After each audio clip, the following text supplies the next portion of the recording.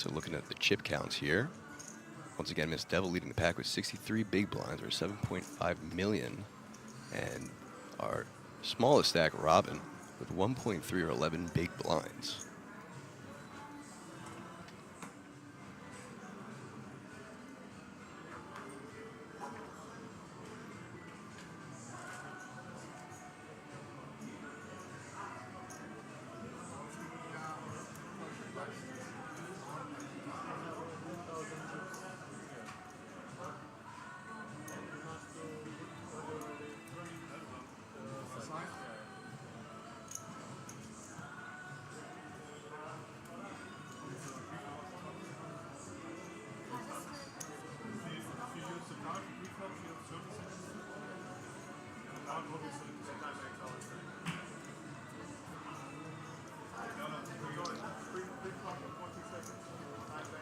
All right, as we are getting situated here on our feature table, we see our tournament director.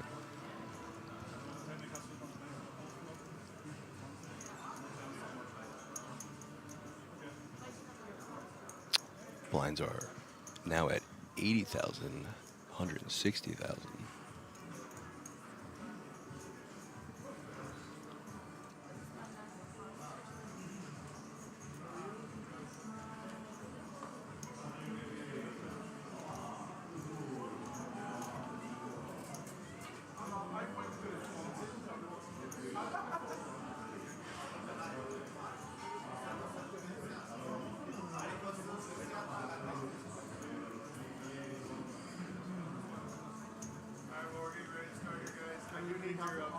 No, I need to take your phone from the other case. No phone, smartwatch, headphones, all electronic devices on your phone. You can't have them up here at all. So if that's your phone on the table, I need to take it with me. We'll have them down here on table 39. You can have them back on breaks or if you happen to be eliminated.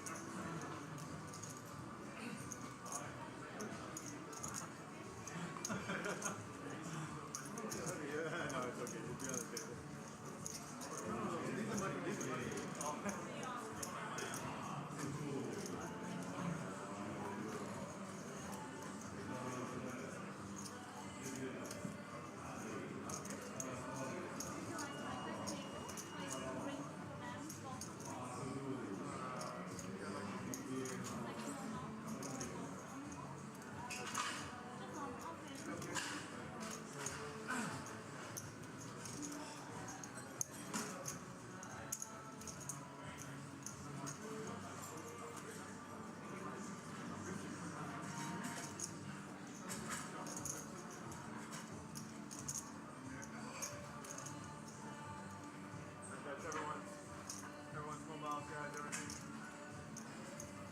Just bear with us, folks, as we are getting things set up here in the booth, as they're getting things set up on the table out there. Just bringing up the player list as well as our active clock for when play resumes at the start of this day.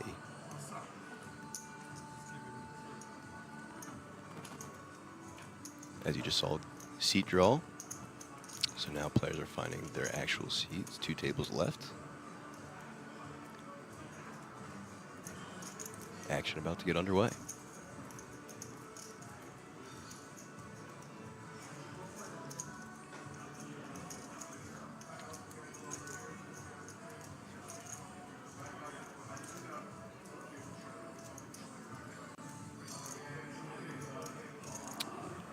And folks, as you're joining us here on Kings Resort's YouTube channel, make sure you say hi, what's up in the chat. We're looking forward to broadcasting this final day coverage of the millions for you.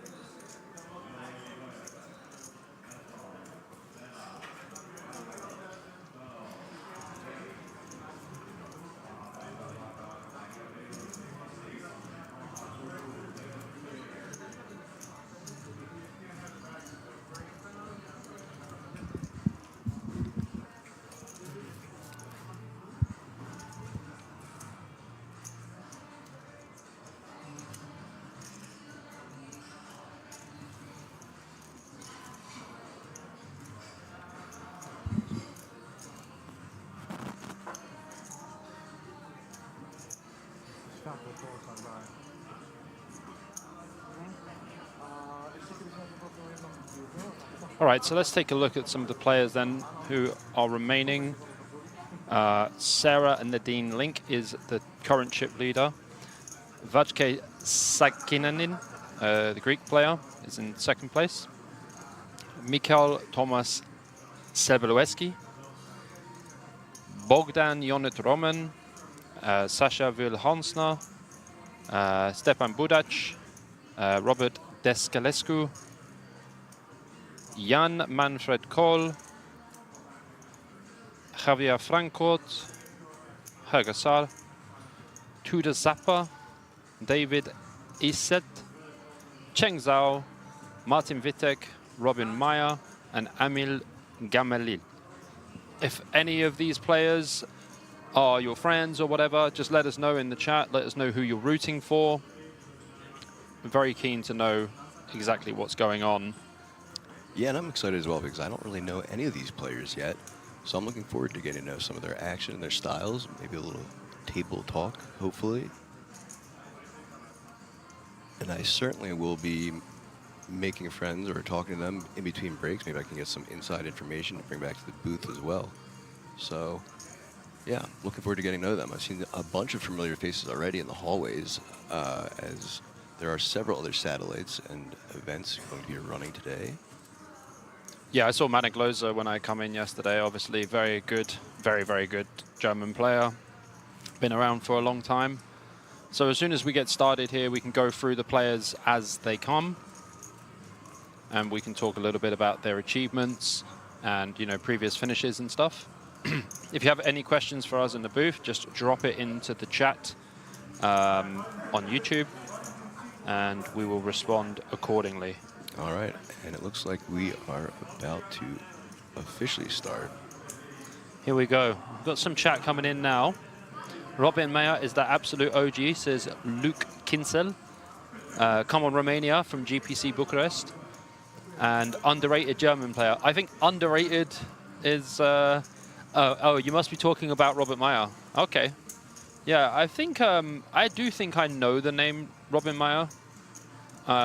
I think I played with them last year. There's so many good German players. So many good German and Austrian players. So it's, you know, it's pretty hard to pick out everyone. Greetings to Andy Tillman. Yeah, and in fact, 5 of our remaining 16 players are German. Yep. I'm super excited. I love doing commentary, and obviously I did the commentary at the World Series Poker Circuit event in Bratislava recently at the casino in Chamorin. That was super fun. Yeah, I tuned into several of those streams. It was a pleasure watching you do them, especially knowing that I got to join you next. Yeah, I couldn't think of anyone else that I would rather have in the booth next to me, to be honest. Yeah, and it was a fun and exciting process for me, too, as I was waiting for the lead-up till I could finally announce it to even my family and friends that this was actually happening. But it is an honor to be given the chance to represent the World Series of Poker here in Europe. Absolutely. Super excited to get the cards in the air. Yeah, here we go. I'm thrilled. First hand being dealt. And action is underway. Cheng Zhao making the fold.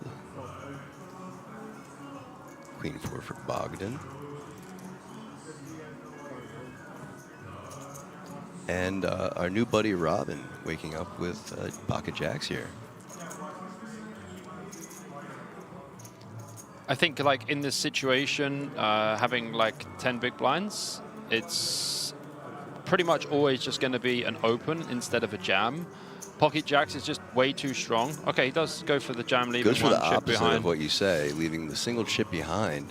The thing is, though, pocket jacks is actually such a strong hand. He is +2, like obviously UTG1, but the thing is, pocket jacks is such a strong hand that you can open. Whereas, like, when you jam now, you're potentially getting like pocket 7s to fold or something like that, or pocket 8s to fold. Whereas, like, if you open, you're going to go like post flop. You're likely going to have a very good range advantage on a lot of boards. So I think pocket jacks is just too strong to just open jam. And all very sound theory and logic there, but Bobby, the one thing that you might be forgetting is that pocket jacks have known to give plenty of people PTSD. Yeah. So there might be some of that going on there, and he just puts it all in. But Martin waking up with ace jack in the cutoff now has a decision. Yeah, so ace jack now just becomes a fairly easy fold. Because now if you expect, I mean, unless he thinks he's flipping, but I would pass ace jack here. Miss Devil's got an easy pass with pocket threes. Even though she has like, 65, 70 bigs, just don't really need to put yourself in a situation like it's an early position raise. But like you see, if Robin opened here instead of open jamming, ace jack will definitely rip. Sure. Because, but now Michelle has again, like Michelle would have been able to call in the big blind versus the open. Yeah, you would have seen it defend here for sure. But and Robin would have him absolutely crushed. But it's just one of these situations. It's just one of these situations where, it's just a bit excessive to open rip. Like jacks is too strong. Like I would jam pocket sixes, pocket sevens, but jacks is just too strong. Sure, and possibly missing out on a good amount of value there by open ripping it on future streets. But hey, I don't hate it either. No, like it's not going to be it's not going to be like a disaster. Sure. But if you're thinking about how to maximize your EV in the spot, then right. you would just open. To be honest, it's close, but you also have to think about ICM. So the ICM is very tight. 16 players remaining. Kind of bottom of the pack. So when you're bottom of the pack with like 9, 10 bigs, the ICM changes drastically because it doesn't really matter if you bust before someone else who's got more chips than you, because you were technically supposed to bust in the eyes of ICM before that. Correct. So that's another reason why I would just open as well, because it allows other people to put pressure on you with inferior hands. Yep. Hey, someone goes for a squeeze, you just go right back over top, all in. Yeah. It's literally like 10 BB effective. And look at this, we have pocket jacks back-to-back hands, but for a different player now as Martin Vitek. Back-to-back jumping jacks. Yeah, back-to-back jack action. Yeah, Kiwi Special says JJ, jumping Jesus. Jumping Jesuses, I've never heard of that one before. I've heard a lot of different names for pocket jacks, but that's a new one for me as well. That is a new one for me. Okay, so we see the open here from Martin. Again, he's got the very similar stack to what Robin had. But the difference with this is he's opening from late position, like hijack is you would never jam again with pocket jacks, and it would just be very, very unnecessary. But it looks like he's put in 510k, which is like a third of his stack by the looks of it. You could just open to 240. You don't need to Yeah, more standard 2x opens. You really don't want to decentivize the big blind from calling, to be honest with you. You're okay with the big blind calling. Yeah, you want them to defend some of their weaker holdings. You want them to defend with defendable. 8-9 off, Correct, right? yeah. Like you want them to defend 8-9 off, 6-7 off, King 9 off, King 8 off. When you make it this big, it's undefendable. It cuts out a lot of their potentially defending range in the big blind, and you do miss out on some action. For sure. Especially if it's a great flop for those jacks, and Well, I mean, there's a lot of good flops for jacks in general, and you're playing the hand in position against a big blind range, which is obviously expected to be extremely wide, but at the same time, pocket jacks, it's a very, very strong holding. Yeah, absolutely. I mean, let's see if we can get any more jacks. 3 in a row would be pretty impressive. Let's see if our dealer can do it for us.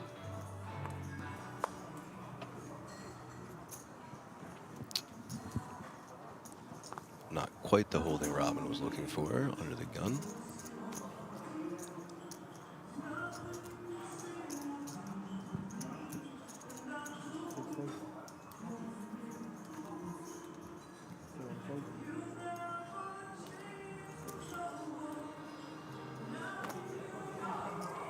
Off for Martin, who folds as well. Dolly Parton. 7-8 suited, easy open here for Mrs. Devil. Opening from the hijack as well. There are some short stacks behind, but this is just a pure open anyway. Absolutely, and especially since she is our chip leader. And we do see that open to 240. Yeah, I mean, standard size open, you don't need to do anything more than min raising at this point, especially when there are a lot of short stacks. You just don't need to. It's just unnecessary. Like, because you're going to be folding to 12 big blind jam. Yeah. So why would you make it 2.5x? Because every time you do it, you're just burning big blind every 2 times you do it. That's right. And getting a fold all around to our big blind. Okay, so like Bogdan's got like 45 bigs, 48 bigs, kind of defendable 10 deuce suited, but I think at the same time, the problem with this hand is Miss Devil's going to be opening Jack 10 suited, 10 9 suited, 10 8 suited, etc. Right? Yeah, so 10 deuce suited is just crushed. Your 10's in a dangerous place, and the deuce is definitely the worst kicker, obviously. Yeah. And even with them being suited, you know, I think that's a perfectly fine spot to not defend as well. And this is another ICM thing as well. Like, you have to defend way tighter. It would just be a little bit out of line to call there. Like, even like 50 bigs effective or whatever. Yeah, and does he really want to get in a confrontation with the chip leader? It's just unnecessary, yeah. Given that he's, I think, 3rd or 2nd in chips, roughly around there. Oh, yeah, like, but definitely top 3 for sure. Yeah, so you don't want to get in confrontations with the big stacks right now when that ICM pressure does exist, and there are pay jumps that you have to realize. So I'm sure the page ups will come up on screen at some point very soon. So like Mrs. Devil could open if she wanted to with 7-5 suited there, just being like chip leader and being able to, you know, completely dominate the table. But again, that'd be a little bit too wide. Like 7-6 suited, I would definitely open. 7-5 suited, I would fold. Yeah, and as we're getting familiar with these players as well, I'm not familiar quite yet with how aggressive she plays or what kind of spots she picks and chooses, but I'm fine with that fold as well, as Alan with the ace-4 of diamonds going to open the... I mean, we haven't seen a flop yet. So, like, you know, we've had no showdown. And Chang waking up with the queens.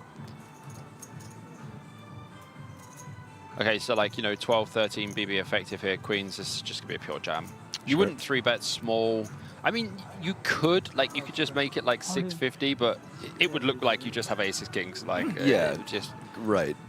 I think the only decision there, obviously, was all in, and he does make that. Yeah, Alan's just going to fold for sure. Robin's going to get some TV time here. Definitely passing for sure. The only thing is, it's really ugly when, like, you know, you're in the big blind ante as well, and it's just that much more when you have like 10 bigs or whatever. Like, this is pretty standard. Like, yeah, and a very easy decision there for Alan. Yeah, not much to do about that one.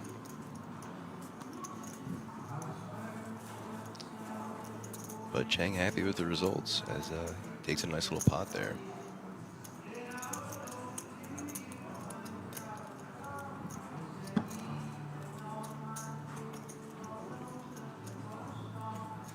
It's a pretty sick venue, right? It's it's huge. You know it.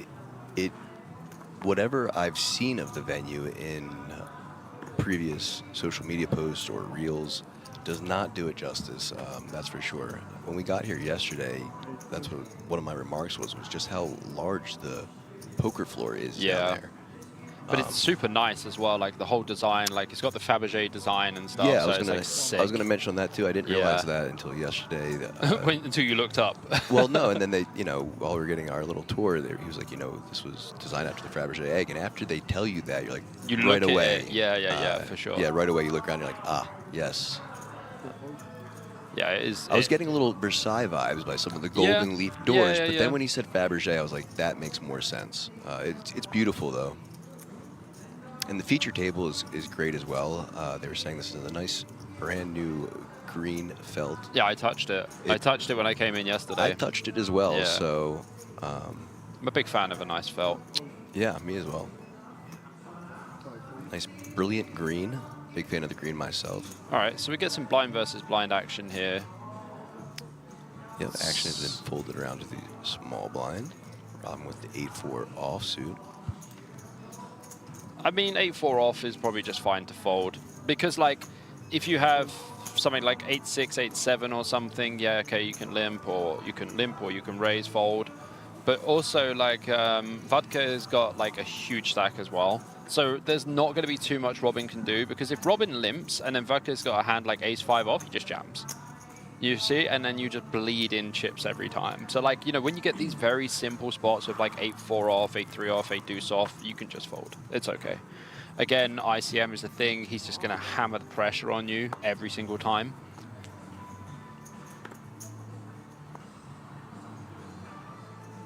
I like the name Mrs. Devil. Yeah, I assume that's her online moniker as well. Yeah. Must be. Yeah, and love that they were willing to give her those graphics instead of her name. She should have that choice if she wants to be recognized as that. Yeah, I think like any stream I go on next, I'm just going to ask for BJP because it's kind of my thing, right? Yeah, it's sure. Like my channel and like my brand is just BJP, so. Same with me, man.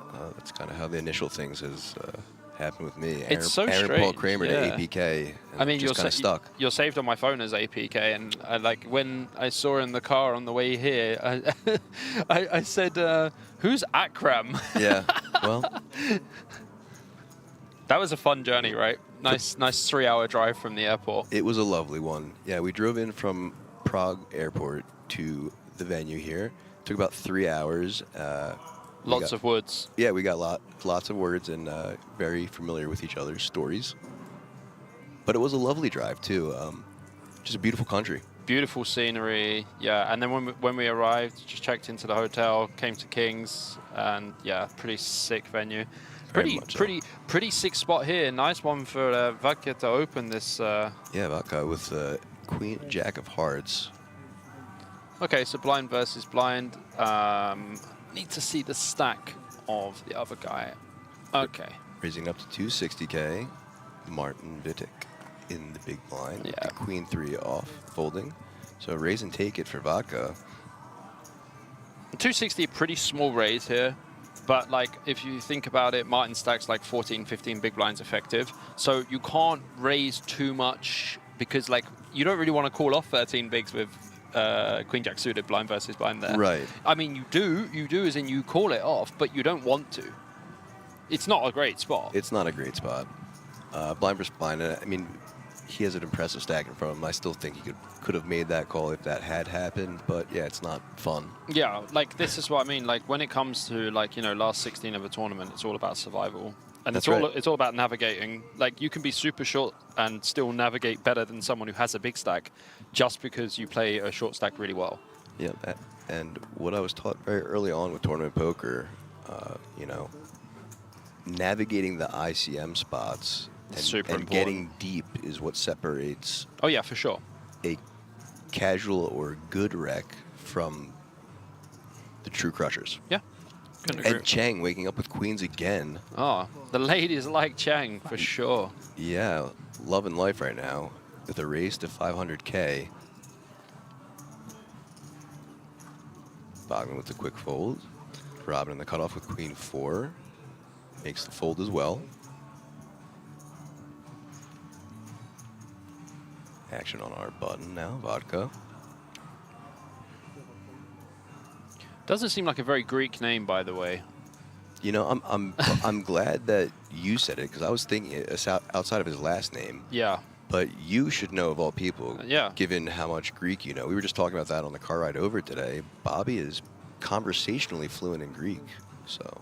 We're getting there. We're getting there. Oh my God! All the queens are out. Miss Devil. That is our fourth queen now, as Miss Devil in the big blind with queen 10 and a fold. That's a pretty tight fold from the big blind, to be honest with you.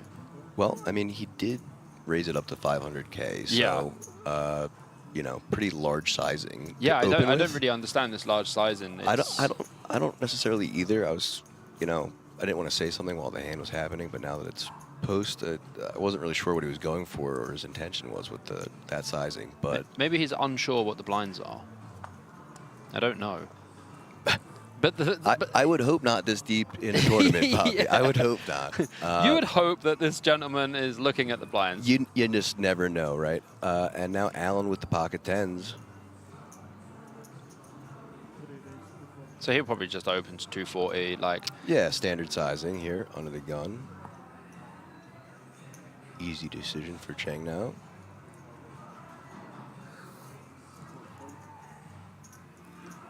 Bogdan now with the ace queen, though. So ace queen off here is like a mixing of free bet and flatting. And I think when ICM is pretty tight and like, you know, he does, obviously he covers the other guy, but the other guy's only 20 effective, I would flat way more.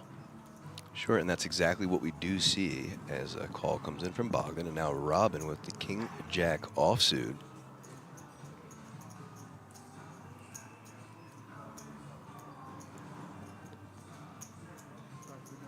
And fold. Very balanced, this guy, Bogdan. Yeah, king-jack off is pretty standard fold. I think like king-jack suited, you can flat, but king-jack off, easy fold. Yeah, no, not so much range, but his the way he's playing, I'm noticing very right on. He's very methodical about his time taken to think about an action. Yeah.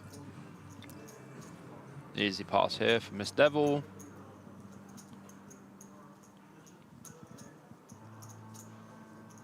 If you are watching from home, give us a shout in the chat. We are here. We are willing to speak. Yeah, I love some chat interaction, honestly. I mean, you've been a moderator as well for a while, right? So yeah, my background is pretty crazy when it comes to getting into the poker industry. I mean, my poker actual story isn't that wild, I guess, but how I got into the industry was pretty wild. But I did a lot of time watching streams and being in chat, and then I became a moderator, so I know all about streaming and chats. And I'm for it. I think engagement and interaction during poker streams is a beautiful thing that separates, you know, other streamed sports from poker. You know, now, yeah, of course, with some of the business arrangements, you can watch like an NFL game, a US NFL game on Twitch, because Amazon does a Thursday Night Football, and I see chats in there, and that's cool too. But poker, you know, these streams now, live interactions with the people broadcasting it. Yeah, game changer. I love it. I think like the engagement's really nice. So looking back at this hand with the ace queen, obviously pretty easy fold on the flop, but with Alan's sizing, it's a little interesting because he went for the like 240 sizing, so the 2 big blind c-bet into a pot of about 6. The only issue with that is the board is 4-5-6, right? Right. And technically, Bogdan should have 4s, 5s, and 6s, 7s, 8s, etc. That he's going to flat, yeah. But even versus EP and like with ICM, it does become a little, you know, a little tighter. I think that Alan should c-bet a little bit bigger. A little bit bigger on this board. Okay. Yeah. Because if you get raised on this board with pocket tens, it's not a comfortable spot. Sure. And you know, Bogdan does have all the sets as well. But right, I think like that you should, just just c-bet just a little bit bigger. I think it's slightly nitpicky, but you know, two-tone board as well. It's bigger sizing's better for sure. But fair play, and we're off to the next hand now.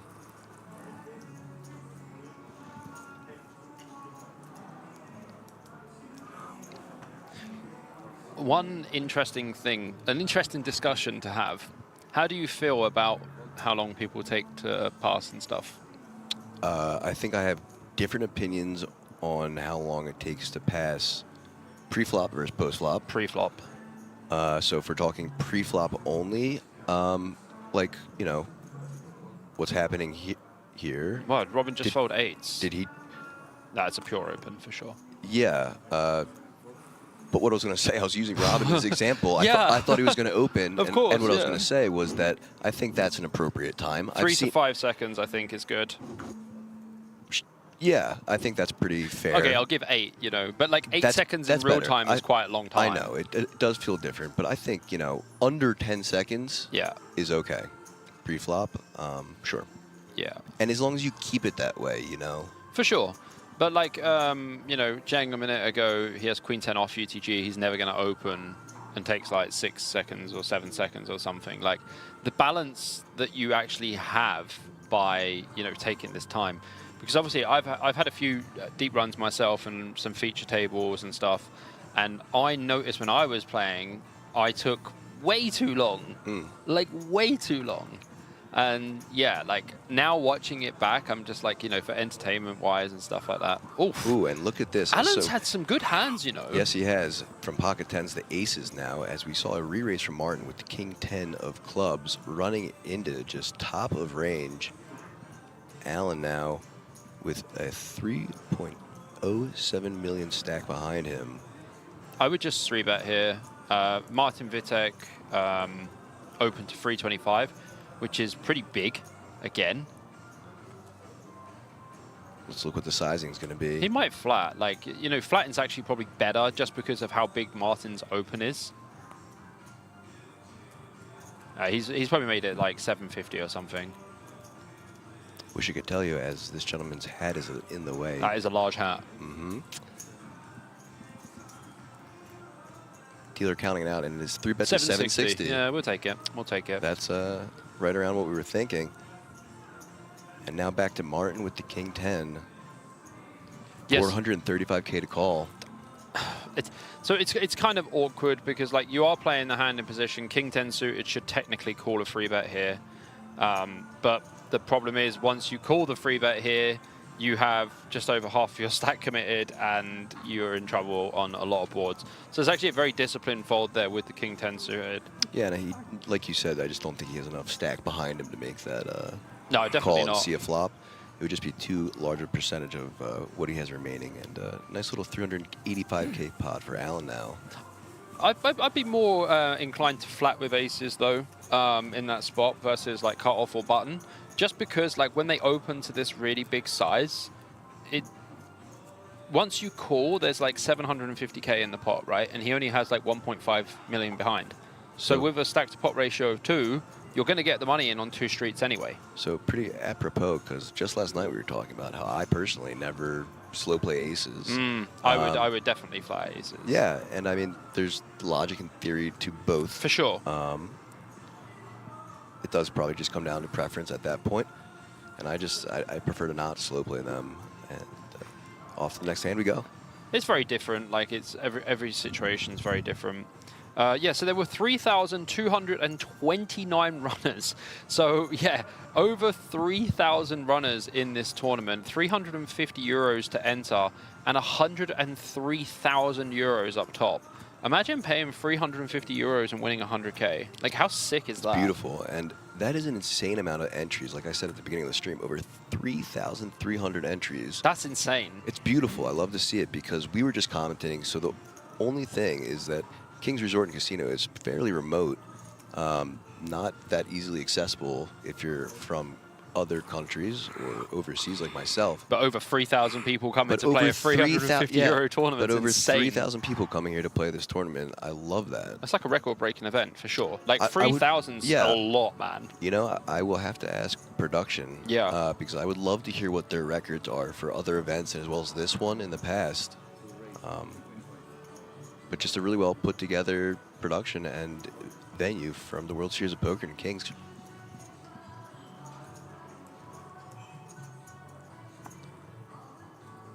So, I mean, this open here, again, I would just open to a normal size, 240. I don't think 325 is necessary. You're not going to get Cheng to overfold like any King X in the big blind, only King Deuce and King 3. I mean, King 10's a defend for sure. It's even versus this larger size, King 10's going to be a defend. Yeah, so I mean, pretty much just ICM ruling their thoughts right now. Yeah, I guess so.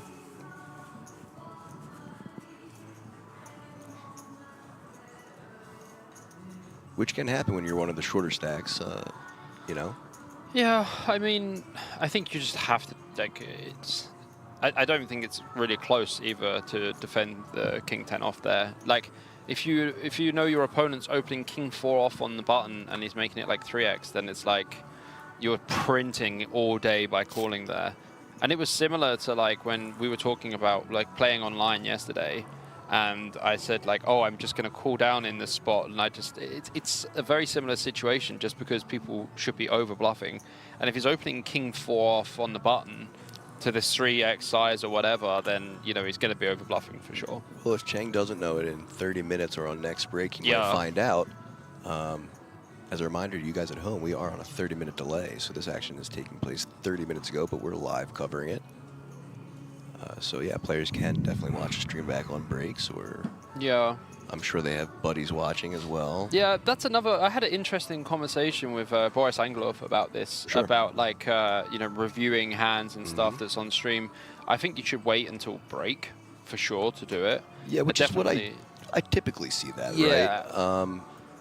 And I agree, you know, like on break, if you want to watch back the stream, Yeah. by all means. Alan going for the open here, Jack 7 off on the button. I mean, like, if he knows people overfolding and under-defending, then it's okay. But Jack 7 is just a bit too light. And using this, he's using basically min-raise open now because it's 80k, 160k. Like the flat from Zheng. Does allow Bogdan to flat in the big blind. 9-5 suited is definitely going to be a call here. Sure, now he's getting odds. He's getting a super good price, really. Pretty cheap to defend the 9-5 of diamonds. But it's like 165 to win like 1.1 million, right? Yep, flop comes Queen, Wow. King, 6, 2 diamonds. This is going to be a fun one as Cheng has flopped top 2 versus Bogdan's flush draw on the flop. Yeah. I mean, Alan, this is definitely not a board that you want to see bet. I mean, technically, like, yes, you would have like a good range advantage on this board because you have all of the good king queens. You have like, you know, king jack, king 10, you know, ace 5 of diamonds, ace 4 of diamonds, ace 3 of diamonds, like, you know, 8, 9 of diamonds. You have a massive like opening range here from the button. Yep. So this is your board, but at the same time, Zheng has just sneaked in the small blind. I would definitely just call here again as Zheng. I would not raise. Well, if we don't see fireworks now, I expect to see them in a short little bit. It looks like he is going for the raise, going for like 700 or something. 800, yeah. 800k now. I mean, it's safe for Bogdan to fold now. There's like, it's pretty easy for him to get away from this. Yep, out of here. But King Queen probably going to take it down right now. Yeah, for sure. It's a very optimistic c-bet though, because the thing is with ICM people play tighter, and Zheng flatting King Queen suited there is going to be a flat in ICM mode, but in you know, normal chippy V, that's going to be a free bet, like a lot. And Cheng now really on the come up since we've started the stream. Yeah, this guy's not messing about. I yeah, like a him. couple pocket queens where he got little small pots and a nice little raise here and take it for him Yeah, he's having a good time. with the top 2.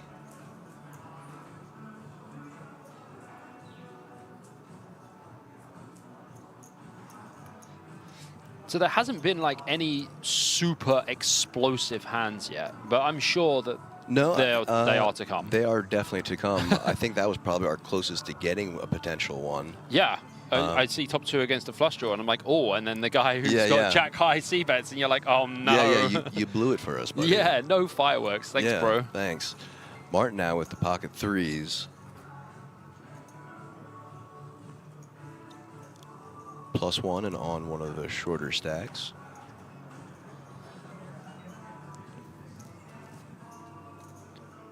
I would just pass pocket 3s here. I think the line is like pocket 6s plus. I'm folding them as well. Yeah. And now Miss Devil with the 8-5 off. I still love this name, Miss Devil. Yeah, I'm going to have to ask her on break or something if she prefers for us to refer to her as that or Sarah, as she passes as well.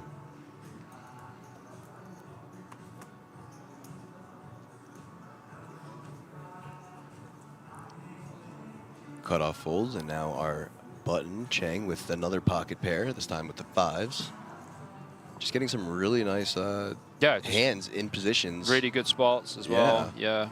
I mean, like the king queen suited might have been out of position, but the difference is it's actually just like lovely. Does he go Right, 425? and as you had said, he played it perfectly too with the flat. I love king the flat, queens, yeah. in the position that he was, and then he realized more equity on the flop.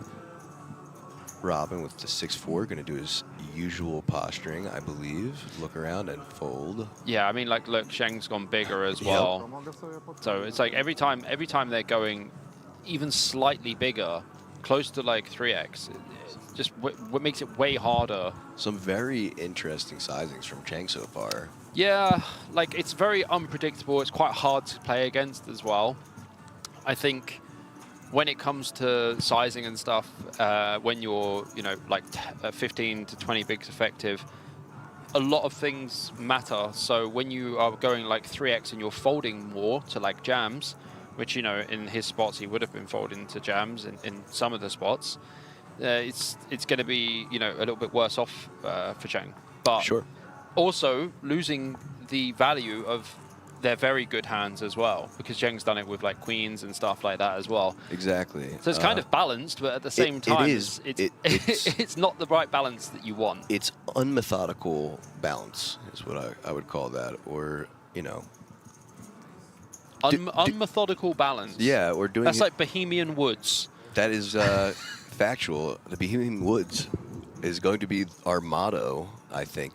That's where we're staying, right in the heart of the Bohemian Woods, about 20 minutes away from the casino. When you translate it on the website, it actually comes up saying the words Bohemian Woods, and I was like, this is interesting. But it's beautiful in its own right. Bro, when we were driving down here, you were like, they should make horror movies here. And I was like, dude, I would not drive here at night. Like, yeah, you really have to see it to believe it. If you've never been in this area of the world, which is my first time out here, just really beautiful, dense forest, tall pine trees that like go on for as far as the eye can see. You could really get lost in there, and it would be a great scene or location to do some filming. This is a pretty huge blunder here, actually, from Martin to jam ace-5 off under the gun. Like, to jam here, you would need, like, ace-jack off, ace-10 off. But even ace-jack off, you would just open. Like, ace-5 off is way too weak to be jamming under the gun. I understand his thought process, because... He just wanted folds. Also, he's going into the big blind next, and you have to pay big blind ante as well. So right. I understand that, but, like, jamming... 10 to 12 bigs UTG with ace-5 off is just, yeah, it is blunder. Yeah, not exactly what I would have done myself, but no. He did just want folds. He got the folds, and now he has his blinds covered. I mean, yeah, he got ace-6 off to fold in the big, but like ace-6's calling range in the big is extremely small. Probably needs to have a hand like ace-jack off, maybe ace-queen off to call. I think Mrs. Devil's played like pretty solid so far. I haven't seen anything from her where... She hasn't really been getting any holdings that... no, but she opened the 7-8 suited early position and stuff. Like, you know, like nothing... Nothing out of line. Pretty standard stuff so far. Yeah. I mean, we are only on hand 14, so super early. I absolutely love this thing in the bottom right-hand corner. Can you see where it goes red? And that demonstrates where the action is. That's correct. Amazing. It's beautiful. I've never seen that before. Yeah, you know, I think the overlays are super clean on this broadcast. I love seeing what hand we're on. Yeah. Just very easy, right in the corner, all the information that you would want, and then top right corner, as most places go, you know, field size, average stack. Yeah. This is a little light. Queen 8 suited I would open.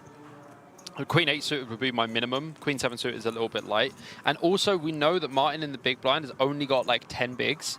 So when... He's got a jammable stack. Yeah, but like when we're opening Queen 7 suited, we're folding to 3-bets, 3-bet jams, right? Yep. And also, Queen 7 suited doesn't play that well either. Like, it's not that connected. Like, Queen 8 suited is just way better because you can flop a straight with it. And like now Martin's going to defend with the 9-10 off. I think this is obviously a very standard defend. 9-10 off wants to call here like all of the time, I would say. Let's just see how both players approach. Okay. And 4-6 jack rainbow. Yeah, Martin's going to check. Bogdan's going to see bet like 220, 240, something like that. Martin doesn't really have any leads on this board. Jack 6-4 is going to be way better for Bogdan. He's going to have all of like the strong Jack X, the Ace Jack, King Jack, Queen Jack, Jack 10s, etc. And Martin's going to only really have like, you know, like the mixed Jack suited pretty much. And like, you know, the King Jack off and Jack 10 off. And as expected, a check. Yeah, about 240 here from Bogdan. You just want to pretty much range bet this board. Yeah, 200. Yeah, it's fine. And 200. It's enough. It gets the job done. Yep. Quick fold and takes it down. Guys, let us know what you think about the commentary. Like, obviously, this is our first time doing the World Series of Poker Europe event, and this is the first event. So if there's anything that you'd like to hear or any, anything that you think we can improve on, just let us know. Yeah, please ask any questions in chat. As Bobby said, this is also our first time working in the booth together, although we've been talking about it and hoping and planning and for some making time. happen for Yeah. over a year. Yeah, for some time. For over a year, Bobby and I had been talking about having really wanted to be in each other's commentary booth, and now it's a dream come true. That's it, baby. We're here. And I didn't even wish upon a star, so... That's fair. I would definitely open this. Queen 10 suited is like bottom for opening range here. Yeah, it's a pretty hand. Like Queen 9 suited would be a fold. You are UTG. You're opening into some, sub 15 BB stacks. Queen 7 suited just seems a bit too light when the guy in the big blind's got 10 bigs. And look at this, Cheng with another lovely pocket pair, waking up to aces. That's twice now with kings. I mean queens, sorry. Yeah, twice with queens. Pocket fives, and now aces. Is that a time bank card? I believe that is our guess, first seen time bank of the day. Just putting together what sizing he wants to use here. Versus someone who we are, quite deep with, like 30, 35 effective. I would probably just make this 800, 900, something like that. Looks like 9. And it is, in fact, a 3-bet to 9. Yeah. Oh, man. And now Robin just in the cutoff, waking up to ace, queen off, 900K to call. And only having like 6 bigs, 7 bigs. Like, just about that, and it looks like a perfect spot where you would want to squeeze. This is going to be a fold, though. I think Robin's going to find the fold as well, because you can see now for the first time he's doing a little bit of a different reaction than he's normally been doing it. Yeah. In the blender, there, making the correct decision to fold, but not loving it. Yeah. You could tell he hated to make that fold. I mean, UTG Open versus +2 3-bet is very scary, man. Very scary and strong. But yeah, first time we've seen some visible expression from Robin there, as he's usually just been sitting there very poised back in his seat, but that time leaning forward, rubbing his hands. Yeah. Didn't love it, but made the right fold. Angry Ants. I love this. Angry Ants is the name that Kiwi Special is using for aces. Angry Ants. You know, love aces myself, as my first name starts with an A and followed by another A. So, big fan of aces. And now another time bank going in as Michael, 575K to call.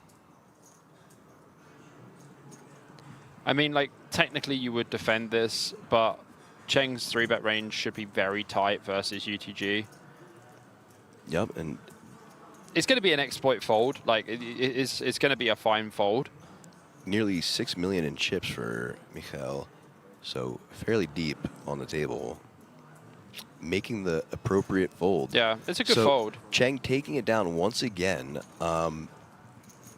just really on the rise since this table and day has started. I mean, he's just had all the good hands, right? And like we were saying before, he's just been getting all the good hands, but he hasn't necessarily been getting full value out of them. He's been getting these, you know, takedowns pre-flop with most of them. But they've been nice little pots because it's been people raising into him. Yeah. So he is just building that stack quite large now from the day's start. Love to see it, and I'm sure he's thrilled as well. Yeah, just analyzing the Queen 7 spot is definitely a pass. Queen 8 suited is the minimum. Fair enough. It's also like... Which makes sense, because with the Queen 7, like, you have no possibility of hitting the straight. Yeah, you can only flop a flush, right? Yeah. You can only flop a flush, but... Queen 8, you can make the straight. Exactly. And that just adds so much added outs and equity for you. So, yeah, I can see why Queen 8 would be the line and not Queen 7. Yeah, the payouts do look wrong in the chat. We don't actually have any control of the Nightbot. So if you are listening, Mr. or Mrs. Nightbot, please can you resolve? Nightbot, please. Should be an easy fix, so just bear with us, folks. But I'm sure you'll see the on-screen graphics of payouts at some point soon. I just wrote in the chat now as well, just in case the Nightbot doesn't have the audio on. What a guy this Bobby is. Always on top of it. Got to be done, man. Got to be done. We've got people to entertain, man. That's right. That's why we're here. That's right. And now Miss Devil in the small blind. Once again, blind on blind action. Completes. Yeah, limper Jack 5 off seems pretty good. Fair enough. And Mikhail with the 10-8 suited of clubs.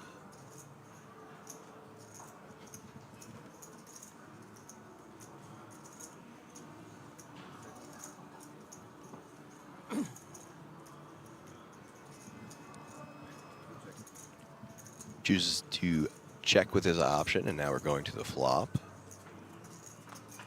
More than 10 BB. which comes queen, 5, 6, 2 diamonds, one more additional club for Mikhail, 25. and Miss Devil with bottom pair now, and the option. Probably bet one big blind. This is. Would love to see a min bet here. It's so with this spot you can just bet bet one big. Would love to see the min bet. And he was like 120, 160 minimum. For sure. I knew it was going to be the one chip, and I knew it was going to be 160 minimum. Yeah, yeah. Well, I mean, listen, if there was a 160 chip, that would have been really cool. That would have been cool. Unable to do it with just one chip, and we get a call. So, I mean, Mikhail does have backdoor flush draw, backdoor straight draw, two overcards to 5-6, and can connect. I mean, does turn a flush needing some draw. running outs, and there's one of them in the form of a 2 of clubs. So now 4 to that club flush draw. Yeah, so Miss Devil here, I would be checking. We don't need to bet. We don't need to protect our hand. Our hand now becomes a bluff catcher. So when we check and they bet like 600K, we can just fold or call. But I think like folding is going to be better long term. I think Mikhail should bet now. And I would bet like 600, 650 or something. You want to deny the equity that like Miss Devil has. She has a lot of hands like Jack 5, Jack 6 and stuff like that.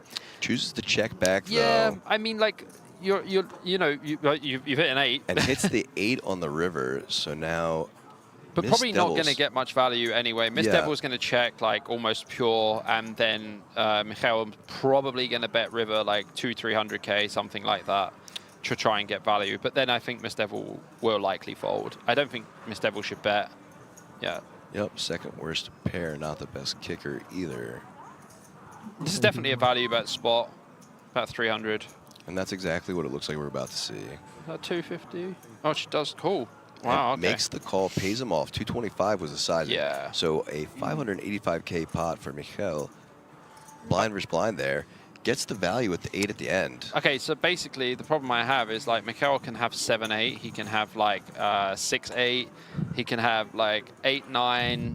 All of the hands that wrap around the 5-6 connect on the river.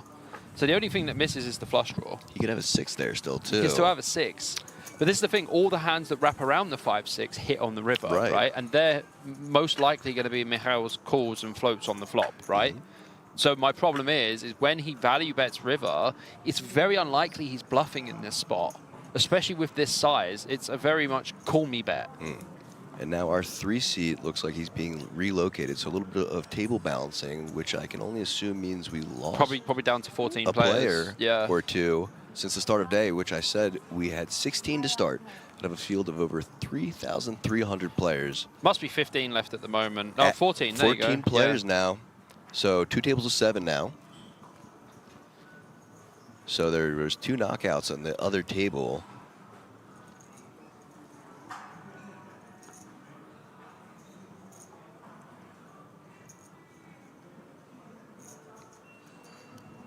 Robin +1 with 7-8 off. So this is what I was talking about before, you know.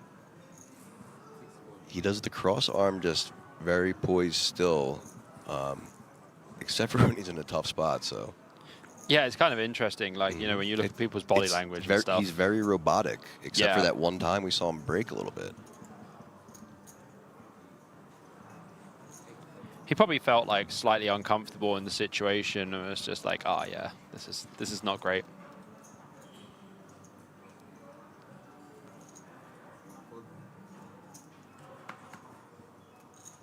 Okay, you're going to see some blind versus blind action here. Mikhail with the 6-9 off. And I believe the opponent on his left has around 10 big blinds last time I saw. Gonna go for a limp with the 6-9 off.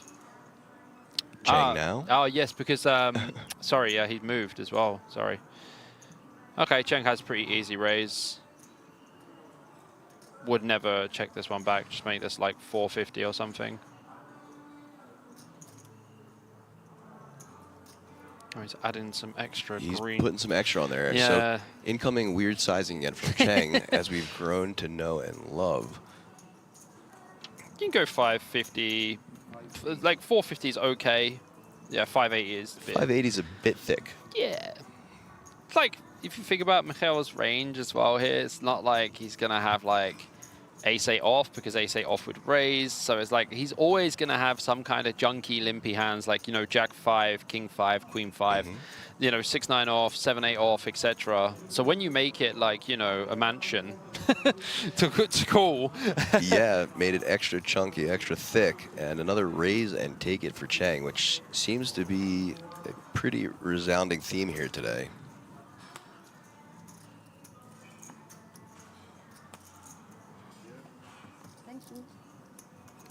But once again, he looks quite more comfortable than the day's start.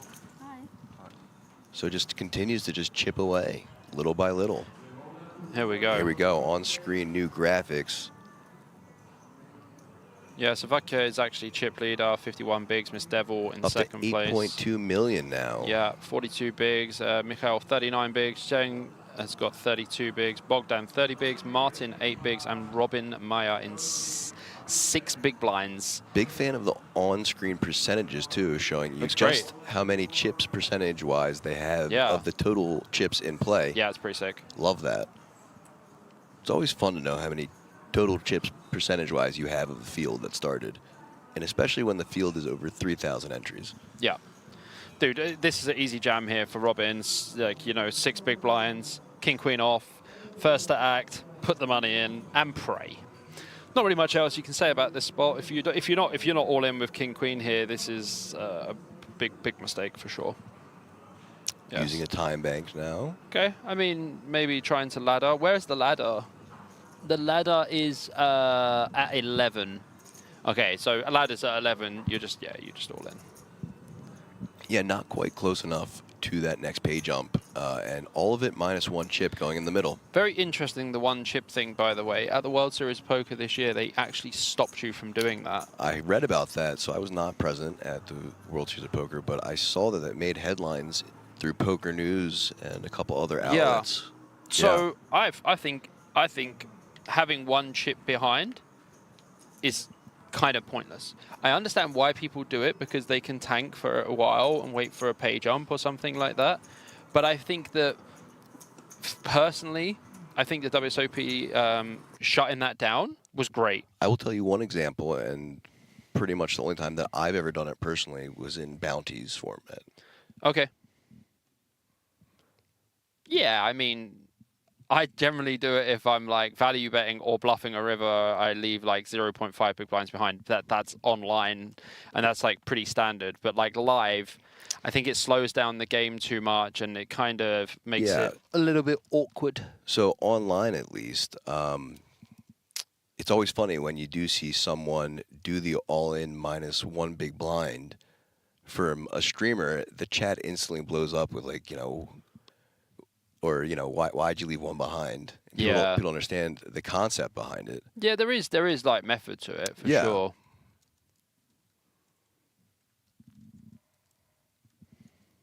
Gets it done anyway. Yep, 400K to Robin now. I'm going to bring up the Twitch chat as well. I believe there's some Twitchers talking also. Oh, are we on Twitch as well? Hello, Twitch. Yeah. We are twitching, man. Absolutely. Big fan of the multi-streaming abilities nowadays. It's come a long way. Yep. I mean, when I stream on YouTube and Twitch. Big fan. Yeah, so the majority of my poker streaming knowledge background and when I was moderating and working with other streamers has been on Twitch. So I would say that's like more my homeland, but I'm quite familiar with the YouTube as well.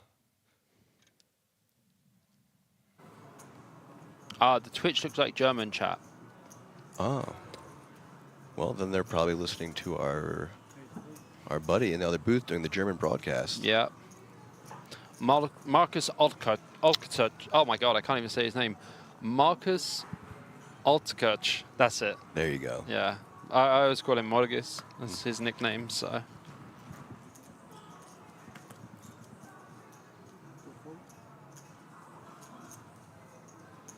All right, I've got both chats up now, guys. So if you want to talk in the Twitch chat or you want to talk to us in the YouTube chat, I'm here for it. I'm so here for it.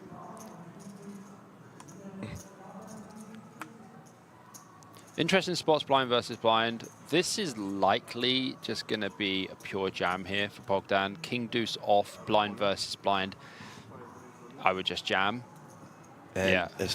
Effectively doing that with putting Robin all in now. 7 big blinds, like it's just easy jam. And the 10 deuce unable to call with that, so that will be mugged. Frightened Swan says, is it Bobby James commentating?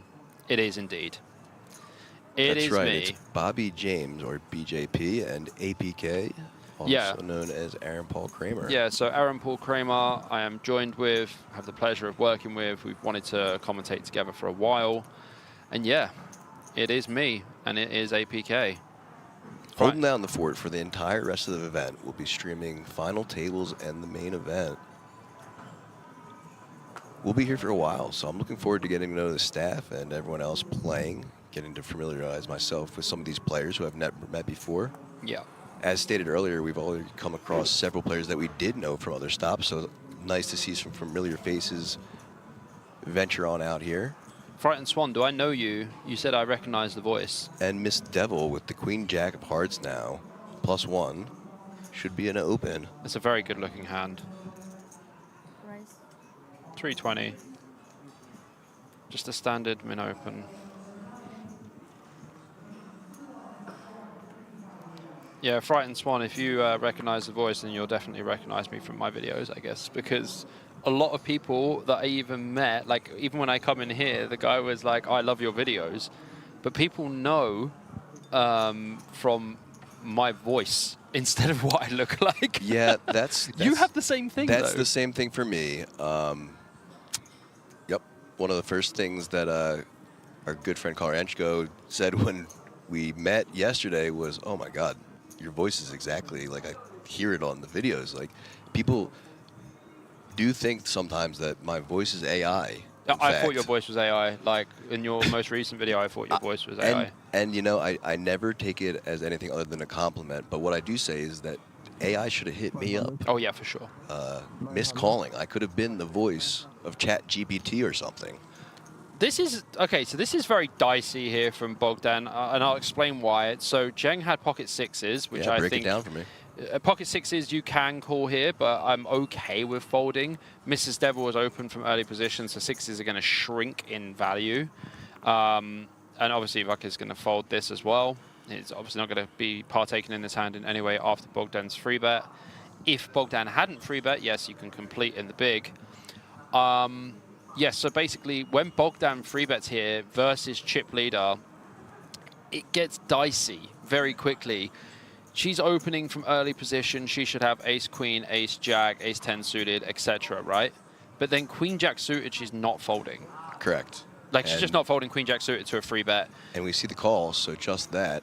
This is our biggest pot so far, like 2.2 million. Yeah, biggest, and it's not even post flop. So here we go. 3 cards, ace, 7, 4, rainbow. Great flop for Bogdan.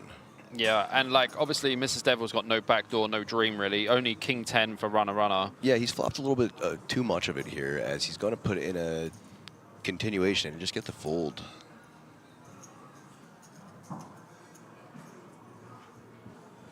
Yeah, probably just going to bet like 400k on this flop, but seems reasonable to me. Yeah, maybe even a little bit larger. Oh, goes for the check back. Goes for the Tricky. check. Wow, interesting.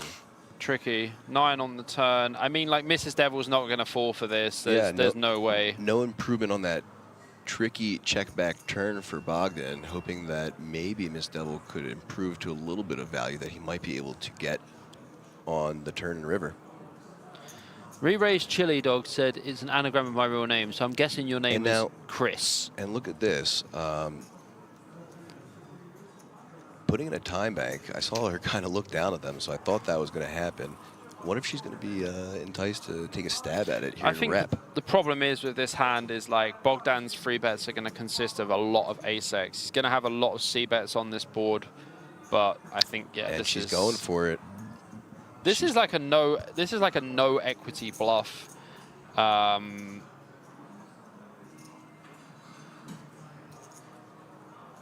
not going to go anywhere, of course.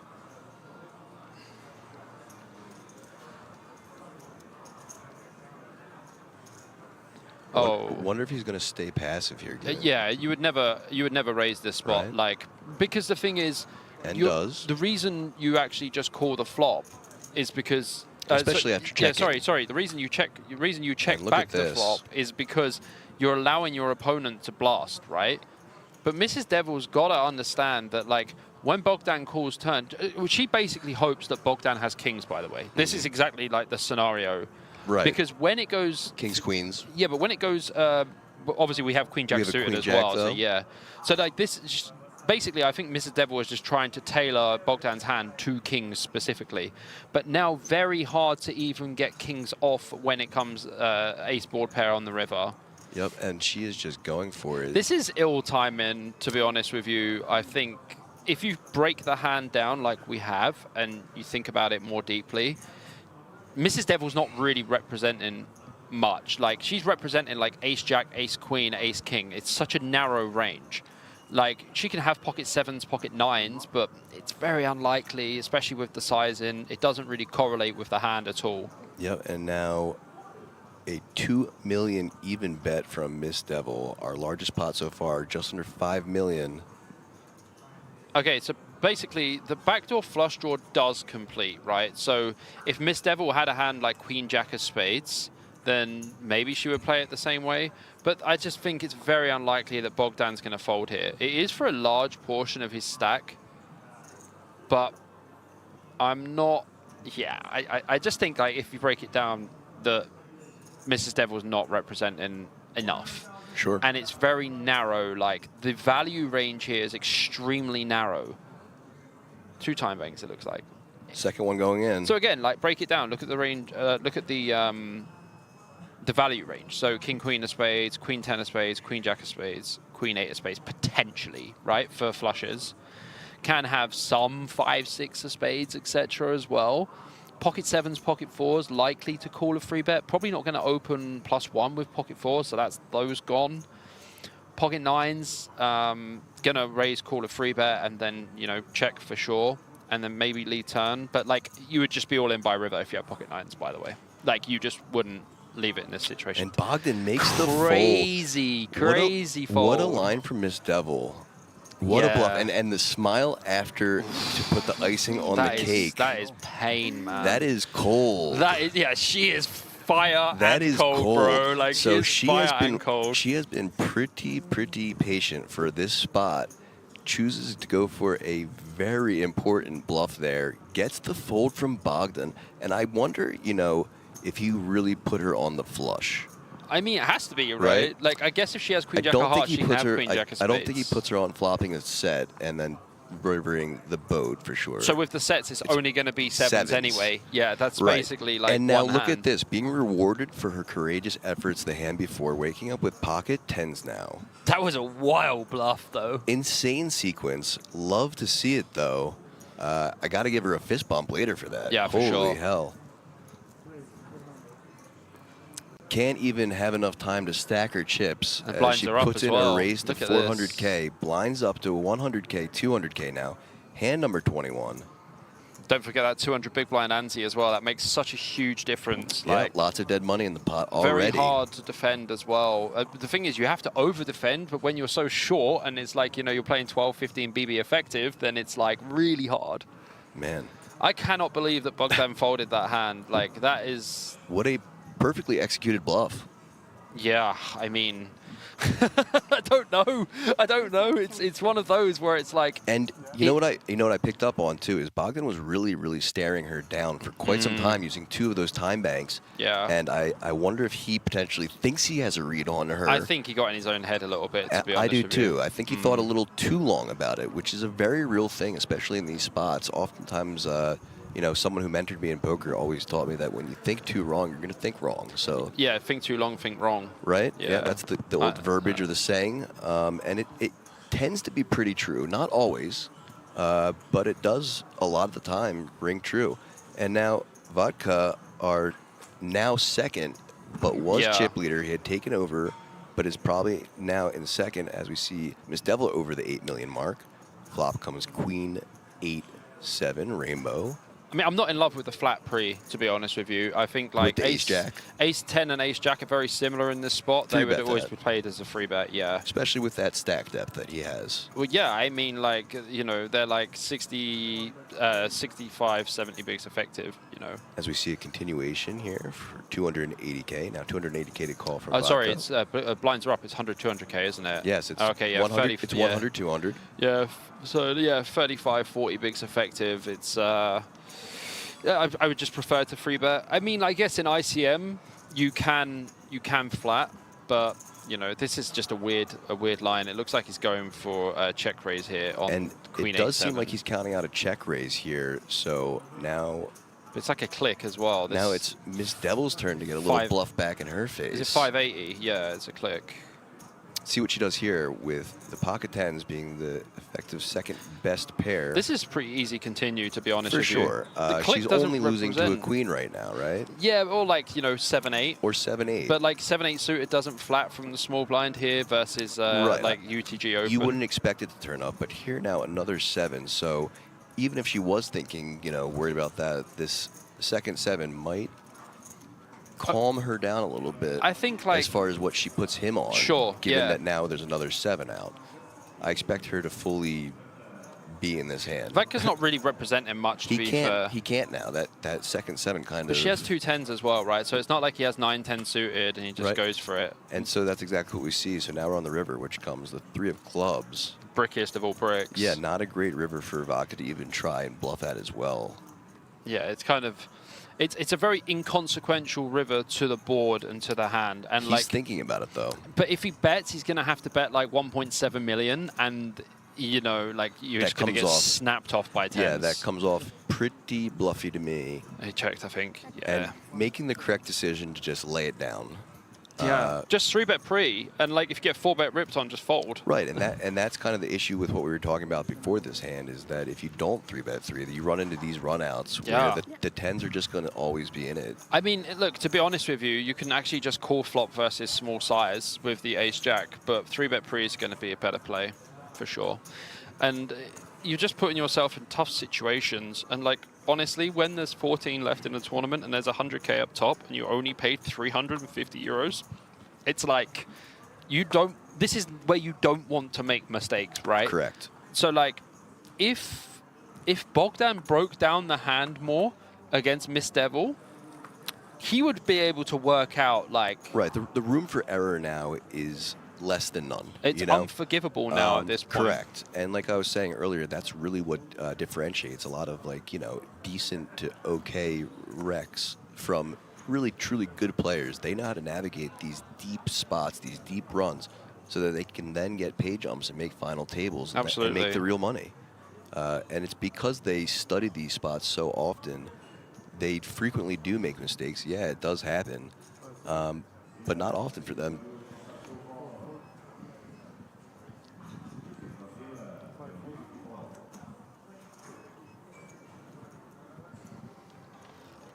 Robin now with the 4-3 off and the cutoff. Folding. Vodka now on the button with 7-8 off as well.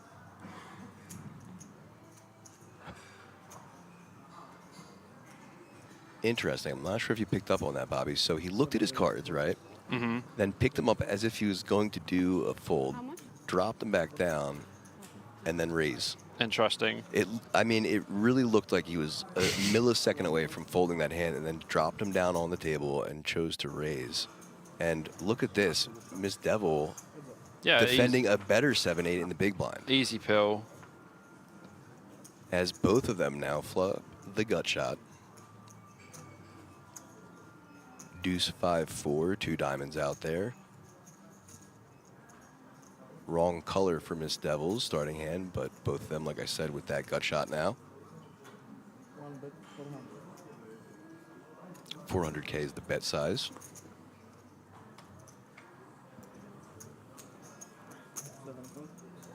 And a quick call.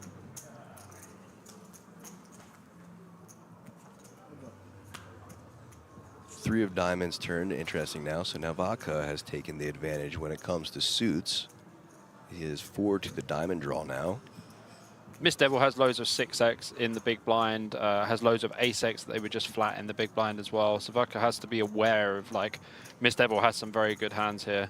If I'm Miss Devil, I'm probably betting like 1.2 mil here. Keep the pressure on, but it needs to be big, like 1.2.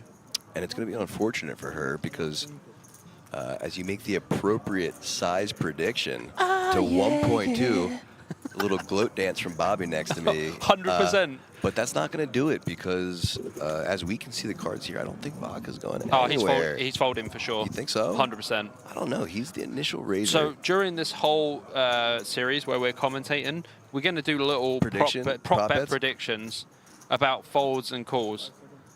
Makes a time bank decision. That's not a call. he it's put not. a chip in. He put a chip in, but it's not a But call. look at this. Nah. I told you. Nah. I told you, bro.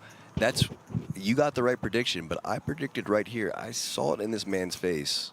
He's counting out something. Brother, this guy cannot call. He's counting out something, Bobby. What? What am I? What? No. Unless you're blind, you're seeing it too. Puts in the re-raise. No, that's a call. It's a call. It's a call. Is it? Oh, all right. It is the call. Yeah, just using some of his lower chips. I would not call here. This is such a horrible situation to be. Either way, he's still in the hand, so I kind of win there. Yes, you win the first one. It's 1-0 to you. Yep. Okay, but like, look, if we see a diamond on the river and we see a jam, oh, I mean, they both Look at this. They both make a straight. Look at this. Straight on the board as well. So this is one of these very interesting spots where like they both drill the straight and So the straight's on the board as well, but they drill the nut Bobby, straight. typically, like, you know, when you see like a 6-card straight, they'll be like, oh, I got the super straight. What do you call this? This is the ultra straight, my friend. Yeah, okay. This is like the straightiest straight.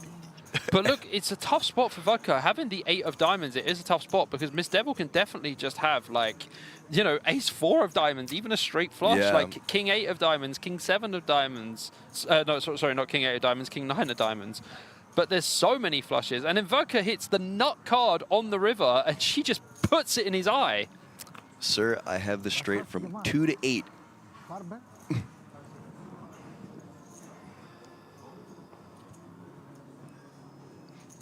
Vodka with the tough decision now. Standing up. I can tell you the words that are going through Vodka's head at the moment. He'll be saying something like "El Panayamu," and that means like, "Oh my God, like what's going on?" Well, like, that's not quite the choice of words that I'd pick. Chop, chop, chop. But chop it up. What? What? As you hear Miss Devil say, "What?" That was a fun one. That was a fun one. That's probably like the fruitiest hand we've had so far, where they just ping the middle pin nut card, brings 5 to a straight on the board. Yep. Like ridiculous stuff. Yep, an interesting hand indeed. And another nice smile from... Nice hand. Yeah. I mean, not much... Nice hand to you too, sir. Yeah, not much else you can say apart from nice hand, huh? And I sure hope he said it right back, you know? And another smile there. Pretty wild hand, to be honest with you.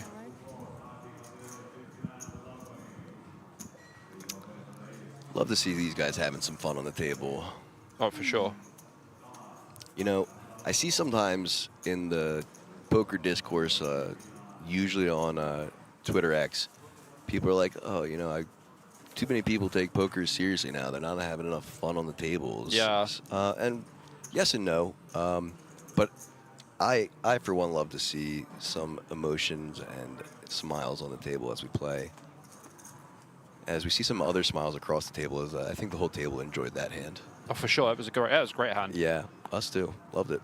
Great hand for us. Howdy, howdy, howdy. Smeeble is in the chat. What's happening, buddy? Hey there, Smeebs. Smeeble.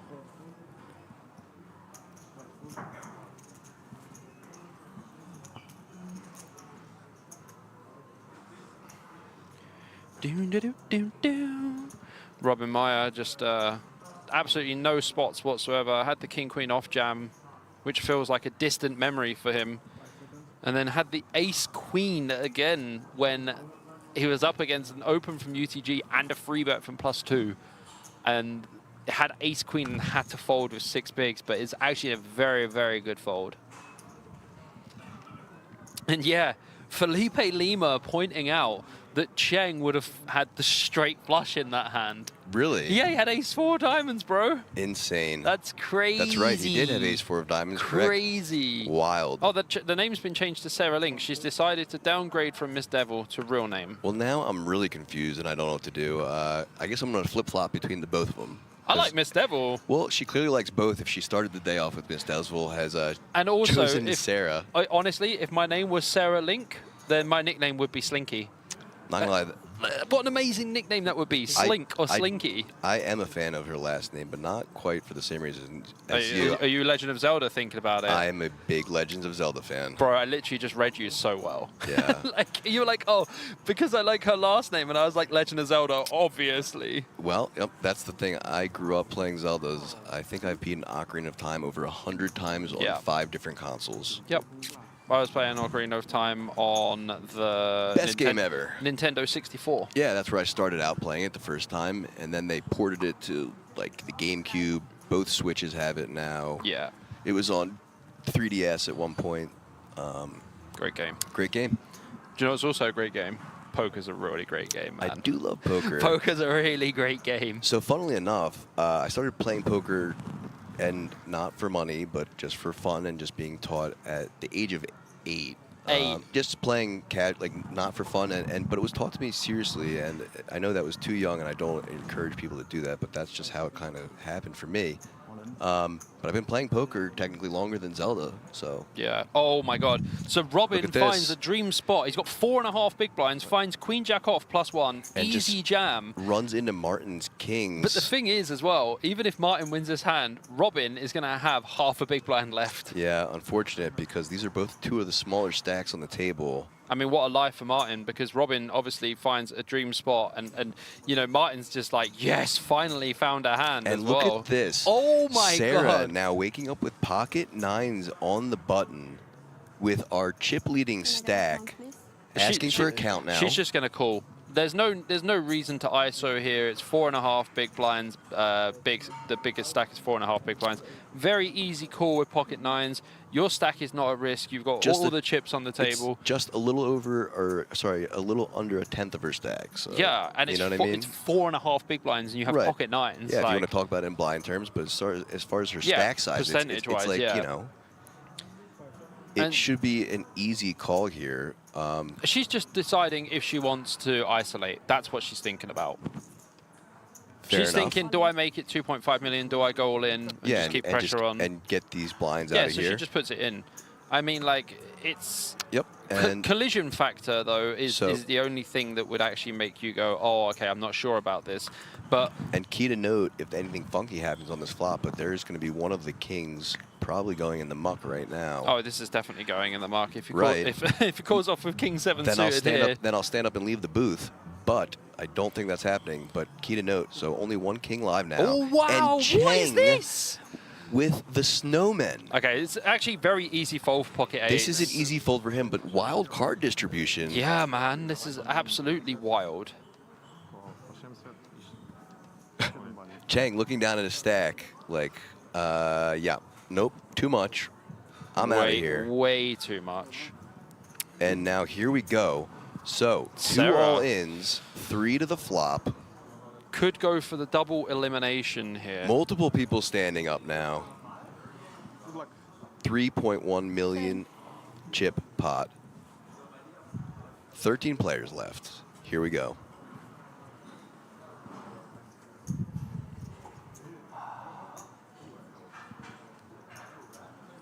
I mean, like Robin's obviously like not ideal situation. Yeah, Having 10% equity here. I'd probably be starting to pack my bag. You want the extra 2.5% for putting your bag on your shoulder. I do want the extra 2.5% the stand-up equity. Yeah. I'll take the extra equity by doing the fake walk away as well. Yeah, like adjusting your cap, you know, there's all Sure. different equity Sure. advantages that you can have. Yeah, arguments for any of these extra added EV enhancers. Here we go.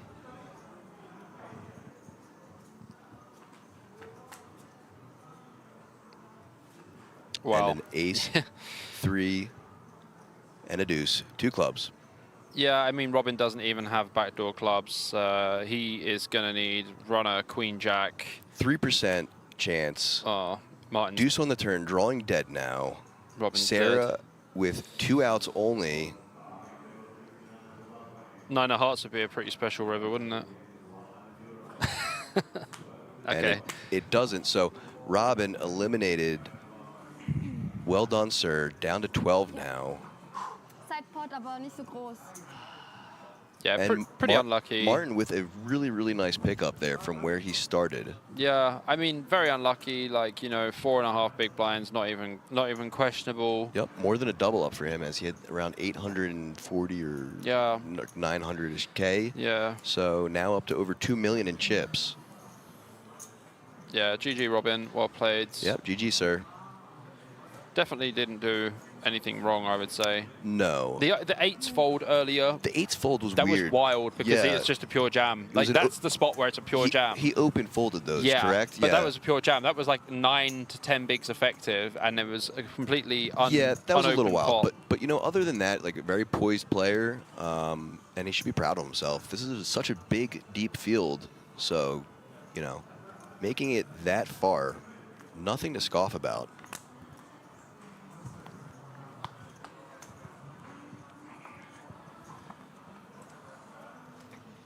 Action underway now. 11 players in the field, so it looks like we lost someone else on the outer table, Yeah. that second table. Well, there was 12 players before he got there was eliminated. 13, then it went to oh, 12. really? Oh, so it And now happened all at the same So time. I think he was the 12th player. I think number 13 got eliminated on the other table. Oh, I He was number see. 12. And so now we are down to 11. Okay, well, we're down to 11 players now, so guaranteed 7,350 euros. Just Right, so that was our- 7,000 on top of your That was our investment. first pay jump for today. That was the pay jump, yeah. And when is our next one? At 9? Yes, I believe the next pay jump will be at 9, yes. It goes from 7,350 to 9,432. Very nice. Money, money, money. But to be honest with you, like, look, From a 350. and now you get paid 7,350, so you get 7K profit just like that. Easy math. Easy math, easy money. Easy math. But I mean, it's very hard to go this deep in these fields. Like they're absolute minefields, to be honest with you. And like, you know, 3,000 player field is huge. Even at 1,000 player field is an extremely difficult thing to navigate, and this is over 3x that. Oh, there is a pay jump.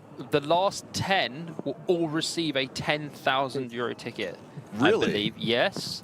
Look at that added value. Reading it. Love to see that. Reading it now. So final 10 get a ticket, a 10K ticket, you said? Yes, the final 10 will receive a 10,350 WSOPE main event ticket. Yeah, that's just a 10K ticket as well. That's Just a casual 10K ticket, nothing big. pretty nice. So everyone has to consider that now. That's gonna be a big consideration for ICM going forward, because they're not only gonna have to figure out how to adjust their ranges with one player away from a 10K ticket.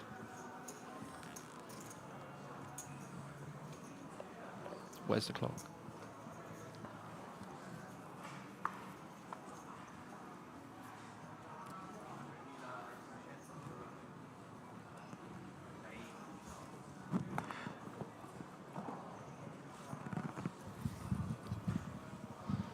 Alrighty. Next hand. I mean, Martin Wittig, obviously easy fold here with the King 5, but he's now actually given himself a bit of a breath of fresh air because he's now picked up some chips. He has only got like 14, 15 big blinds.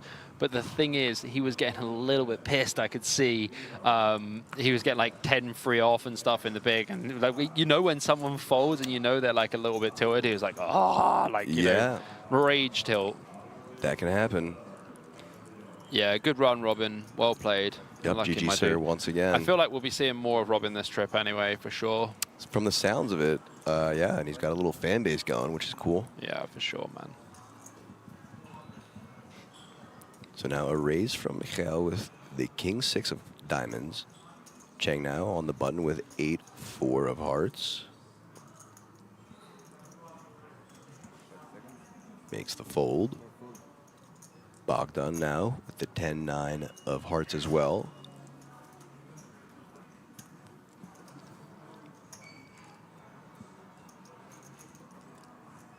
Makes a fold as well. And Vaca in the big blind with Jack 3 off. I mean, Jack 3 off is just not a defend. Yeah, I'm not a fan at all. Like, Jack 3 suited would be a completely fine defend. Jack 3 off is just so wide. But does, in fact, make the call. Yeah.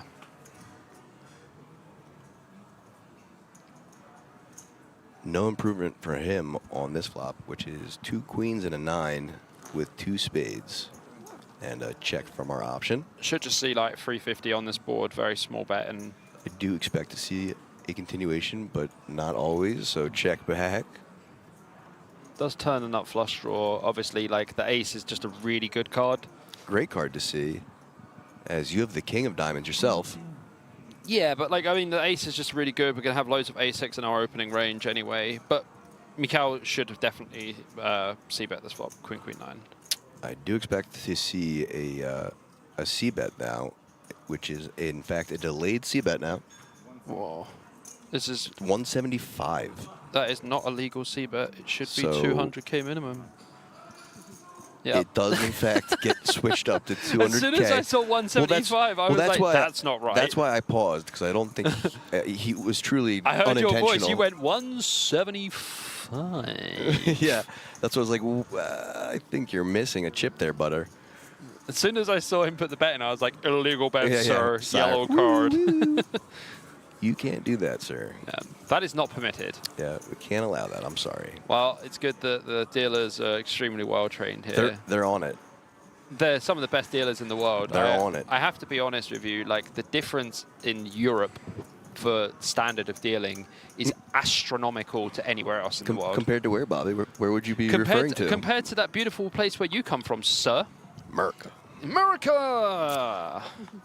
Yeah, no, I do love, and I've developed friendships with a lot of these touring dealers, and yeah, between some of these events are some of the best dealers in the world. Yeah, it's super nice. I walked in and I even saw one of the dealers who was at the WSOPE circuit event in Bratislava, and I said, yeah, this is so-and-so, and they turned around and you were like, yep, that must be them. Yeah, yeah.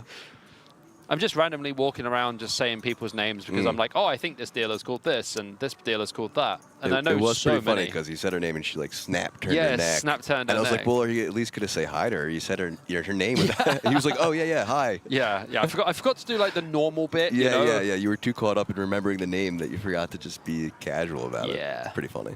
Absolutely massive fail from me. It's okay. It's all right. I assume we'll both have plenty of fails this trip, you know. It happens. We're human. Don't forget, I'm not AI. I'm, in fact, not AI. You do sound like ultra AI, but that's okay.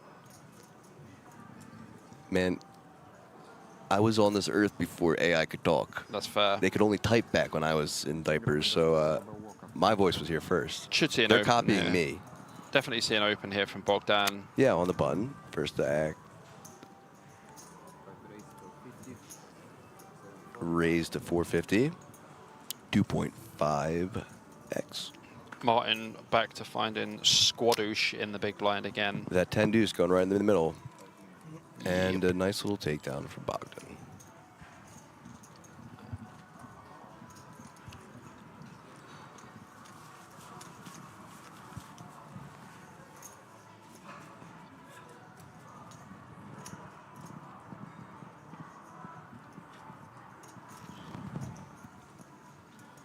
What event are you looking forward to the most? I'm looking forward to the PLO and the main.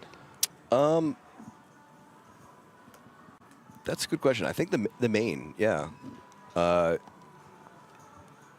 I've done some coverage on events that have gone longer than 2 days, but like that's typically what I've done. So I do like the longer, the several date event. There's just build up, you know, and it gives me time to do what I love a lot about this job, which is talk to the players and hear how they sound from day to day, the ones that continue to bag leading up. You're a big fan of the player interaction. I am. I think a lot of that should be brought into commentary and poker streams because you frequently hear about how people want to hear about the character or fall in love with a player that they can then follow, build a story around them. And the only way to do that is to talk to them. So absolutely. Yeah, I love talking to these players and hearing how they feel, how they're vibing out with the environment, and then talking about it on stream. Pretty standard open here for Bogdan, just make 400k. Jack 10 off in the cutoff. Big shout out to McFly in the chat, by the way. Hey there, McFly. How's it going? He says, hey there, Bobby and APK. Nice to hear both of you doing comms. He's one of my favorite guys from the old media team. I do love McFly, and I got to work with him before. And look at this, as we have a raise from the Jack 10 in the cutoff, a call with ace queen on the button, and now Martin in the small blind with pocket queens. Yeah. All in for him. This is going to be tough for Vodka to fold, actually. This is going to be an interesting spot because of the initial open, which is now going to fold. It gives him a better price to essentially, potentially call here. I think Vodka is not folding. No, right. It's 12 big blinds and as like well. I said, because of that initial opening not being him. Oh, for sure, There's so much money now that it 12, should be a pretty easy call for him so here. it's 12 big blinds. Vodka plays the hand to flat if the small blind jams. That's pretty much why you want to flat here with the ace queen. Definitely not folding. But if you think about Martin's rejam range, technically compared to like what Solver would jam or like, you know, it's more about ICM. Martin's rejam range, probably minimum pair is 10s. So ace queens can be flipping a bunch anyway. And I think this is just a time where you got to win your flips. And I don't blame Vodka for calling. So this is going to be our first kind of flip of the day. Yeah. This is the, well, I mean, it's definitely not a flip. It's like 70-30. Right. It's a queen in the window. Oh my God. The last lady. So look at this. Even if had the action not gone this way, and we went to a flop, it was going in all in on the flop regardless. So now drawing dead. Almost drawing dead on the flop. Drawing to runner ace. Yep. That's pretty hard to win. And like, you know, Martin Vitek, who did have a bit of a slow start, is going to win this massive pot. Up to 5.8 million. Did have 700 or 800K. And yeah, 800K. And Vodka, who was not that long ago our chip leader, down to over 3.8 million from, I think he was at over 8 million at one point, right? Who, Vodka? Yeah, he was 8 million. He was over 8 million at one point, so now down to 3.8. Yeah. Smeeble says all the ladies showed up to the party. Yeah, the last lady just waltzed in on the flop. Love that. Crazy. Do you know that the situation there when Martin just fist bumps Vodka and he's just like, yeah, nice hand. Vodka's just like looks at the guy. You stick your fist out and say nice hand, but really you're just like, mate, it's a cooler. It's a cooler.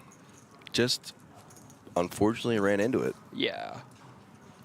You know, that's just how it goes sometimes. There's not really much you can do about it. And I think, like, both guys play the hand fine. Martin's definitely forced to rip in there, and Vodka's definitely forced to calling. And as I said, like, the worst pairs that Martin... Maybe he even rips 9s as well. I think 9s and 8s are kind of close. But, like, ICM-wise, we'd probably jam 10s. It's pretty close. I'm okay with jamming 9s as well. I'd probably jam 9s. I mean, I'm not like ultra tight, but I understand ICM very well, and I understand like what pressure I can put on certain stacks. Right. 11 players left. You want to be putting on a lot of pressure without being detrimental to your own game. And now Vodka again with another playable hand. Queen, King offsuit. Yep. In the cutoff, raising up to 450. Yeah, he has 20 bigs. This is obviously going to be a fine open from the cutoff. Obviously Martin passing. Let's see what Miss Slink Or Miss Devil has. A non-playable hand. She has a double in blackjack. That's a double. 9-5 suited, probably a hand you want to defend here. 9-5 suited plays pretty well in these spots. Like, you know, you expect the opponent to have like a lot of like the higher cards, like the Broadways and stuff. Like, you know, we see him have King Queen off. He can have King Jack, King 10, Jack 10, Jack Queen, all of these hands. So 9-5, especially being suited, plays pretty well.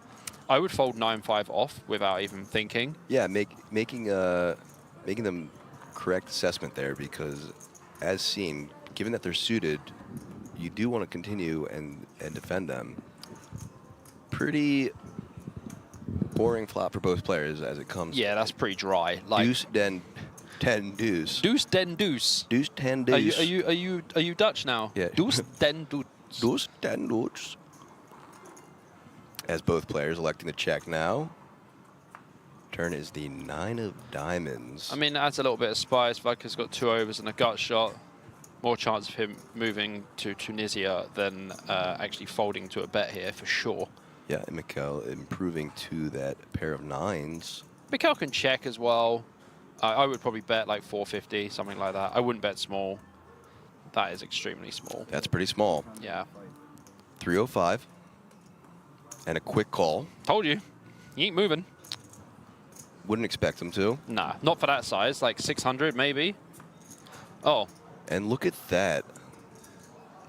I mean, Mikkel still has the best hand, but Vodka's going to think that King High is going to be good here a lot of the time. That is just what I was going to say, is what I expect to happen here is maybe a little value bet. Followed, oh, no, just a check and a check, because that's what's going to happen. Yeah, definitely miss value. I would have liked to see Mikkel go for a little value there. Like 500. Yeah, and try and get called from the ace or the king high. Yeah, for sure, man, for sure.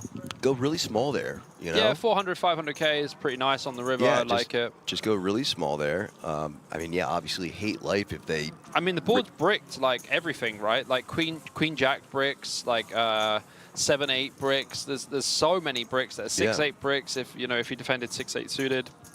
I'm not gonna harp on him for checking there, but yeah, I think it was a missed value spot for at least a little small value. I mean, if you also think about it, like, in poker we think like, why do we do certain things? Why would we value bet there? Because our opponent's never gonna bet king high or ace high. They're always gonna check those back, right? Maybe we should start going about poker saying, why wouldn't I do those things instead of why would I do Let's those try things? it. Why wouldn't I do this? Because it's wrong. Because it's a silly thing to do, and I was told not to do this by my friends, you know? So just having a little look at the numbers here, guys. Just under 500 people watching. Hello, 500 people. Hello. Just under. We've got 370 on YouTube and 114 on Twitch. So 16 people under. I like to round up. So hi, 500 people. What I like is I like to start a series and see how many we have. And then by the end of the series, I like to see big numbers, baby. Yeah, and this being one of the smaller events in the early part of this entire schedule that we're going to be covering, I don't expect too many people playing, or I mean watching, sorry. Also, it being a Monday. So yeah, exactly. People got to work. Yeah, but I mean 500 people is it's a lot fantastic. Of people, man. And yeah, hi to each and every one of them. But yeah, I mean, they got to work too. So it's the middle of the day on a Monday. I'm sure some of you guys at home are fortunate people who get to work at home or have the ability to maybe watch on the stream, have an earbud in or two.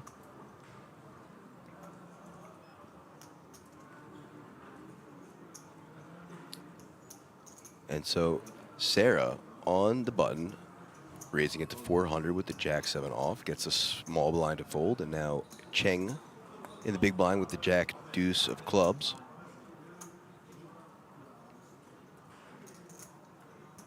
Unaware that his Jack is dominated.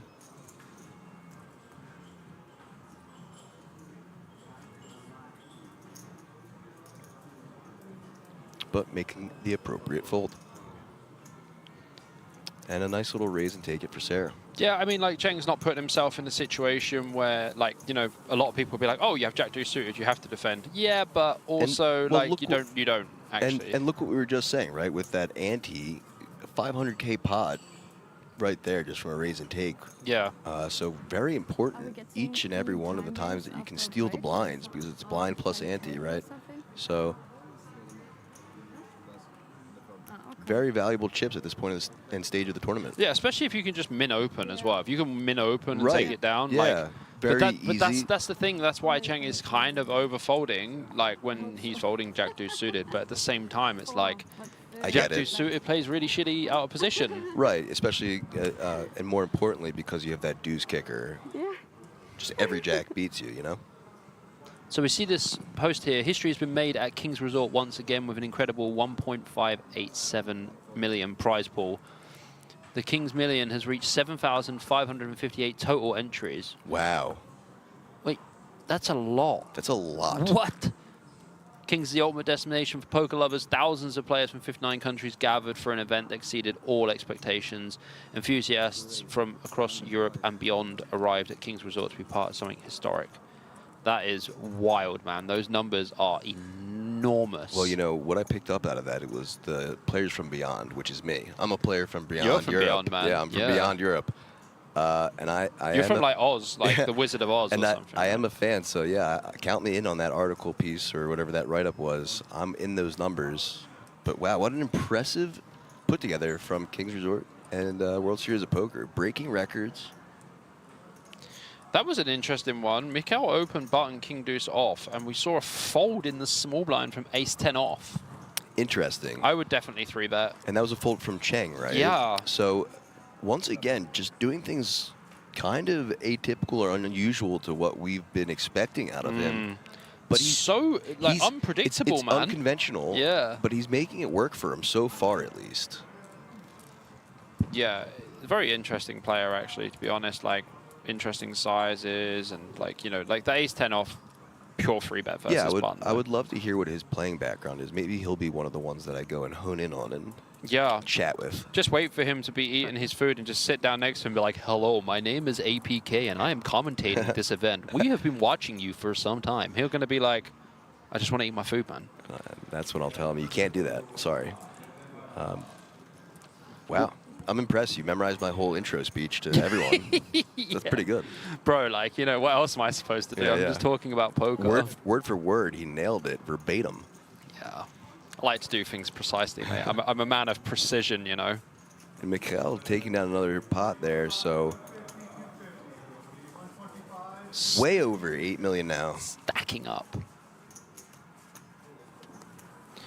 Re-raised Chili Dog says, what is the oldest casino in the world? That is a great question that I don't have the answer to, but I bet you I know who does. ChatGPT. Or Google. Yeah. The oldest casino in the world. That's a really insane question. Caveat, does it have to still be standing, or are you talking about like the actual first like recorded No, one? it has to be standing still, Okay, for sure. well, we got to clarify. 'Cause Yeah. I'm sure there was probably one that might have been older that's not still here. Yeah. To confirm, Rich, I think it's Richard. Yeah, Richard Ligios. With your question, does the casino have to be standing and have to be an active casino still, or can just it oldest be recorded one that dust? yeah. Yeah.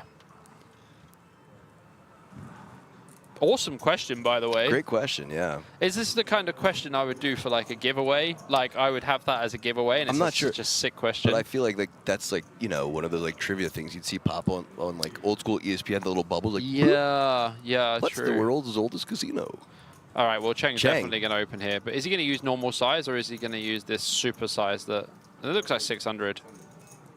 And it is. It's a bit too big again, but like, there must be reasons why he's doing it, and you know what? He can't complain. It's been working out for him. But like, Ooh. oh, Vaca waking up with ace king, my initials in the big blind. so it's 10 big blinds. He's going to jam. It's going in there. As he announces all in. This is a tough spot, And now honestly. It's 10 Cheng- bigs. Yeah, it's 10 bigs. This is really tough. Like, King Jack suited is going to be doing pretty asking for well. the count, and this would be the majority of Cheng's stack. So I do think he's probably going to find the fold, given what we've seen from him before. But Look at this twitching in this guy's mouth. Look, watch. Ooh, I saw it. Yeah, like, what is that? Is that like a tell? Like, is that like stress tell or something? Or is it a reverse tell? Or it could just be a face tick. I'm not sure. But again, so 2.22 million to call here. I mean, it's almost all of Cheng's stack. It's almost all of Cheng's stack. He hates having the jack here, but also hates that he's going to have to probably fold.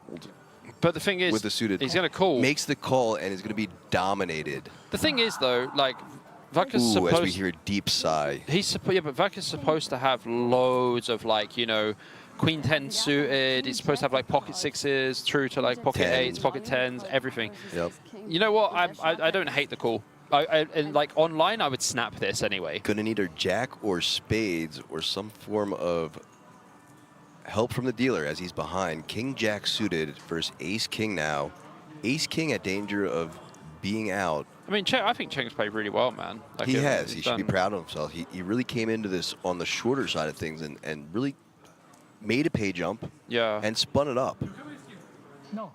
Some unconventional plays like we've talked about, but still nothing to scoff about. I'm not sure if the stacks are right, though. No help from our flop. It says 1.74 million, and he has 1.7 behind. I'm not sure if that's right. I guess we'll find out. It would be a snap anyway. That means that they adjusted things because that's not the original correct. graphics we had. Yeah, so correct. We'll see in a second. And so if that is the actual case, then Cheng is going to have a little more life than we had thought. He's going to need a jack. That is not Doesn't a jack. hit it, and so that is a double up for Vaca. Now he'll take the fist bump from the other player who That's beat him right. before. That's right. He's like, I will accept the fist bump now. Imagine if he like didn't fist bump him back. Oh It's my like, god, yeah. You know, I fist bumped you when I lost the hand. 40. But doesn't, you know, right back to his beads, which he's been, I have a set of those. I forget the Greek word for them, but I have a set of Greek beads. Oh, I don't even know what they're called. I know they have a Greek name, obviously. Yeah. I forget what they're called, but he has a The set. the tourist trap beads. Yeah. I haven't been to Greece, but my sister went, and so she brought me back some. Okay, so Casino de Venezia in Italy is the oldest casino in the world. The way that you've written that is like you have copied and pasted it directly from Google. Like you just snapped it, like for sure. Fair enough. Italy doesn't surprise me as the oldest casino in the world. Yeah, I mean, I obviously assumed it would be somewhere in Europe. I don't know if I would have guessed Italy, but yeah. Yeah, I wasn't sure. So I'm curious to see. I want to see Cheng's stack now and see which graphics were correct.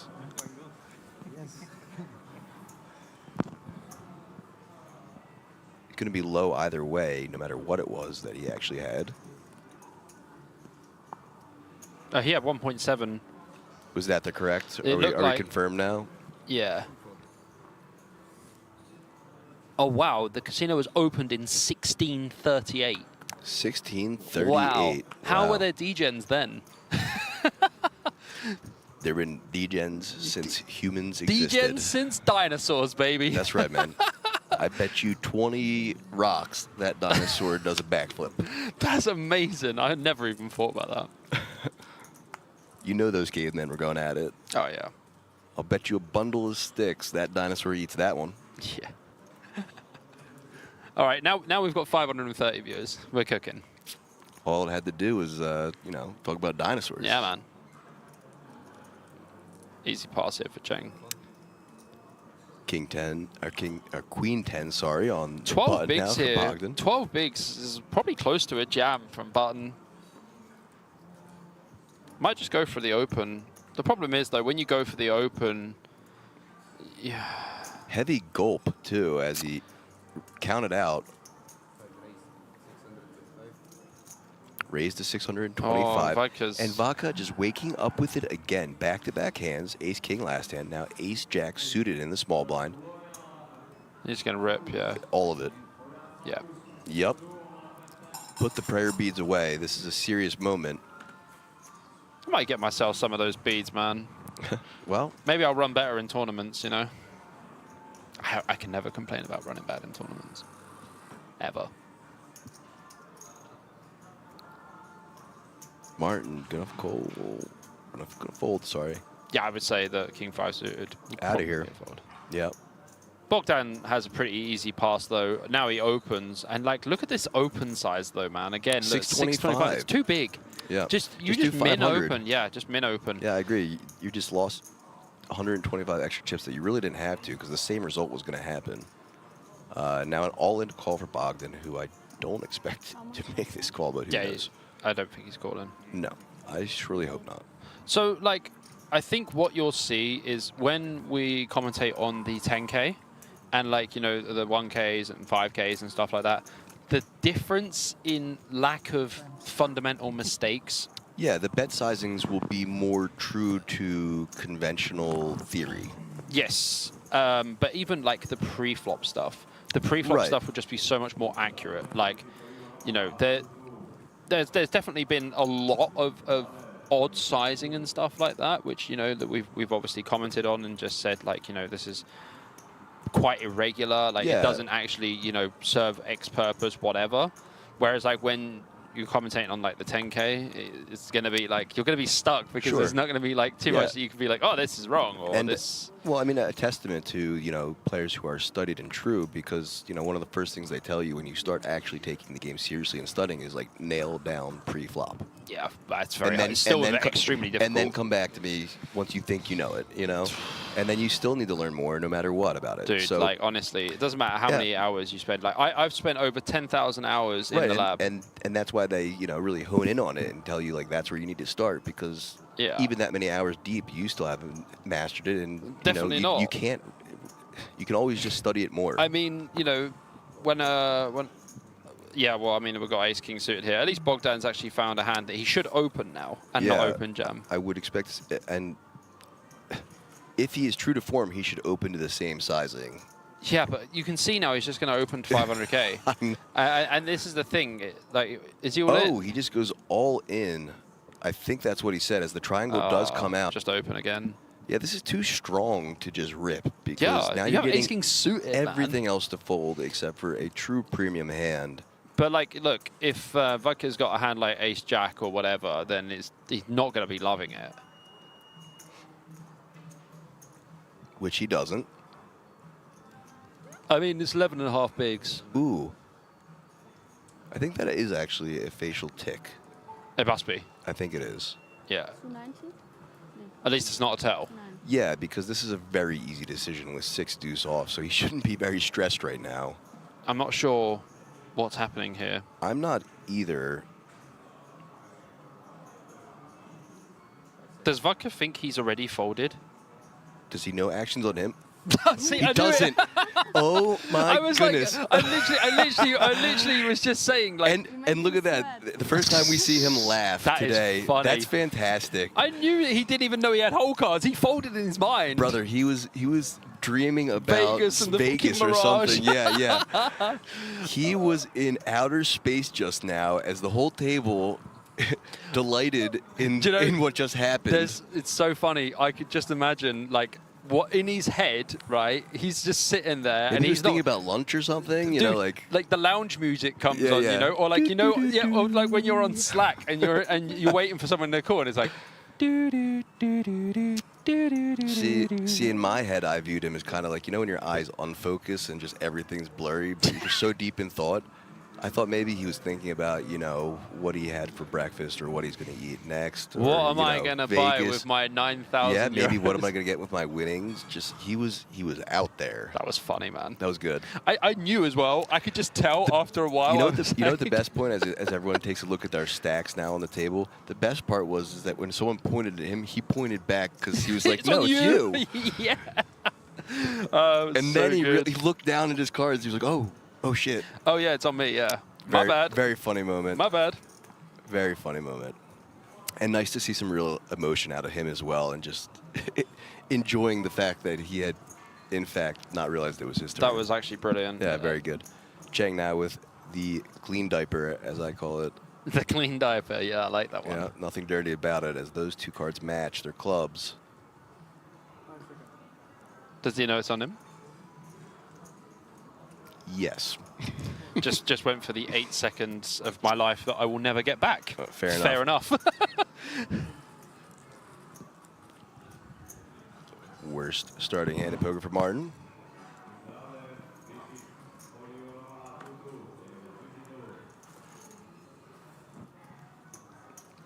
And fold. And now back to our blinds. Sarah with the 10-4 of hearts. Just makes the call. Option on Michael.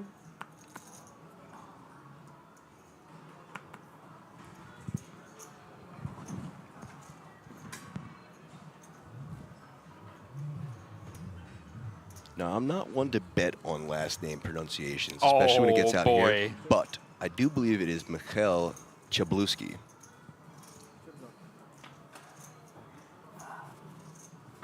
I'm good with that. Like, I'll sleep well at night saying Chabluski. I'm gonna ask him. But it could be Szeszkabluski. It could be that. Szeszkabluski. Szeszkabluski. I'm thinking one of the two is probably pretty accurate. So, check from Sarah and a check back. We'll just stick with Mikhail. Michael, yeah. King on the turn now, so Michael with the top pair and the check mark, as Sarah has no outs.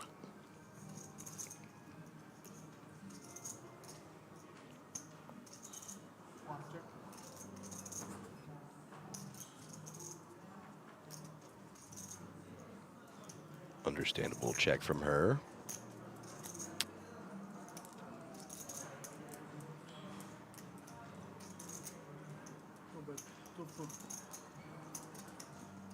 And a bet of 240 should probably be enough to take it down.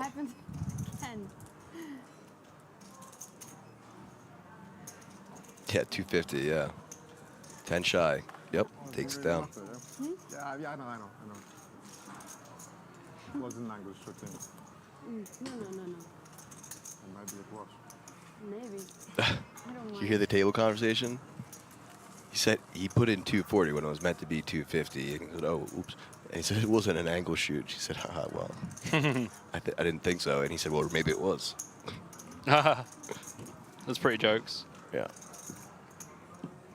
But it wasn't. It was for sure not. 7 high? I had 10 high. So, Yes. one mark. And then lies about it. Now, King 10 under the gun for Bogdan. What's he going to do, Bobby? What are you thinking? It's going to open. It's going to make it 550k. 550 pays the call. Oh, did he? Nope. Yep. And just 500.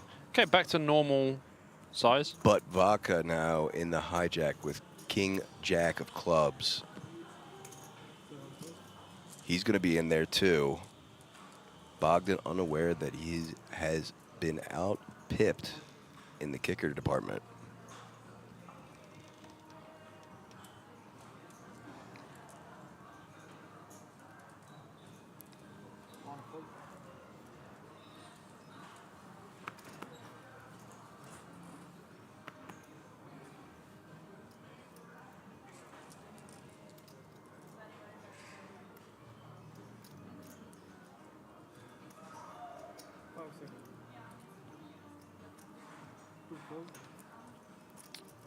Fold from our small blind. Action on now Cheng with the 9-6 off.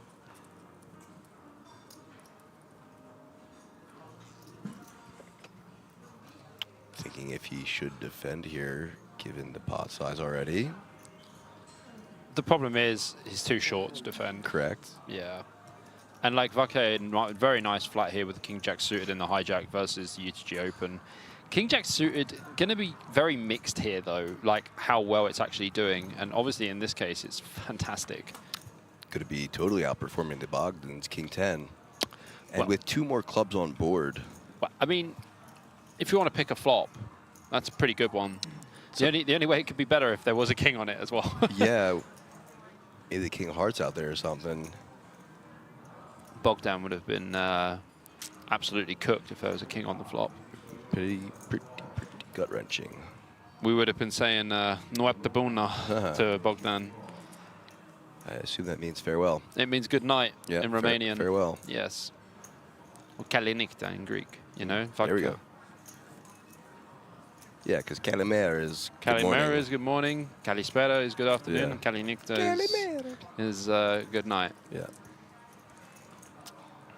What are the only Greek sayings I know?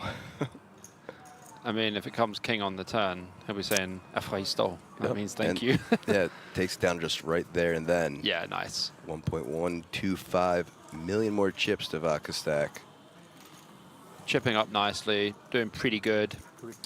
And doing well to preserve his chips. I mean, he took a couple hits, but that ever since that double up, just hovering around the 7 million mark. So Stratos says the Palazzo Vendramin Calergi Casino in Venice, Italy was opened in 1638. It's the world's oldest casino and the most famous gambling house in Europe.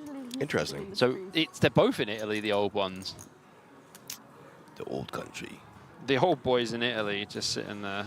The old country. All right, Martin in the hijack with ace-9.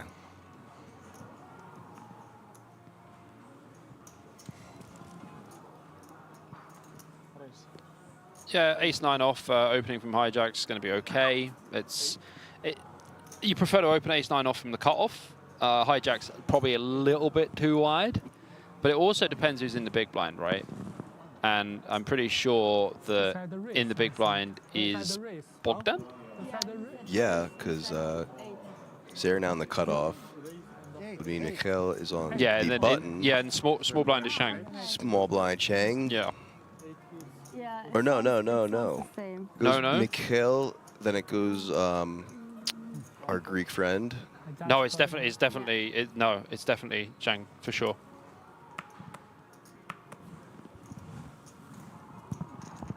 You'll see. Yeah, you're right. You're right. I'm looking at I'm thinking of the table backwards. Are you playing poker in Madrid? Because they play backwards. Yeah. And Bogdan in the big, correct. You're my favorite, APK. Oh, YouTube. You are my favorite.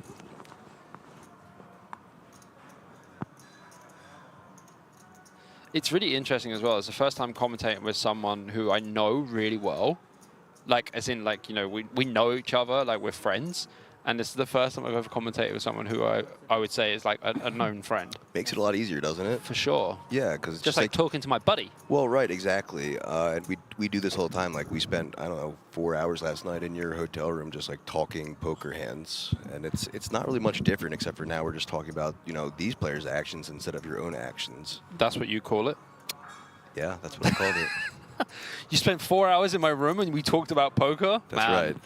And he didn't even cuddle me afterwards, folks. Terrible. What a rude guy this guy is. I did offer you water. That was kind of you. Very, very. Even though I think the tap water is actually fine here. Very good host. If you came to my hotel room, I would offer you water too. Okay, just so you know. Okay. I mean, we are next door to each other as well. Pretty much, yeah. That's great. We are separated by a door. That's right. There's a glass door between us. There is. Stratos says baklava and ouzo is the two Greek words I know. That's fair enough. I know those ones as well. Yeah, anything to do with food, I'm in.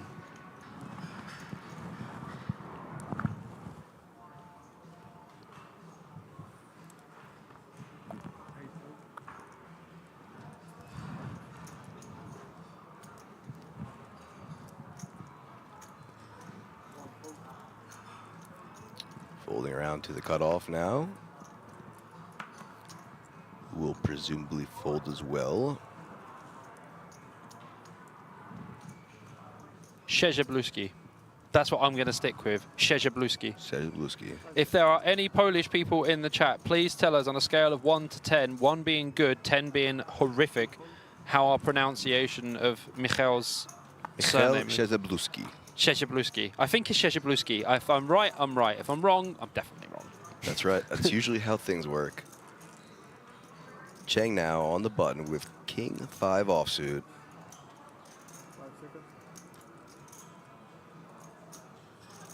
Making the fold.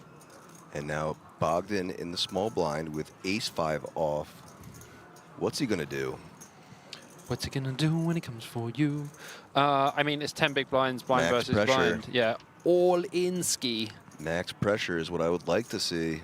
Yeah, I would be all in rather quickly. Ace-5 off, blind versus blind.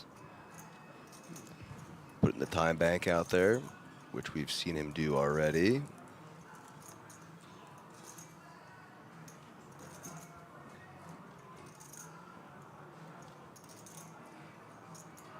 But again, you know, I have to assume that all of these players in the back of their mind are thinking, if I make one more... Pay jump. Yeah, the or 10K. Not pay jump, but one more bust, and I get a 10K ticket.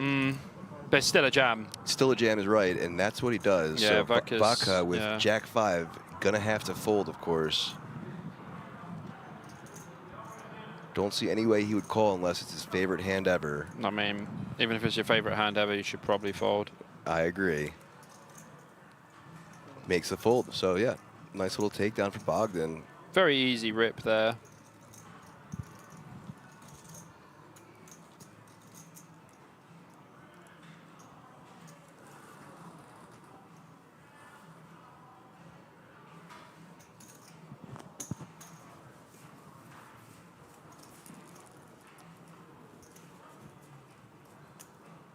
Oh, look at this. Mikkel getting extra serious now. Hoodie up. Uh-oh. It's too short over this table, but they've got more to do. As we hear Mikkel saying that he was over at the other table observing that there is a short stack over Oh, there. okay. Yeah. So they are already talking about that 10-player ticket on table. So For sure, yeah. Yep, everyone well aware that, like we said, once we get to 10 players, those 10 players will be getting an extra added value by means of a $10,000 ticket. Yeah, it's not too bad, is it? Kudos to World Series of Poker for always just adding extra value. Extra value always. They've been doing that for ages.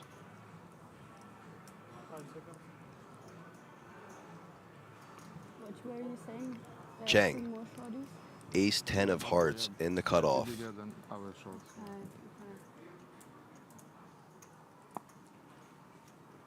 Our shorty. I've got a lot of sympathy. Sitting on 1.14 million with the blinds at 125K, 250K with a 250K ante. Time bank number 1 goes in the middle. Tough spot, really tough spot. You know, he's just hoping possibly that the other table has a bust so he Yeah. can make this decision without worrying Just about... make it 1 million, like you can keep like 140K behind or something. Doesn't really make Yeah, too to much draw sense. out the time, sure. This is a time where you can use it and it's semi-appropriate. Yeah. There goes time bank number 2. Quite a lot. He fighted quite a lot yesterday. He was short already. Got big. As you see him staring off at that other table, in fact.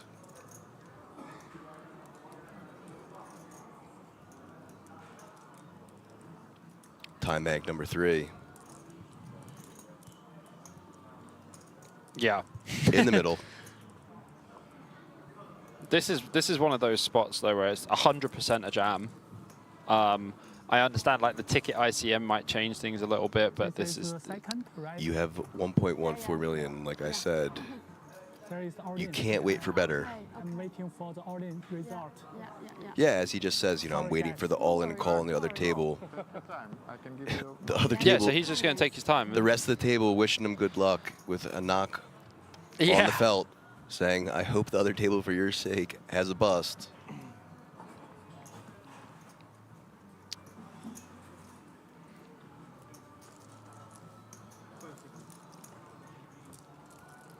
I mean, there's definitely not even like an inch of soft play here. Next time bank.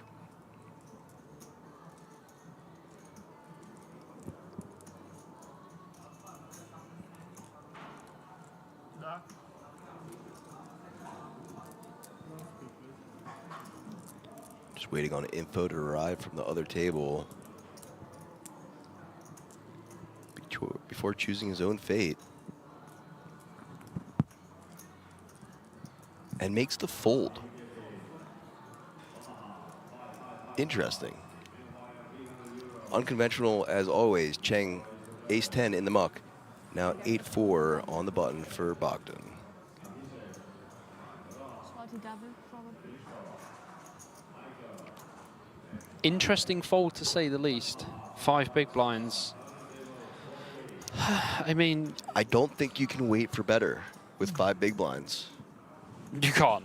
You know, even again with that 10K ticket and another short stack on the other table, I don't know how short they could be, but with you on 5 big blinds yourself, They must be shorter.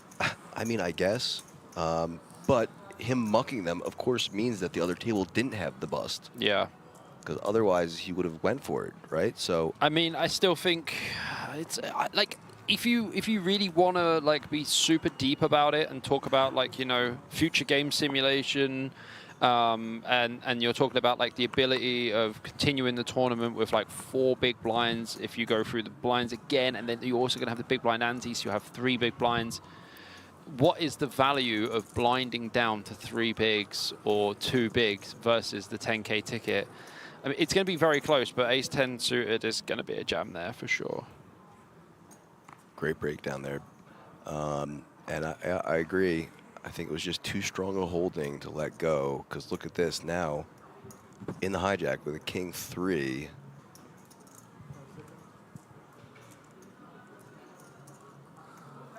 And not only that, you know, hindsight is 20/20, of course, but we saw the rest of the holdings throughout the rest of the table. It would have gotten through. Oh, for sure. He would have picked up the blinds. But also, when you take that long and you use 3 time banks, it's very likely the rest of the table, you know, they're going to be like, this guy's got a hand, you know? In this exact situation, where there is 10K difference between one bust, yes, everyone else at the table is going to recognize that you've used 4 time banks now and be like, he has a very good holding, but, you know, obviously not the toppest of range, but a good holding, and going to give you pretty much respect where it's due there.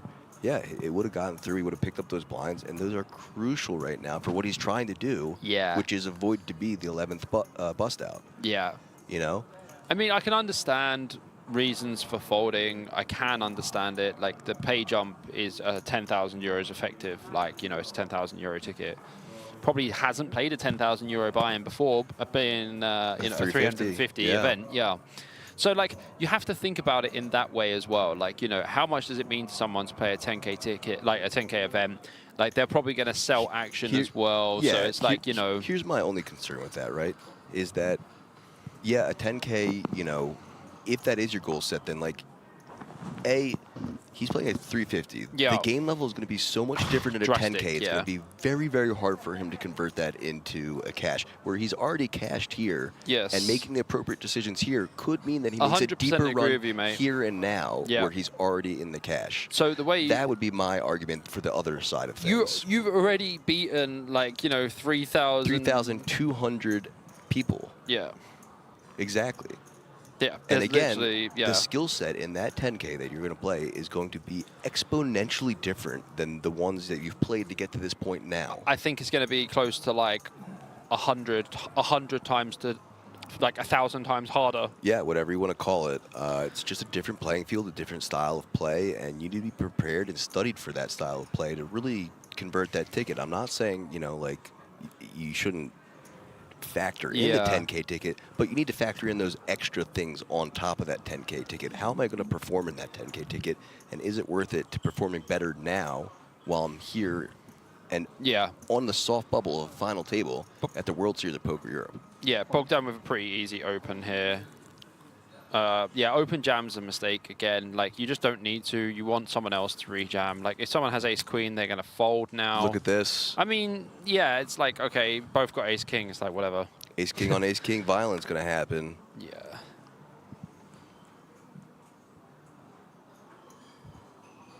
But it's just unnecessary. Just open. Let someone rejam with ace-queen or ace-jack. Like, yeah, and the same thing would have happened right here. So, like, let's say he opens to the appropriate 500K or the standard 500K. He gets 3-bet by Martin, then he jams over the top, call. Same situation, but it's, you know, playing it instead of the open jam here allows other players to be in there.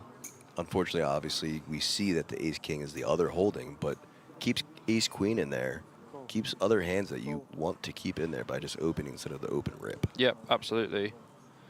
Like, you want other hands to jam. That's You the do. difference. Yeah, you want someone to try and, you know, 3-bet you potentially lighter or squeeze with ace queen. Easy fold for Sarah and Michelle.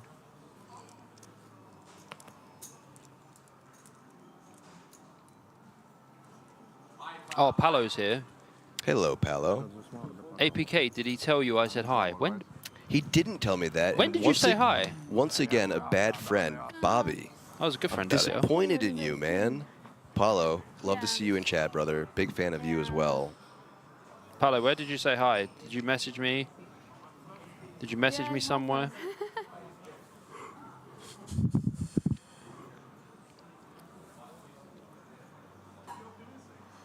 Nicht mal ein Suited dabei. Yeah, no one's got the suits. Yep, so we have live suits. I mean, 99% of the time this is going to be a chip, chop, chop. Ooh, clubs are... Interesting, running clubs for Martin now. I always like to see the sweat. I'm just an animal, really. You're a sadistic person, you. I have issues. Yeah, you do. There's a number for it. It's all right, we'll work through them. Ah. And no club means chop it up. Chop, chop. Take these boys to the chop shop. No. Everyone, nope. That's fine. Not gonna do it. Not going to do it.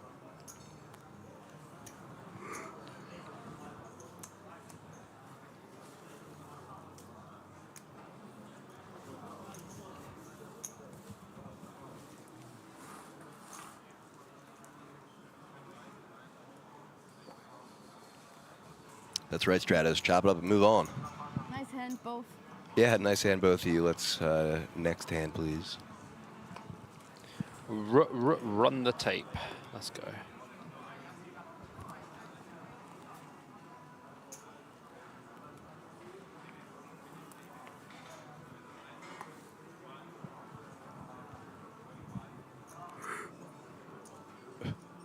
Interesting.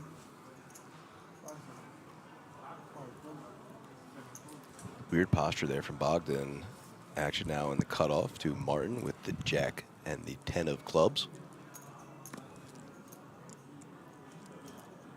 Pretty easy open. Poker face on his hoodie and on his actual face. Poker face, poker face.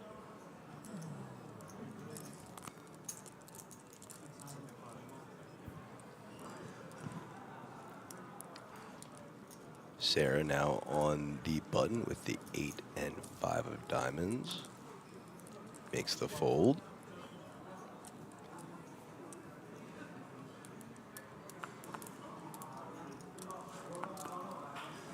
Ace 5 in the bin as well. And now action on the big blind. Cheng, the jack and 8 of clubs. This will take some time. 355 to call. They all smiled as well. It's like, okay, go for a walk, guys. It's going to be a while. But he doesn't have as many time banks now. So the other issue with what he did, right, is that you just like used all those time banks. So Yeah. you can't in the future do it now the same way. I think he only has one left behind. Yeah, he does. So, you know, if you're going to use valuable resources like the time banks, I would have loved to see him, like we said, go for it and get at least the blinds out of it. I would have also gone, yeah, I would also, like, with that very specific hand, I would go for it. Oh, Palo said on Instagram, by the way, to me. Oh, he sent it on. Well, he sent it to you then because he didn't. He just said, he literally sent me a reply to my story that says, say hi. Well, I don't even think Paulo follows me on Instagram. Wow, so, like, that's so peak. you know, if I'm going to call out bad friends, then Paulo. I just replied to him with the word hi. He said, say hi. Maybe he does. I'm not sure, but I I don't know off the top of my head every one of my Instagram followers, but I don't know if he does. It'll be fun if he doesn't, because I'll get a notification in like 2 seconds. Look at Palo thinking that I'm going to be checking Instagram whilst I'm commentating. Unbelievable. This guy. Unbelievable. We are professionals here. We focus on only what's in front of us, which is this tournament. Do you know what I'm focusing on right now? I'm focusing on over 600 viewers watching us at the moment. Let's get to 1,000 viewers by day one. That would just be amazing. That would be sick. Pretty Ace, king of diamonds for Michael. Pretty standard open for with Sarah, an to be open from fair. Sarah in the cutoff, of course. She's got the chips to do it, but really just unfortunate that the actual chip leader at the table, I think. Yeah. Michael with the ace king. I think you want to make this 1.25. There's the prediction. And doesn't. Just the call. Interesting. Very interesting. Smeeble, you are definitely a better friend than Palo. It's not even close. Not even close. Howdy, howdy, howdy. Yeah. Smeeble here. Let me just do a huge shout out to our buddy Smeeble, who sent us a really, really wholesome and earnest, just like pump up message last night, late last night. And I got to watch it with Bobby next to me, which was great. He sent it to me, but I got to watch it with Bobby, and I assumed he was saying that to both of us. But yeah, shout out to Smeeble for just being a ride or die, great dude, ride or man. die fan and friend. Yep. All right, so interesting flat from So we're going to see Mikhail. a flop now, which we probably wouldn't have seen if the 3-bet came in. I would expect the queen 8 to probably fold there, which comes deuce, deuce, deuce. Quack, quack, quack. Lots of ducks on board, 3 of them to be precise. So this will probably just go c-bet from Sarah, and she's going to check. Okay. Well, out of position, chose the check first. She is pre-flop aggressor. I would just c-bet this board naturally, 25%. I wouldn't bet any bigger. Mikhail's supposed to have hands like pocket 8s, pocket 9s as well. So I guess when we have queen 8, it's just really bad. Like we just have a bad hand. But I would just c-bet just to make, you know, try and put some pressure on like pocket 4s or whatever. But like, yeah, I don't know. Well, now she is going to have to go for a bluff again if she wants to get this through. Yeah, probably like 600K or something. And so this is what we saw her do before with that bluff that she did pull off. So let's see if she can do it twice. Oh, 500K sizing. God dang it. Dang it. Definitely no folds here from Yeah, Mikhail's. and Mikhail's not going to be going anywhere because at this point she is repping a really small portion of her range, to which most of it is dominated by this ace-king still on this run out. For sure. Mikhail's going to be able to call like two streets here, turn and river. Like basically wants no Broadway card that is not an ace or a king. Do you like how Mikhail's been like slowly trying to dump off his smaller chips to other players? Yeah. He keeps using it. He's like, yeah, 500,000. I'll call with the green chips. See, me personally, I do the easier math. I just grab the bigger chips because it's just less to grab, you know? Yeah. But I do find it funny that he's like, you know, not chip dumping, but he's like chip dumping his smaller denominations. He's basically chipping up. He just he's coloring up. No, right, exactly. He's like self-coloring up. It's about like 300K. Yeah, 400. Yeah, it's easy call. Just snap. Like ace king's like the nut no pair hand. It's very, very quick call here.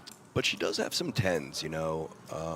Jack 10, king 10, queen 10, 9 10, 10 8. Yeah, and so, I'm still calling. I'm still calling. I'm getting an insane price. Right, but at least now, but like also you have to say like, you know, she bet on the turn, so what 10s would she be betting on the turn? Yeah, exactly. You know? Like even like ace 10.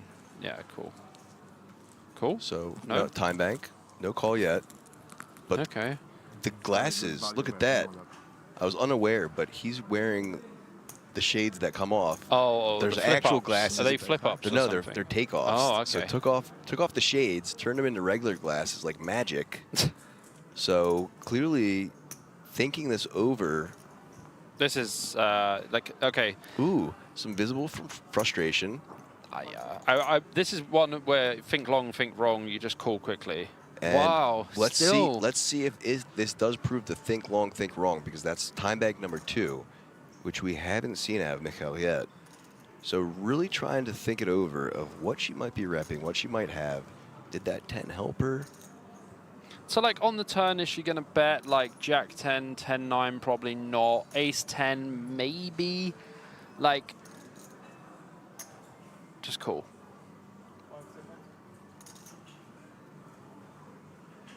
Folds. Oh my gosh. She's done it again.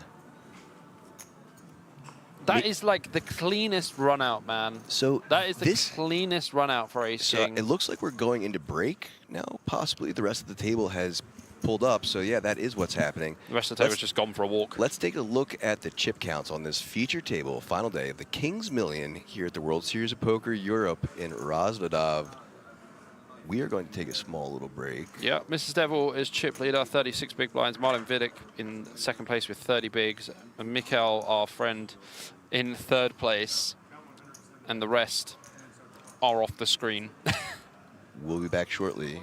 This is APK once again, joined by BJP, and we are out for a break.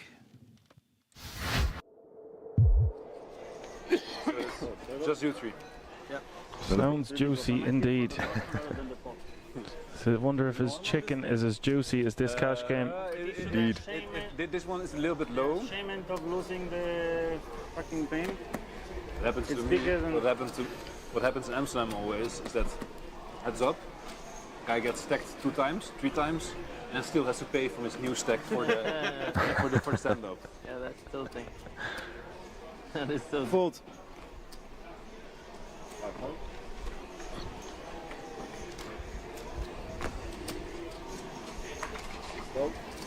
Pumpkin.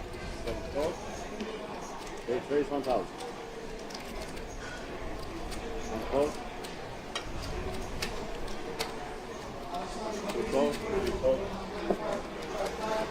Haven't seen much from Philip then, as of late. He's been relatively quiet from my perspective.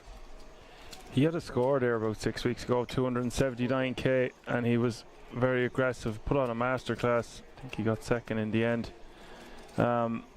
He's been quiet at this table. He hasn't had too many big hands. I don't know what you call a big hand at this one. Things haven't gone too well for him, but he hasn't lost any massive pots, I don't think. Yeah. He's just sort of maintained around that 20k zone. In the end, Hard to keep track of all the action. I don't remember seeing him re-enter. Maybe at the start. different than I thought in the beginning. I'm sure we'll find out on the screen. Calling it a They completely show an different, it's a update, bit- the chip it's- counts. It's a bit True. of a reach, but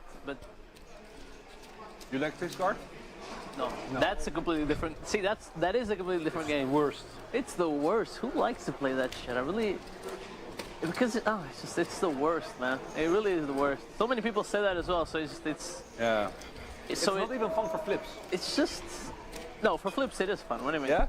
Just because you're dead less often, so you can sweat to the river more often. If you keep it close, yeah. But it's just terrible. Oof. Yeah. Just another. Impossible to look at your cards. That's another one. That is just, it just plays terrible. I don't know why, it plays terrible. I guess because The way you feel about this card, a lot of people feel about 5 cards wrong. oh come on, I don't think so. You think? You think people call 5 cards a stupid game?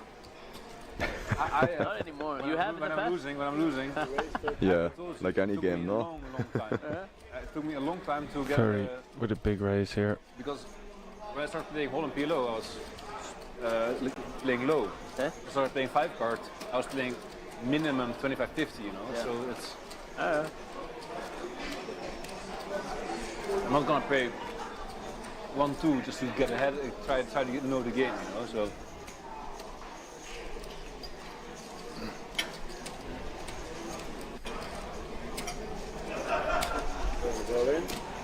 I had kings. What? What is going on here? Look, I had kings.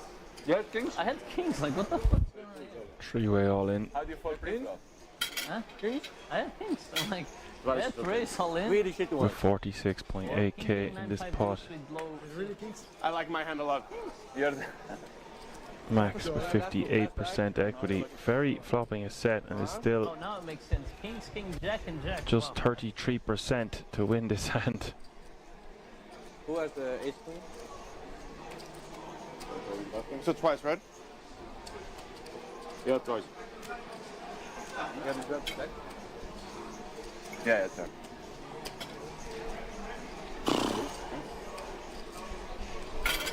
You really like it. I really like my hand twice. They're only burning one out, just 110. Duarte, you want me to pour it? Sure, it's this one, yeah. Yeah, Turn is the 10 of diamonds and yeah, there it is. See the tech map for... That's good for Max on Maxime! the first one. Hey, now you do it fast, huh? Now the button goes very fast.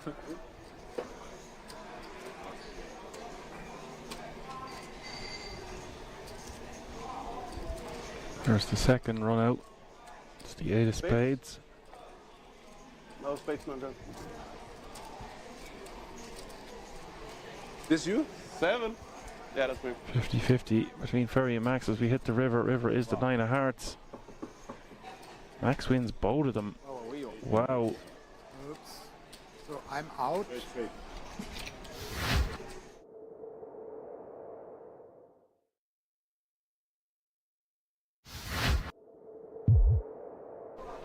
been 50. Please. Thank you.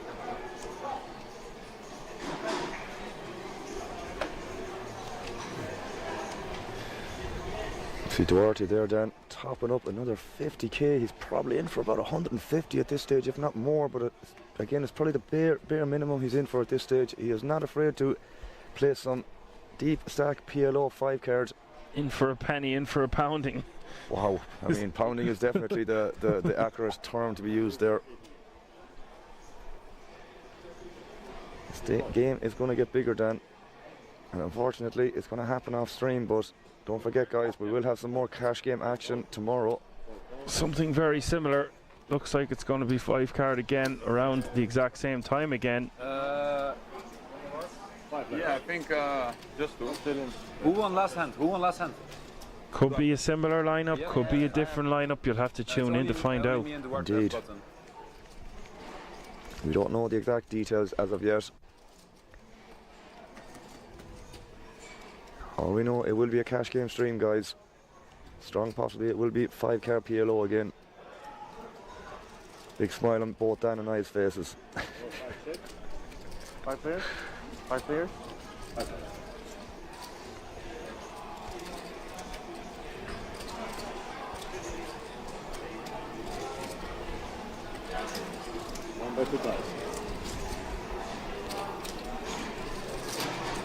Thank you. Philip betting 2k. Bottom set.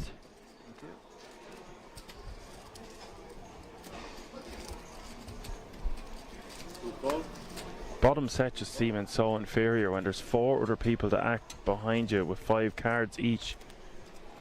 Yeah, it's just one of those things, Dan, isn't it? You just have to be so so passive in general. It's just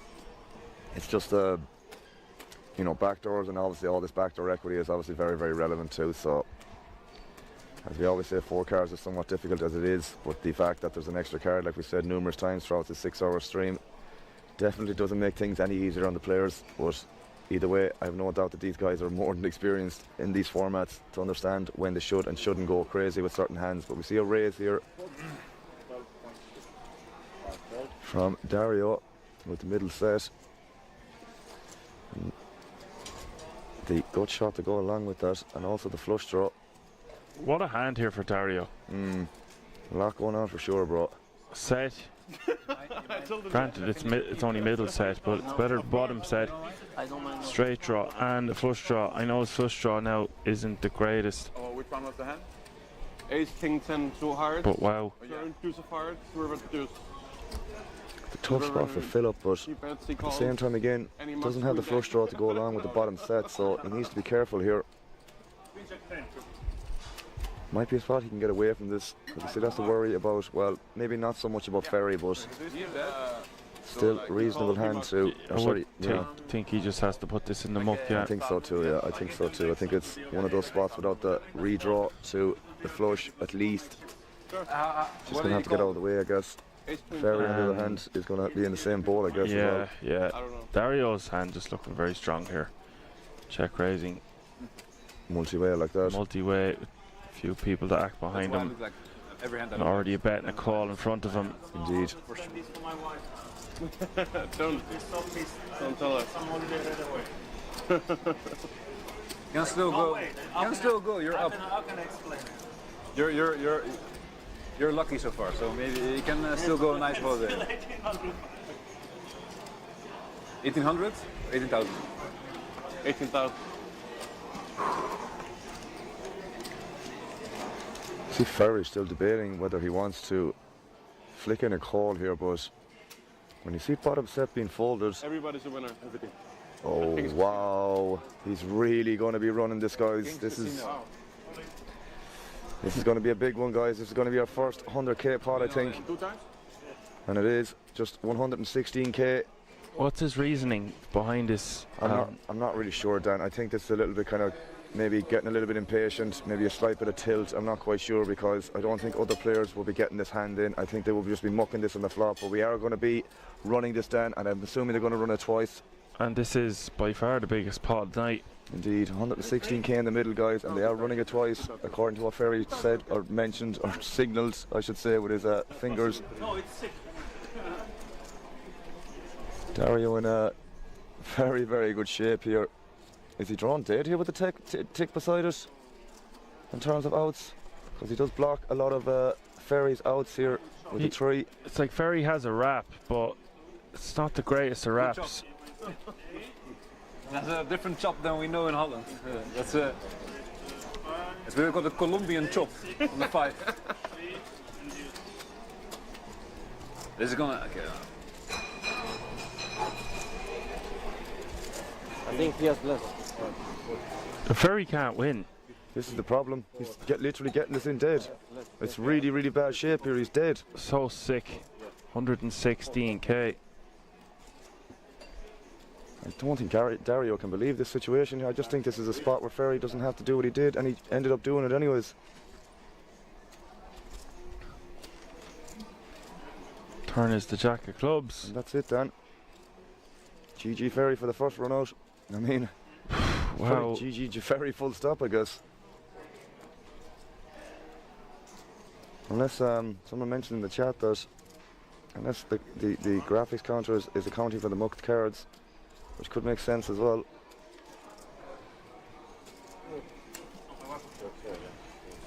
Sickness for Ferry there, although I feel like he could have got away from that one. I do think so too, mate. Dario going to be playing 122k, which is more than he would have had he won the title last night. I mean, he got 50 anyway, but I'm saying this is more than first. This pot is more than first prize for winning a 2k Pot Limit Omaha bracelet event that we commentated on last night. And this is why I play cash games, Dan.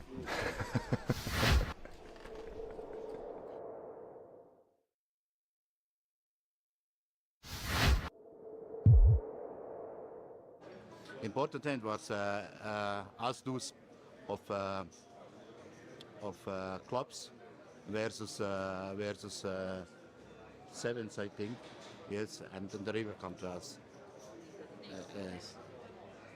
Yeah, there's a lot of nerves out there at the moment. Well, naturally enough. Exactly, in this exact situation. I mean, again, there's so much money up top, man, being 110k, and not only that, we're literally on the ticket bubble too. So a lot of stuff to take into account, guys.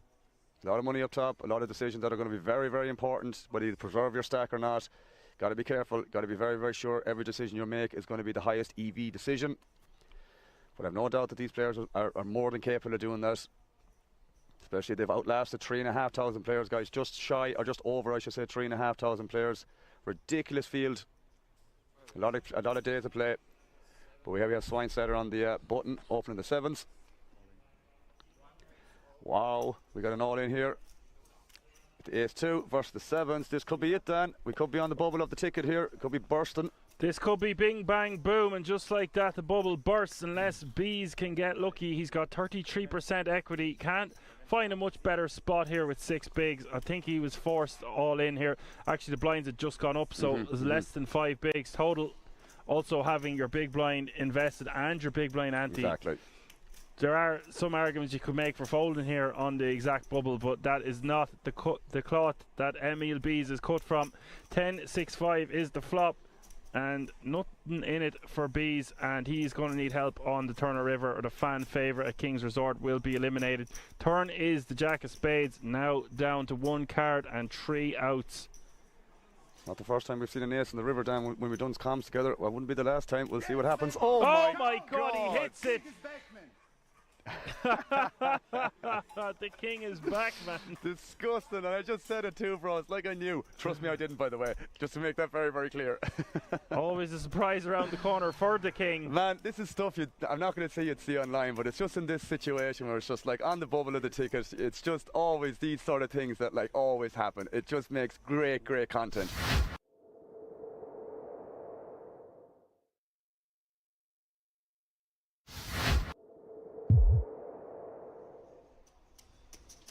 Both Morone and Saka guaranteed career best. Dina Cola with kings for the 3rd time since we jumped in the booth, Randy, which has been only about 20 minutes or so.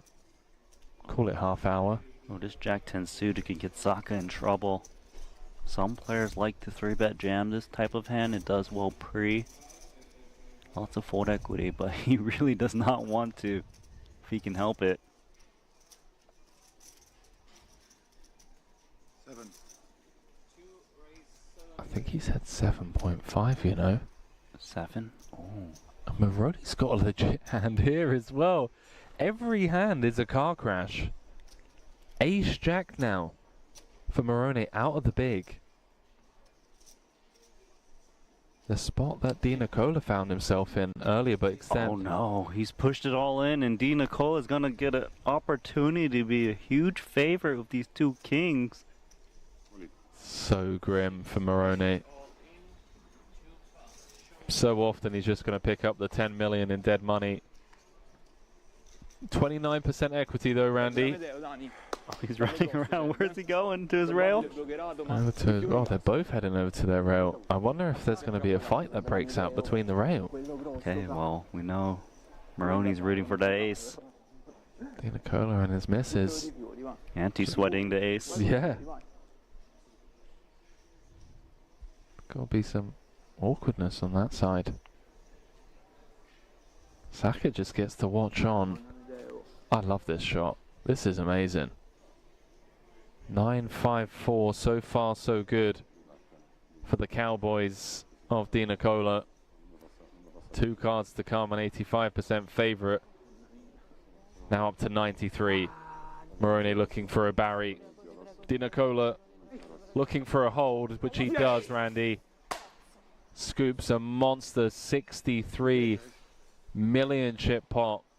We're just going to get official confirmation from the dealer, but I believe because Morone was in the big, it's big blind ante first, and he was just barely covered, Randy.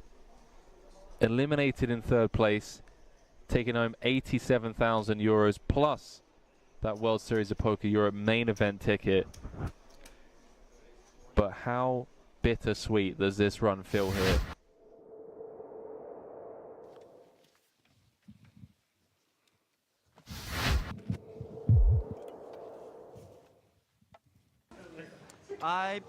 No, actually I play a very massive pot against Omar, the chip leader. So that hand was like he opened every hand. So and I 3-bet. He called. Flop king, 3 deuce. 2 o'clock he checked. I bet half of my stack. He called. Turn a deuce. He checked. I bet almost all in, and he called with a blank. He had king deuce, full house. Yeah, I have aces. Yeah. So I got 3 chips left, and then wait for the last hand, and then just all in and bust.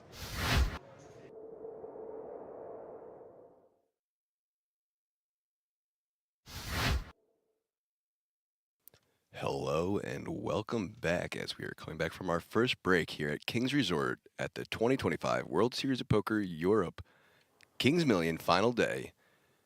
My name is Aaron Paul Kramer, or APK, and I am joined by BJP, Bobby James Poker, here with APK. Having a great time so far. Loving the chat, the interaction from the chat.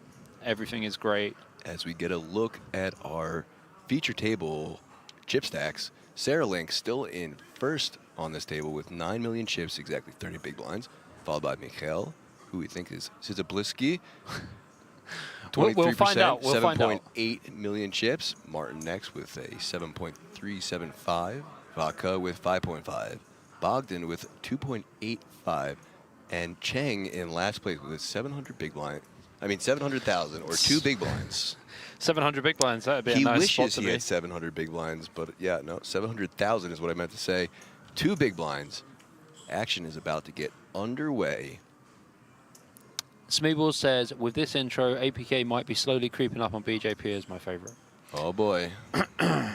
Listen, I'll happily take a tie at the top with BJP. I'm easy, brother. You know. I think it's appropriate. We talked about this beforehand. You know, my moniker in poker is APK. Your moniker in poker is BJP. We're just, you know, 6 of the best initials in the game. Absolutely, sir. No other way to be. Yeah, and just very fitting, you know, APK, BJP. Yeah, it just works. It works. Lauren says, I'm rooting for Sarah as a girlie. I mean, yeah, so on Sarah's break, playing pretty sick. Then let me tell you about this. On break, I had the chance to catch up with Sarah a little bit. I actually talked to her about those 2 big bluffs that we just saw during the last segment. Gave her a nice little fist bump. I was like, love to see that. It was really fun commentating on that. And she told me that she does a little commentating herself in the German market. Yeah. And she also does some voice acting as well, which I do as well. So it was kind of cool talking to her about that for a little bit. She has a very nice, lovely German voice. Decent English as well. So very nice. But yeah, she did tell me she does prefer to be called Sarah. Her online moniker is Miss Devil. And she was grinning pretty ear to ear about her bluffs. And she should be. She should be very proud of those bluffs. Yeah, I mean, they're pretty audacious bluffs, I must say. Definitely not standard lines at all. And no, interesting lines, but worked. Yeah. And she did it both times with the check on the flop, the lead on the turn, and then another nice bet on the river. Both situations just very similar to each other, similar lines, little different sizing and board textures, yeah. But it worked. It's interesting, the river bet, the 400K river bet into, you know, like I think it was like 2.4 million or something. Something like that, yeah. In general, like it's not going to work that much of the time, but it seemed to work this time. And I think it kind of threw him a little bit. Mikhail was like, well, for sure. What is this? Like, yeah, and what was interesting as well is one of her last sentiments to me as I was walking away to grab some water before heading back to the booth was like, she's like, well, we'll see how I play now that they've seen my bluffs. Yeah, you definitely have to adjust now. I think adjusting's like the key thing. I am excited to see how she switches gears, or if she switches gears. Yeah. Given the fact that she, you know, obviously is aware that these players were sure, probably, if not definitely, informed on that break. Oh about yeah, for sure they will be. Yeah. I mean, you're playing for 100,000 euros. You know what I mean? And not just, mate, not just 100,000 euros. Apart from that, you're playing for a WSOP bracelet. And that 10K added value ticket on top for the last 10 players. So lots of really good incentives here to play at your best. Yeah, this matters. I do expect to see her switch gears. She seemed very competent when I was talking to her. I actually overheard her talking to some other Germans who I assume are just her friends, maybe fellow players. Might have been her boyfriend and one of them as well. But, you know, I'm not fluent in German, but I know enough of it that I can kind of pick up on contextual clues or enough words that I picked up on it. And she was asking one of the other German friends, she said, what's my table image right now? And his reply back was strong. I understood that much. Bart says the 10K tickets are not added value. They're taken from the regular prize pool. Sure, but it's still technically like a pay jump, right? Right, but it's added value to the top 10 where like it normally would just be a regular payout structure. Correct, yeah. Is what we're saying. We're not saying it's like added value as far as like... An addition to the prize pool, right. But it's added value to those 10 last players. So like you can still view it as an added value feature instead of like an increase to your payout. And it does directly affect the ICM as well, as we've seen. You know, we saw Zheng use 3 or 4 time banks and then fold the ace-10 suited when you know... Not ideal. It's a very clear jam, but the thing is as well, it's like, you know, Zheng's now blinded down to 2 bigs. He does have the button. This is the advantage he does have, but they're also on a very short-handed table. And, you know, we still weren't able to check out the other table, so I don't know what the other short stack is situation over there. We had heard earlier that there was a short stack, and that is what led to Cheng using his 4 time banks in hopes that that other short stack had busted. Didn't happen. Lost the time banks. He ended up folding. So still not sure really what's going on with that outer table or what their shortest stack situation is. But with Cheng on 2 big blinds, he needs something to happen. He needs something to happen now. Yeah, in for fact, sure. he needs it to happen yesterday. Yeah. No, I couldn't agree more. And when you have 2 big blinds, you also have no fold equity. None Because at all. with the big blind, having the big blind ante, it means you're going to get called by any Very team. light. Yeah, and it could even get called multi-way, which is... scary. It's scary, but at the same time, it's like you get a triple up. Possibly. But you're now having to beat 4 cards instead of 2. Right. Which is definitely not a great situation. The Irish Beast, the buy-in was 350 euros. It is 100,000 euros up top. And just under 3,300 runners. That's what I call ROI. That is ROI. That's ROI. Yeah, that's some ROI. For sure. All right, as we see hands are about to be dealt, looks like the dealer is shuffling up, mixing up the cards nice and good.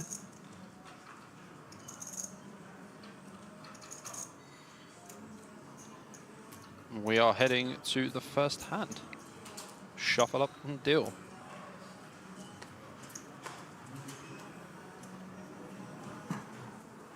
Such a great atmosphere here as well, man. Like, super early in the series and, like, everyone's cool, man. Once again, I'm going to repeat and remind you guys, if you aren't situationally aware, but it's a Monday evening. Yeah. So most people are working, but the casino has a great buzz about it. There's lots of people playing other table games, walking around. It's heaving. And the poker tables are full. There's satellites running down on the main floor. PLO 1K is running as PLO well. 1K. We have this feature table and that other feature. There's a nightly tournament tonight as well. Yeah, just a lot happening.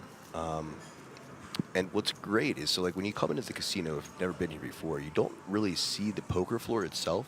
You can hear it, but you see the typical, like, you know, layout with the table games and slots, and then directly to your right, you do see the feature table. It's like right as you walk in, which is kind of cool.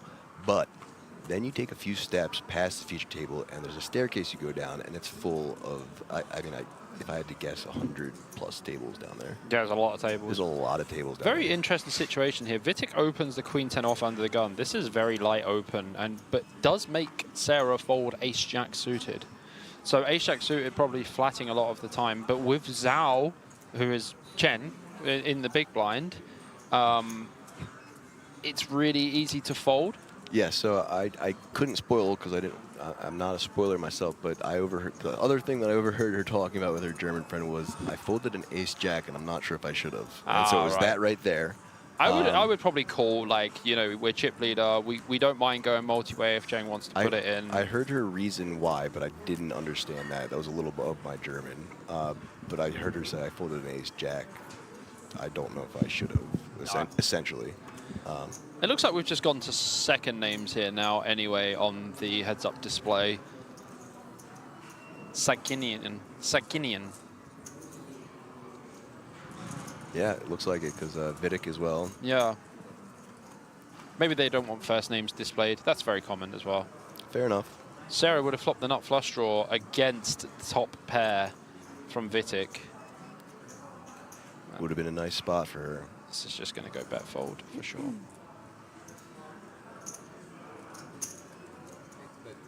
Very standard defend from Sakinian in the big blind, and very easy fold. Would have liked to have seen a flat there from Sarah, to be honest. Ace-Jack suit is just way too strong. Yeah, and I think that's why she recognized that right away and was asking her rail pretty immediately. Sure. I think like Vitic opening Queen 10 off under the gun is very light though. But you have to think they are six-handed as well, so kind of not under the gun. It's more like low jack. Well, I know for sure. Sorry, yeah, it's more like. I know low for jack. sure on her next break, she will be looking at that hand, so she will be aware of what she folded to. And it'll be interesting to see if she makes adjustments to that as well. I think she will. She'll be seeing the Martin open the Queen 10 off under the gun. Yeah, she'll see it. She'll think that was as light as I thought it was as well, for sure. She seems like a very competent player. She really does. Once again, looking at the stack distribution here at the feature table of the 2025 World Series of Poker Europe Kings Million, our final day here at Rosvedov. Like, my boyfriend knows him. It would have been a fun event to play. 350, yeah, I'm sure it was. Yeah, I'm sure it was wild. I'm sure it was a multitude of skill levels and personalities. But like over there. I played the $300 Gladiator when I was in Vegas. Yeah, how'd that go? It was wild. I think I had 6 bullets, actually. 6 bullets? Yeah, and then the last bullet I rigged with like 10 big blinds. And that was the only bullet that I actually ran up. Max late reg. Well, I didn't. I started off with the earliest reg. And then I just got through the day and was like, I'm just going to wait till the last second. So Nice. Open here from... Szyzablewski. Szyzablewski, yeah. And Zhao. Cheng, now's your time, buddy. This is just like 2 big blinds. Waking up. This is like waking up with the sun beaming in your face, and you're like, oh. Except for it's not, because our buddy Bogdan Roman waking up with kings directly next to him. Disgusting. Oh, you have 2 Listen, bigs. you're sitting with 2 big blinds, and you wake up to pocket 10s. But you are like this. He made the ladder. There's 10 players remaining, so he made the 10K ladder of the ticket for the main. I can only assume that's all he really wanted at this point, so good for him. He got that 10K ticket, but he's in need of a lot of help, as his 10s are going to just be crushed. Very easy fold here for absolutely Szyzablewski. crushed. Szyzablewski with a very easy fold here with the king jack. Way too much for him to call. It is 9 big blinds, but it's way too much to call compared to his stack. It's going to be just under like half of his stack. And king jack off, yeah. It's going to be 1 for the bin. But to be noted, if anything funky happens on this run out, one of the kings dead right there.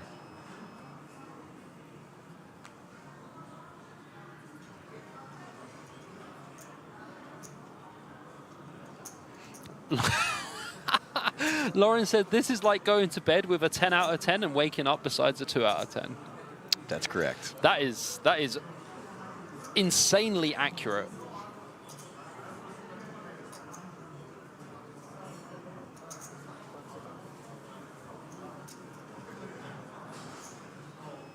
All the TV time in the world here for Szyzablewski. See, like, this kind of reminds me, and you have to be like a memer, like no, you know, memes and gifs and stuff, but this situation reminds me of the typical like clueless face that people use for an emote online, where it goes from the happy face to and it just drips to the sad face. Yeah, this is... It's a good emote. I mean, like, if you think about it, Roman isolating doesn't make a lot of sense with a hand that isn't very good. Yeah, and the fold here, as we thought. Oh, the cut. Cheng just really happy to turn over the 10-10 until he saw what his neighbor next to him had, which is pocket kings. Here we go. 10's in need of a lot of help. Alexandros Nicolau, the buy-in was 350 euros. 22% going into it pre-flop as it comes 9, deuce, ace, 2 hearts. No help for the 10 so far.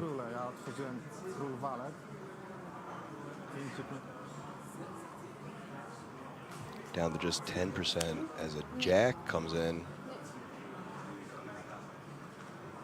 Pretty clean run out so far for And kings. in danger of busting in 10th. Bosh, gone. 5 of diamonds. Seals the deal for our buddy Cheng Zhao. You know what that means. Final table time. Final table time. Really quick. So 11 down to 10. These 10 players locking up that 10K ticket. Cheng busting in 10th now. And that means we are going to a final table, which also means that we are going to take another quick little break as they set up this final table. Completely unavoidable. Yeah, sorry that you know, that was such a short little segment, but it does mean that when we come back, it'll be the final 9 where the pay jumps really get real. Oh yeah, we start cooking very, very soon, because 9th place will receive 12,200 euros plus that $10,000 €10,000 ticket. all the way 15,900 for 8th, 21,000 for 7th, 27,900 for 6th, 37,400 for 5th, 50,500 for 4th, or is this 3rd? I can't see. Well, we'll find out when we get back. So break now as they prepare that final table. APK, I bust in the pretty BJP. standard way. We'll be I guess back. I was fairly short, and the guy on my right limped, and I just checked behind him. He was in the small, I was in the big, and I flopped a set, which is fantastic when you're, you know. And we got it in. He had a flush draw, and but he didn't make his flush, but he hit runner for a straight. But it was like I was waiting to the last card, so I was in there with a chance. Sweat, man. Always a sweat. 10 of diamonds hits the river. Kim going runner to eliminate Boatman in 5th place, and he looks disgusted. It's been a pleasure. But really, the pot that did for me, I nearly folded earlier when the guy had kings, and he'd re-raised me, the guy who was the short stack at the table, and I nearly didn't. It was so short, I thought he could be doing it with a lot of hands, and it was a shot to knock him out.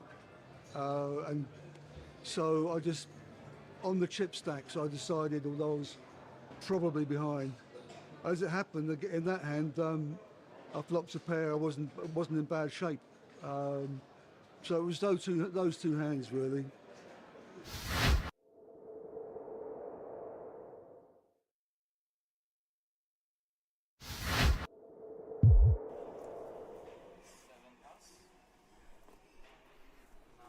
Yeah, and it's important to note there, when we do have eliminations, we are trying to get the players to have as many interviews after they're bust out as possible. So bear that in mind. If you see one of your favorite players getting eliminated, or whatever the case may be, chances are it's going to cut to an interview from time to time. It's nice to be aware of that before it happens. Cito going to raise to 175 with the ace-9, 9-6 from the cutoff. 9 against ace queen 8. And look, Pliashko is all in by default here, Alan, with the ace-queen 8-6. Again, you might need 2 questions. Yeah, that's fine. We'll keep in mind, as long as you're writing down that stuff, bro, I got you covered.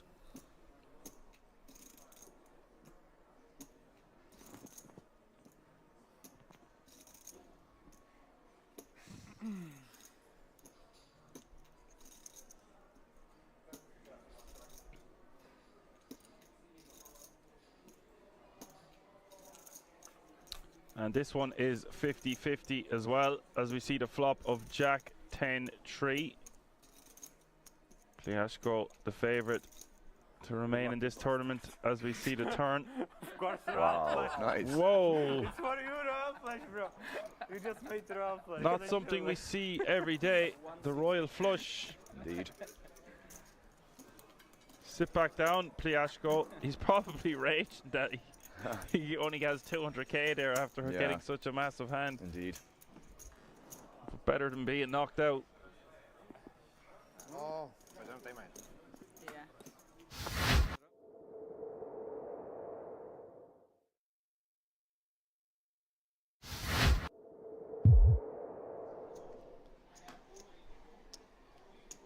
Casual Sunday. We got past Focus Friday. Yeah. Linares with a monster here on the button. Ace Queen of Diamonds. 3.7. The problem I have with Le Mans is he's shown a propensity to be very impatient, even though he has battled back well. So at some point he might just get fed up with the heads-up battle, even though it's for the bracelet and so much money is the difference between first and second place. Depends what happens here. He's liable to he's like a placid volcano. Yeah, just going to erupt every now and again. Yeah.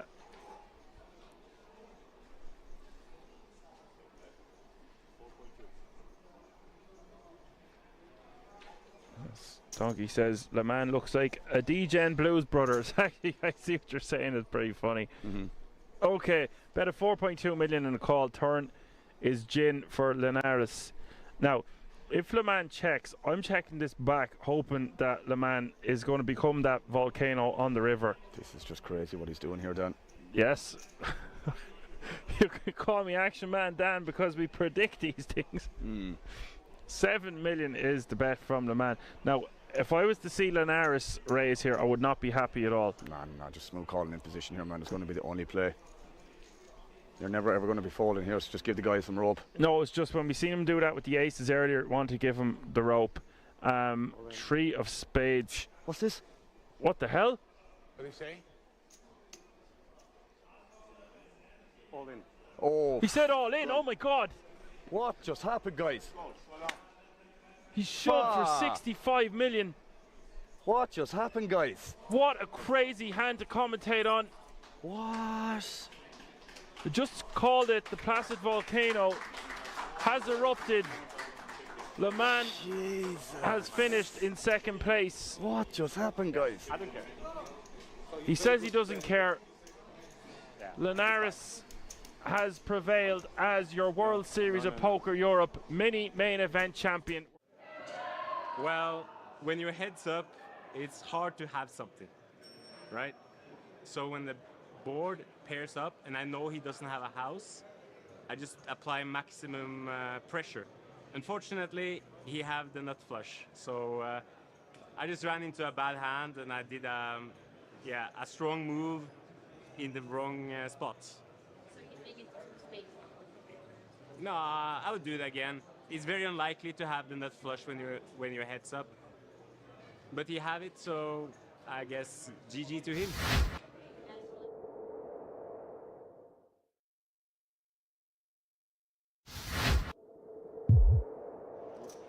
Blind raise or what? No, blind.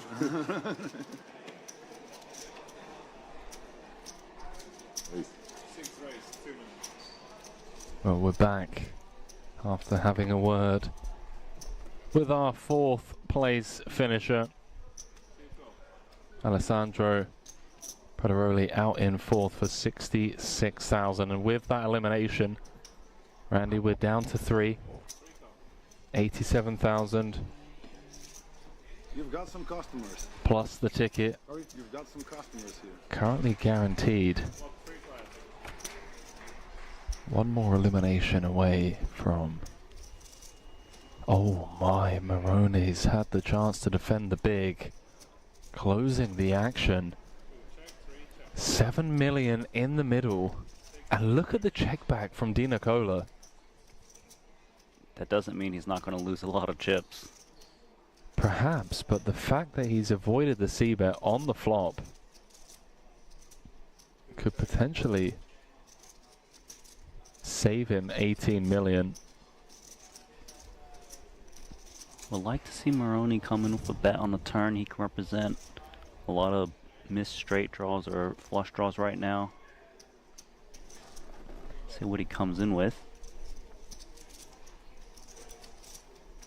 3.8 million, and the king's gonna have to go nowhere given how under-repped his hand is.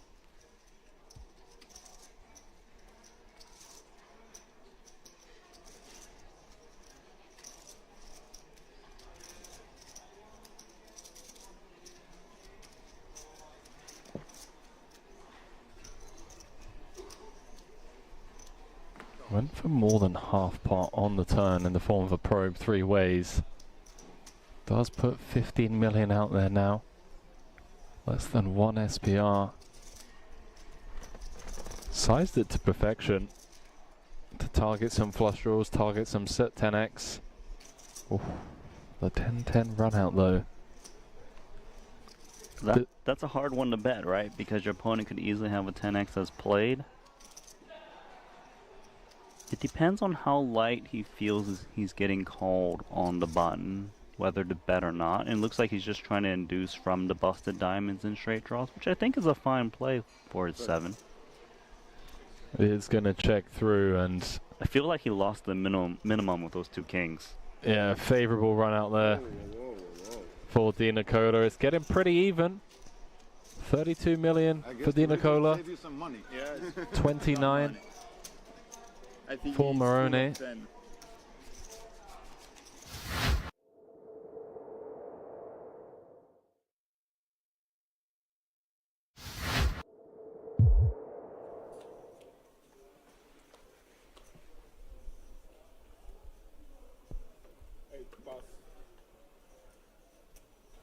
Bogdanov's watching this going, how come Martinson can't have all the fun? I'm the chip leader here. Yeah, but he still has 6 million. It's okay. Martinson, once again, 2 10s. He's got the firepower to fight. His arms must be getting tired, Randy. Just kidding. I don't think he minds it. We might have to relay the felt. 100. Excuse me, can I touch my top phone? Yeah? Looks like he'll be raising, taking this one. Yeah, Chateau with King 3 offsuit. Such a poor hand. No chance he's playing this.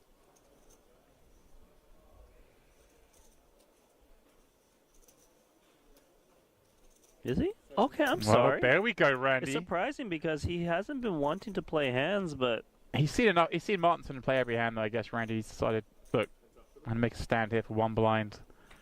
I've got a short stack back. he's had enough. Yeah. Didn't want to wait anymore. No flop. Martinson top set because he needed a hit hand. 7 check. Can Martinson find the check back, Randy? Again, such a short stack. Don't think he will, just because this board hits the big blind a little bit, right? 7, 6, gut shots. Is it a tiny bet and trying to induce a check jam? I think he comes in small because he has the best pieces of this board with top set. But rarely would he want to check back this flop.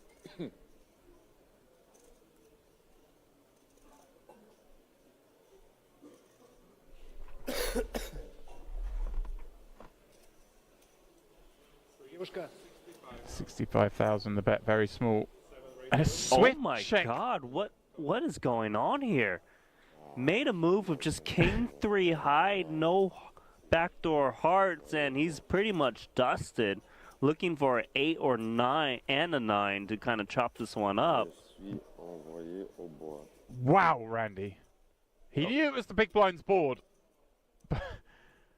And he took advantage of that situation, or at least he thought he was going to, but instead, Martinson has him all but dead. Randy, what are we seeing? Well, that's it. That seals it. Chateau out in 27th. I mean, I always give credit to someone giving it a go, Randy, but that was spicy. Posting on a delay, consistent with our stream, so there will be no spoilers. Unbelievable, this guy, Santos. He's playing almost every hand. Except that 98%. Right? Yep.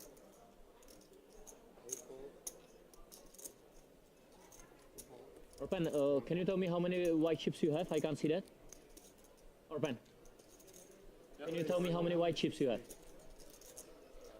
I'll count it for you. 1, 2, 3, 4, 5, 6, 7. Thank you.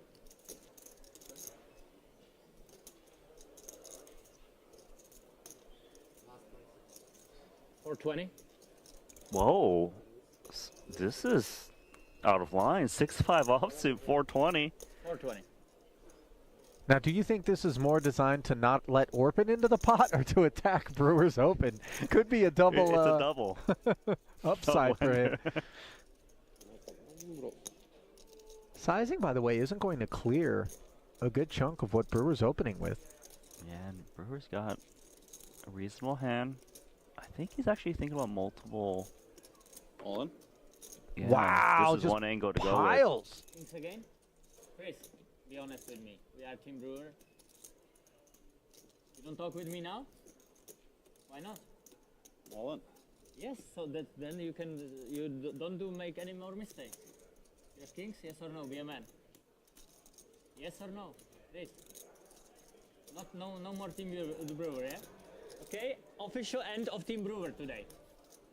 Are you set? How much? Now Martin, see, he's doing all this. He knows he's never making the call, Randy, and this is where I think a lot of guys get annoyed because he's milking clock. He's Team posturing. Brewer, set, yeah? Again, Kings, yeah? In Kings Casino.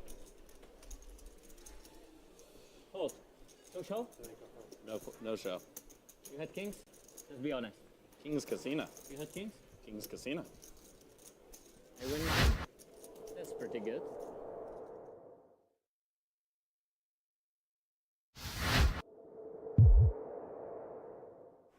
We have to throw chips in the middle. She knows.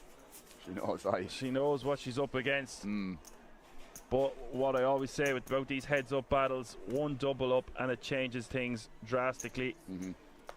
Suddenly you're looking at 8 million playing around 10-ish. So he's 14, so we'll be getting close to even chips. This is the thing, Dan. A lot can change at that point. 300. 7 doesn't change much. Bird says that it's that she should be calling with the 8s. It did seem like she folded very quickly. Yeah, didn't give it much deliberation. I agree, Bird. You know, there's a couple of things that she could have stopped and thought about there. You know, as I said, Omar's going to be leading that turn there pretty aggressively, especially with hands like that where it's a mandatory bet, given he unblocks hearts as well. So would have liked to see her think about it a little bit longer, yeah. And look at this, they both flop flushes. Wow. And heads up, Dan, I think this is a pretty unique situation here, so we'll see how this pans out.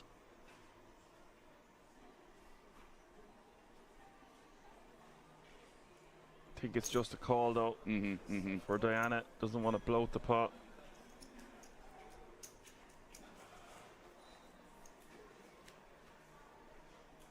Turn is the 10 of hearts.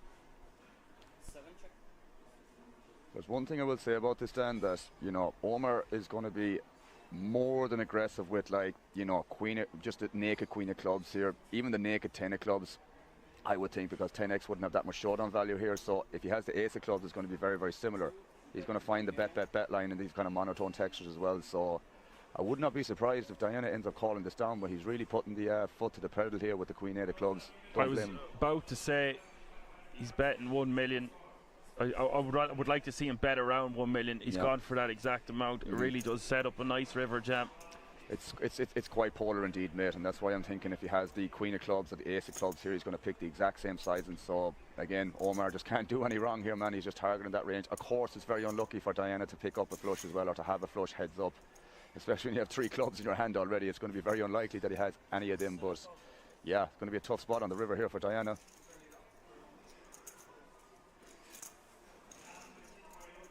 I have to imagine as well, when from Omar's perspective, when he check calls twice, or when he faces the check call twice from Diana, that she's going to have 2 pairs and potentially lower flushes. So this is obviously going in the middle, Dan.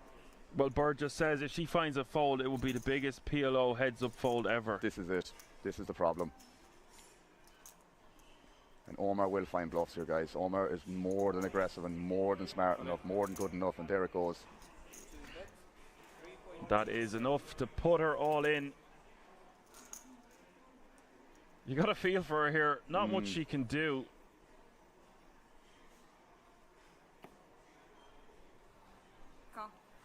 Wow, that's she does call it off, and that is it. Omar coming, yo. He has just defeated this entire table. Is now the World Series of Poker Europe PLO €550 buy-in champion. This was fast.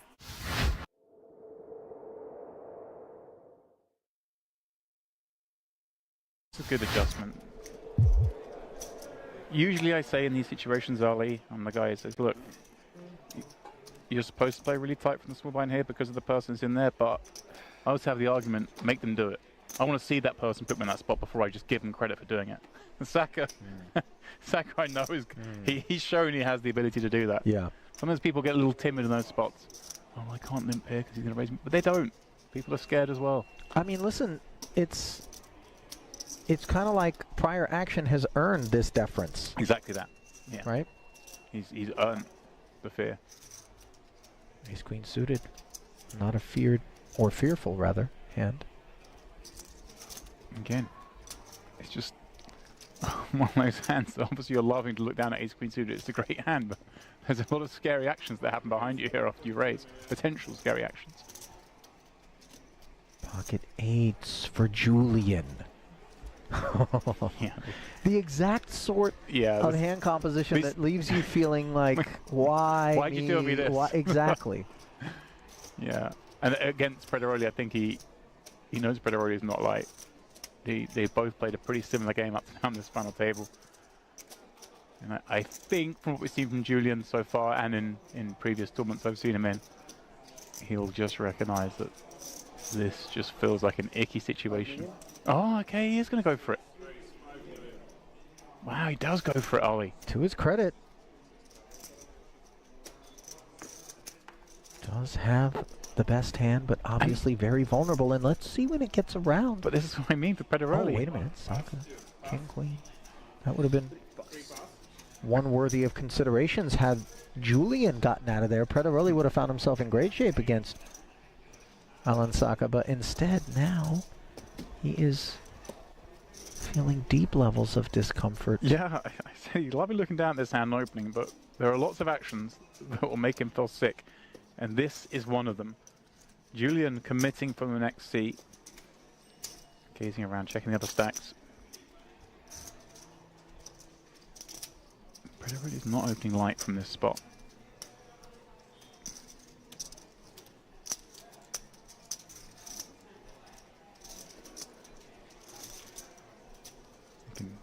I mean, I'm kind of surprised he's done this with 8, Ollie. Here's the thing, it looks better than 8s, doesn't it? Oh, it looks feels a lot better than 8s. Yeah, it just doesn't feel like this is ace-jack either. It's committing nearly 20 blinds. Could be a hand like 9s, 10s that's really not enjoying this as well. But that's the argument in favor of playing it in this manner as opposed to passively. Not that he was considering a flat, but, you know, things to be considered. Oh, wow, and over the top goes Alessandro. And this... Wow, a huge flip that neither of them wants to be in. Leaves us playing a 23 million chip pot between the Italian and the Frenchman. Big flip indeed, Julian. Very big flip, yeah. Saka's going to have company toward the top of the leaderboard, regardless of who wins this one, James. 20k flip, yeah. Wow. One of the byproducts of this higher variance approach taken by Julian. Yeah, but this flip is probably worth like 40 or 50,000. I think you're not helping them. In equity. It doesn't matter, it's already in there, you know? 22, 23. I'm just kidding. In equity, it is worth a lot. To the flop we go. Ace and queen free. The 8s holding on. Jack 9, 6, 2 diamonds. 60% of the royal though. For Alessandro, now the 8. How about it? Take the ace and the queen off the board, but put the non-board pairing clubs up. And a 10, Ollie. Julian with the set, and yes, the gut shot as well, not to be overlooked. Can Alessandro find it? Backdoor clubs. Wow. I think he covers. Showers just by a little, I think. for Julian. We will do a count. These guys are just that close in chips, but I believe we've lost. Wow. Glory. Wow. That was such an interesting hand, Ollie. I mean, I would have found the fold twice, I think, but that's just me. But they managed to get it in. Two players who recognized getting it in was bad, but the hands they decided were just too strong. Situation forced it. And maybe, Ollie, one on that bracelet.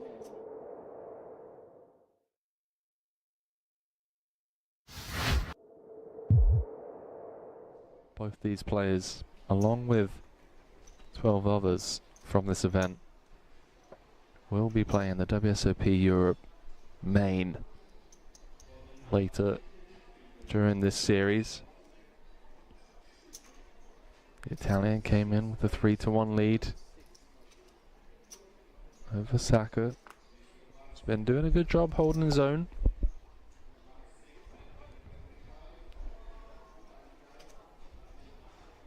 Cool.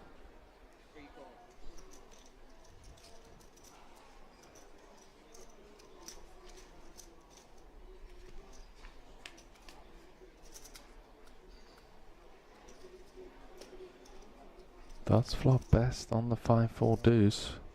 Couple of hearts out there. Nicola with the 2 overs.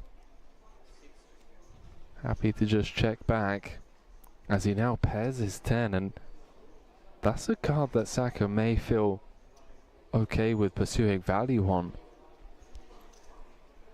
Yeah, he's betting because when a player checks back the flop, they either just miss or have a lot of ace highs that has decent equity. He can kind of making the quick call.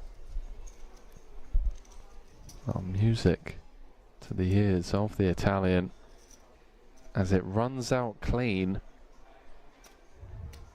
11 million in the middle, and Saka is reaching for blocking chips. Another bet of 2.5 million. I actually think that Di Nicola can come in for raise against the block bet on this board. You shouldn't be too scared against like 2-pair plus. They might size up a bit, and then clearly you've got a really strong kicker of your 10, and even ace 10 probably just gets aggressive pre. Raise 10 million. I love this. Wow, he does just go for all of it. Oh, I do apologize, he said 10 million.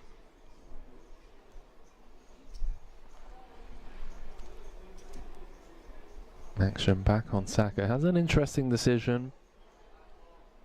Flop went check check. He probed turn for 2.5 million. Di Nicola called. Blocked river for the same price. Now getting raised.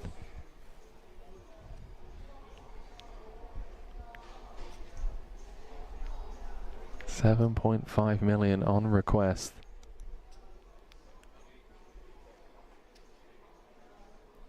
Based on how fast these guys have been playing, this is the longest tank we've seen, and an understandable one at that. What hands would play this way? He knows that when he raised small, it induces raises a decent bit, and when he just leads that tiny 2.5 into that big pot, he does block the nuts a bit, 6-7, although I wouldn't think that his opponent would need just the nuts to raise the river.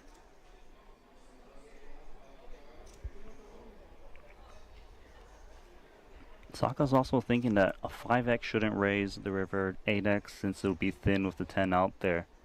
So just, is this a thin value raise, or is this just a bluff that he's just trying to pick off?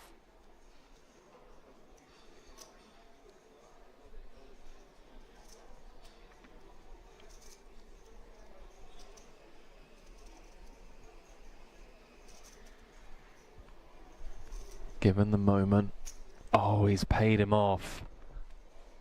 Di Nicola scooping a 31 million chip pot, and you have to ask yourself, Randy, was there a bit of leveling going on in Saka's mind where he's gone small on turn, gone small on river, and then just convinced himself that it was the small bet sizings that Nicola was pouncing on with air?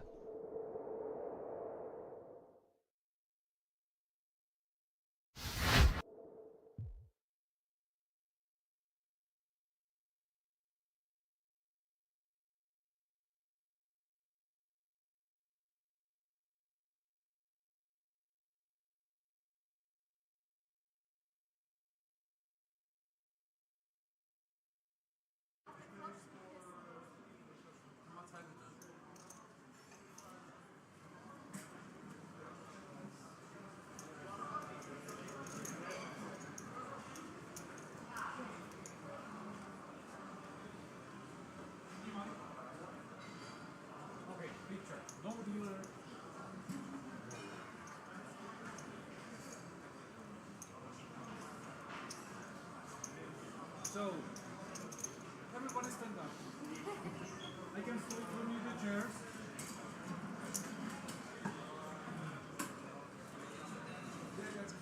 Just two chairs here. Not in the big round. Inside.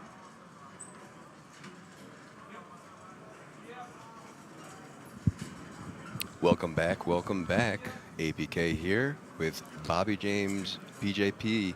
We are covering the 2025 World Series of Poker Europe, Kings Million final day. we are now down to the official final table. That is right. 9 players left. Getting a look at the chip count on screen as well as the payouts.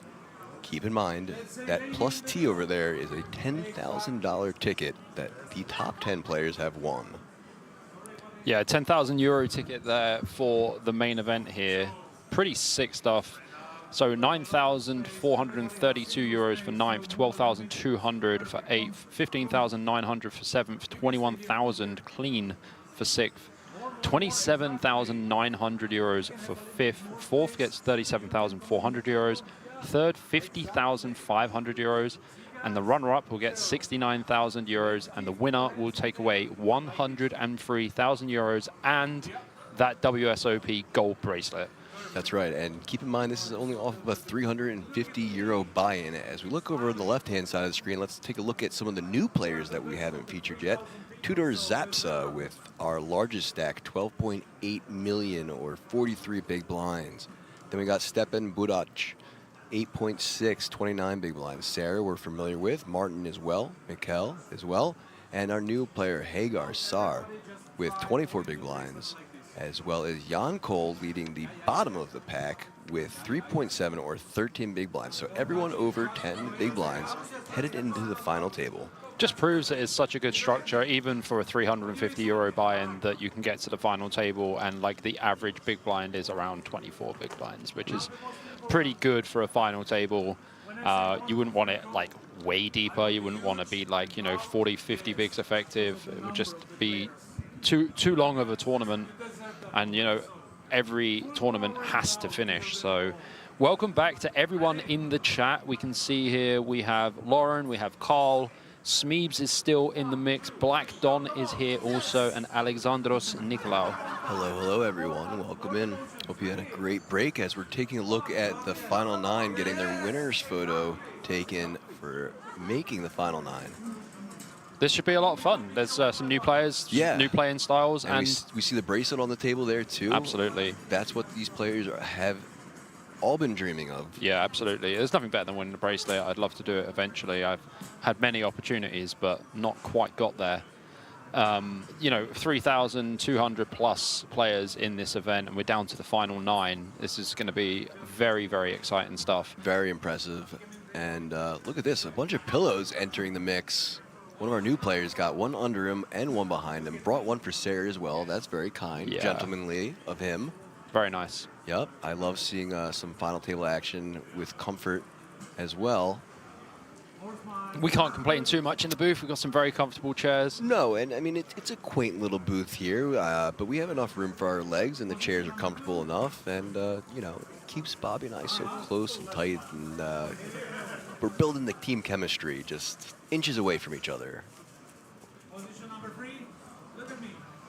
Oh, yeah. Everyone just preparing now for the final table. And yeah, they're playing for a lot of money, APK. You know, playing for quite a severe amount of money.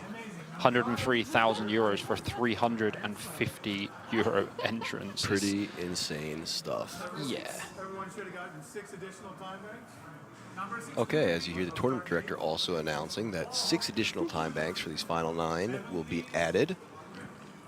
Seems very reasonable. I think that time banks are very important, keeps the game flowing nicely, and also allows the players more time to make decisions during the critical moments. Yeah, and, you know, this being the final table with all those ICM and pay jumps, it does take longer to calculate some of your, you know, implied odds, your pot odds, and everything, and factor in the ICM into that.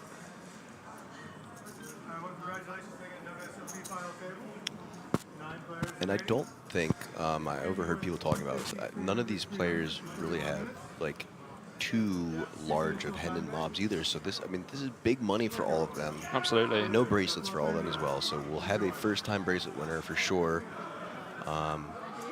And potentially someone who, you know, might get a start in their poker career from this win, because it's enough to like jumpstart you. I mean, 100,000 euros is a lot of money for sure. Yeah. And you know, if they're playing 350 euro tournaments, it means they're going to be able to play some 500, some 800, some 1Ks, and then, you know, even bigger, hopefully. And yeah, they'll get to dip their feet into that 10K as well. Oh yeah, for sure. That's going to be an experience for every single player on the table. They probably none of them have ever probably played a 10K before. And I can tell you, playing a 10K is not easy stuff. Yeah, and you know, I got the majority of my moderation watching a high roller and working for a high roller too. So I've seen him play, I can't even tell you how many 10K bullets. And it's just a different game, a different part of the game that you have to study. For sure. It's a completely different level. Like a 10K compared to a 1K is drastically different. And you need to be technically sound, you need to be theoretically sound, and you also need to be able to... Emotionally as well. That too, but you also need to be able to adjust to those players. 100%. Because those players will have already adjusted to the fact that you're on their table. Correct, So if you're not counter-adjusting back, they're just going to take full advantage of 100%. you every single hand you're in with them. Yeah. One of our new players, Jan Cole, with the pocket sevens, just puts the rest in there for 3.75 million. Yep, 13 big blinds. 12.6 if we want to be precise, but yeah, I think like jamming's going to be okay. Pocket sevens is a hand you don't really want to go post with. I think you just prefer to jam and take it down. Right, you don't want to raise and get 3-bet. Pocket tens I would open, even from 13 bigs I would open. But like jamming like 5s through to 8s is probably great, and 9s is probably a mix between the two. Yeah, I think that's the premium play right there, and the desired effect achieved as he gets to fold. How's your flag game, APK? Pretty good. Yeah? Okay, so let's see if you can identify all the flags on the table, because there might be a couple in here that throw you. It's not... I'm not 100%, but I'm pretty good. And actually, the majority of my more recent like flag knowledge has come from just watching people play GG. Yep. Yeah, because obviously I'll see a flag and I'll be like, I don't know that one. So Yeah. now I have to look it up because my FOMO and OCD won't prevent me from not looking it up. I get stuck down some rabbit holes, Bob. I feel you, man. I would say my flag knowledge is amazing. I'm a person who loves to learn, and I don't stop learning. So when I find something that I haven't learned about, I kind of just dive head first and really go down rabbit holes. As here we go, Ace King for our friend before. Should see 600 here. Raised to 850 That's though. a big raise. Don't need to raise this big, especially on the final table. ICM implications are very tight. People are going to have to overfold stuff that they would normally call. Yeah. And like Ace King is going to be dominating all of the ace-X that they call with. One of my, so I was playing for a little while back in Pennsylvania where I'm from, and one of my coaches from Pennsylvania, when I was taking lessons from him, basically was telling me how, like, you know, he typically, this is how he approaches it. He does his standard 2.1 or 2.3 depending on his stack depths. But then, as soon as he hits the final table, that's when he pulls it back to just 2. Yeah, and I think... look at this. Wow. We are going to have a massive hand here. The clash. This is a clash of clashes. It's not El Clasico, but this is going to be a classic as Sarah wakes up with pocket aces in the big blind. Okay, so let's think about sizing here a little bit. Because the open is to 850, it makes it very awkward. I would probably make this 2 million flat. I was just going to say 2 million even was my number in my head. Yeah, 2 million flat, I would make this. And the thing is, did she jam? 3-bet to 4? Yeah, she jammed. 4. Yeah. I mean, effectively saying I'll go all in. Yeah, because it covers second in. But the thing is as well, like if he opened a normal size, then she could 3-bet a normal size. I mean, I think all the money goes in general here anyway. You think Sakinian's calling here? Yeah, the only issue is there are some shorter stacks on the table. That's why I asked. Yeah. So there would be arguments for potentially folding Ace-King here, given how short Jan is. Yeah, but Sarah, like her jamming range versus +2 should be very condensed. Like this is normally like pocket jacks, pocket tens, these would all get jammed. Also, ace king herself would jam. So I think like having ace king, you kind of have to call off. And if you think about it in terms of big blinds, it's not that many. It's like 16 big blinds. Well, this is going to be a massive pot if he does find the call. And Sarah is just going to be composed. loving life. Looks very if he composed. does. Looks very composed. Makes the call. Yeah. Throws the one chip in. Here we go. Sees the bad news. Sarah with aces versus Kinian with ace king. She has to be loving life right now. Yeah, 95% favorite. 9.3 million chip pot. This is an enormous pot. For the outright chip lead. Yes, for sure. If she can hold.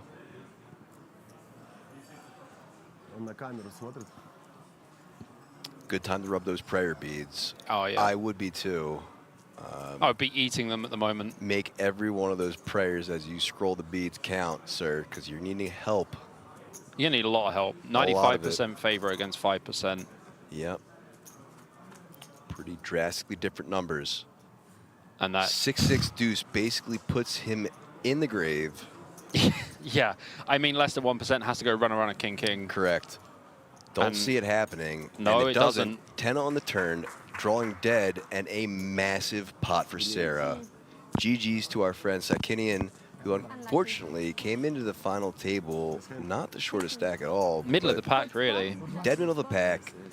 Busto and Jan must love this as well because he just found a 3,000 euro pay jump, Yeah, essentially. 2,800 euro pay jump. And Sakinian's going to go away with 9,432 euros plus that 10,000 euro main event ticket. So definitely nothing to sneeze about. Around 30 buy-ins profit. You should be really proud of yourself. And even if the money isn't like consequential for you at those levels, like you got to keep in mind, and like, you know, maybe when you cool off a little bit down the road after you realize that you just got coolered with your ace kings versus aces, you realize, hey, I only bought into this for possibly 350. Yeah, maybe a couple of bullets. Yeah, even with a couple bullets, you're still getting great ROI. You got that 10K ticket as well, and you outlasted a field of 3,200 plus people. Yeah, you got nothing to complain about, really. Yeah, a lot of really great accomplishments to be had, and you know, obviously horrible to bust out with ace king. Of course, unfortunate, and just like such a cooler 6-spot running into the absolute top of range there, against top of range, and yeah, unfortunate, but that's poker. Absolutely. Not much you can do in that situation whatsoever. Here we go. Zap's one of our newer players with the Snowmen pocket eights in the +1 position, raising it up to 600. That's more the raise that Bobby and I were talking about. That standard just 2x on a final table. Yeah, it's not really necessary to make it more. And I think like if Sarah had free bet there and non-all-in, if Sakinian had opened like a normal size, we would have probably made it 1.5 million and then been able to fold on the flop after just calling the 3-bet. Because whenever anyone 3-bets from the big blind versus early position, the range is extremely condensed. Sure. Sarah still not even able to pick up all of her chips from that last pot, puts in the fold. It's a good problem to have. That is a great problem to have. You know, live poker can get a little dull and boring, so when you have more than one thing to do at once, that's like, hey. Just froze you. It's great. So down to 8 already, that was quick. Yeah, I wasn't expecting our first bust out that quickly, nor was I expecting it to be from that gentleman, because like I said, we have a really short stack in Jan, who's like 12, 13 big blinds-ish. Yeah, you really expect players to just like do everything they can to outlast. Look at that, 0%. He has got 0 chips and apparently 1 big blind. I'll be here.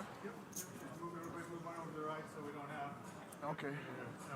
Obviously, that on-screen graphic a little incorrect. Well, but percentage-wise, it's kind of correct. It's almost 0. Yeah, but he is a very short stack, and yeah, it's just unfortunate to see a bust out when he probably could have done things a little differently to get the fold there. Yeah, I think just opening to a normal size, getting 3-bet, calling, and then folding flop would have been the correct approach. And realize a pay jump if he did. I mean, no guarantee, obviously. No. But would have still had more chips. Yeah, he wouldn't have been out. So, you know, once again, going back to what we were saying earlier, is just like, you know, these decisions need to be your most accurate and appropriate decisions because it matters so much.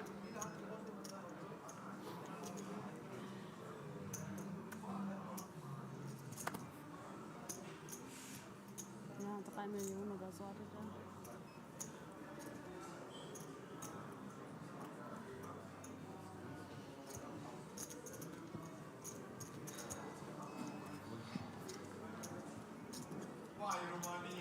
Action now on Budic.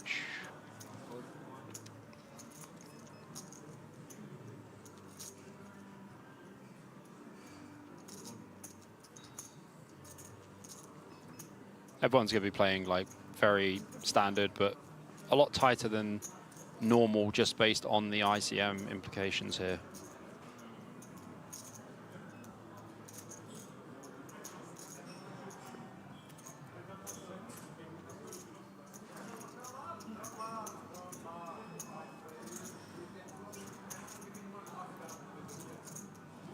Sheshabluski just takes that down nice and easy in the big blind.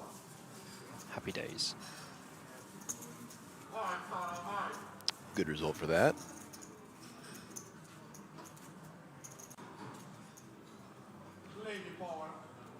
Michaela electing to put the shades back on. The lights can be very blinding, to Yes, be honest they with can. you. And obviously, you know, as a streamer myself and a content creator, I have to wear my shades because my lights are so bright. Yep. And these final table lights can be very bright. You know, and they're coming just directly from over top of you. Yeah. But you need to be able to see. You do need to be able to see.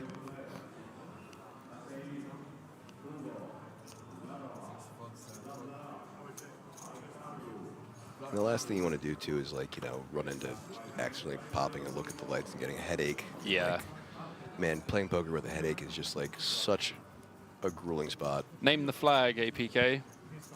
I do know this one, and I'm confused why he's flying it. I guess Budic is that's nope. No, it's not Romanian. It's not. Is that the federal territory flag? Nope. Doesn't the federal territory flag look like that? Nope.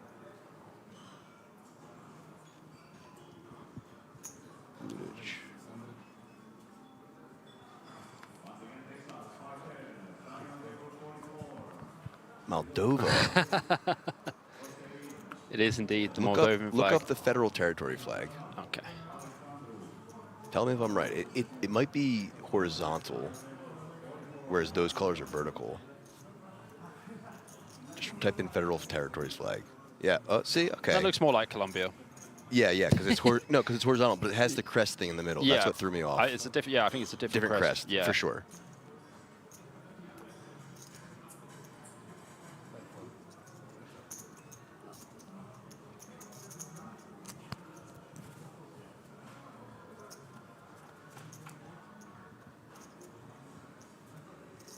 Flop going 10, Jack 4. Pair of fours for Shizabliski. We'll get there eventually. If there is anyone Polish in the chat, please let us know if we're pronouncing it right. Yeah, I'm gonna ask him.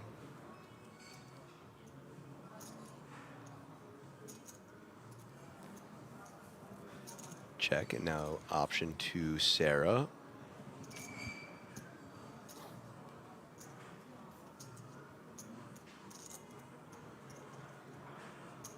I think as Sarah, you want to use some big sizing here. Probably want to use like, no, I would go bigger for sure. I think the problem is with this board, like the big blind can have a lot of stuff that wraps around the Jack 10. They can have a lot of Jack X and 10X. So when you bet big size on the flop, you can continue the pressure on the turn. Whereas like now she has improved on the turn, this is likely to go check, check. Yeah, so now she actually has some real showdown value as action does go check. there would be no need to bet here now. I think you would be turning your hand into a bluff a bit where you don't really need to. Right, because he's made the call, so you know he at least has something. You don't want to inflate the pot, and a really well check back there. Good pot control. Yeah, playing the pot in position as well. And the 5 of diamonds on the river. So Sarah's still ahead now with her 8s against Chizabluski's 4 with the ace kicker.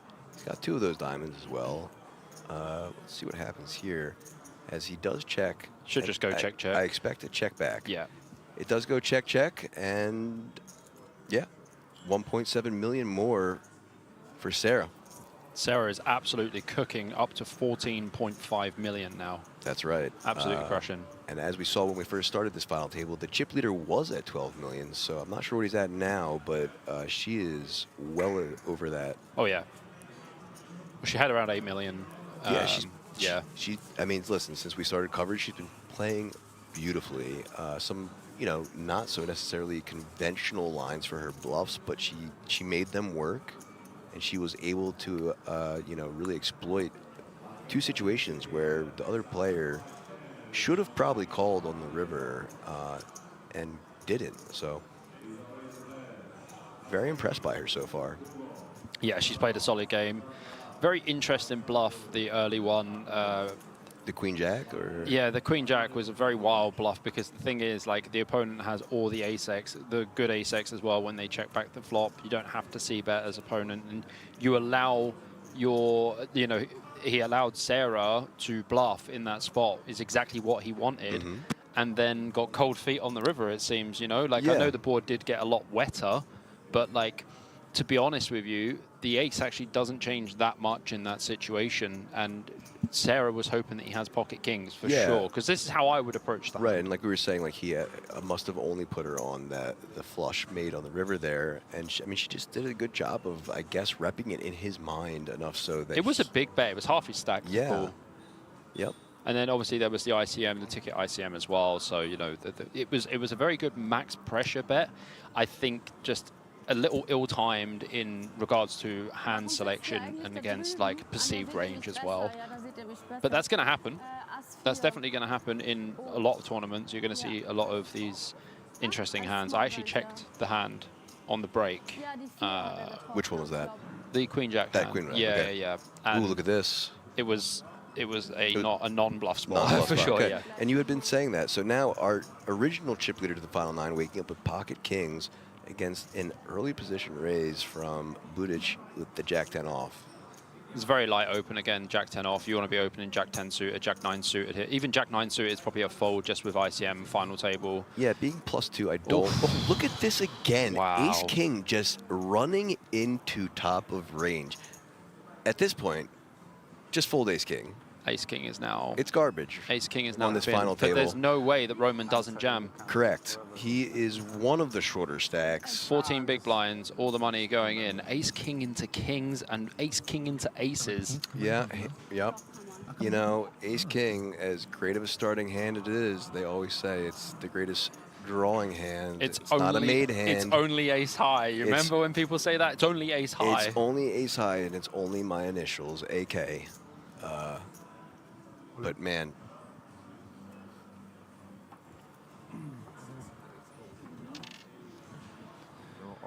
yeah, and he is all in. Yep, and we're just going to get a snap off here.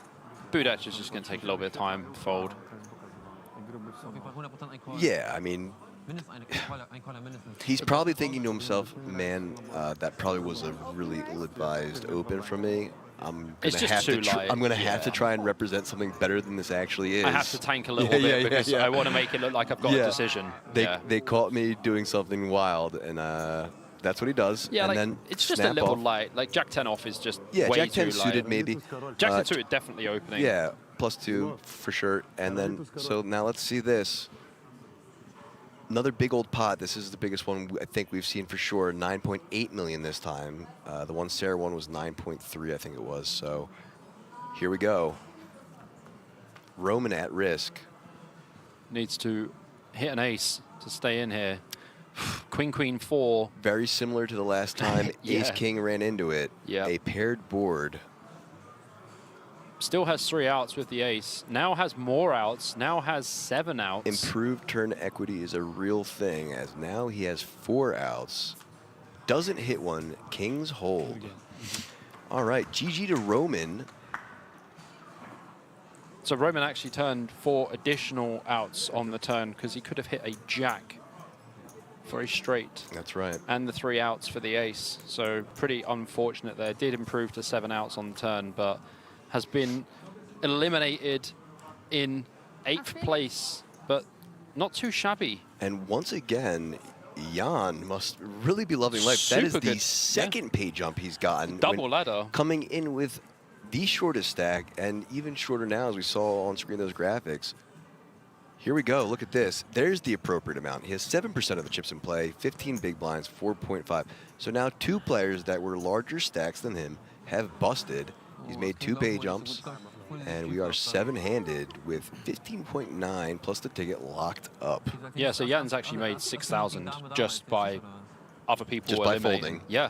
And you know what, like, this is the difference with, you know, ICM and understanding ICM. Like, obviously, they've both been massive cooler spots, but, you know, Vodka, he made the mistake with his opening size, and obviously Roman could not do anything at all. Like, that spot with Ace-King is 100% a jam, and, you know, there's not much you can do. But 7 players remaining here. And if we just saw those stack distributions, once again, so Sarah has been jumped again, so Yeah. she is not chip leader anymore, which didn't last long. It lasted like 2 hands. Yeah. But between the 2 of them, over 50% of the chips in play. Yeah, so, you know, realistically, they would be the 2 that you would expect to be heads up. All things considered, that is what you would expect. Obviously, this poker and wild stuff can happen. Wild stuff happens all the time. The tides can change quite quickly, especially the way these card distributions have been happening so far. I wasn't expecting us to be down to 7 already. No, I thought it would take way longer. Like, you know, obviously, like I said, the average big blind stack was about 25 bigs, yeah. And we've just had 2 massive callers. Ace-King into aces and Ace-King into kings. Yeah, 9.3 million pot, then 9.8 million pot. Massive. Like 30 big blind pots, 35 big blind pots now are humongous. Oh man, the actual raw value in terms of dollars. Dollar EV we call it. Yeah. Or in this case, Euro EV. Yeah. It's up there. I wouldn't say it's astronomical, but it's pretty close. Oh, it's definitely high. Yeah, it's pretty close. Oh my gosh, and what is going on? King Jack with the open to 600K, the standard, and then our shortest stack, Jan Cole, waking up with the hooks.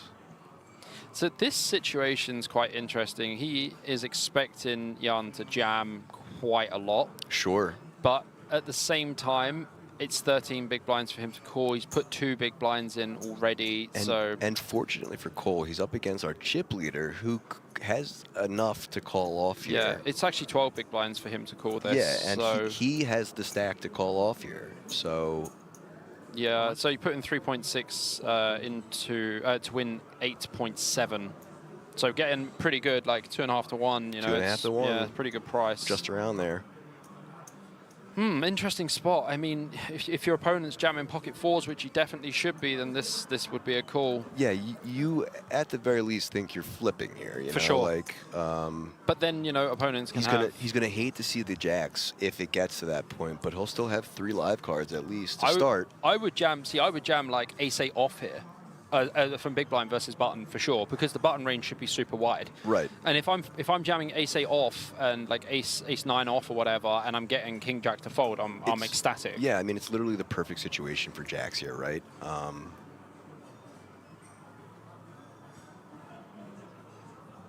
Because the button does. Whoa, look at this, great fold. Yeah, it's a good fold. Very disciplined.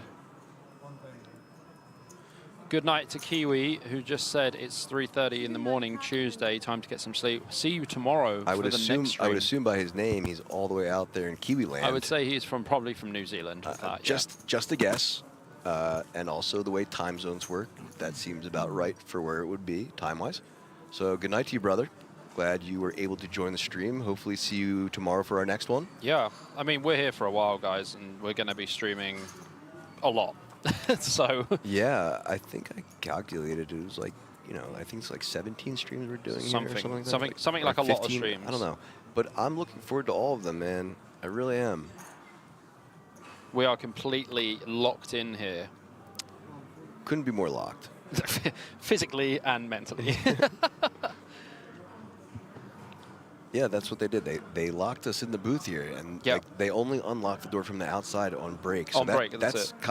Between that and on-screen graphics, that's kind of how we know, like, you know, now's your time to use the bathroom and grab some water. Oh, for sure. Zero air circulation. Yeah, We're yeah. just locked in here, in the vent. Prisoners to our own demise. Yeah.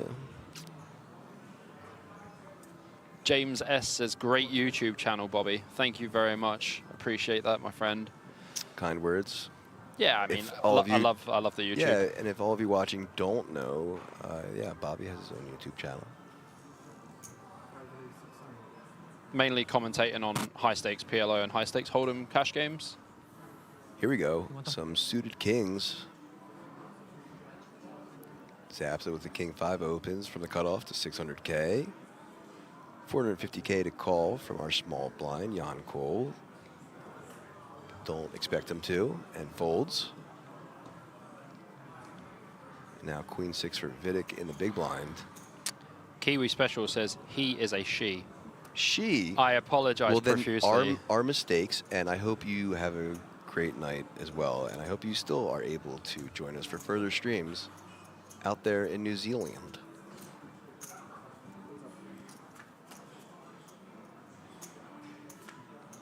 Ooh, interesting. So both players now flopping a pair. Vidic ahead with that 6. Cut-off open seems fine here. Defend from the Queen 6 off is definitely a bit light. You would like to have like Queen 9, Queen 8 off. Yeah, at least to have the ability to make a straight potential. Yeah, and like, you know, Queen 4, Queen 5, Queen 6 suited would be fine, but like Queen 6 off is just too light. And ooh, look at this. Absolutely got there. So he was still he was ahead, but that Queen turn, interesting. So now he has 2 pair against Zapsa's King 5. Nicht schreiben bei denen. Also hier gerne, die Jungs, ja, ist egal, aber nicht Vierrad oder Fuhr. Someone standing a bit close to the mic, I can hear. Little table talk going on there. I don't know if it's even someone at the table. It could be someone sitting outside by the sound of that. That's right. That's kind. I just got a follow from our German commentator, Marcus, and everyone else also watching. You should know that there is a full German coverage of this on King's German channels, which they have a German Twitch and a German YouTube as well. So like, yep, Kings, you know, Kings.de. Yeah, if you're not a native English speaker and you prefer German, we offer that as well with an entirely different broadcasting crew. Just, you know, opening up the poker world to various markets. I mean, Marcus has been a good friend of mine for a long time, and this is the first time I've seen him for a while. Last time I saw him was in Prague, actually. So, you know, same kind of area. Really great guy, great commentator, very knowledgeable of the game. Certainly. And just an all-round great guy. So shout out to Marcus Otkirch. Yeah, I've enjoyed meeting him today, as well as meeting all of the World Series of Poker Europe crew so far. Looking forward to meeting the rest of them. So 2 pair with the check mark for Vidic. Checks, option now on Zapsa. So as we approach the river here, like, Zapsa can definitely turn his hand into a bluff. 5 is definitely not going to be winning here enough of the time. But you want to use like 1.2 million size, 1.4 million.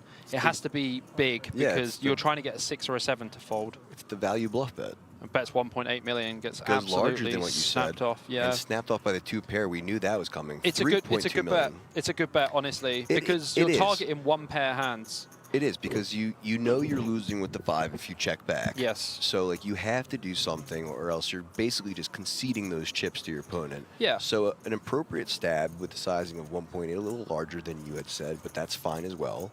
But just unfortunately, again, running into 2 pair, which wasn't going to fold. I mean, it's 4 to a straight as well. We do have a bunch of 8x that would have made a straight, but I think at the end of the day, you're just trying to put the pressure on the 1 pair hands that have called from big blind, but they do have a lot of 2 pair hands. Okay, Queen 6 off is definitely not one that you would expect, but they can have all combos with Queen 6 suited, Queen 5 suited, and Sarah Link with aces again. And literally, I think like 8 hands after getting, or less than 8 hands getting aces for the first time. Under the gun, great spot to just open and hope to get squeezed. Do you know the probability of getting dealt aces in the tournament?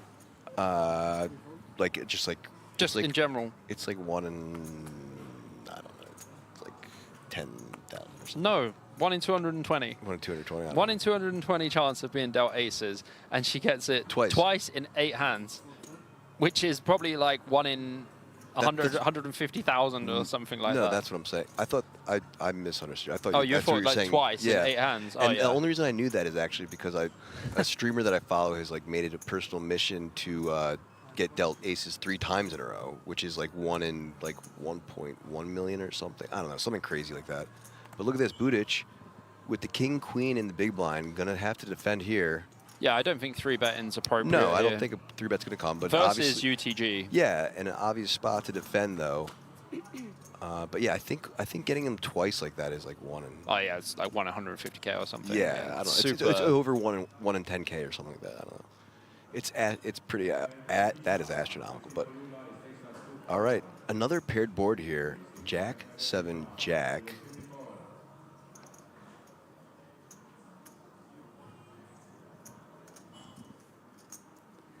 Expecting to see around 300K. Yeah, always at 4. Yeah, 400K. 3 or 4 is fine. Like, you don't need to go any bigger. You've got the board completely locked. And with 2 overs and some connection with that jack. Yeah, Budic has to call. We have a call. I think folding king queen on the flop would be a bit too tight. But facing a second barrel, we just fold turn. But yeah. Sarah can definitely check this turn. It's a really good turn for her to check. It's a great turn for her to check. Oh, we see a lead. It's a great turn for her to check, but doesn't even have to. Wow. As Budic is trying to, I guess, represent the jack. I guess that's the only thing. But I would never raise here as Sarah. Like, no, you're just going to call and hope he does it again on the river. Yeah, just hope he doesn't have a jack as well. Well, I mean, I don't think she really puts him on a jack, at least not yet. We'll see what he does on the river to maybe try and represent him again. Oh, well, yeah. Another deuce doesn't really pose that much of an issue to whatever Sarah, I think, is thinking. So what you need to consider... And look at that, so he gives up. So yeah, that's, for sure. that's what I thought was going to happen, because I think he realized that he wasn't going to be able to represent the jack. What you have to consider in the spot as well, like what suited deuce X does he have? Because he doesn't defend any offsuit deuce, right? Apart from ace deuce maybe, which would be a mistake. Sarah has 2 aces.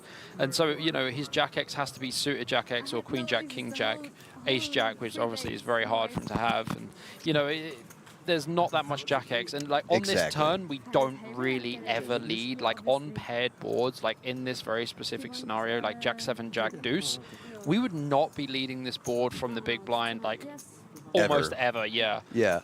And again, so just really, you know, I like the aggression. He tried to take a stab at it, but appropriately realizing that I have to shut down now because I can't really tell this story.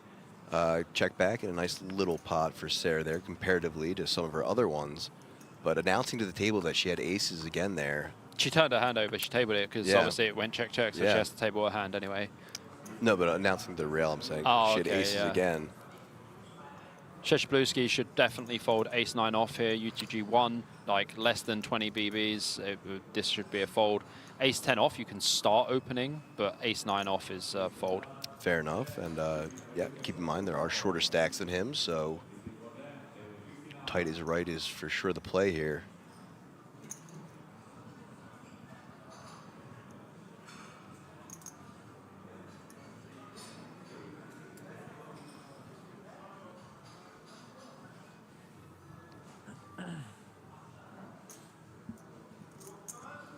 Really taking his time.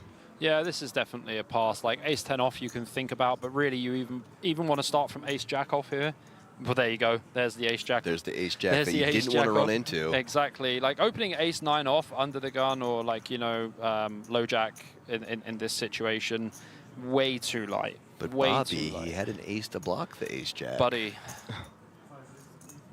I wouldn't put in more than And Cole has a jack to block the jack of the ace-jack. Yeah. And it's going to come 9 on the flop, and he would have flopped top pair. Man, God, this game's so rigged. Yeah, pretty standard open. As you see, Sapsa actually using correct sizing, just opening to 2x, doesn't really need to raise more. Budic with an interesting situation here. Back-to-back king-queen for him. Honestly, he could jam. it's actually not a terrible jam. Hijack versus small blind, 12 big blinds effective. I don't think I'd like to call. I think calling's bad because it does invite Sarah in from the big blind. You end up playing a multi-way pot out of position. She's getting a great price, and she has cards to call Just with. very sexy hand, yeah. We were just having an in-depth discussion last night about 8-9 suited in the big blind, We were. especially Yeah. this exact situation and how playable 8-9 suited is post-flop. Yeah, well, not on that board. Not on that board, indeed, as Budic has outflopped Zapsa's ace-jack, queen 3 deuce, 2 hearts. So even this will just go check, check, and Sapsa should check. I don't expect Sapsa to use a bet here. Gonna have quite a lot of queen X in the small. It's very interesting to see a bet like 450 or something. He's gonna go bigger. He's going 800. He has gone 800. So like, what you need to think about in this spot specifically is like how the ranges interact with the board. Yes, we have ace queen. Yes, we have king queen. We have queen jack and stuff like that we can see bet. We have pocket queens, I guess. But Budic has king queen. He has, well, I mean, king queen suited probably should have queen jack suited, queen 10 suited, queen 9 suited, and does raise the flop.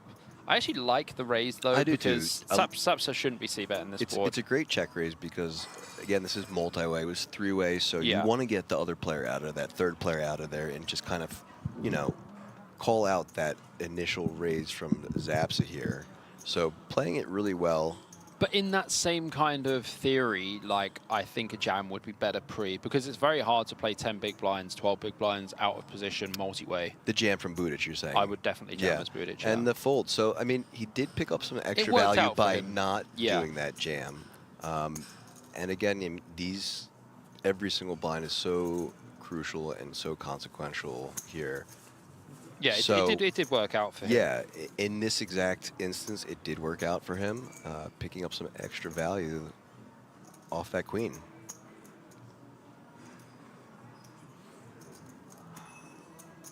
And a nice little recovery because, you know, he just lost a little pot versus the aces, gets it right back there.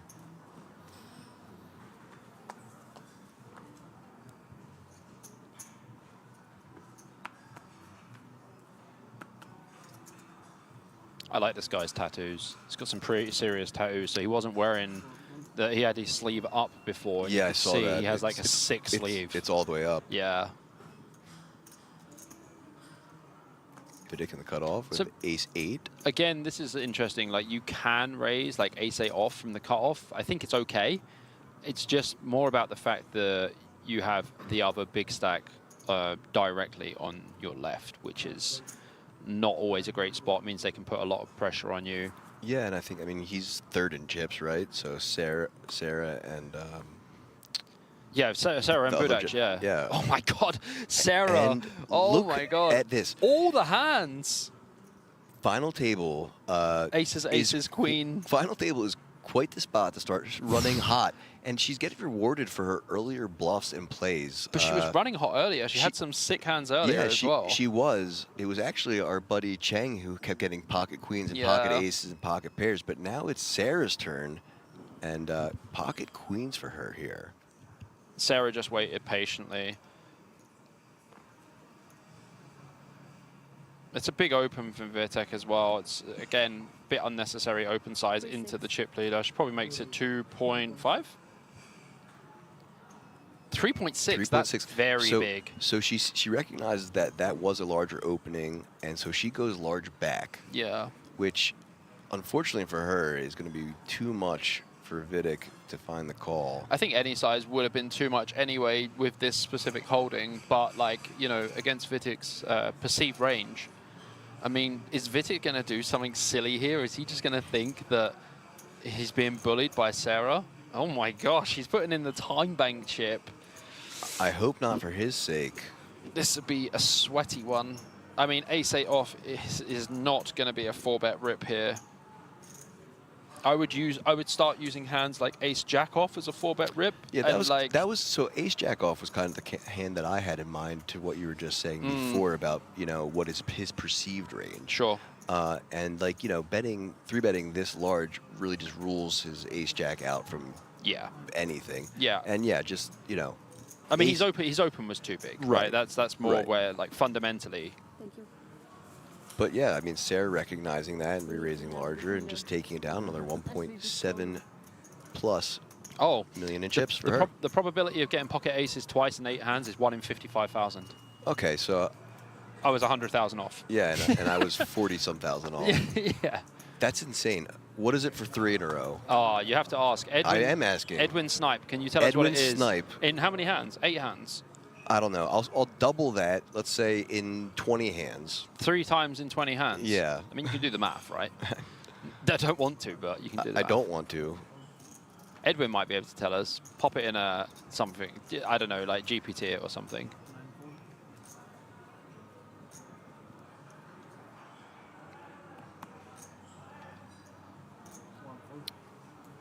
All right, action now on Sarah again. This time on the button with queen 10 off. Pretty easy open here as chip leader. Yep. Just make it 800. Man, it really has been a battle of those two at the top. Yeah. Back and forth who the chip leader is. I'd love to see him heads up. I think it'd be so sick. I would love to see her heads up. Again, I really think she has been playing quite masterfully. Yeah, I think, you know, and Szczebrzybluski is definitely going to defend here with 9-10 off.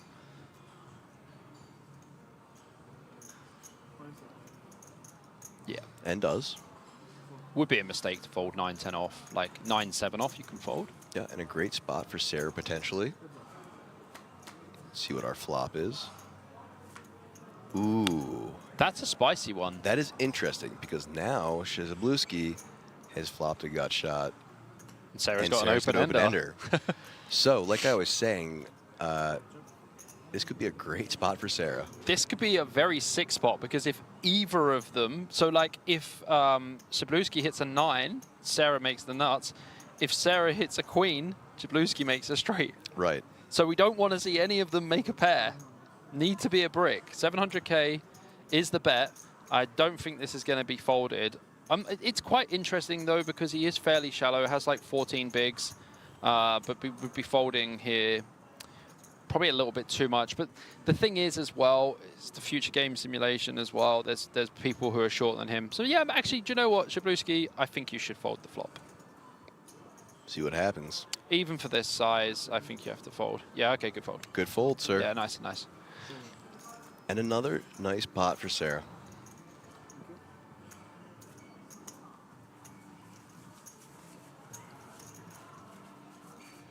Andrew Richards says 1 in 2.1 million. 2.1 million. Wowie. Wild stuff. Like I said, I knew it was going to be astronomical. I mean, Sarah spent more time stacking up chips than she has even in the buffet, I would say. honestly, I feel like every third hand I see her adding chips to her stack at this final table.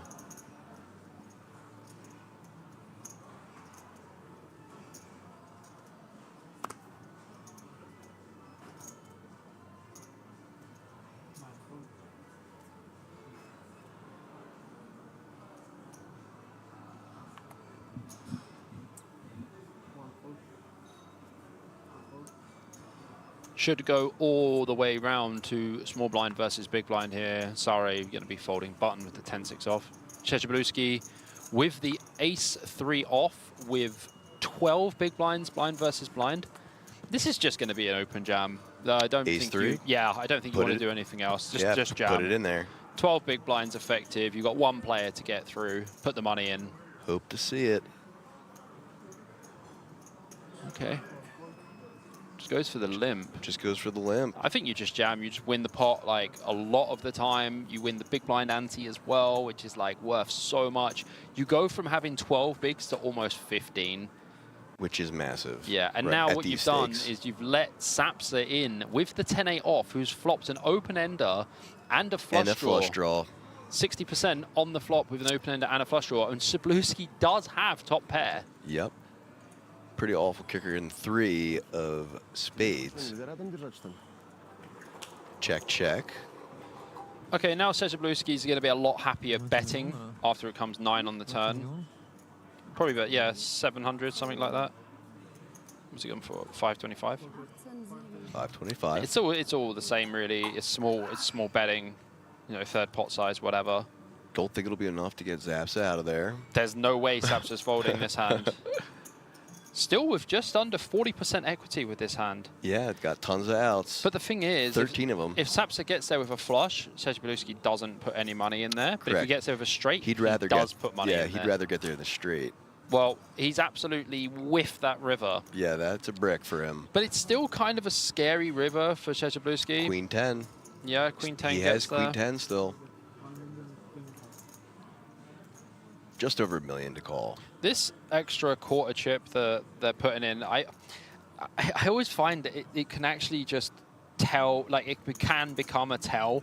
Like when people are betting for like, you know, mild value or whatever, we'll keep track of it and see if Szczebrzewski does this further on, because we'll watch it. I think that you can read a lot by people's bet sizing. Sure. And I've seen it online and I've seen it live where people add just a little touch more, just trying to get a bit of value. But also I've seen it when people do it when they're bluffing as well. So it's like, it's a very mixed bag. So I know for sure you're keen on picking up on tells as far as bets and sizing and live tells, yeah. Yeah. How is your like body language live telling reading? My ability to read. Yeah, very good. Yeah, I frequently like to tout my own abilities. For sure. I'm quite good at reading body language. And I did a course called Beyond Tells. It's available online somewhere, but it was unbelievable. Like, it just completely changed my game. And I was able to make so many like very crazy calls in spots where it would be like 100% fold spots or whatever, just based on like the read on the player. Budac going for the open here, +1. Very, very standard stuff. Standard stuff. Min opening off 20 BB. 9-2 ain't going to cut it for Sarah. Folds. And Sarah with the king-queen off. This could be a jam. Yeah, he's at 5.4 million in chips. It's like 15 BB, +1 versus cutoff. I mean, like, the only way I would VPip this hand is to go all in or fold. Yeah. That's your choices. Yeah. And there's no ladder. There's no flatting. There's no flatting there with king queen off. King queen suited is a bit different. You can flat, but like king queen off is either jamming or folding. Yeah, not in the cutoff in with that stack depth. Yeah, and Budac has open +1 as well, so he's Right. perceived to have a very tight range. Seems like a strong range. You're in a pretty awful spot, and you don't have the stack depth King queen to suited. really Yeah, king queen suited. I would call from 15 Sure. and play post for sure, but king queen off is it's not ideal. Budac's just going to take it down, though, chipping up just under 9 mil. Cooking on some mild gas right now. Yeah, a little bit of petrol, as you guys call it over here. Yeah, not the super premium unleaded that Sarah's pumping, because No. she is pumping like the king, the king diesel. I was going to say, she's beyond diesel at this point. She's on that F1. The F1 petroleum special. Yeah, the pure stuff. Yeah. How do tells work on players like Vogelsang? Well, okay, so Bobby, what did I say We on had the a car ride conversation, over here? yeah, we I had a said at conversation some yesterday. point during these streams, we're going to have to talk about it. And you can either hate my opinion or fall in line with it and love it, or already have this opinion. But here's my thought. Yeah, it does make it pretty much impossible to make that type of read off Vogelsang, which is why it's important to also know about reading other tells other than body language, such as chip sizing and just betting patterns. But I have no issue with what he does, and I always just throw it back to like Phil Locke, who did that The exact thing, Unabomber, yeah. the Unabomber, back in the day, and everyone loved him early for it. 2000s, never got a single anything other than people like praising him for it and being unique in that, and that became his moniker so much. Yeah. So why is that not happening for Christoph as well? Sure, I do feel like he gets quite a bad rap for it. Like He gets so much flack online for it. Yeah. And like, you know, I played with Phil Locke recently in Los Angeles in July, and I asked him if the Unibomber and the Cherry Bomber was coming back, and he was like, "Not anymore, kid." Yeah, it's behind him, and great. But like, you know, when he was playing in the biggest spots of his life, and the largest televised spots at the time, all you could see was his nose. Yeah. You know, and The like ski mask. Yeah, and like no one said anything other than, "Oh, the Unabomber." Yeah. And I've met him as well. I told you about that. Yeah. He was literally the first pro that I had met live, and just like a genuinely genius of a guy, but super friendly, willing to have conversations He's with a everyone. really nice dude, yeah. I was young. I was like 18, had just like started following my cousin who's a professional, and like, you know, he was there, and I got to meet him, and he was very kind to me as a young kid, basically, and he was a seasoned pro. So look at this. Sarah with another pocket pair, but in a not so good position to play them. Deuces. I mean, with her chip stack, she is chip leader, so she could can potentially open this. Yeah, she's the only person who could open this UTG, I would Correct, say. but still, I don't hate the fold. It's very disciplined, and I think it is the correct fold for sure. And as you know, as we've been saying, she has picked the perfect spots to express her aggression. Absolutely. And she's been very disciplined I and think so, yeah. patient otherwise. I might have a word with her about some of the bluffs, but you know, she's Yeah, like I said, I talked to her earlier about them, and it was kind of cool. But yeah, you should talk to her as well. She's definitely, very, yeah. very friendly. Yeah. I know, I love talking to players, getting that kind of rapport with the players as well. And when I was commentating recently in Bratislava, I've become very good friends with the guy who comes second. Eric's really nice guy. And, you know, we had like a really good rapport with everyone on the final table. It was a lot of fun. And Cole is just going to open jam here. Ace-10 off on the button, 10 BB effective. This is just going to be an open rip.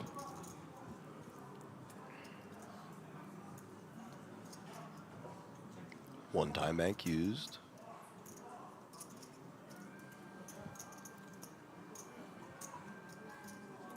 Checking his cuticles. All in. And there's the all in. And Vidic with the suited 9-6.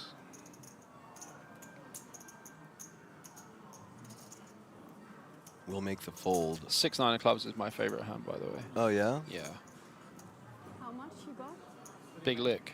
That's what it's called. I'll let you do the math. I'm well aware of what that means, Bobby. Thanks.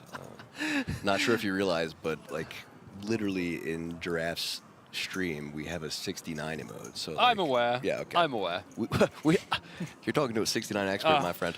My guy. Yeah, nice. Yeah, gets it through. Very nice jam spot for Cole. There's not really much to discuss with that spot. Like, you know, you can open, but you don't really Couldn't have want been to. more standard. And here's a look at the active chip count once again. Sarah back on top after battling things out with Tudor with an 18.7 million chip stack, 47 big blinds.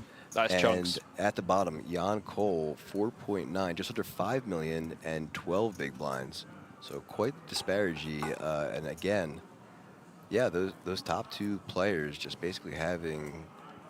Yeah, I mean, like, Martin's not too far behind. 50% of the chips. Yeah, Stefan's not too far behind either, but Sarah's No. got 30% of the chips herself. That's chunks. Yeah, she took a good amount, and like I said, they've been battling back and forth at the top.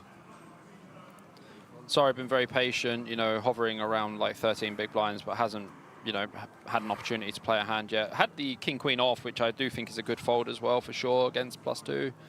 It's not, you know, or even against EP. I mean, Sapsa should definitely open this as hijack. Yep, absolutely, and second in chips. If he wasn't second in chips, I would fold, or I would start with like king-jack off plus, but the king-10 is completely fine to open. Yep, correct. He's got the stack size to do it. Puts in the open to 800K.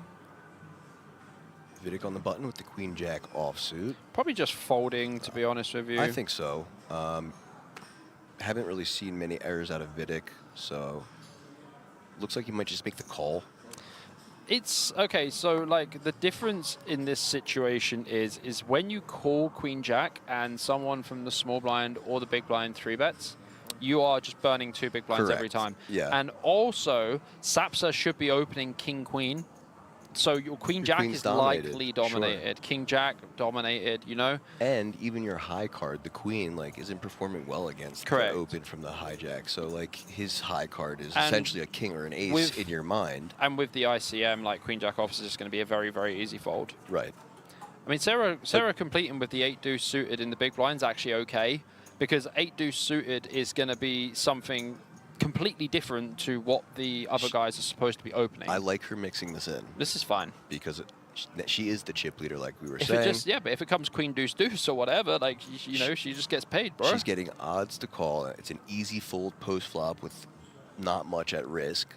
And if you flop the world and by means of flush, it's great because Zapsa has the king. He's going to keep playing to try and get the king flush when you've already made it.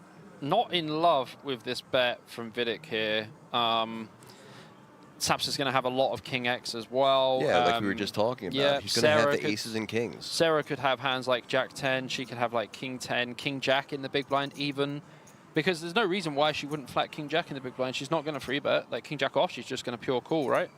So Vidic betting doesn't actually achieve that much. Yeah, sure, it thins the field slightly by Sarah being out of it, but then she's supposed to have the widest range. So Yeah, and she's not who I would be worrying about, like we were talking about. yeah, I'd be sweating Zapsa pretty hard right now. Very hard, because he's just made the call now. And, like, really, what do you put him on that he's calling with that open and the hijack, other than for sure having the king? Yeah.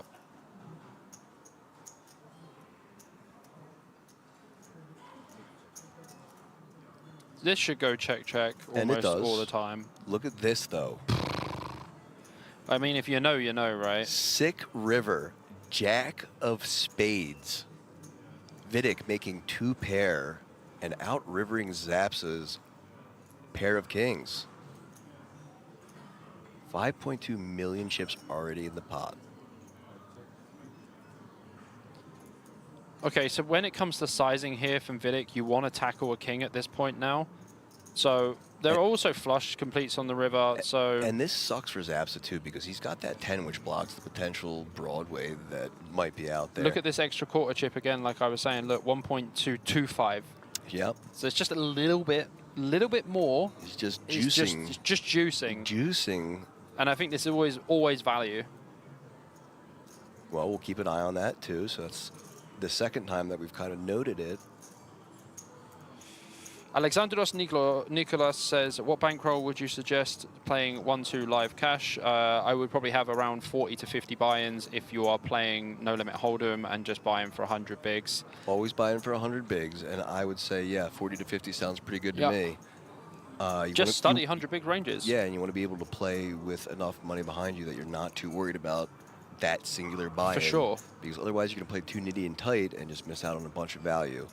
But look at this spot. This would for be Zapsa. sick, by This the is way. gross. Oh, okay. Makes so, the yeah, call. He calls, yeah. Yeah, that's what I'm saying. Like, he's got that 10 blocker for the possible Broadway out there, and he's got top pair. The 10 blocker is not like, you're not loving the 10 blocker, No, though. Like, but in some ways, it's very good, and then in some ways, it's very, very not good. Right. Because it's like, where does Vitic's value come from? Like, what does his flat end range look like on the button? You know, so like he has lots of Queen Jack suited as well that he can have. You always have to And interesting that he did it with Queen Jack off, but yeah, got there and he gets Yeah, Queen Jack off is a little bit, Gets it's a little bit of an out of line flat. full value for it. Yeah, okay. That's why I asked. I didn't see this chip. You can use them without putting them, Okay. you know, send it on the Didn't know side. that. Paul Prader in the chat says 20K. As long as you've got them, because Yeah, if you don't have 20K. them, the hand is dead. So 1,000 You buy-ins? have to say something. Oh, okay. Yeah. Seems. No, that's No, that's 100 100 buy-ins, buy-ins. Yeah, seems a lot. That seems, I mean, It depends on your skill level of the game. Like, there's great tools out there. Like, I you think know, it's different. Like, I think having 100 buy-ins as your bankroll for a tournament is suggested, but like, oh no, like 1,000 for a tournament. well, like, but at least 100, you know. But cash game, I think you can go 40, 50. yeah, I like, you know, I started with 40 buy-ins back in 2008. Yeah, 2008, 2009. And yeah, I think it's workable. As we see, she's a blue ski with the ace-king offsuit under the gun, raising to 825. Let's see, quarter chip again. Seems like everyone's doing it. Yeah, Yeah. he's caught on now. I'm not sure. Like, again, you know, people are getting rid of their smaller chips. Maybe they're just, you know, trying to send them. I like to keep my smaller chips. Do I you? like my stack to look bigger, yeah. Oh, yeah, you're one of those. I also don't like stacking up the chips in a line like that. I like to keep them all flat. I'm a keep them flat. horizontal guy. I mean, I stack, but I'm a horizontal guy. I don't like to have the... You ever do you don't do triangles or pyramids? Yeah, sure, but stacking's fine. But I mean, like, I don't like the vertical Single line, yeah. Yeah. Like, towards, like, the inner felt. Yeah, I prefer it to be on the... Oh, wow. Ooh, interesting. Budic waking up with the pocket 9s on the button. 20 bigs effective. Even less, actually. This is going to be a wager of all of the chips, I believe. Even versus early position. You would think so. Pocket 9s feel pretty strong to do anything else other than that with. They don't play as a great flat, to be honest, and also you have Sarah behind and, you know, the small blind and big blind. Realistically, jamming is the one. But is this a min free bet? Decides to put it up to 2.2 instead. I mean, the thing is, Sheshabluski is going to absolutely rip this in his eye. Obviously, Sarah can't do anything with 10-8 suited, and 7-5 off is in the bin. Out of there. Sheshabluski's going to just snap rip, like, give it, I reckon, 15 seconds.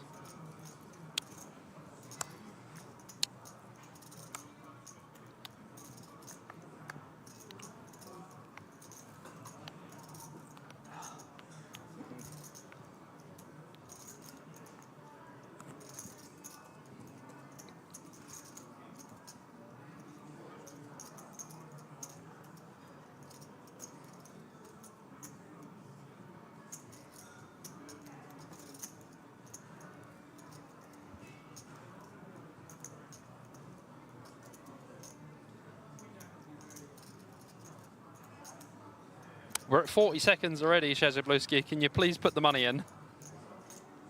I'm loving this, as I still have 1-0 lead over, oh, you over do the have the prop 1-0, bets. yeah. Bobby not hitting his prop bet Do you here. want to take over and under on? Do you want to take over and under on 2 minutes? Oh man, no, not at this point. Because what is going on We're here? about a minute in now. Sheshabluski has no choice but to absolutely drill this one in. What's happening? I'm confused. I am also in the confused pile. There it is. Oh, we found it. I think that was over a full minute. Yeah, 1 minute, 22 seconds that was. And Budic gonna have to call off here. Gonna have to call it off here. And I it's a flip. I would have just jammed, to be honest. Same results probably would have happened. Yeah. Although who knows? It took him 1 minute and 20 seconds to make the decision with the ace king. How much?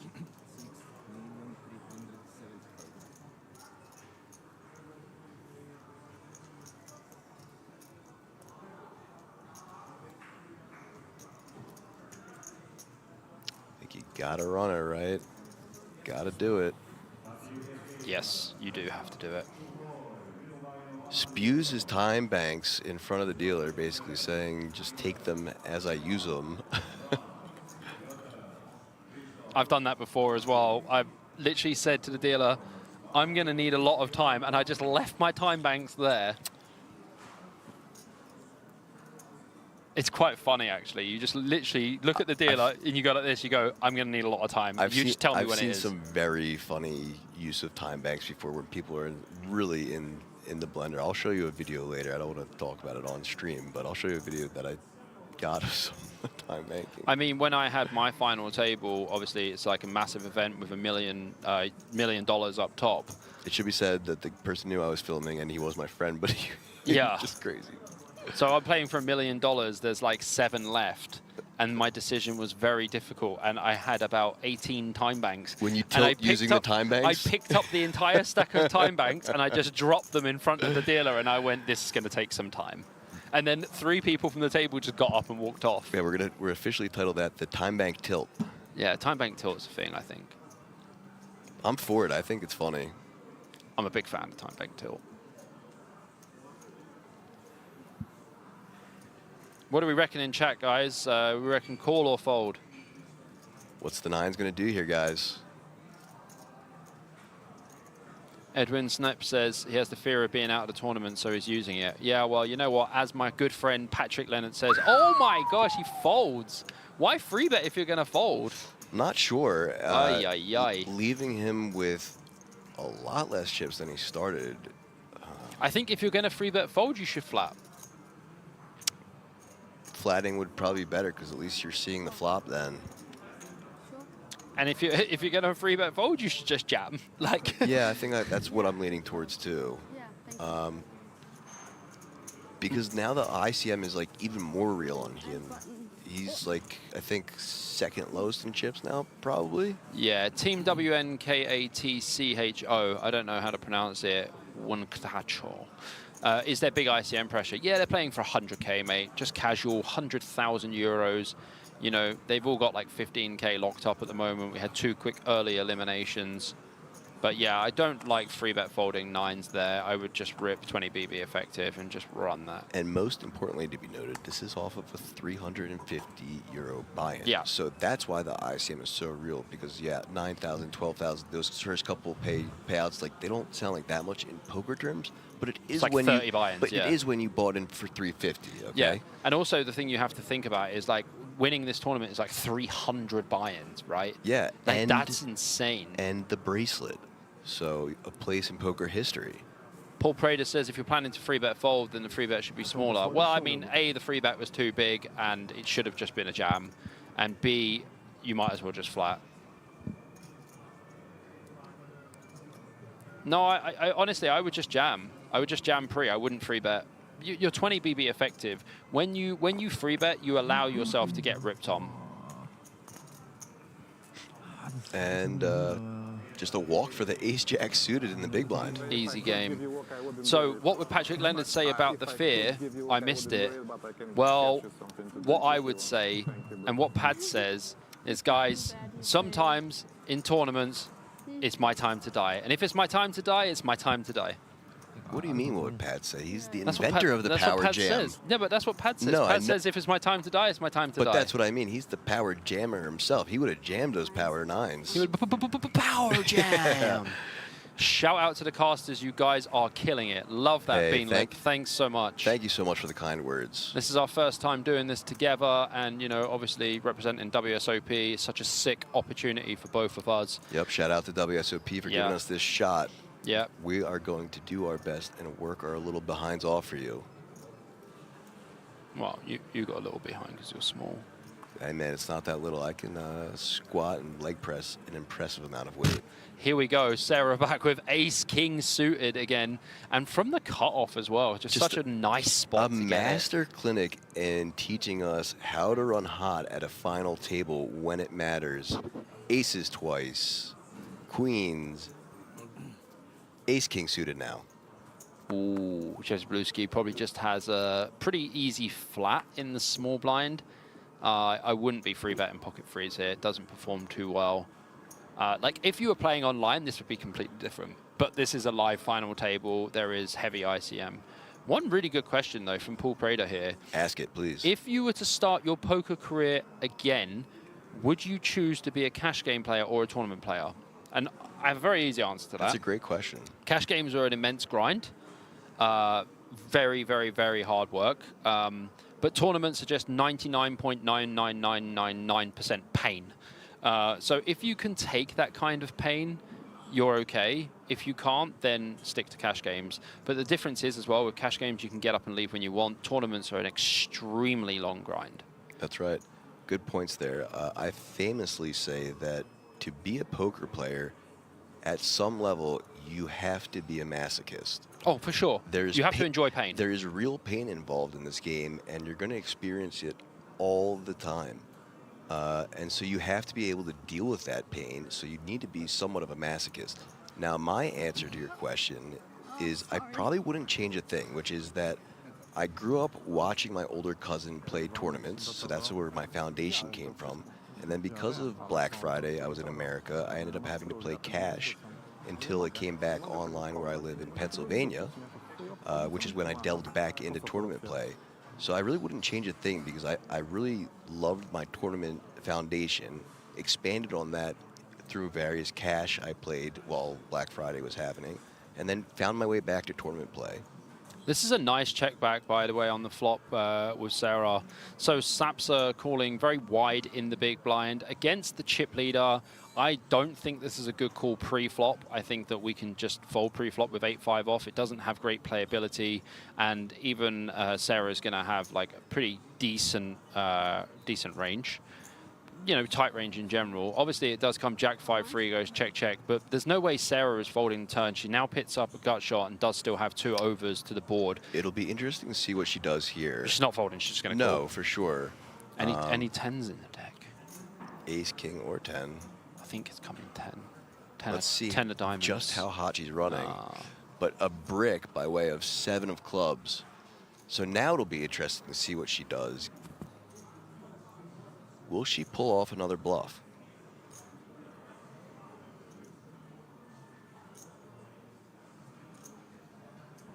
Let's see what the sizing is here from Zapsa.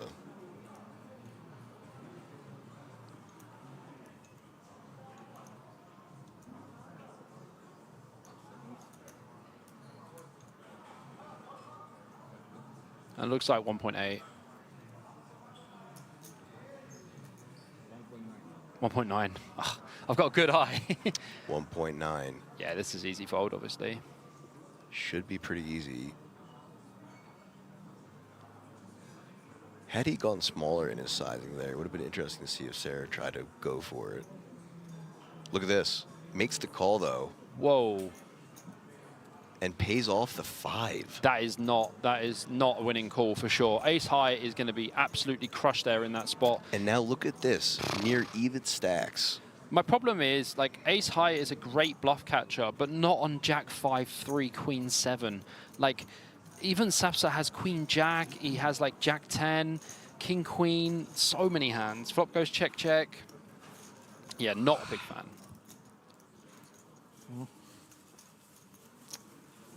And just Smeebs. making a non-believer. Smeeb's giving me so much love in the chat right now. Bobby James also does analysis videos on high-stakes PLO action on his YouTube page. I absolutely do.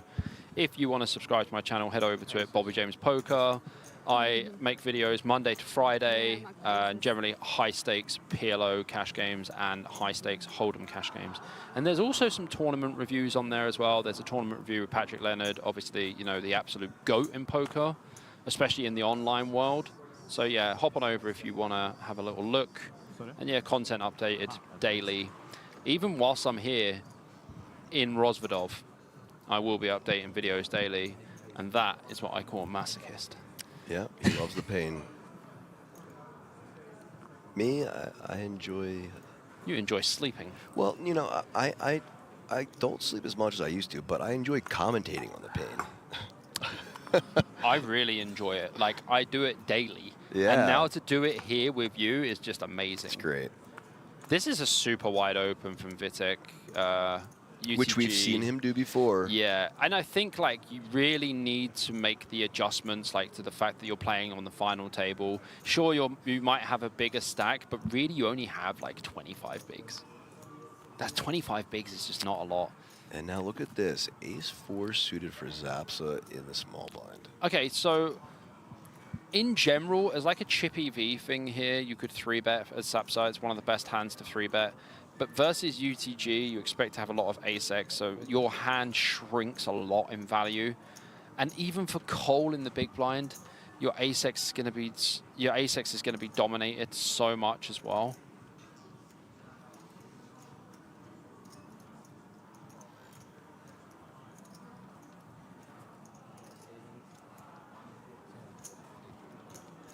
Does fold in the big blind. As expected, it is a very decent fold. Yeah, APK makes great content with his silky smooth voice of the Commonwealth rocking regularly. Man, if I had APK's voice in my face, I'd be crushing life.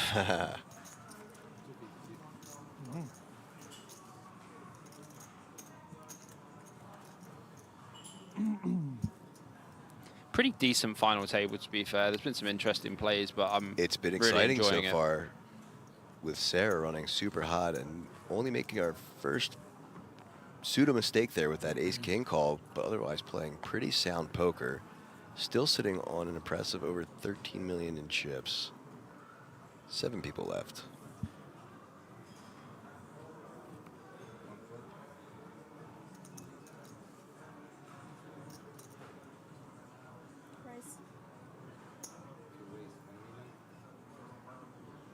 Here we go. Action Jackson, here we go.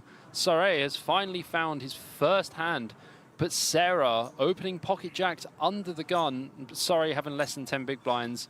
Very likely to put it in, but I would love to see a fold. He's been so disciplined. Sarah's actually been playing very, very tight and just playing perfectly. And minus the ace-king call there, but yeah, she's been waking up. The ace-king call was definitely she's not just nice. been waking up with monster hands now. So twice aces, now jacks.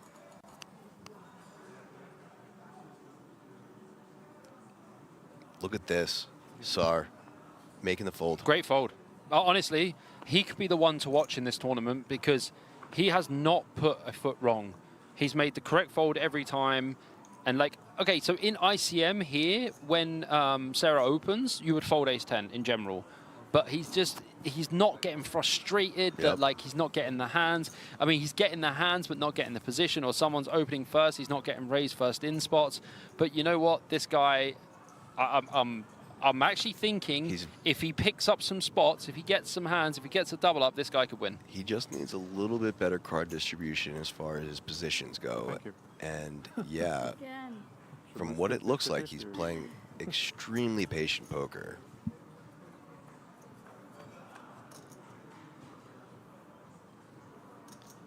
$988 rainbow on the flop, expecting to see checks and small bets from Sarah.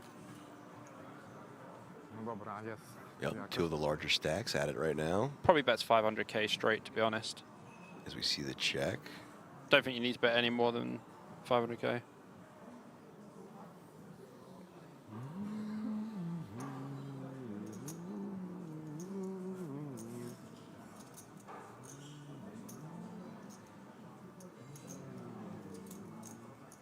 A bit big. 800. So, reason I say it's a bit big, you want them to be connected to the board. Yeah, they can have some 8x and 9x. Also, I think Vitek's defending the big blind is a fold pre. You don't want to go up against chip leader. There's massive ICM. There's short stacks and everything. 5-4 off's just going to perform so poorly. Right. So I don't think she's the chip leader anymore after losing that ace-king, but she is the second largest stack. So essentially the same theory, especially when he's sitting on, I think, the third largest stack, obviously. So, like, you just don't want to be clashing with the larger stacks.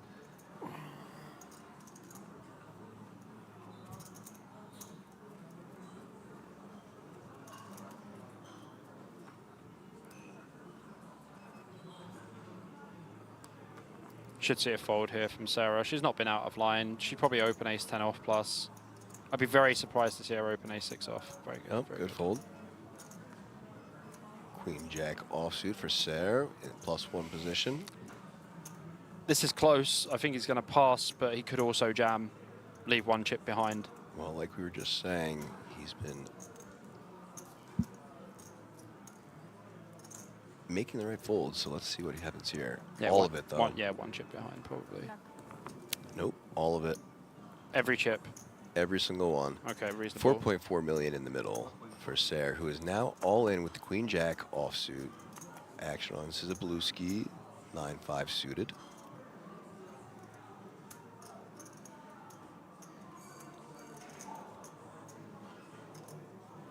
Small posturing and an easy fold. Jack-6 suited for Zapsa, who makes the quick fold. On the button with Jan Cole, folding the King-7 as well. It's going to be a bit too much for Vitek to call, and he's also in the small blind, not big blind.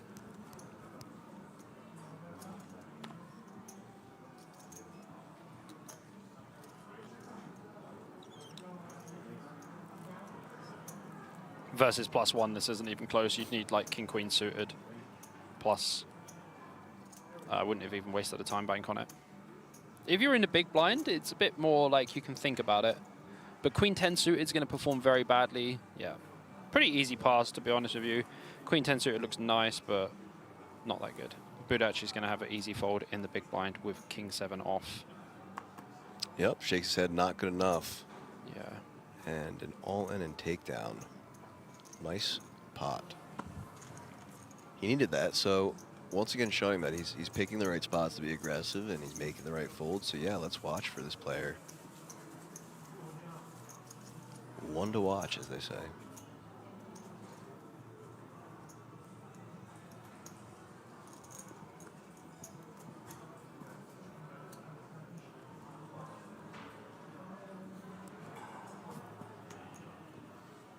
I'm pretty happy to see him jam there. I think you kind of have to. He's very forced to. Unopened pot. He's got his first raise. No, he'll fold this for sure. But he's got his first raise, first raise in spot, and he hasn't had any. Correct. So he, you know, perfect jam really. Yep.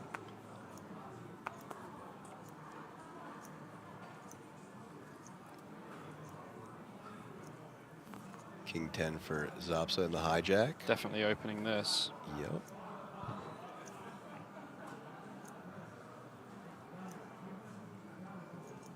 And does 500K. Raised to $1 million. And now Cole in the cutoff with Ace Jack offsuit with 3.9 million. What are you thinking here, Bobby? All of it? For Cole? Not even questionable. Versus hijack, you have, yeah, this is just a dream spot. Well, he's thrown the time bank cards in. Bro, he has eight big blinds versus a hijack open. And puts his head down on his... Don't know why people waste the time banks. Like, you're going to need them for the rest of the tournament. They don't just get replenished like instantly, you know. Nope, as we heard at the beginning, you got 6 and that's it. Use them wisely. Yeah. This shows kind of like a lack of final table experience as well. Like within the whole table, using like the time banks. Like we just had Martin using the time bank with the Queen 10 suited when it's like a very easy fold. There it is. And Sapsa finds himself in a spot again where he's opened 2 big blinds. There's 8 big blinds total.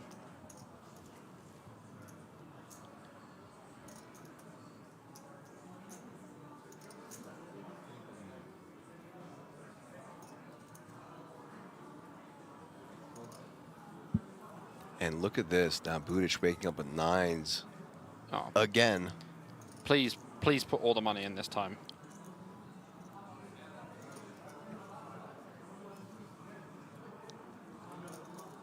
There he goes.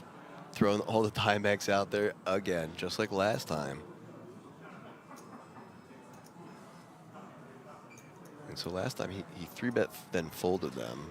So this is a different spot. This is hijack versus cutoff versus small blind. So Cole's rejam range should be quite small, but at the same time, like Ace Jack is just a very standard rejam. Should be rejamming like King Queen suited and stuff, but even 8s would rejam as well. So Budic is going to be ahead of 8s.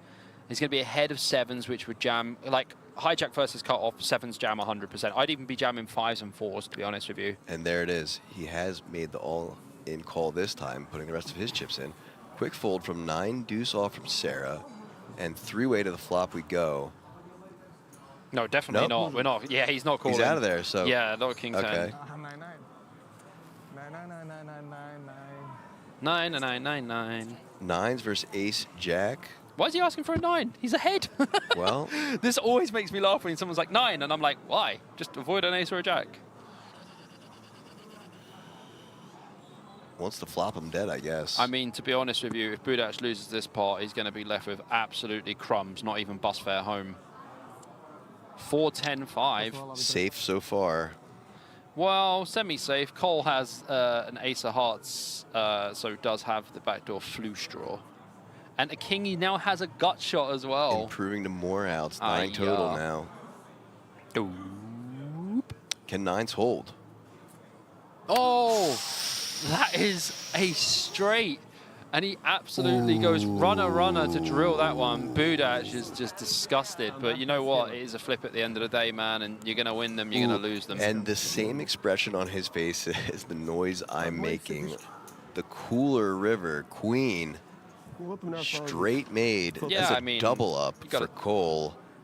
And now Budic left with dust. Alexandros says, sorry to keep asking questions, but how do you go about studying? Is it random? Do you have a schedule that you stick to? I love PLO Mastermind mainly due to PLO Trainer, and I find it really helpful. I mean, so when we talk about studying, like I play predominantly Hold'em tournaments, and when it comes to studying for PLO, I use PLO Mastermind and I use PLO Genius. These are both two softwares that you can use. You know, they're both very similar, very good products, but it depends on like what level you're at to actually understand the software and to understand like, you know, how to actually interpret that information. So for me, you know, and I use Octopi for studying Hold'em as well. But for me, it's like I spend a lot of time in the trainer. I spend a lot of time like running my own hands and stuff like that. So trying to gauge what level you're at first would probably be more important. Like if you're playing low stakes PLO and stuff like that, try to just think about like your ranges first and stuff, and you know, your sizing. I wouldn't worry too much about diving into like the solver world. If you're playing low stakes, then that would be my advice. But there are multiple solvers out there. You know, you can try whatever. Most things have free trials. So I would just say get your feet wet and just try and learn. Just try to improve your game, and then get out there and start battling. All very sound advice, as we see now Cole in the hijack with the king, queen of hearts.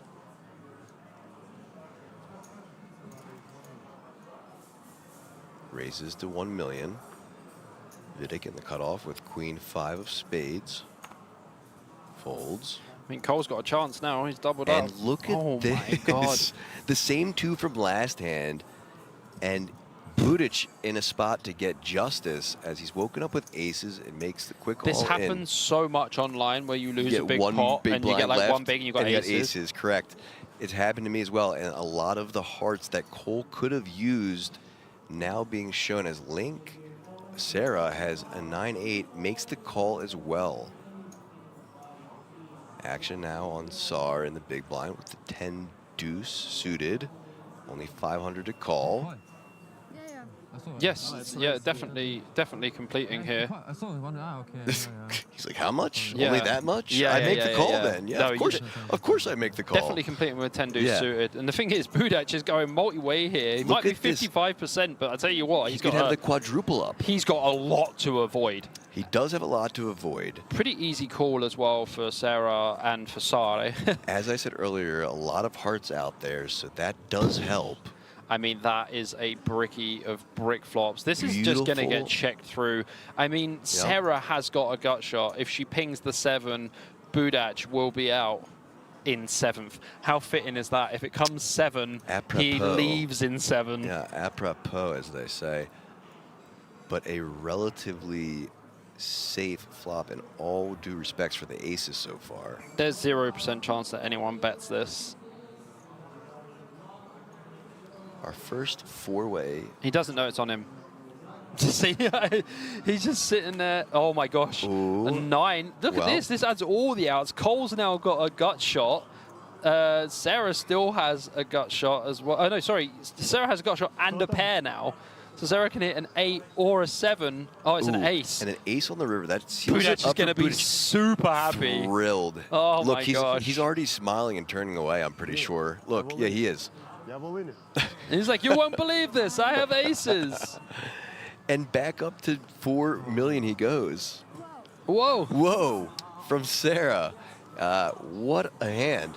Yeah, So- I mean, you got 8 bigs again, 9 bigs now. So justice for Budic, who had just got rivered with the queen, wakes up with aces and finds the quadruple up. Yeah, that's saucy stuff. Plus some because of the ante. Yeah, that's pretty good strategy if you're going to lose a big pot. If you're going to be left with dust, then multiply it by 4. Yeah. Dust plus dust equals chips. Yes, sir. And he's live now, you know? Bro. that changes things drastically for him. Cole's nickname is the ladder. I like it. Cole the Ladder. Cole the ladder. Jan the Ladder Cole. And now look at this, Zapsa with the ace-king under the gun. Just make it 1 million. Thank you. Finally, we're back to normal raise sizing. Somehow heard you. Welcome back to the ASMR WSOP stream. It's kind of haunting when you do it, I can't lie. Because I have it, I see you visually, and then I hear you in my other ear, and it's like enhanced AI, APK. It's just too much. Oh my God, what the goodness. hell? What is happening right now? This is insane. This is like the coolest cool deck. Is this not the 4th time that someone has woken up with aces with the other player holding premium It was as well? ace-king against aces, like this. Yep. And it was kings against ace-king, and now ace-king into aces. Oh my gosh, this is insane. Carnage. This is actually insane. And look, and I told you if Sari gets chips, he could crush. This is what we were talking about. He's been incredibly patient. Oh my God, rewarded. Cesarewski's got 8s. I mean, he should definitely fold. UTG open, small blind, and Sari has been super tight. He's been patient. So visible discomfort shown right off the rip. Honestly, this spot as Cesarewski, I would snap fold because I would just don't want to think about it. Yeah. Right? And you can see, like I said, when he leaned on his hand right there to the left, you could see that it was anguishing almost to him because he was like, man, this is really terrible. I hate having this hand right now. I would honestly snap fold. And do you know what? Hands like 10s as well, I would snap fold because if at best they both have ace-king or ace-king against ace-queen, at best, and you're flipping, yeah, sure, they've eliminated some chips. Oh, he's shaking his head, putting a time back in. He's wasting the time banks again. Oh, man.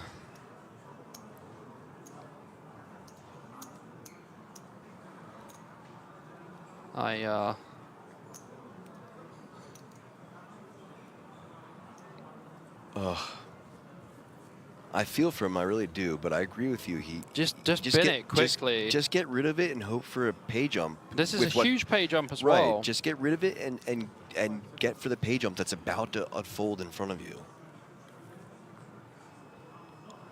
Another time bank used.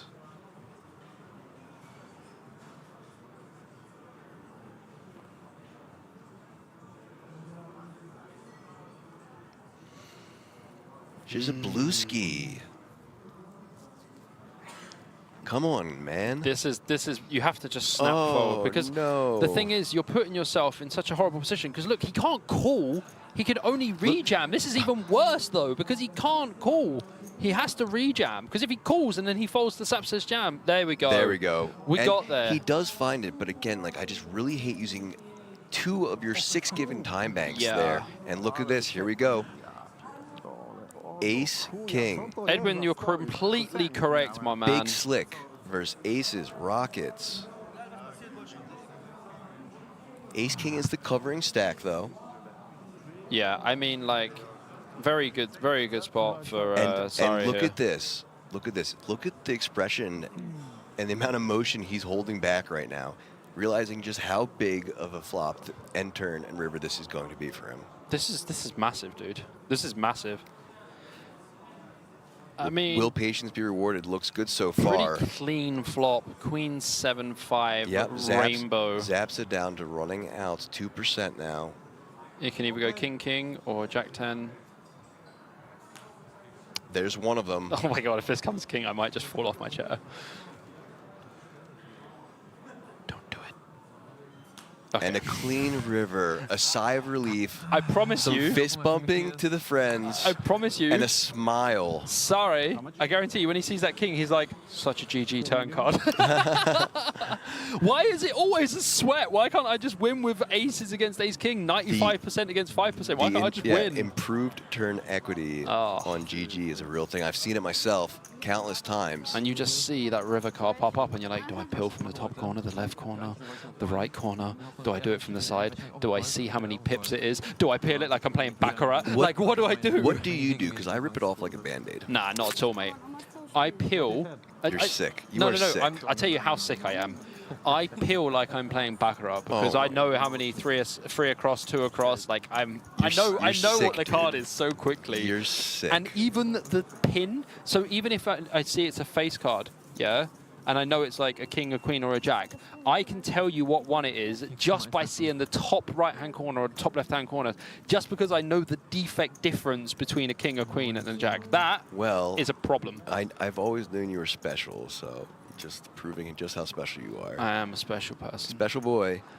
And a huge hold for Sar with the aces, Bro. and a massive sigh of relief from him because I'm taking him as winner now. Now he has life and room to kind of wiggle. Yeah, he can maneuver, but the thing is, I took him when he had 4 million chips. I said that You did. I think he's got it. You picked up very early on that he was being extremely patient, played so poised, well. and making great folds in spots where like some more Oh, for less sure. experienced players might flat or call with, Yeah. or be tempted to put it in He the middle. really, really has showed, like, honestly, Up to over 9 million. This is completely what I'm talking about. When it comes to final table knowledge, understanding of ICM and stuff like that, understanding of ranges, this guy has absolutely freaking nailed it. He has played so solid. He's been so patient, and I'm super impressed by how he's played. Just want to throw this out there as well. He's also the player that brought the pillow over for himself and for Sarah. So getting a little karma. Good karma. Yeah. Kindness costs nothing. And I also really enjoy the outfit he's wearing too. It's very well put together. Yeah, he's a smooth-looking dude. He just looks in his element right now. Smooth operator. He's so smooth, dude. I love it. Okay, so this limp from Szczerbowski pre, I would prefer a fold with Jack 5 off against Sapsa, especially when you know Sapsa just lost a big pot. You're going to be like trying to put pressure on a guy who just, he ain't folding, you know? Even here, this bet on the turn, like, Szczerbowski's going to be raising a lot of his ace-x. Sure, like, you know, with this specific hand that Sapsa has, but, like, Szczerbowski doesn't really rep that much. Yeah. Probably raised most of his ace-x pre. Like, Sapsa only has 6.8 million or something, so it's only 14 big, so he's actually jamming most of his ace-x pre. So you're saying rewarded this time, but not encouraged? Yes. Jack 5 off, I would fold. Okay. ICM is, like, it's a completely different animal, dude. It is, and especially final table ICM is a totally different animal than ICM on its own. Yeah. You know what, this is funny. Edwin Snipe says, same thing here, especially 4-color deck. But why is there no 4-color deck live? Well, there is. It's just not here. I tell you where they use it quite a lot. What country they use it in a lot? Brazil. The KSOP had multicolored deck, the 4-color deck. I love 4-color deck live. I'm not really a fan. I'm kind of an old school. You're a dinosaur purist. though, bro. That's why. Yeah. Yeah. I'm an old school purist. I do like live 2-color, but I've gotten used to it with online play. If I'm sweating like a river card for a flush and I've got like diamonds and I see the red and I'm like, oh. But do you know why though? It's because I grew up looking at the actual, you know, the design, not the color. Sure, sure. So my eye immediately goes to the suit by that instead of color. This limp from Vitek under the gun with ace-5 off, this is as bad as the Jack 10 off UTG Open, ace 9 off UTG Open. It seems to be that when Vitek gets a hand, which is definitely not a good hand from early position, seems to like raising, but limping here is 100 times worse than raising. And going to be punished as Zapsa in the small blind with ace-queen. Vamos, Brazil. Let's go. KSOP. You know, speaking of Zapsa, like, I mean, blank face this whole time. Even when he got just destroyed. Yeah. Nothing. Motionless. Yeah, pretty emotionless, like the Terminator. But ace-queen here, and yeah, Vitek at best is going to just be losing that 500K. I mean, this is going to be 1.5 million. 1.5 million from Sapsa, I think. Yeah, I really hate this limp from Vitek. Right, that's what I said. Like, at best, you're losing 500K right here. Yeah, you know? he just jammed. It's really like... Worst case scenario, you get silly and try and do something. Dude, the only thing I could think is that Sapsa actually... that Vitek actually put it in thinking he was in the big blind or something. Because, like... There's no reason why you would want to limp ace-5 off here. Not under the gun, at least. Like, does he think he's got a different hand? Would you like your glasses back, sir? Yeah. And It's just the dust of a big blind, really. Right. Like, you gain nothing by limping there, right? Like, nothing. There's no advantage. People can't fold who are already committed chips, and you open yourself up to being raised. Especially doing it under the gun. With ace-5 off. Yeah. There's just too many people behind you that are going to wake up with things and punish you for doing it, and you're just folding. Like. Yeah. I agree. I'm not sure. I'm not sure what he was. I'm sorry, Vic, but you get worst play of the day. It was just not good. Like you don't achieve anything from it. That's the problem. Like if you do something, like I see people limp there with queens, jacks, aces, ace king suited, some ace-5 suited, pocket fives, etc. There are definitely strategies that you can use as limps, as an advanced player with advanced knowledge, understanding that there are players behind who have rejam stacks and you can limp certain hands or whatever. But limping ace-5 off under the gun is going to be a torch. Yeah, I'm sorry, brother. I really, I'm trying to hold back, but you just... It's okay, Bobby. No. I know you mean it all in good spirit. Of course. And I just like to see beautiful poker. Yeah, no, I know you just love the game. I do love the game. And you say it in hopes that maybe he'll watch it back and like learn from it, maybe, So I know, Yeah. I know where you're coming from. I get it. Edwin says he thinks it's a scared money play, limping. I mean, it's not even scared money. It's just a burn because you gain nothing by limping, and you're limping under the gun with ace-5 off. If you have ace-5 suited, I could get on board with it if you have a strategy. And now look at this. Got some blind on blind action. 9-6 suited for Cole. Vidic with 7-3.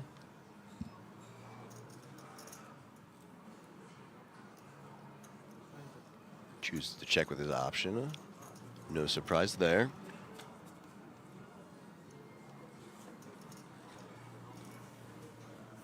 What a flop. Cole flopping middle pair and a flush draw, and Vidic flopping a 3.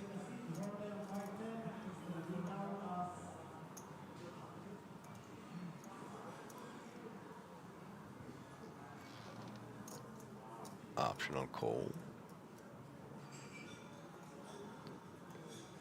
I would be checking here for sure. We can check, call a bet, and we allow our opponent to start betting.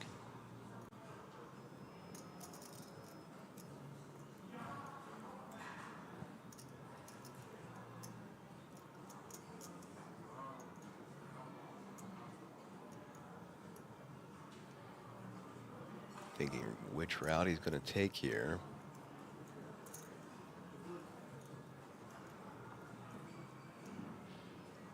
Looks like he's grabbing yet another time bank.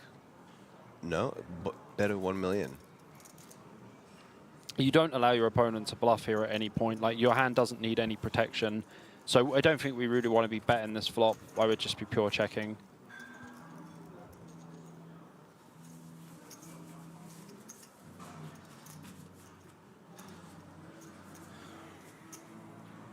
And I think given if he would have checked there, I do expect Vidic to put in a small bet there himself. For probably sure. to 1 million, something like For that. sure, yeah. So yeah, I think with a 3, like, you can check, but like you would also be happy to bet that flop and take it down. Yeah. As Vic, so. And the way we've seen him play, I think he would have bet at it. Oh, for sure.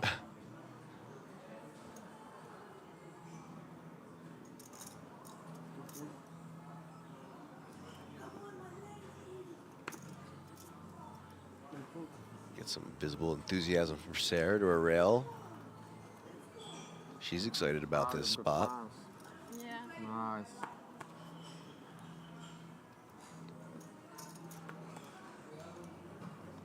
Action on Shizabluski in the hijack. Folding as well. And now ace-king suited for Zapsa again in the cutoff, but down to a much smaller stack than the last time he had them.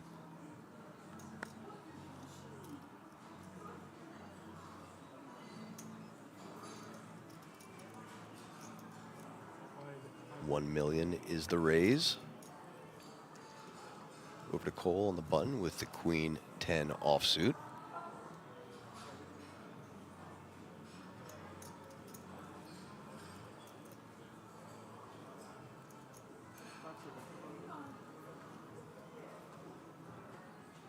makes the fold.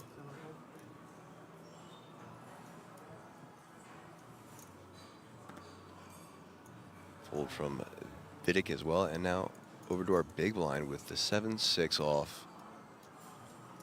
Only 500 to call, but only sitting on a stack of 3 million. 7-6 off is probably going to get defended here. I think you prefer to have 7-6 off to like King 7 off. Your King's going to be dominated a lot of the time. And that is a good flop for the old 7-6 off. That is a great flop. It's what I like to call the pure check jam flop, because you check, they see bet small, and you jam. It's a beautiful spot. You just win with 7 high.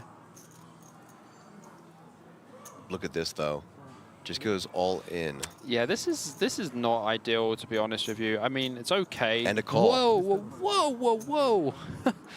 I mean, it is only 5 big blinds. He has got backdoor flush draw. It is a technical post-flop flip, as percentages are just 48-52. Yeah, it's pure flip. Yeah, it's a pure flip. 11 outs for Budic. Ace King still in the lead, but very marginal.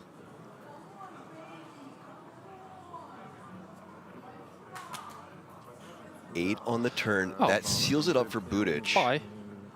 And now Zapsa's Ace King with an ace on the river too, to just a needle, man. Rub it in his face. Why don't you, dealer? Wow. So just seals it up on the turn. Man. And look at this. We see some. No. Still no emotion from the man, as now both times his Ace Kings have just not produced. I don't like his call. Like, you're not really beating much, to be honest. I mean, he technically got the money in good. Yeah, but not by much. Not by much. I'm not even sure if I'm happy once the shorties always doubles. As we hear Sarah say, you know, I'm not sure if I'm mad or happy to see the shorty double. Oh yeah, for sure. I think I can answer that question for her. I think you can also. But, you know, kudos to her for being kind-spirited. Yeah.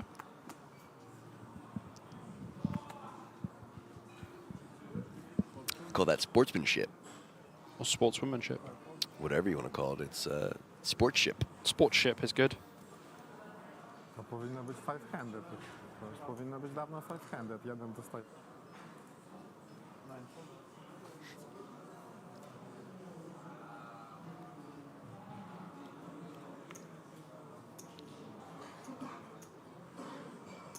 And Budic, after doubling up, has really started to relax now. You see this, like, a little bit of a smile on his face. He's I mean, he limped 4-2 suited blind versus blind, and Sarah just ripped it in his eye. Yeah. She was like, oh, 13 big blinds. Easy.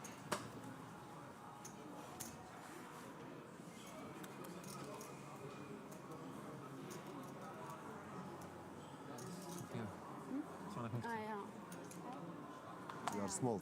Yeah. 150. Yeah, yeah.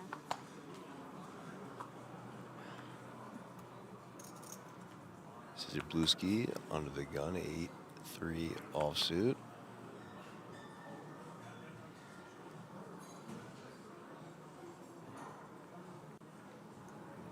Makes the fold. In the bin.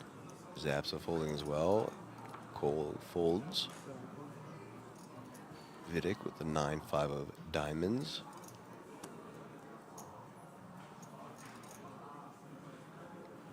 Also folding. And now Budic on the button with the ace-7. What are you thinking here, Bobby? Ace-7, in we go. All the money. Max pressure. There's no point of raising. Like, I would raise like ace-queen, ace-jack. Ace-7 just means if someone rips, you fold. I think he goes 1.2. It is 1.2, though. Jeez, it's not even min-raising. And so, like, the idea of raising bigger on the button here is to decentivize the big blind to call. Does get the folds, though. Yeah, I mean, 10-2 suited's folding anyway, to be honest.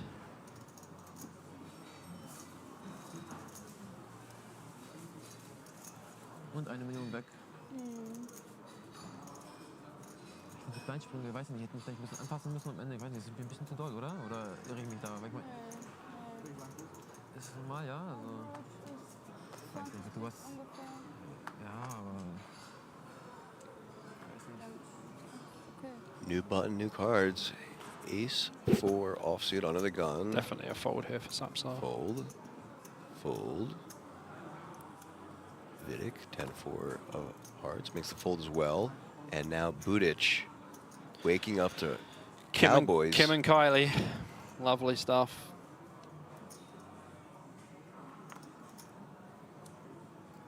Cowboys in the cutoff.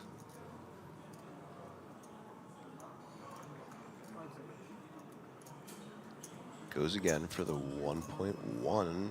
See, the thing is, when you vary your opening sizes, I thought like it was going to go 1.2 again. Yeah, but like I don't like it. Like varying your opening sizes like this, you're actually tailoring the strength of your hand. You've changed it for 1.2 with like a kind of mediocre hand. Yeah, I was just going to say 1.1. He should have kept it 1.2 in my opinion as well. I mean, Czebrowski's going to fold anyway. There's no way defense. Right. But yeah, you're right. Like downsizing, like a little bit. Just like open that, to min. Smells like a little stinky. Yeah, but just open to min. Then you can't be exploited in any way, and you can't be giving off any other information. You know, because the thing is, when you open to min all the time, you open to min all the time. You just want to keep it balanced.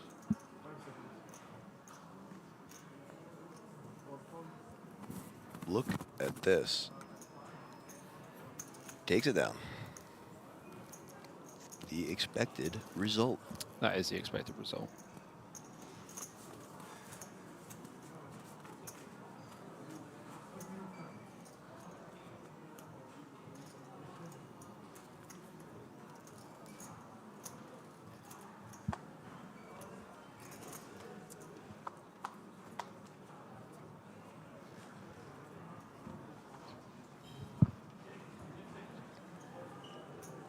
Under the gun now. Ace King for Cole.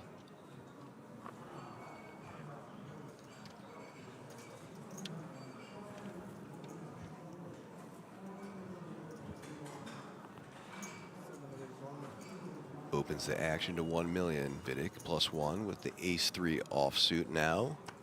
Folds.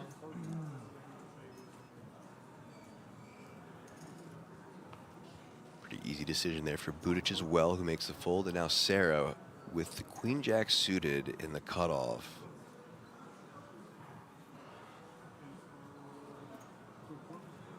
Just calls.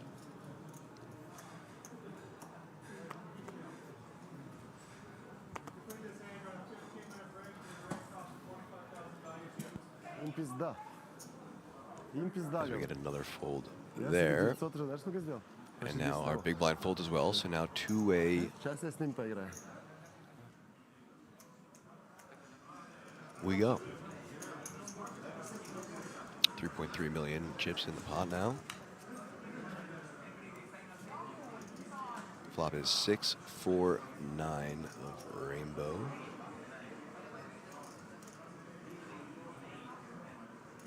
Option on Cole. Nee.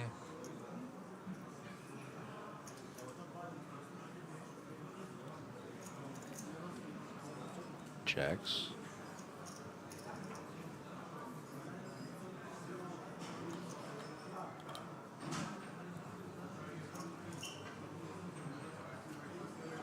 Sarah checking back, and now the turn. A 7 of clubs. 4 clubs for Sarah now, improving to the flush draw. But Ace King still ahead.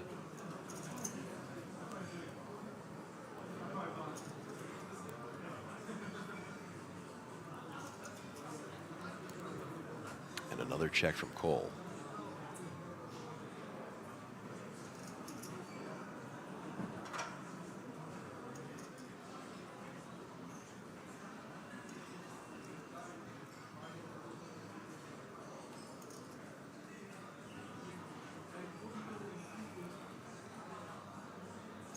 $1 million.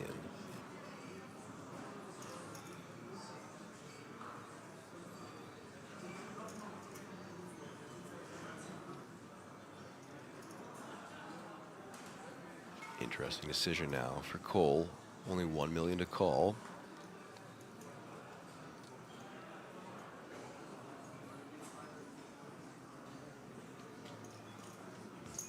Finds the call. Still ahead.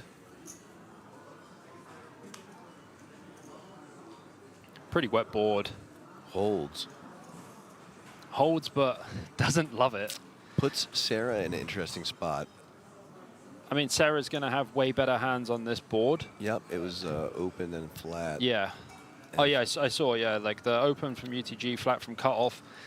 Cutoff's going to have Check every here. single possible set here. Cutoff's going to have so many, like, straights, and there's going to be, like, 7/8 suited. What's your sizing here, Bobby? Oh, it's Sarah. 4.2 million. For the memes? No, just 4.2 million. Just 4.2 million. All right. Or I might just go all in. I mean, you have to bluff anyway. Yep, Queen High isn't going to cut it. It's too much of a big pot to give away, and versus EP, even if Cole had a hand like aces, it would be extremely difficult to call.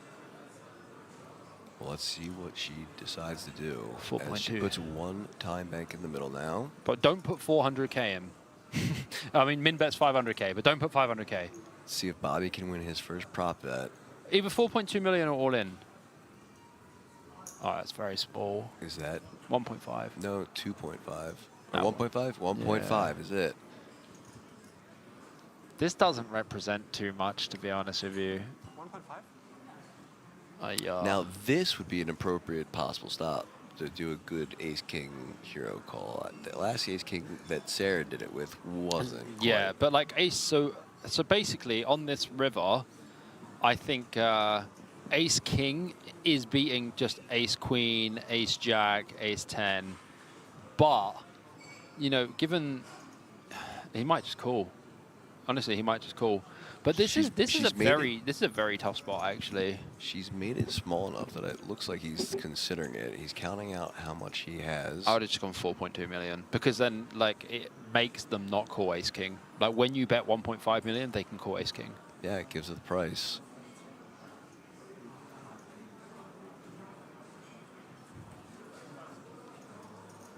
You also need to think about how detrimental it is to his stack. So, like, if he calls and loses, he has 5.3. But if he calls and wins, she might make a believer out of him in the sizing. Like, this is like a little value, and ace is not high here. He's going to call. I don't know. He did a little, you know. I think he's going to call. I'll tell you why. You think he'll get there? Because if he calls and he's wrong, he's got 12 bigs, yeah? If he calls and he's right, he's got, like, 28 bigs. Big difference there. Yeah, but the difference between like 3 bigs, and makes the call. There you go. Bobby gets one back. He got there. Nice call, man. Great call. Great call from Cole. And love that. That looks like we are going to our next break now.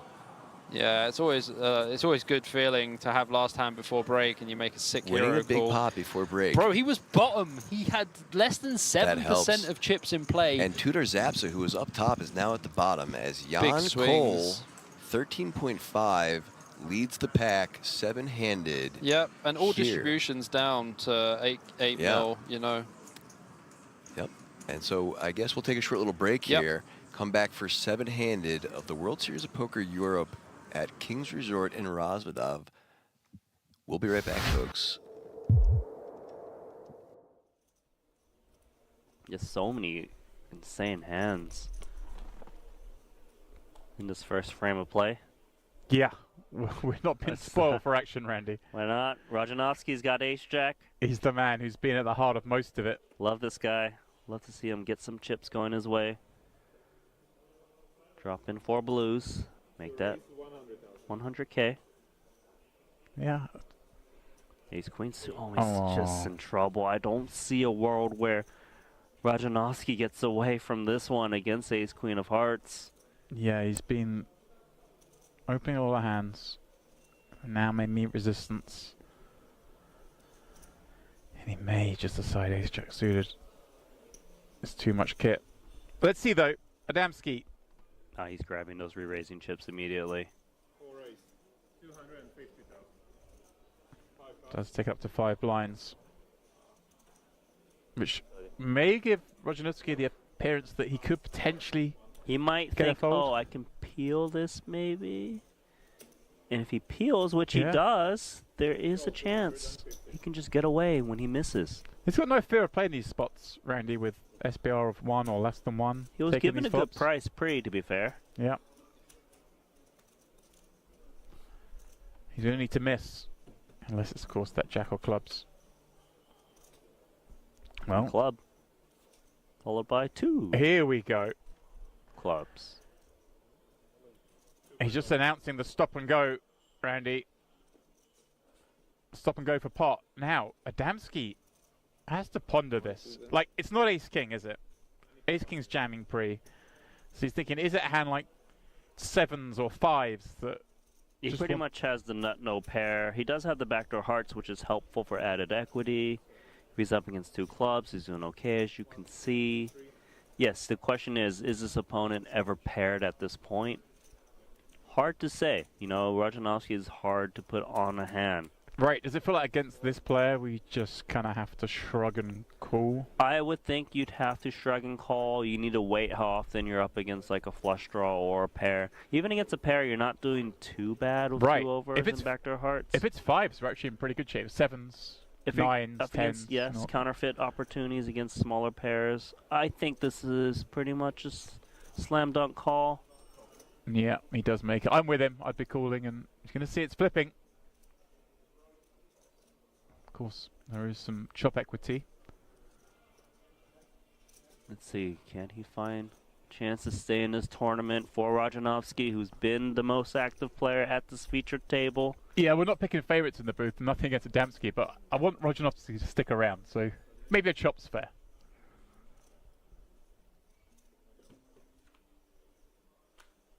Is that fair? Because that is the nut flush. That'll do it. Double up via clubs. No, he's staring Adamski down even though he's just doubled up for him. I love it.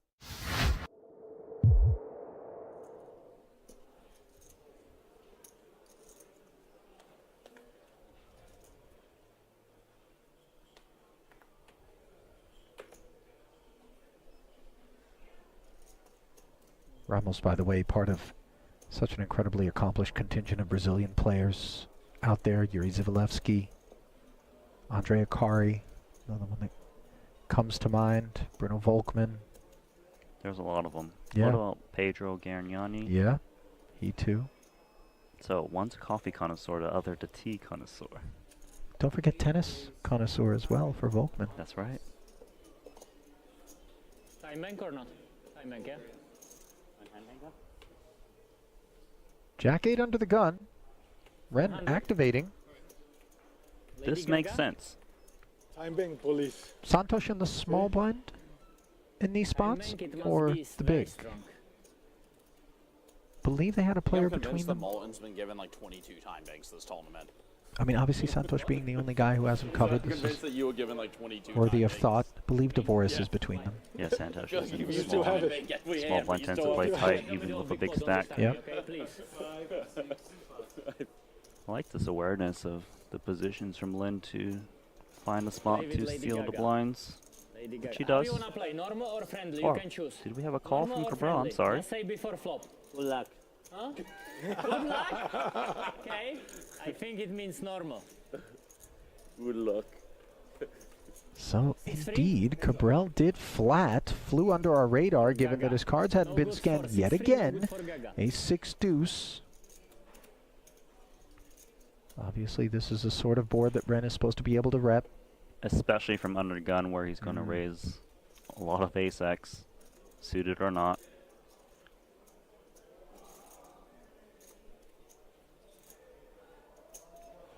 And this sprinkle here is designed to just kick out unpaired hands. Empty. What is this bet? You wanna bet? Bet like normal. What is this? 300. I don't understand. 300. Santosh, what is this bet? Can you help me? Probably 6-3, yeah. You wanna buy cheap free. Please. After the hand, please, next time. So Cabral with a couple of 9s here does call the 300K C-bet. And note that the floor came over and asked him to scan his cards here mid-pot. He pushed back a little bit and said after the hand next time. Supposed to be scanning it before the hand. Yep.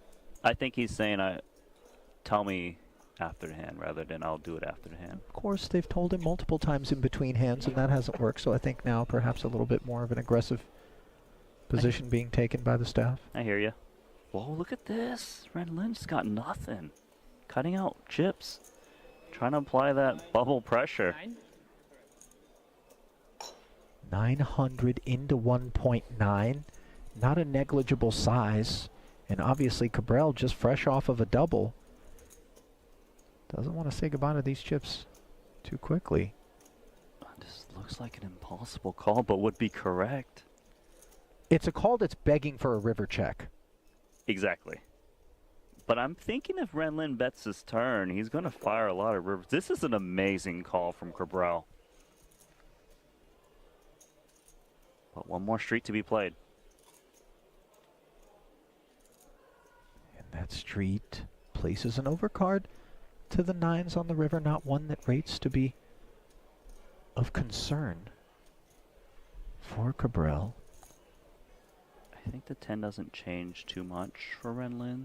He thinks that once he got called, he is up against an ace, but he could ask for it all, and it'll be hard to call if you don't have a nice kicker to go along. He should believe that normally a hand like 9s and lower would be out on the turn, hence why he bet. And there is a jam from Ren. Max pressure being applied. Stone money bubble, snap fold there from Martin. Think about all the spots in which he's taken time. In that one, he knew exactly what he was going to do. I thought it would be worth, given the opportunity that's presenting itself and the fact that he called flop and turn, maybe just looking up at Ren, engaging him in conversation as he tends to do, and trying to see if he could get any sort of tell.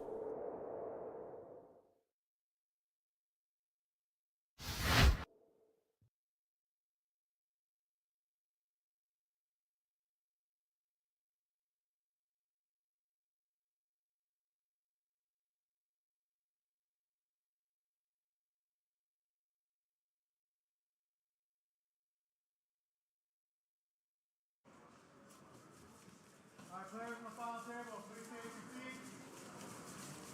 Players on the King's Million final table, please take your seat.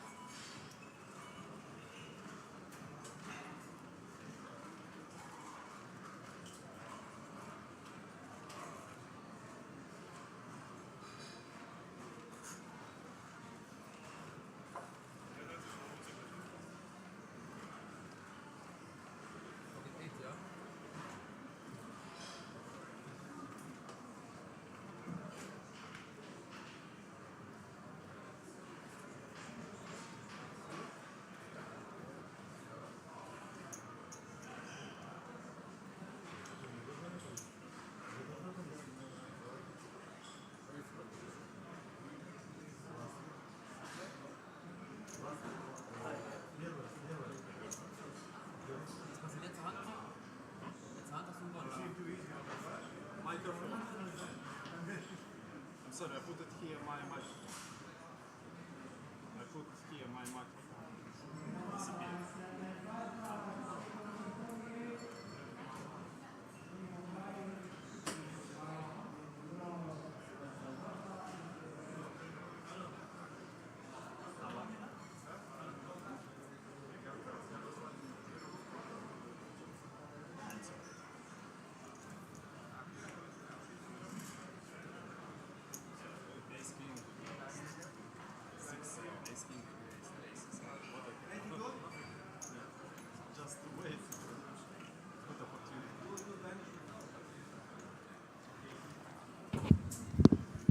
Hello and welcome back. APK back at it with BJP.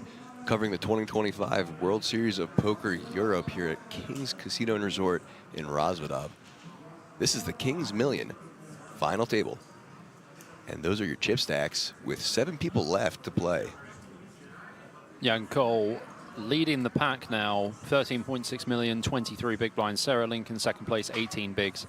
Martin Wittig with 17 bigs. Stepan Budac with 16 bigs. Mikhail Szezbeleski, we'll get the name right eventually, 14 big blinds. Hege Saar, who is my favorite, with 13 big blinds, and Tudor Zapsa, who came in as the chip leader to the final table, only with 7 big blinds, and they are playing for 103,000 euros. Yes, yes, yes. Those are your payouts on the right-hand side, and the plus T for those of you joining late is an additional 10K added ticket. So lots of money up top and to play for. And my, how things can change quickly, right? Oh, for sure. I mean, Sarah's held her own at the top for a while. She's been 1 or 2 since, like, 100%. We started the stream, basically. Yeah. She was chip leader when we started the stream. So Indeed. she's kind of just been really, really... just hovering at that top spot. Yeah, and navigating the ICM spots this deep in a 3,200 plus tournament. Insane. Very well. Outside of that ace king that we had saw her make the call with at the river, she's just been playing quite sound, so deserves to be in those top 2 spots.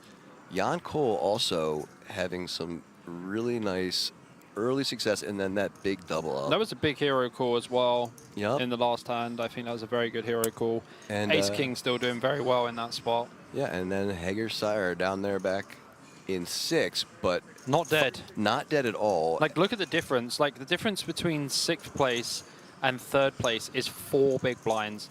That is literally 1 raise in this. Because of the big blind ante, you already win back 2 big blinds plus the small blind. So almost immediately making 3 big blinds just for winning a pot without showdown. Which is huge right now. It's very huge.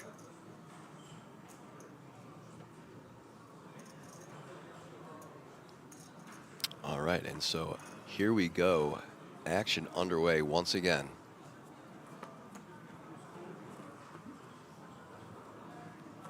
Wittig under the gun, definitely going to be opening the pocket 7s here. Should just make it 1.2 million.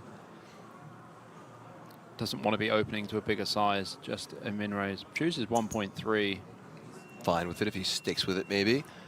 As you see, though, the blinds have gone up to 300K, 600K with that 600K ante now. It's a lot more shallow now. Yep, that changes things drastically. For sure. Budic with the relatively easy fold there, and an easy fold from Sarah as well. And the other Sarah. Yeah, spelled differently, Sar or Sarah. We'll figure that one out as well. And then Shizabluski, Jack 4 suited on the button. Should be an easy fold. Absolutely. And makes it. Saps are out in the small. And Queen Deuce suited in the big blind.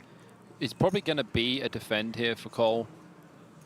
And does. It's not a fantastic hand, obviously, Queen Deuce suited, but it's suited. As the big blind, we don't mind calling here as the big stack. And it's, oh my God, what a flop. Queen, Queen 7. Wittig flops the boat, and Cole flops trips. Hell, look at this. You guys wanted Carnage. I wanted Carnage. Here it is, delivered by way of boat versus trips.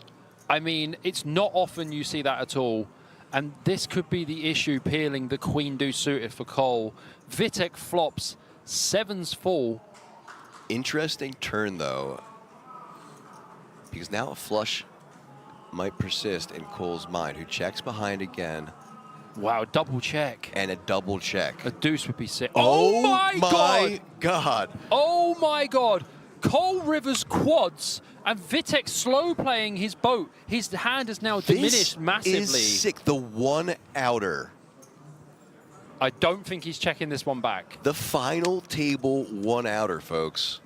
Look at this, 1.5 million from Wittig, and Cole is going to make this at least 3.5 million. I would not go all in. I would make it 3.5 million. Is sick, This is Bobby. beyond sick. This is Cole defending quite light in the big blind as the chip leader. Flopping trips, Vitek slow playing his boat in 2 spots on the flop and the turn, and now Cole River in the 1 outer.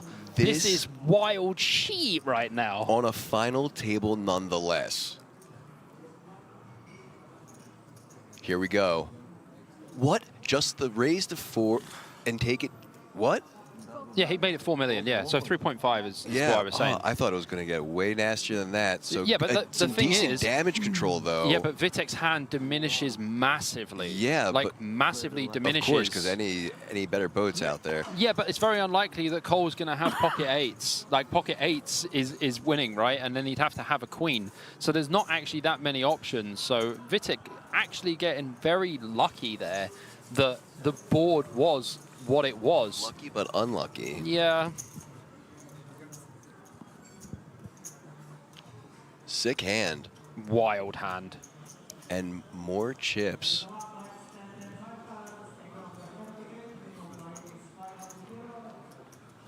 That is so sick. Wild. That is such a GG river. Someone said that? Or you? Here we go. Butich, King 9 of hearts.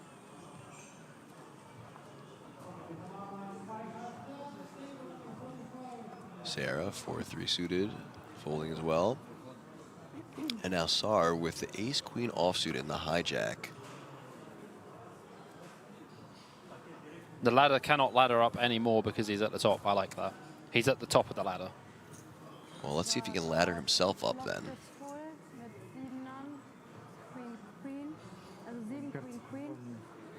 As we hear Sarah in She's the just background reciting the hand history. hand, yeah. Was a pretty epic one. That was epic. Quads, you don't get to see those often. Bro, you don't see flopped boat against trips often, and to see it check twice and then river quads is wild stuff. Insane.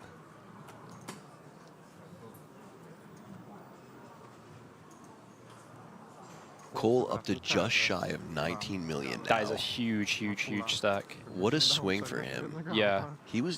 Jan Cole was down at the bottom Bro, of the pack. he was for the beginning. Like, at the beginning yeah. of last break. Yeah, and even when he came in on the final table, right, And he now- only had 4 million. Card exposed. And He and folded now- big blind, yeah. Yeah, but, okay. but now, at not only the chip leader, but with the largest stack we've seen. Yeah. Yeah, 19 million is the high point for the stack. That is some wild stuff. Sind das 20er Stapel bei dir? Nicht, ne? Kannst du 20er machen?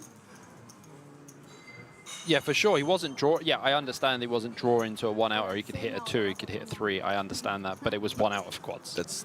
Yeah. And that's what we were talking about. That's why we were saying it was a 1 outer. When he hit the quads, obviously he could hit a deuce or a 3.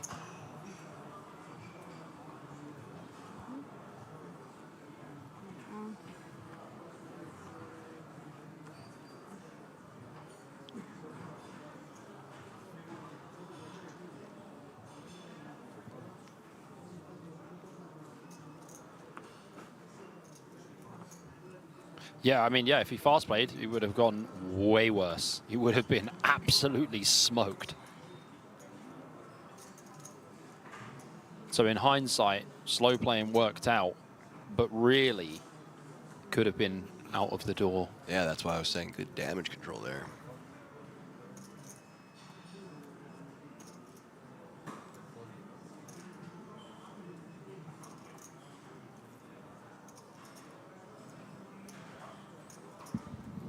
I mean, Martin Olmsberg says it's an easy fold on the river, but dude snaps. Definitely not an easy fold. There's going to be other 7s that you're chopping with. He very rarely has pocket 8s, so definitely not an easy fold. Going to have some Queen X, but not all Queen X checks twice. So, yeah, I don't think it's an easy fold at all. I mean, you're not loving it when the guy raises, but it is what it is. And Vitek smashing it in blind versus blind here with Jack 9. I mean, it is not a lot of big blinds, in fairness. Just 6.5 bigs. But a good portion of Budich's remaining stack, so... Yeah, it's a lot of Budich's stack.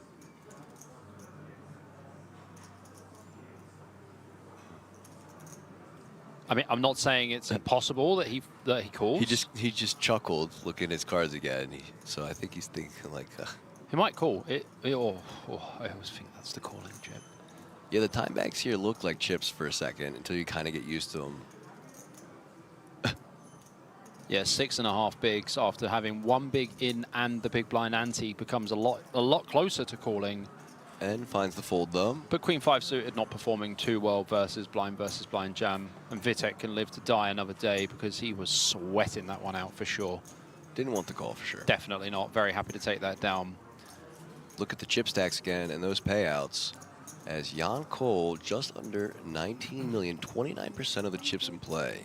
The thing is as well, like the average chip stack's now about 15 big blinds, right? And the most interesting thing is one person who even at the bottom, like if Vitek wins a pot, like if Vitek wins an all-in, he goes into second place. That's true. Like with the big blind and the ante, will go into second place.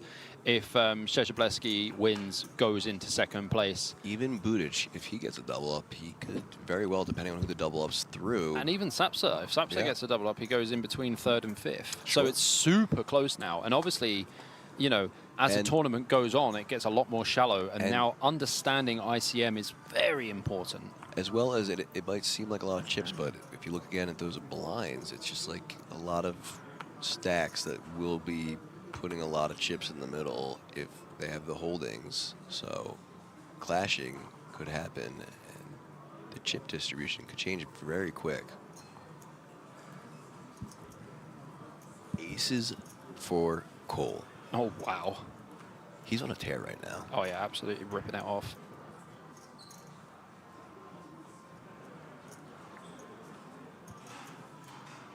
Just going to min open here, I imagine.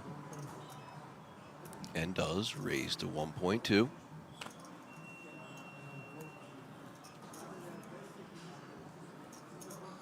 Action now to the blinds. Easy pill here. And Sarah with a very defendable hand, that ace-9 or 8-9 suited that we talked about.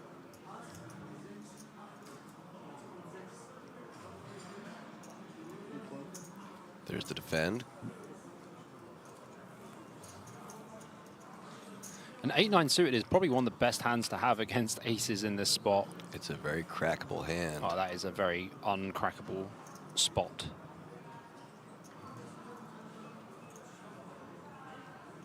No real help there except for the third heart.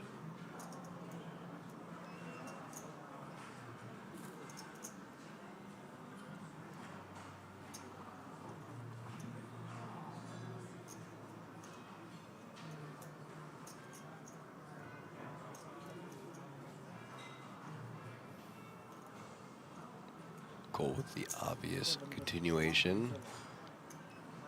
1.7. Yeah, and a pass. quick fold from Sarah.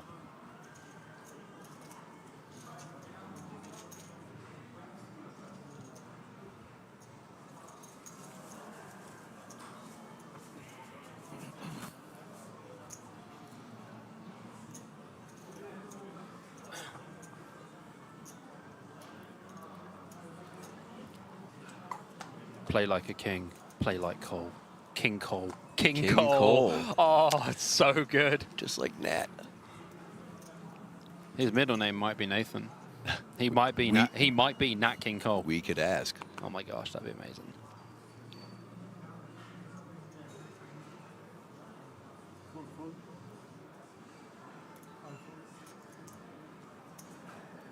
Action folding around to the cutoff. Vitek with the ace-5 suited.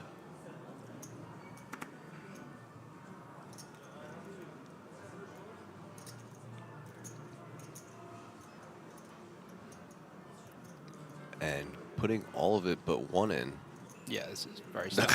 And he's really and trying. Fumbling. Oh, he's got two. He's no, got he put two back. Okay. I saw the one on top. Yeah, he's got the white chip and the red chip, but this is very fine. Like, yeah, I'm fine with it as well.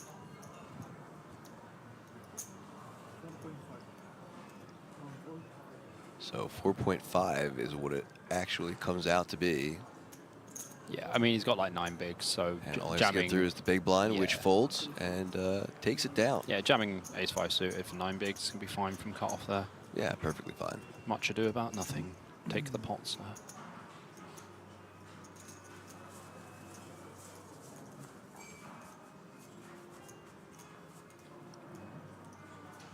Much ado about nothing. I think that was a movie or something, huh? It was.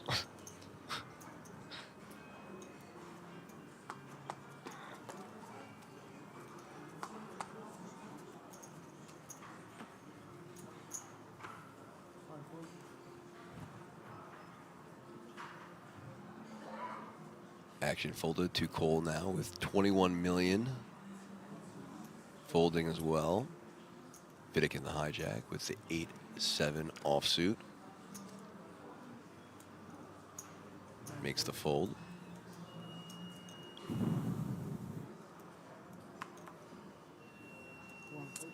Fold from Budic as well on the cutoff. And now Sarah with the Queen-6 offsuit on the button. Probably not even going to open. This is Sarah. Like, she's got 8.5 million, but... And doesn't. 15 big blinds. Oh, And now Sar. Sar in the small blind with the 8s. So I would just open 8s here. I would jam 3s and 4s and 5s. Sounds reasonable to me. 6s I would jam, and 7s and 8s I'd probably start opening. Oh, he just jams. But it goes for all of it. Oh, sorry, he's small blind. Yeah, small blind, I would just jam. And sorry, I thought he was button there. Like button I would open, small blind just rip, yeah. And a Why? Why? You have 10 high. Can I have a count? Please, can I have this 27 seconds of my life back? Thank you.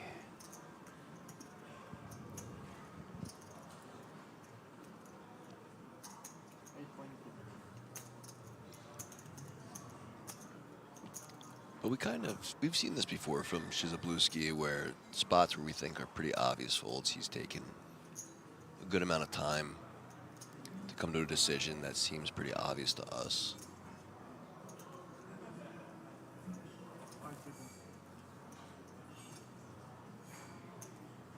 And makes the fold as predicted. Yeah. I didn't have kings or aces, you know.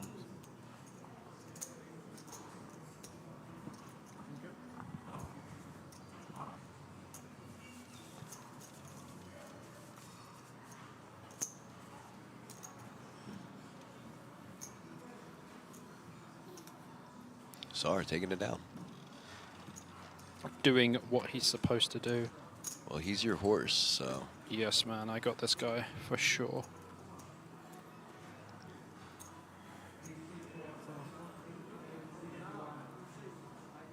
Quick fold from Cole. Action now on Vidic.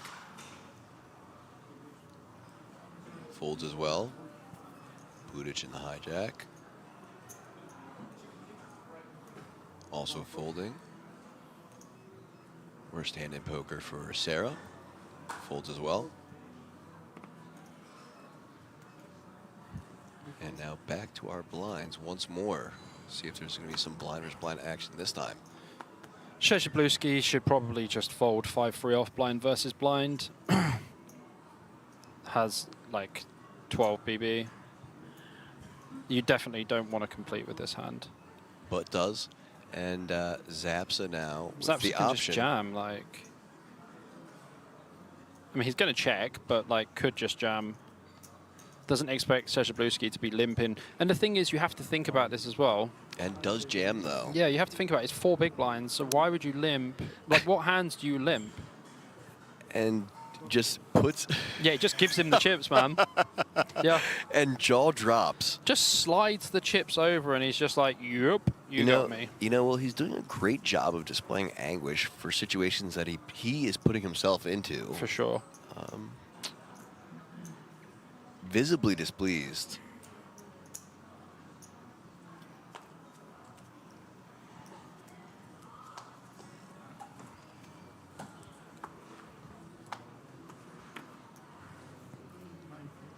On to the next hand we go.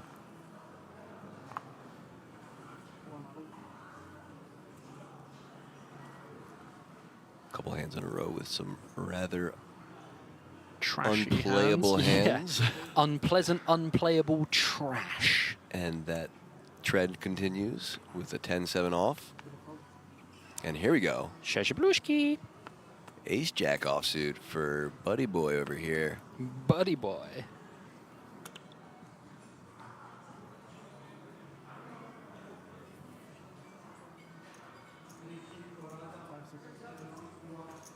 $1.2. Over to Zapsa in the small blind, who folds.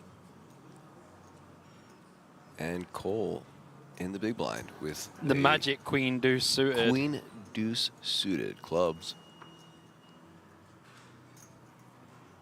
will defend.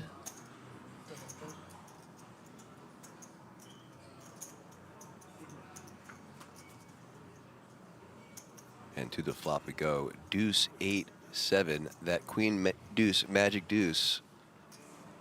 Cole out flopping. He's just a blue ski. With the option.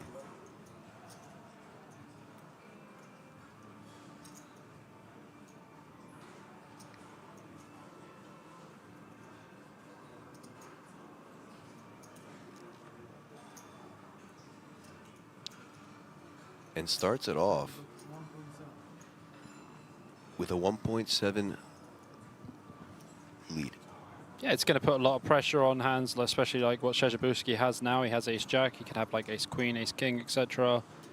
I mean, when he has hands like pocket jacks, pocket tens, it's going to be, you know, it's not going to work.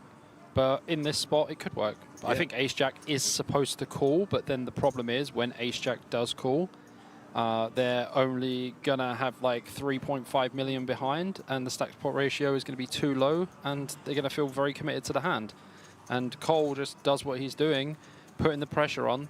Sergio Bluesy can't really call with ace-jack there. Like, it's just, you know, he's just unfortunate.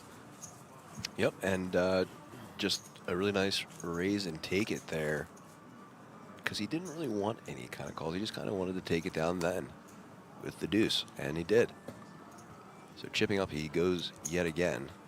But I mean, like, honestly, he could have just jammed pre, had like sub 10 bigs.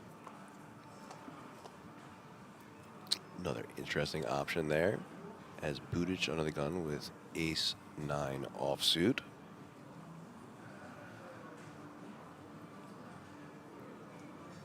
Yeah, this is a very easy pass. Should be folding, but doesn't. Yeah, this is a mistake. I think that's a little too light given your stack size and position. But let's see if it works out for him as he's getting a couple of folds to start. All the way over to the cutoff we go. 10-3 suited for Szczerbowski, who folds as well. 3 more players to get through. 1 fold.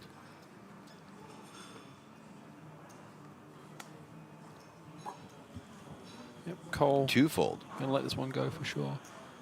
You want like a nice suited hand in the big blind here, like 4-5 suited. I mean, king 9 off's okay, but you're going to be dominated by all the king X.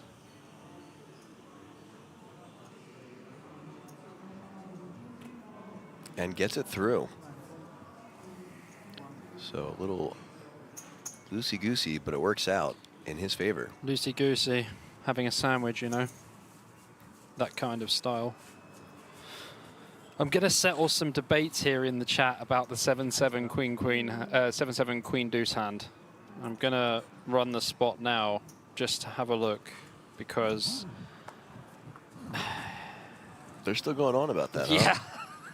Huh? It's happening. I mean, it really was a wild hand, but didn't expect that much discourse. As Sarah under the gun has woken up with a impressive holding, ace king of clubs. That's more like an openable hand from under the gun, if you ask me. That's a pretty reasonable hand.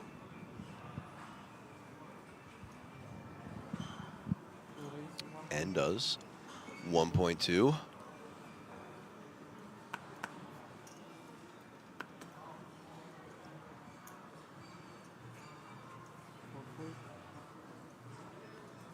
Folding over to Zapsa, who folds as well. And now Cole, our chip leader, on the button with the suited Jack 10 of diamonds. Probably just proceeding with a flat here. I don't think you really want to free bet against EP, especially as Sarah's been very tight as well. So her range is going to be way tighter. Yeah, even a fold is very good. Doesn't want Understands doesn't about want collision. No parts of that, as he folds as well over to the small blind Vidic with the Queen 7 offsuit. Folding as well, and then last but not least, Budac with the Jack 6 offsuit as well in the big blind. All right, another raise and take it. This time for Sarah, though.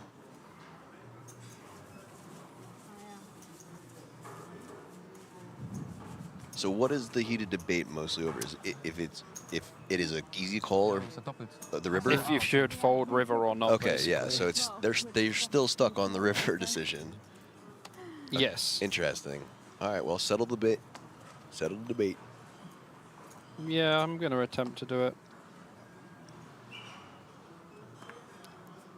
People want answers. Yeah. The thing is, the solver might not recognize it because they're supposed to be bets on the flop. What if the solver just Yes. refreshes and says no? No, solver immediately says you need to bet 25% on the flop, which I agree with. And when it goes check, check, the solver just goes, nope, you're not supposed to check here ever. Yeah, well, no indeed from the solver.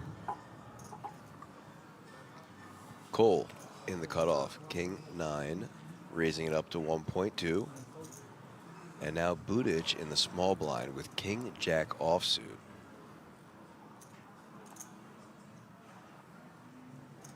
Yeah, Edwin, I hear what you're saying as well about being counterfeit house, but then, and also Martin, what you say about the solver and actual exploits says two different things. I agree completely.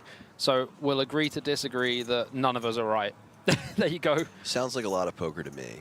As Budic finds the call in the small blind, as so does Sarah. So 3 ways to this flop now. Pretty easy flat for Sarah facing this action. Ooh, she And flopped not a bad guttable. one for her at all. Pretty good as flop. She gets the gutter. Deuce 4-7 rainbow. Improving to 36% equity now.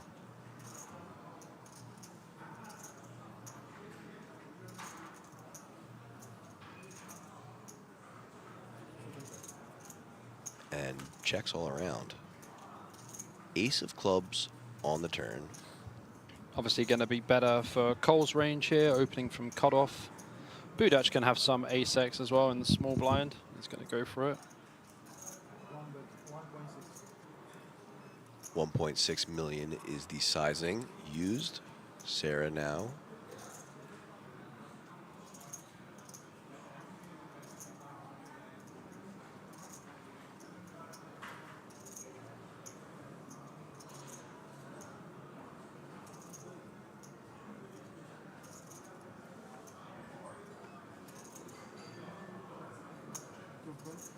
Makes the call. Yeah, she's got a double gut shot. This is going to be fine. Budac is now going to be like, oh god, why did I bet?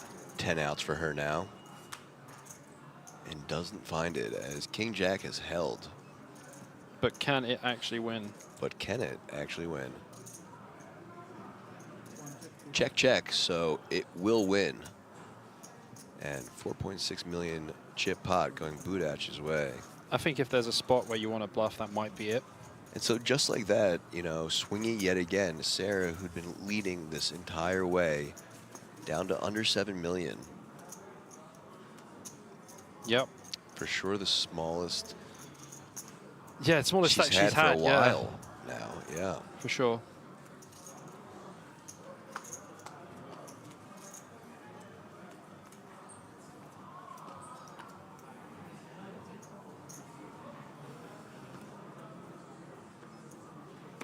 Chizabluski under the gun, ace 4 spades. Less than 10 big blinds, this is likely a jam.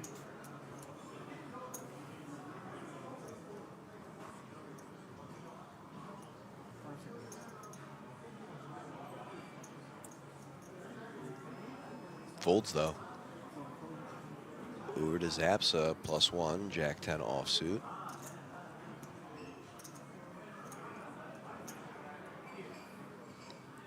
Folds as well. Cole with the 4 deuce. Run him in. Vidic as well.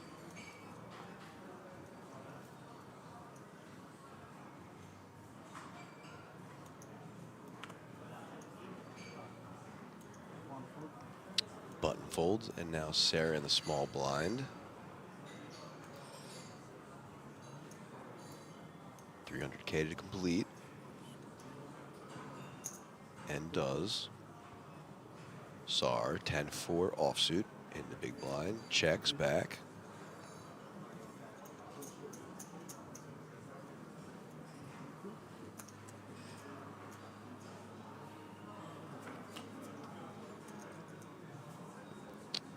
King 5 deuce. 2 diamonds on board. Sarah still ahead.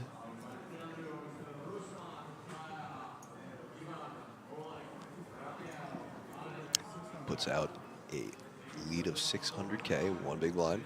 Sarah against Sarah. Yep. You can see some raising here, actually. To be honest with you, you can, like with the 10-4 off, because you make a no equity raise on the flop. First is a small blind range, which is going to be extremely wide as well. And obviously, Sarah goes for the min bet. He might just make this like 1.8 million, 1.5 million. Ooh, almost, Bobby. 1.4 though. Yeah. And takes it down. It's because she's going to have such a wide range. So well played from your horse, Sour, there against Sarah.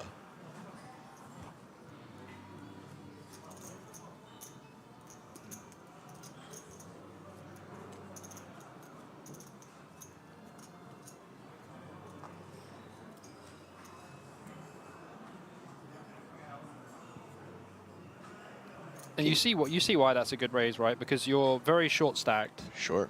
And you look, it's just one of these spots where like you are very short stacked, and you don't look like you'd ever be bluffing this spot. All right, so under the gun, Zapsa all in with the king queen offsuit now. Yep. Obviously, you know, having like 8 bigs or whatever it is, just easy jam.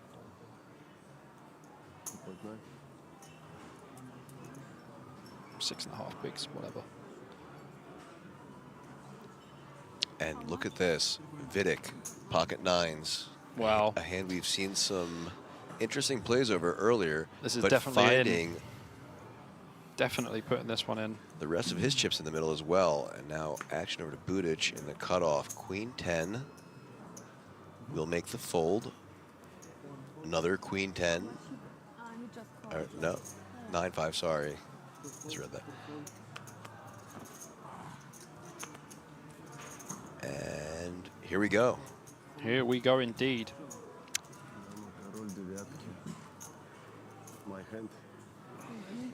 Got to win your flips. Zapsa with 2 overs, looking for a king or a queen.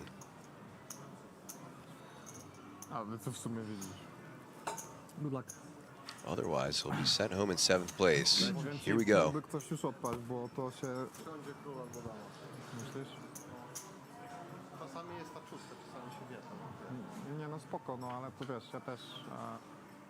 Flop. 8-6-3. 9's good so far. It's a pretty reasonable flop when you have pocket 9s. Ace on the turn. Ace on the turn. And this time it is a bricky ace. Just needs a hold. No picture. No king, no queen. 6 And on the river. does. We lose Zapsa, and that's a really Zapsa. interesting elimination, as it does come in as the chip leader of the tournament in the final table, and he's going to bow out now. 7th place. Yes, indeed. And you know what? It's funny because we went from 9 to 8 to 7 very quickly, and then we didn't get an elimination for some time. Yeah, that's right. But you know what? Pretty wild action to start. Then things slowed down. 15,900 euros plus the 10K ticket. Not a bad payday, sir. Well played, the Romanian player, Zapsa. Good on you, sir. We're down to 6, APK.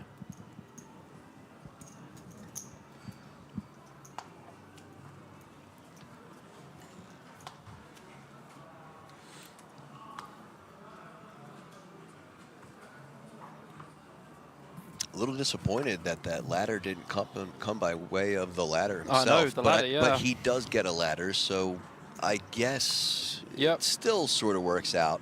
Budac was once down to 1.5 big blinds, right? That's right, quadruple up for the man, and now Insane. at 13 million. What a turn of events for him. Pocket aces, all in, quadrupled up. And Rivered now- the ace, like there was a and now lot of outs as well. And now 13 million and opening to 1.2 with the suited king-queen in the hijack. Folds around to the button. Sar making the fold as well, and then look at this.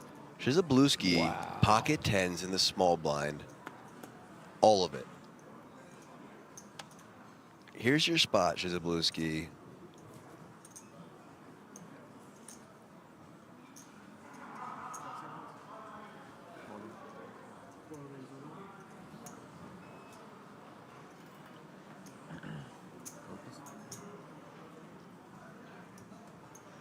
And it is all of it.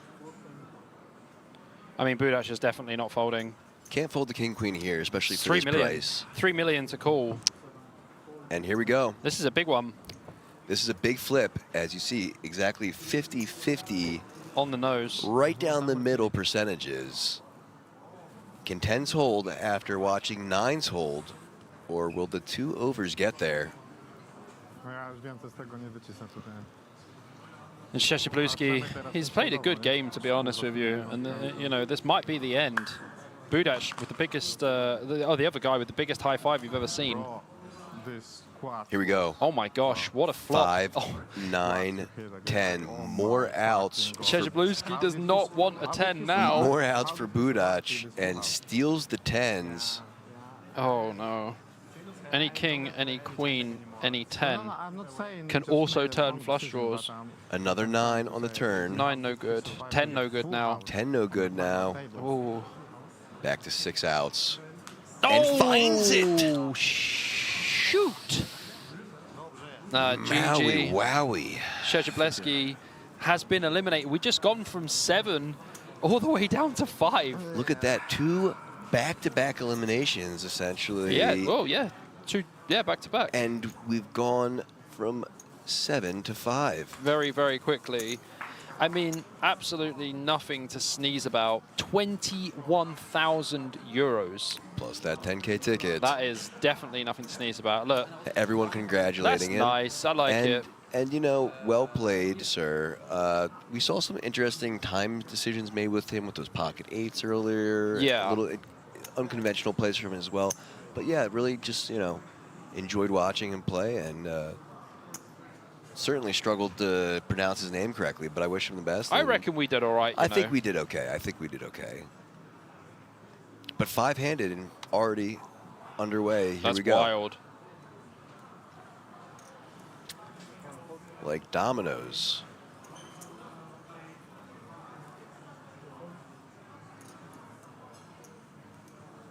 Es ist so kalt, ey.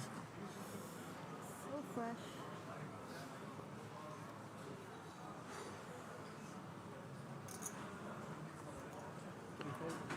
Marcin Wacinski in the chat put the sad face emoji. Marcin, can you say if we were pronouncing his name correctly or not? Shizablewski. Shizablewski, yeah. And I think we would pronounce your name Marcin Wacinski. Wacinski? Marcin Wacinski. Wacinski, okay. Is how I would pronounce it if I had to guess. All right, so blind on blind action. The ladder doing his laddering thing. But he's laddering at the top of the ladder, man. This guy is... Diamond's no good for him. Flying high. Both men hitting a pair. Vidic's better, though. Check from Cole. Marcin put nope, and I put we tried. Well, you know, But we've been saying it with such confidence every time as well, and we've tried every time. I guarantee everyone that's not from Poland believed that we were saying it right. I think we did a really good job. I bet you that. Yeah. I bet you everyone but Marcin was like, yeah, it's for sure what they said. Marcin Wacinski. We're trying out here, guys. We're trying out here.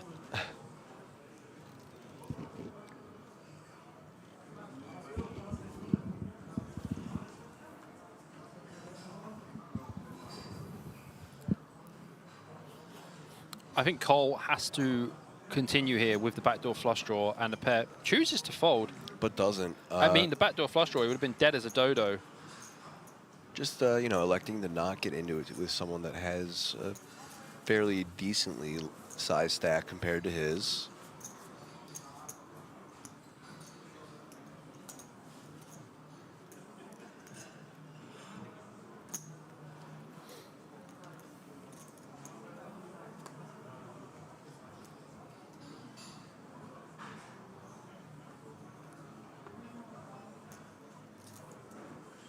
Action on Sarah to start.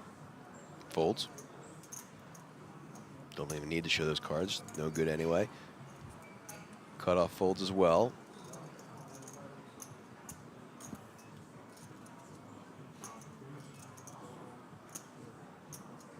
Cole. Rechecking his cards and folding.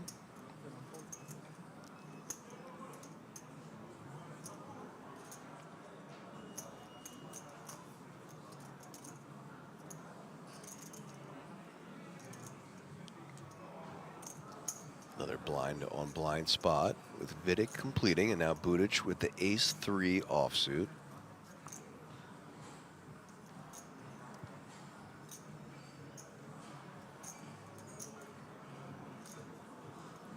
Raise. And going for the raise here. Love to see it. Taking it down.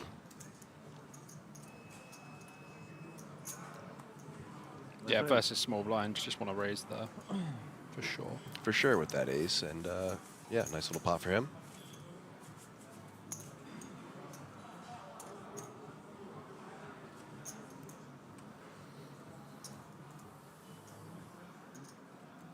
Four. Next hand. Next hand indeed, sir. Under the gun now. Sar, 5-3, suited, folding. Cole folding as well. Vidic now to act. Also folding. And now Budic in the small blind with the suited 6-5. 5-5.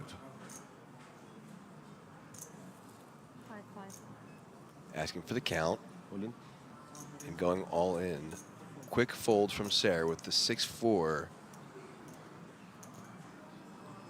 and taking it down. So lots of folding going to be happening. We're going to see a lot of blind versus blind action here as we're 5-handed now. Absolutely. And the pay jumps are getting very serious.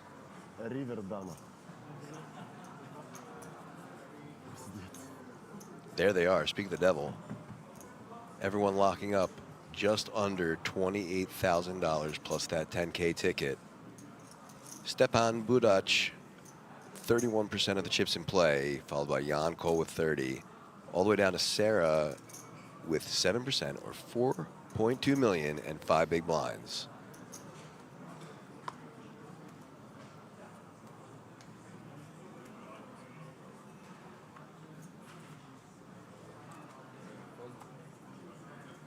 Couple quick folds again. Now action on the dealer. Budic with the 9-7 offsuit. Folding as well. And now Sarah with the ace-10 offsuit. Looks like she should be going all in here. And does. Yeah, blind versus blind. Very easy decision for Sar with the 7-deuce offsuit, folding as well. And once again, our small blind raising and taking it. Offsuit, I don't know. Sag mir nur, bitte ein Ass, bitte ein Ass, bitte ein Ass. Das habe ich mir auch gehofft. Bei dir. This is pretty good. Never native English speakers will pronounce the European names correct. Let's just call them all Dave. All right, Dave? Then someone wrote Davinsky. I like it.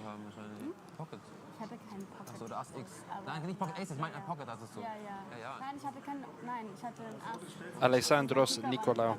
Deswegen. Yes, I did pronounce that one correctly, but I also do speak Ligo Ellinica. All right. Budic in the cutoff, ace jack.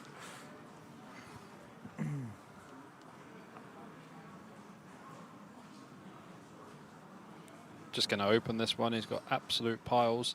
Depends on the stacks behind him, though, to be honest. Like, if they're like sub 10 big blinds, he can just rip. Should be a relatively easy decision here for Sarah, who folds. And then look at this. Oh my God. Your buddy, Sar. Sar! Ace, queen of diamonds for him in the small blind, sitting on just 8.4 million in play. So just over 10 big blinds. All of it should be going in the middle here. Oh, yeah. Nothing else to do here. And does. Should be a quick fold from the big blind. A good luck from Sarah.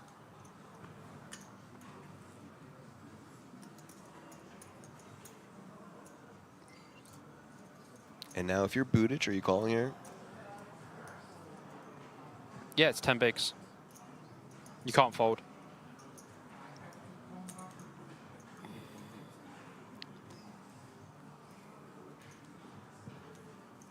Quick fold from the big blind, and now action back to Budic, our chip leader, with the ace-jack offsuit, unaware that he is dominated by Sar's ace, queen of diamonds.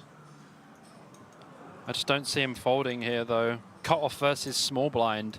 Ace-jack, like, Sar's going to jam, like, pocket fives, pocket sixes. Oh, my God, he does fold. I guess he's just using that chip advantage to keep it, you know, keep it up the top, really. But an important 3.2 million chip pot for Sar, yep, who is now over 12 million in chips.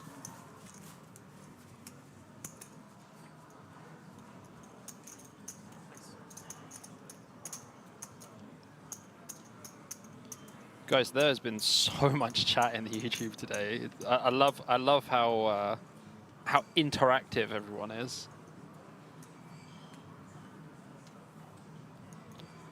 All right, and off to the next hand we go. Eights for Budic now, under the gun. Definitely be opening this one. 1.6 mil.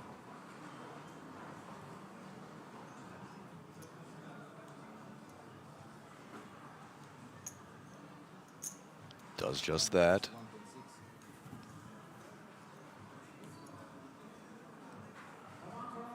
Fold from Sarah over to Sar now. On the button, should be folding as well. And does.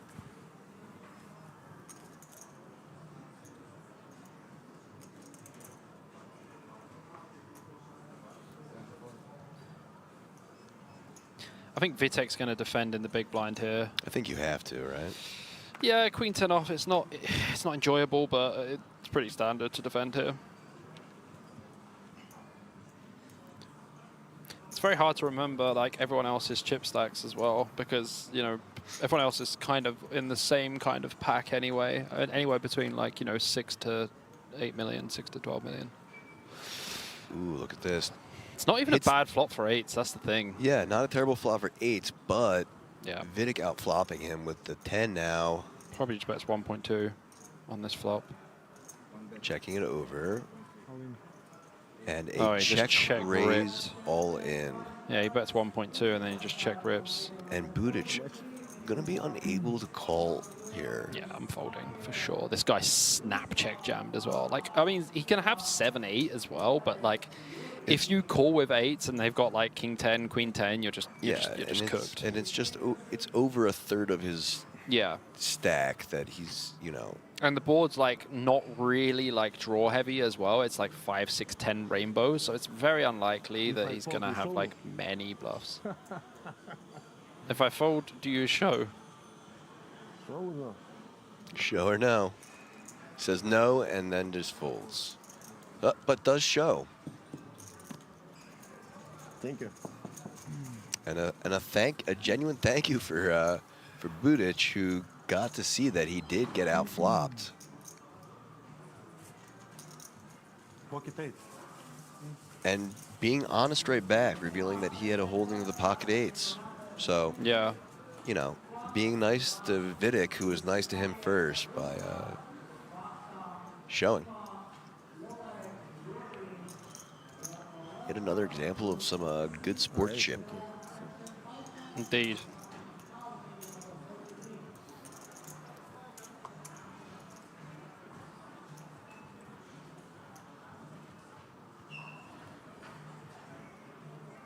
Pretty easy open jam here.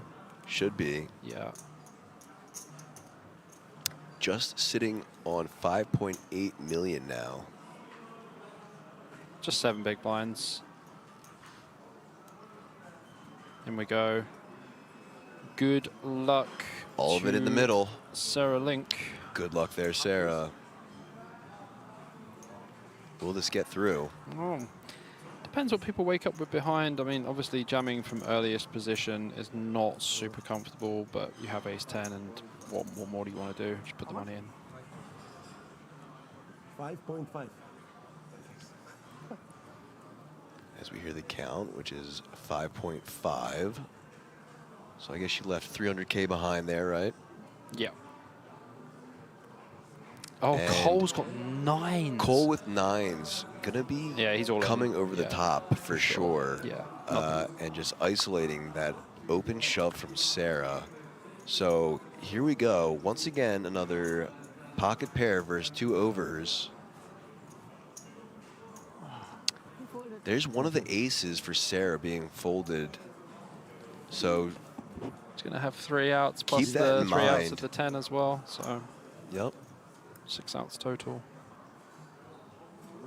Danke. Less than a flip at this stage, but 8 oder 10. Huh? Little good example again of sportsmanship. yeah, Fist bump. I think it's been nice. You know, like people have been pretty cool. Yeah, for sure. I haven't seen any nefarious actions You on don't really see it anyone's too part. much at high rollers though. Like sometimes. Here we go. No help so far. 9 still ahead.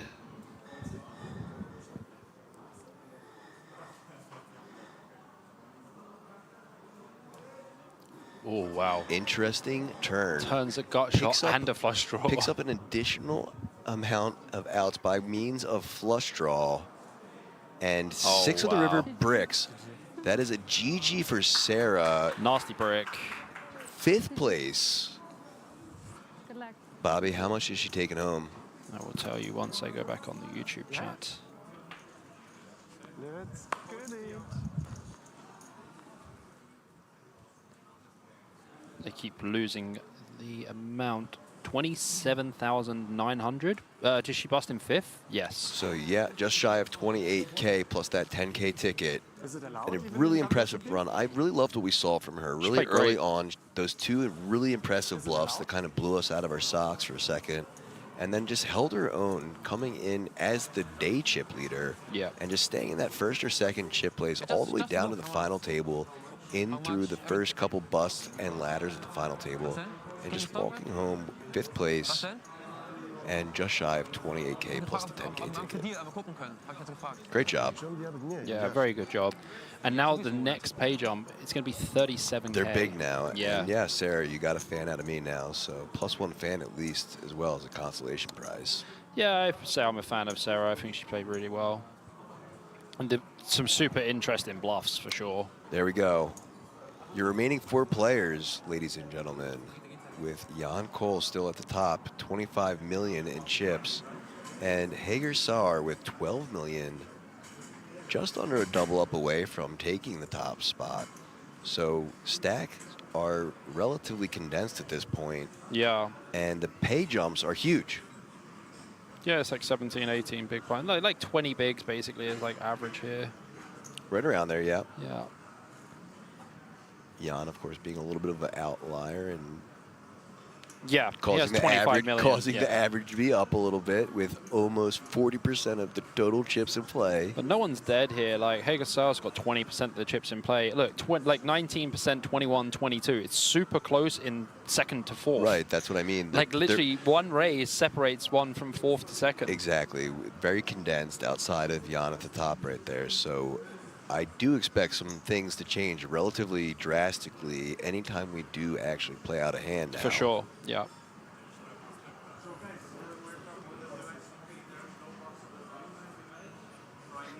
And a really good pace to this final table so far. You know, like you were saying, we had some early busts real quick out the gate.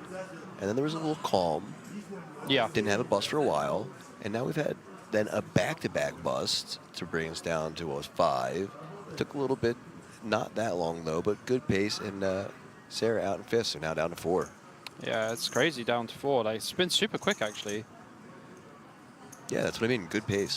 That's quick, though, to be down from 9 to 4. I mean, like, we started the day, you know, we had 16 when we started the day. That's right. And we've been probably commentating for about 7 hours now. A little bit less, maybe 6.5. Doesn't even feel like it. Always feels like 2 hours, doesn't it? Man, I love this job. Yeah, it's a great job. Nice. Yeah, now, look, the thing is, it says UTG, but it should have UTG/cutoff because it is the cutoff here. Right, with 4 players left. Yeah. Now.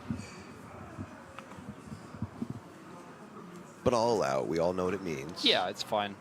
It's not like we're going to look at this like, oh, it's an under the gun open. It's cutoff open, yeah. Right. Yep, good pass as well. I still got Sar as my guy, you know. I know Cole's absolutely crushing. Man, yeah, but again, you know, one double up from him, and if it's from Cole, nonetheless, Oh, then, gosh, like, yeah. there you go.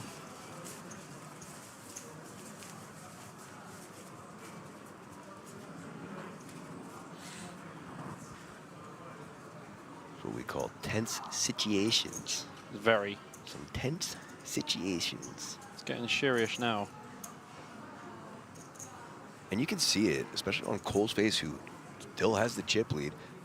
You can just see, like, the amount of emotions behind those eyes. Very charged. For sure. Very intense. You know, just taking in the fact that he's 4 left, chip leading. Out of 32-29 entries. Playing for a whole lot of money. And a bracelet that we haven't really mentioned much. But remember, guys, there's a bracelet up The bracelet top. is a thing, my friend. And as I always like to say, one bracelet and you're in the history books. That's it, man. Poker history books. Forever. Yep. They can't take that from you. That's it. They can take your money, but they can't take the title. I know someone who actually sold a bracelet, you know. I've heard of it too. Well, it wouldn't be for me. Listen, I'm not going to comment on it because everyone has hard times yeah, and of situations. But, you know, to me, there is a meaning behind it that is almost priceless. If I win a bracelet, you're burying me with it. Yeah, it doesn't matter the event. And, like, you know, to that person's credit who sold it, whoever they are, like, you can still look them up and see that they won that bracelet. Yeah, sure, of course, you know. But listen, I won't judge anyone for their actions. That's on them. Not what I would do, but that's on them. All right, so here we go. Blind on blind, yet again. As I said, we're going to see a lot of blind on blind action till we get down to heads up.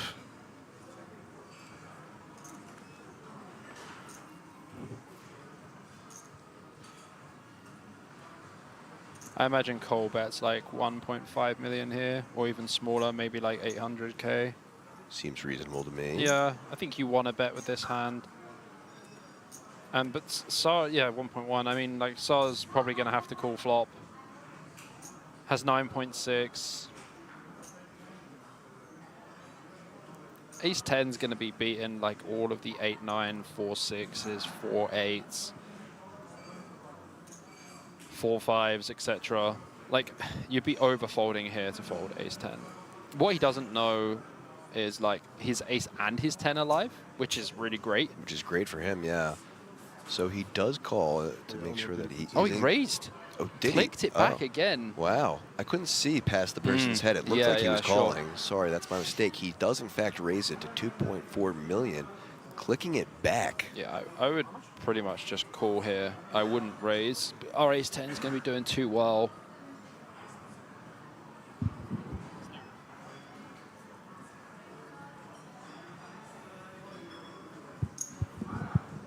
You're going to need to spike an ace or a 10 here now. 6 out as things play. Oh. Always coming Rough. 7. Yeah, turn 7. Locks it up for Cole. And might slow things down because as things played so far, Cole is kind of repping a 7 pretty open-faced if you think about it logically. You mean Saw?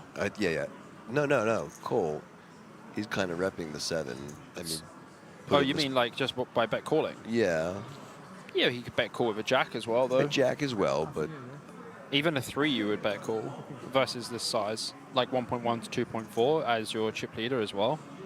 I'd like to see a check back here from Cole. That would be really good. Yeah. And gets there. Great check back.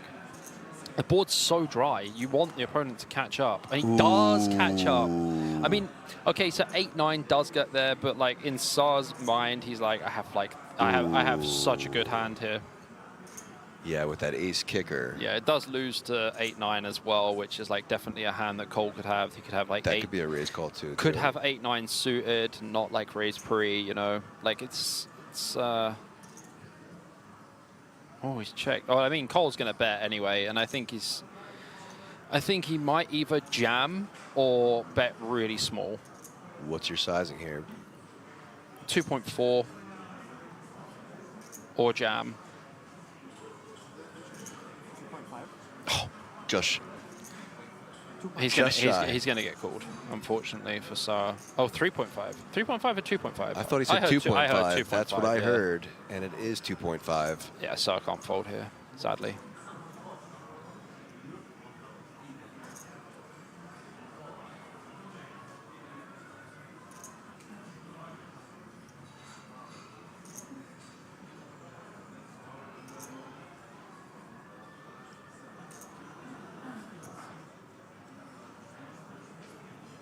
I mean, I don't feel like this is the kind of hand you'll turn into a bluff as well. Like, I can't see Sa jamming. Cole's just put too much in. I think his river bet is a very nice size for value. Like I said, I'd go 2.4, Yeah, so 2.5 is basically the same thing. Yep, you were only 100K off there, so right on target.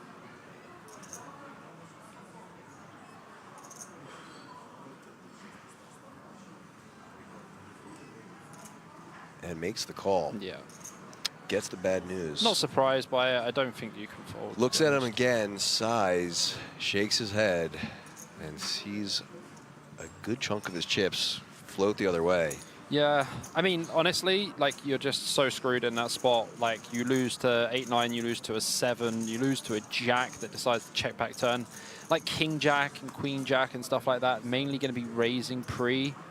So, you know, it's kind of tough anyway, but like, yeah, you're just not folding. Like ace 10 is just way too strong to fold there. Yep, just the worst card in the river for what he was trying to accomplish, because kind of made it impossible for him to get away from it.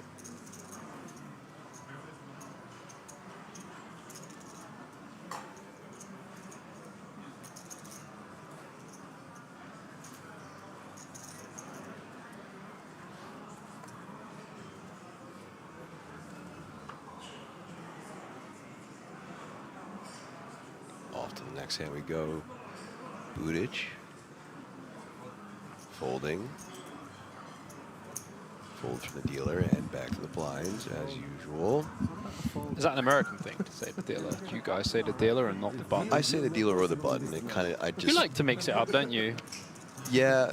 You don't like using the word rainbow too much. We were talking about this yesterday. Yeah, I mean, I think, you know, if you're oversaying the same things, it can get a little stale or dry. So, like, you know, there's only a few terms in poker that you can interchange like that. So why not use them all, you know? Why not? Easy jam there for Cole. Ace 7 off, like 13 effective. Easy stuff. He's on cruise control. But this, 35 million about. This is it now. Like, you know, he's got 35 million. He's just going to be able to and start a big smile. ripping. He's just going to be able to start ripping, like, almost every hand, like, four-handed. And if he finds a spot where he has, like, a strong King X, a strong Ace X, and is, like, 12 to 13 BB effective, can just smash the pressure on. He's like, He knows, It's sinking in. He knows. I got a little dry mouth going on. Yeah. I need some Vasa. Okay, Sar. Yeah, this is an all-in for all sure. in with the King-Jack offsuit. Cole now should be an easy fold once he gets some get some water. Yeah. And Vidic making the fold as well. And should be an easy fold as well. Should for be an Budac. easy fold from Budac. I know they're suited, but the 3 not very great here. 5 big blinds is still quite detrimental to his stack. There you go, fold. So Sar still in. A much needed small little pot for Sar.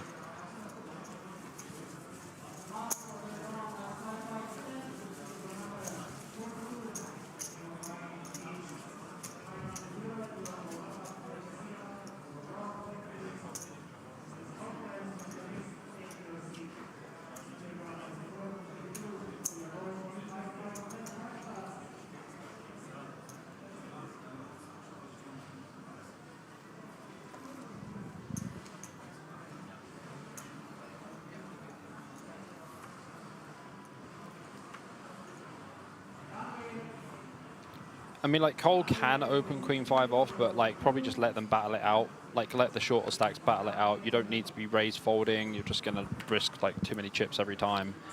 But, like, when you do have, like, specific hands, you know, Ace X, King X, Queen X, whatever, like, good, like, Queen 8 plus, like, King 7 plus, etc., then you can start opening, putting some pressure on. But, like, you know, Queen 5, Queen 6s. At what point, so in what differential from your chip stack to the next chip stack do you start just open shoving and applying that You kind kind of don't need to. I think everyone has to be like sub 10 bigs really.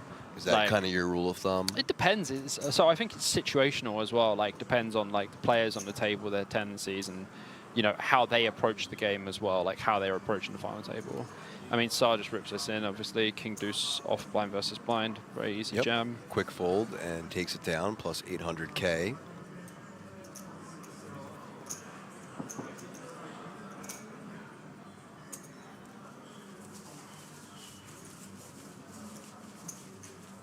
And once again, you know, we were saying how this has been a really nice pace to the table.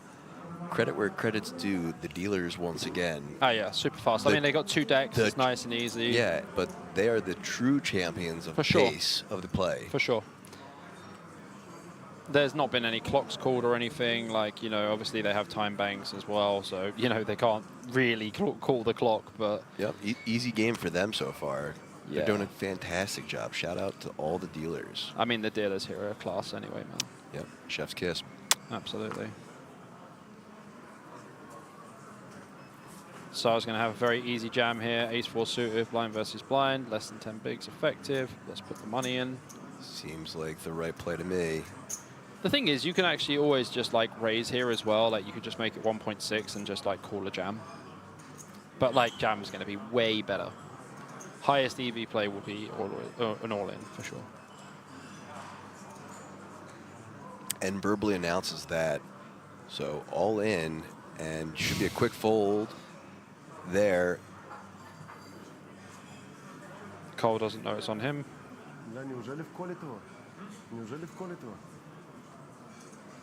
Did he ask for a count? No, definitely not. I think in his mind he already folded.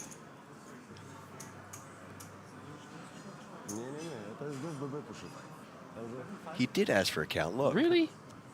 No, like, he didn't notice it was on him. He was like, oh, it's me. All right, so takes it down.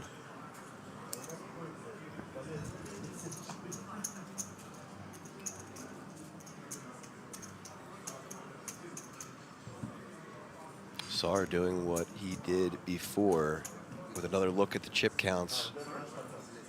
Jan Cole up to over 51% of the chips in play now. Yeah, that's a lot. That is a lot of chips. two players at 14 big blinds, nearly identical stacks, and then Hager Sar at the bottom with 11 or 9.1 million. All players locking up $37.4 thousand and a 10K ticket. I mean, realistically, there's just not that much of a difference between second and fourth. It's like 3 big blinds. That's it. The 41 big blind just leading the way, though. He's just running away with it almost at this point. Literally running away with it. Yep. All right, Budic, 6-5 offsuit, folding. Pocket fives for Sar. Easy game. All the money goes in. 12 BB.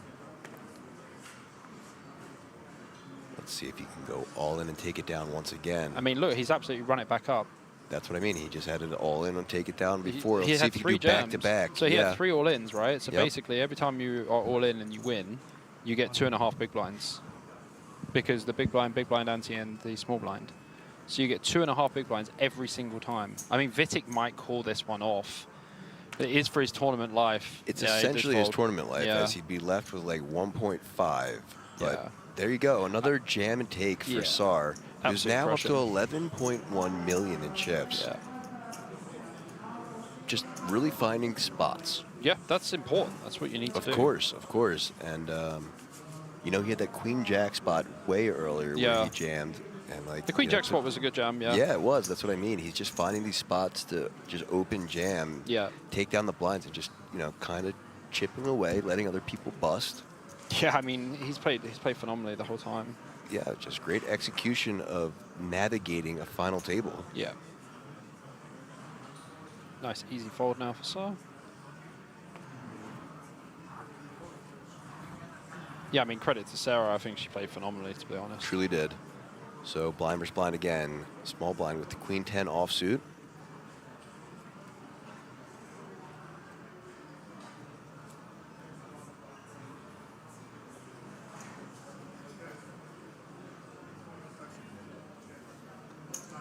Is that raise? Raise Looks like, like it one to me. point- Oh, 2.2. 2.2. Just jam. I mean, like you have like 12 bigs. Budic, 1.4 million to call. I think Budic should jam now as well.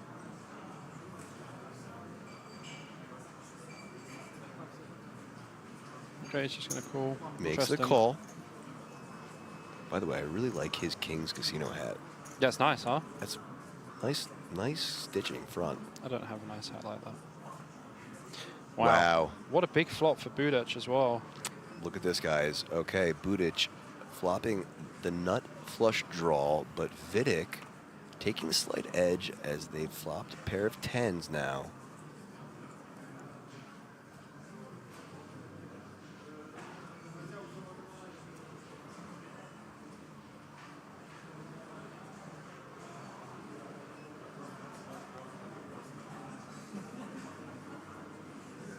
One tally bank used by Vidic.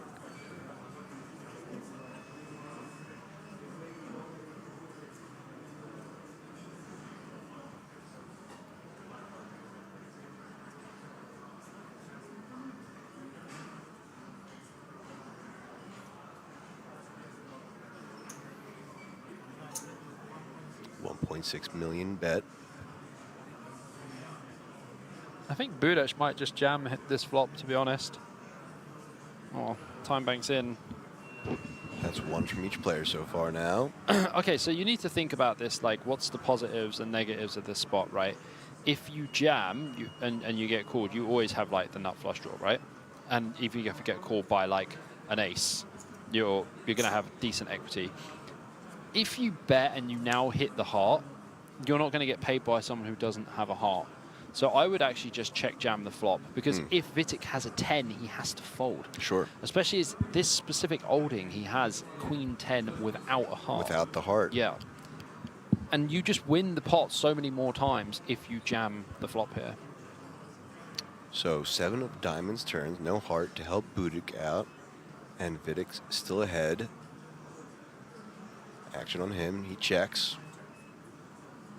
Slowing down. Gets the check back. And misses the river.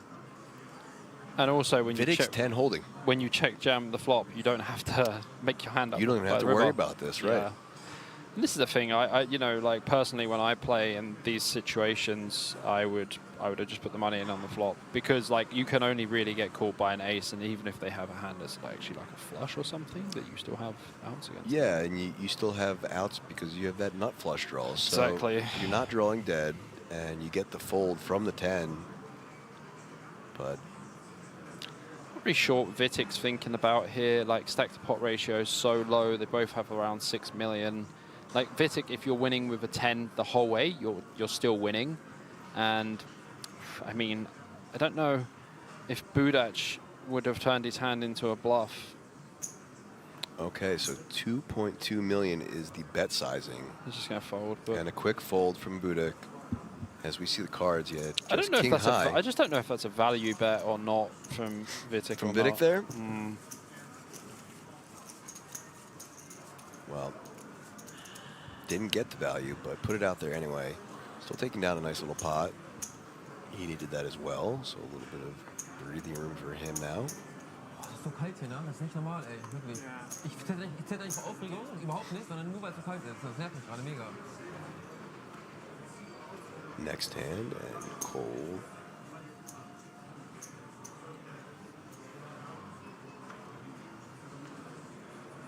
Folding. Vidic, king 10 of hearts now on the button. Seems like a good hand to open right here. For sure.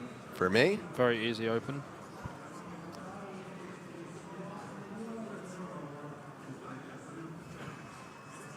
Not sure why he's using the time again. Again, these are limited resources. But now down to, it looks like 3, and puts in that raise. 1.7 million. One fold from the small blind, and look at this now. Wow. Your boy Sar. I wouldn't jam. Jamming is way too strong. Click it back. I'd probably flat, to be honest Flat? with you. Yeah. Button's going to have such a wide range of opening, right? So if you think about it in general, button range is probably around 50 to 55%, yeah? In this situation, the button is going to be even wider. So you're okay with going to a flop here with aces, and I don't think you need to. Yeah, the thing is, they're going to raise fold such a high frequency that you lose all the value. So chooses to go all in, though. Yeah, this is... 8.6 is going to be a little too much, I think, for king 10 here. Yeah, he's not calling this. But that's a 13 million pot now for Sar, who... Put it this way, Vitek did not play a tournament with 3,229 players with 4 left to call off of king 10. Sure, I would hope not. And it's around 70% of his stack, something like that. 65%, 67%, whatever you want.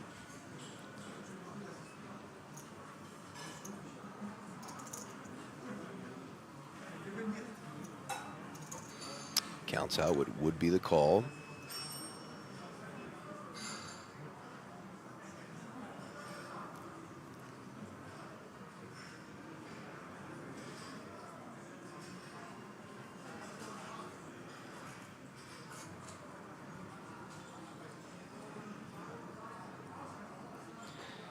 I'd be very surprised to see Vitek call here. It would be a little out of line, but we've seen that from him already earlier in the tournament. Wow. Literally has 1 time bank behind. Unless there's one behind the time box. It looks like he's got one left, right. Yeah, 1 behind, like after that one.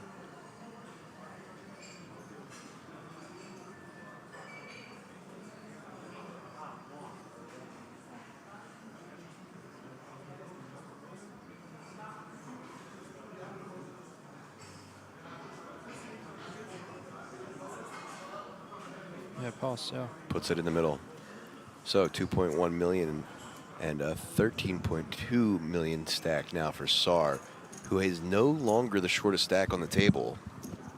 Yeah, I just wouldn't have jammed as like you can either 3-bet smaller or you can flat. I think jamming's just a mistake because As I said, the button range is going to be way looser than it normally should be.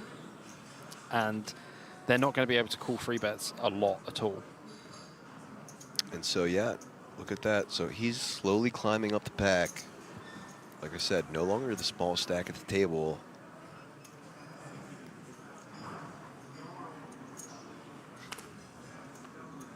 And now Vidic, first to act. The 6-5 offsuit puts it in the middle as well. Budak, 6-4 spades, also folds. And now blind versus blind. Sar in the small blind with the 8 deuce off. So a walk for Cole, who would have woken up to ace queen. A little walkaroo. Walkaroo.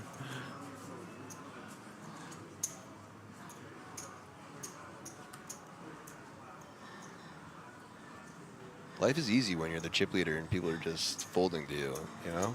Mm-hmm. William Paulson, shout out to my friend Bill, all the way in Australia. Would you call King Jack suited, Bobby? Well, the difference is in this situation, like ICM is just so tight, and no, I wouldn't call King Jack suited. I just think that like when we jam, you know, when we're facing a jam there, yeah, sure, it's like 12 bigs, but like how well is King Jack suited performing?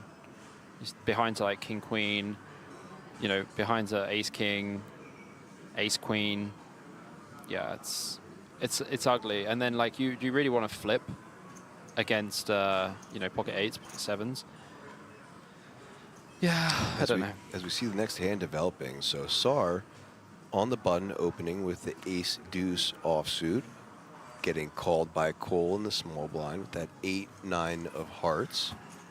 Fold from the big blind.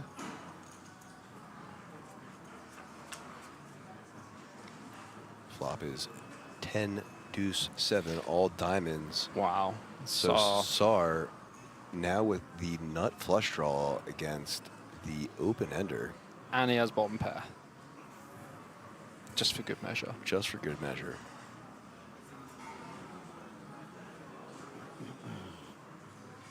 I think Sar should probably bet like 1.5 mil. Something small. Maybe even 1.3, 1.2.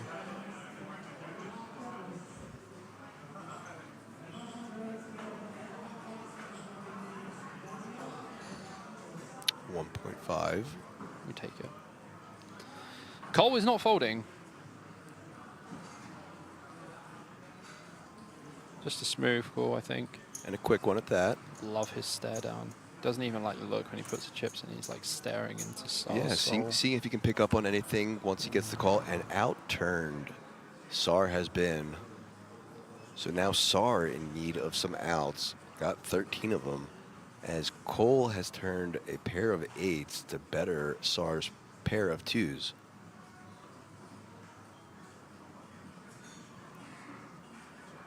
Percentages flipping.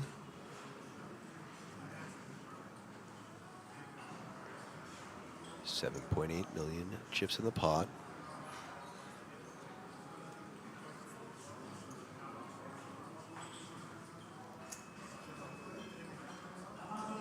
And Cole now. Kind of ugly spot here for Sar. Like you have to call one, I think, in this situation. 6.7 behind after you call one.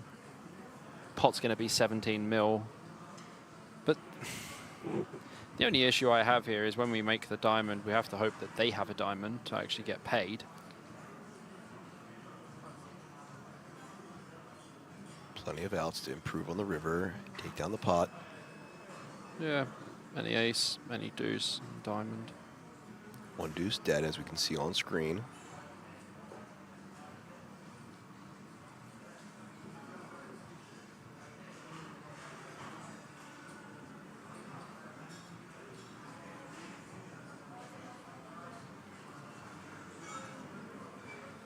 Looks like he's going to call. And does. This is a big old pot.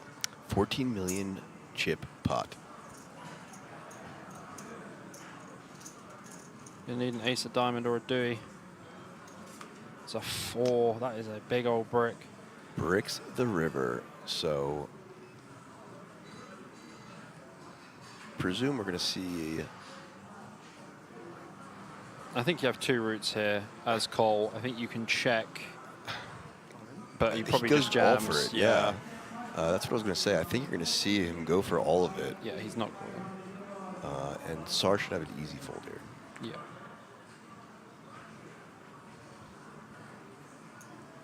It would be way too much of a hero call, especially having the ace of diamonds.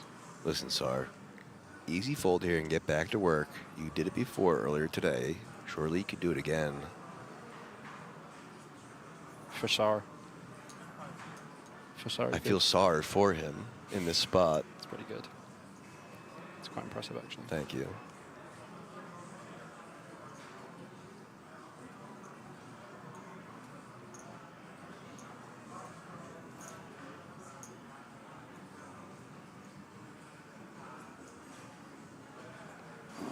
No. Boy. No, he's not calling. Cole doesn't really have that many bluffs here, though. When we have the ace of diamonds, he just doesn't have that many bluffs. Looks like he's going to make the fold here, and Yeah, does. for sure. So, 7.7 million more for Cole, who just takes even larger of a lead over the table now. Yeah. Over 40 million in chips for him. Such an insane stack. What a great spot for him. And as you said earlier, with that stare down, too, I mean, truly, you can see he's realizing just how close to the finish line he is. For sure. And now, again, he's getting close to that point where you were just talking about, in your own opinion, is like, you know, the open, just rip it in there and apply max pressure. As all the other players just seem to be chipping him up. Yeah, exactly.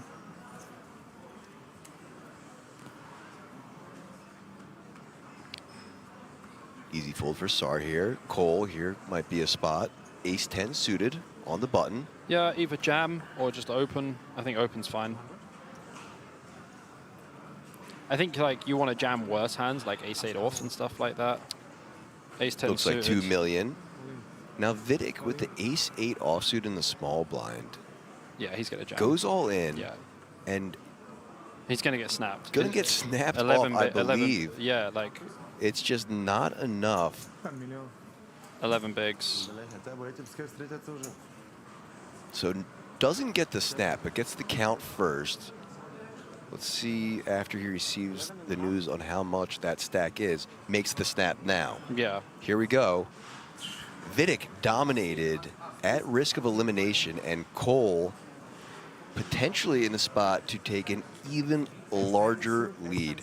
24 million chips in the pot. Hand number 112. Let's see what happens. Vidic needs an 8. Yeah, and he has to hope that it's not going to be spades as well. That's right. Or else he's going to be in trouble.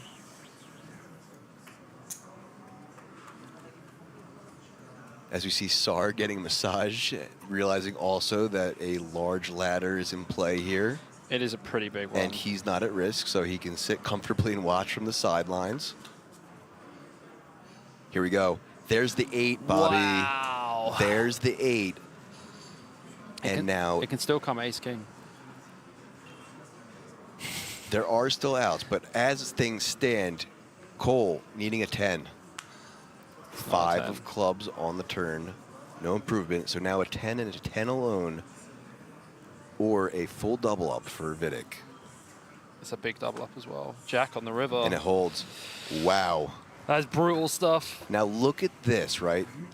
Look how quickly things could change. Because now Vidic, up to 24.2 million, sits just 5 million underneath Cole, who is still chip leading. Yeah. Ginormous rotation of percentages there. Yeah. As Vidic was dominated pre-flop, but out flops our chip leader with an 8.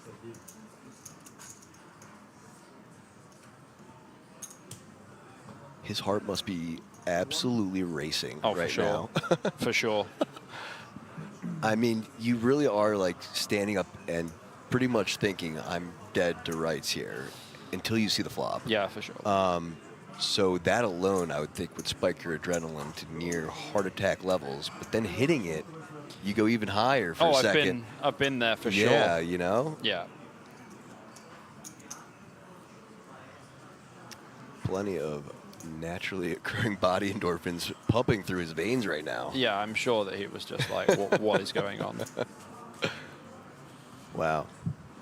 And you can see the disgust still on Cole's face. Yeah. Who's like, what just happened? I mean, you're going to get 3 out at some time. It's going to happen, right? Sure, and he'd been running so well. Yeah. So, you know. But this is like, these are the top 2 stacks now. Look at this. Right back to it. Oh. Ace King for Cole. Welcome back, sir. Here's an Ace King for you. Yeah, he might have been disappointed for a short period of time, but that fades quickly when you look down at the next hand and it's For Ace sure. King. For sure. So, raised to 2 million, as blinds are 500K, 1 million, 1 million. So, Budic in the small blind with the 10-5 of clubs makes the fold as well, and now Sar with the King-8 suited in the big blind. Gonna defend. Gonna defend here. Yeah, he's very short.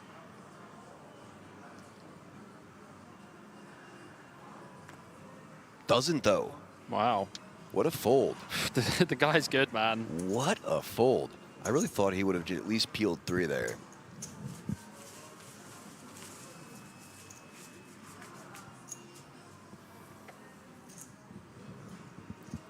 I guess just realizing how much each and every blind is worth now. For sure. And realizing that he might have been just drawing the clubs. Everything is worth so much right now. And he might, might just not have liked the 8 kicker. Who knows? Yeah. But we go to the next hand now. Looks like it's going to be folded to the blinds. Sar, small blind, Queen 10 offsuit. And just gives the it up. walk. Yeah, I mean, like, he's going to get called quite a lot as well, so kind of have to. Yeah, and unaware that he actually had Cole dominated there. But another walk for Cole.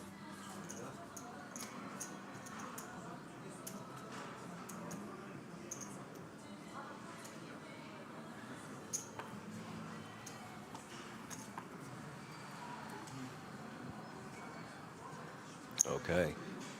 Budic, ace, deuce of diamonds. I mean, when it's your time to die, it's your time to die. All of it. Yep.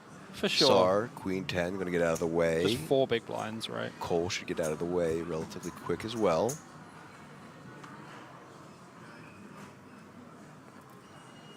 And now our big blind Vidic. Probably have to call. It's 2.8. It's 2.8 bigs to call. I mean, and 2 You live can't- cards, You can't right? fold. I don't think you can fold. There we go. Makes the call. Yeah, you have so to- you have to call. 2 live cards. Relatively similar percentages there. Yeah, as it's 45, Budic only 55. having a 55 to 45 lead, 10% different. Let's see if we'll have our next bust out or double here. Here we go.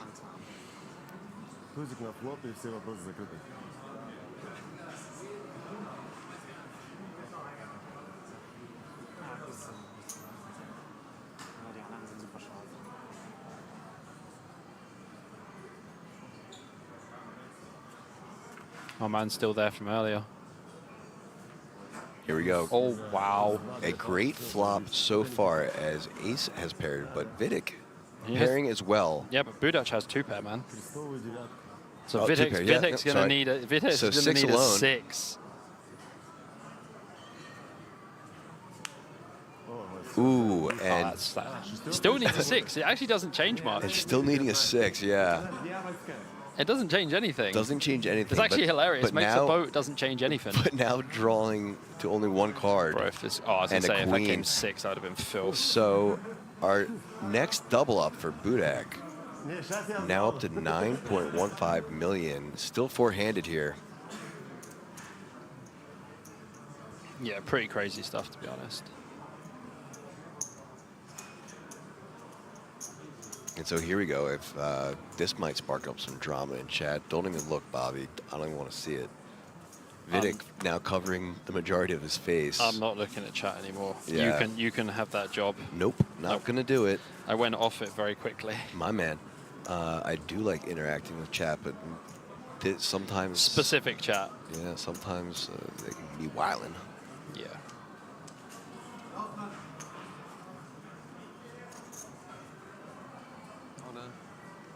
So here we go. Just an all-in and a 4.2 mystery to us bigs. so far. Looks like we're going to have ace-queen for Sar. It's a pretty good hand. Looks good to me. Will it get through? One player left. Ace-10 for Budak He's here. snapping. Unreal. 4 bigs, So great, snapping. great spot for Sar. Needs to fade the clubs or the 10. I feel like my boy's got this one, you know. Ну, бля, нарваться опять, а? Короче, меня на сирода хуям. Больше полного стека. Bust out or double. Double a die.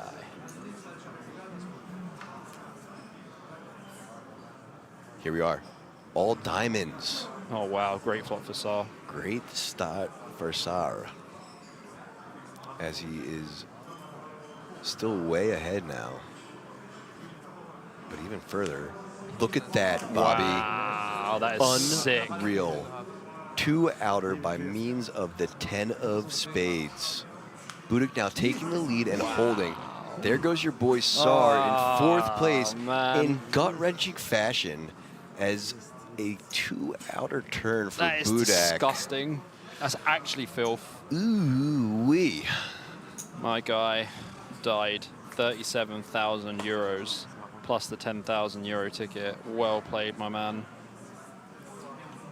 GG, Sar. I am truly impressed at your poise and composure. You played great, man. Really folding in a lot of spots where some players might flat or try to 3-bet when you were behind, and just making many ladders. Yeah, played really well. Yeah, navigated that perfectly. Can't sneeze, really. Yep, just an unfortunate turn of events. Literally unfortunate turn of Get events. it? Yeah, Get turn. it? Yeah. Get it? The unfortunate turn. Haha. That's wordplay, folks. 5 minutes break? Okay. All right, so our final 3, Jan Cole, 31.8 million, nearly 50% of the chips in play.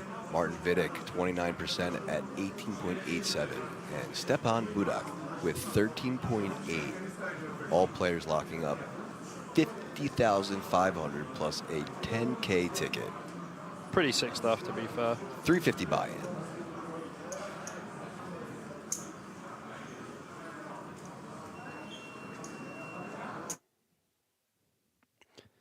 And we're going to take a break here now. There are 3 players remaining, playing for 103,000 euros. That's right. So enjoy some of these highlights from previous events. My name is ABK. That's BJP. We'll be back in a flash. Ramos, Bye by for the now. way, part Bye-bye. of such an incredibly accomplished contingent of Brazilian players out there. Yuri Zivalevski, Andre Akari, another one that comes to mind. Bruno Volkmann. There's a lot of them. Yeah. What about Pedro Gargnani? Yeah, he too. So one's a coffee connoisseur, the other the tea connoisseur. Don't forget tennis connoisseur as well for Volkmann. That's right. Time bank or not? Time bank, yeah? Jack 8 under the gun. Ren activating. This makes sense. Time bank, police. Santos in the small blind in these spots, or the big? Believe they had a player I'm between convinced that them. Malton's been given like 22 time banks this tournament. I mean, obviously Santos being the only guy who hasn't covered. I'm This convinced is that you were given like 22 worthy time of banks. thought. Believe Dvoris is between them. Yeah, Santos is in You the still small have blind. it. Yes, we Small have. blind You tends still to play have tight, it. even with a big stack. Yep. Okay, please. I like this awareness of the positions from Lynn to find a spot Play with to Lady steal the Gaga. blinds. Lady Which Gaga. he How does. do you wanna play? Normal or friendly? Oh, You can choose. did we have a call Normal from or Cabral? I'm friendly? sorry. Let's say before flop. Good luck. Huh? Good luck? Okay. I think it means normal. Good luck. So indeed, Cabral did flat, flew under our radar, given that his cards hadn't been scanned yet again. A 6 deuce. Obviously, this is the sort of board that Ren is supposed to be able to rep. Especially from under the gun, where he's going to raise a lot of ace-x, suited or not.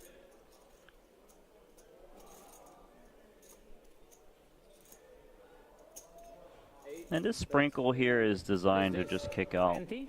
unpaired Empty, huh? hands. Empty. What is this bet? You wanna bet? Bet like normal. What is this? 300. I don't understand. 300.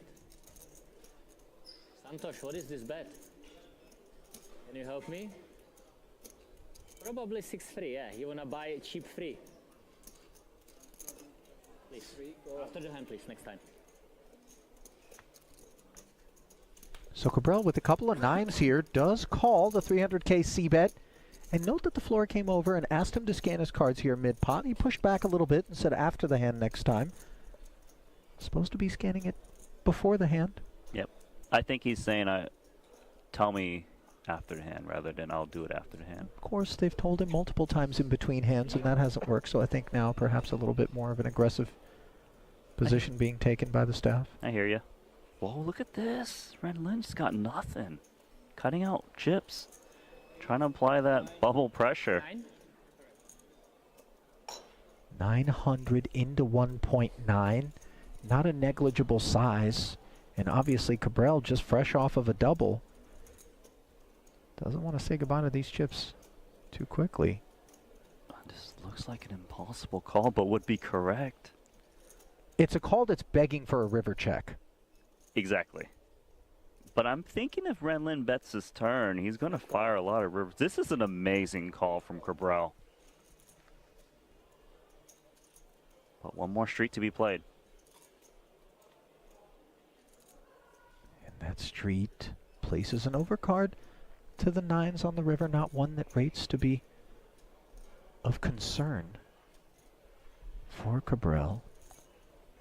I think the 10 doesn't change too much for Renlin.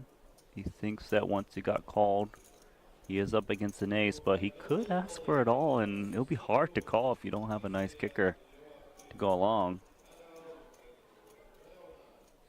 He should believe that normally a hand like nines and lower would be out on the turn, hence why he bet.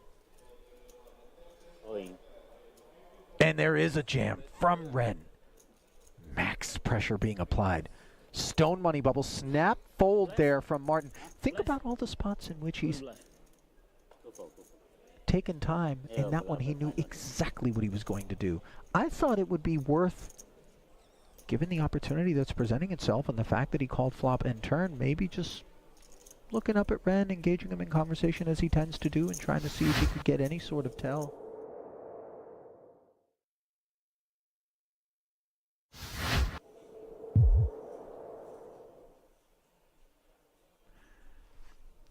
Does make way for Martinson, who's not going to get super out of line with this Queen 4 offsuit on the button. He's going to allow Adamski to create some action from the small blind. He is covered by the big blind. The big blind, before Adamski even asks, is like, hey, get the big chips up front, I want to see. That. Does that play in your mind, Randy, that well, Nojbal's going to have a hand? Oh, he does have a hand. Jammed. And he's going to find out it's 20 bigs. And 6 is Randy. Surely too much of a hand to fold. I think this is too much. There we go. Flicks it in, and Adamski's going to be delighted to see he's flipping. So many of the snap calls were dominating him. Huge flip out of nowhere. 2.7 million chips. Adamski just ripping 20 bigs. Getting action. Yeah, this escalated quickly once he asked how many big chips you got, even though action wasn't to him yet. But here we go, to a flop. Safe for the sixes. 9-9-4. Adamski needing to find some paint. Or running straight.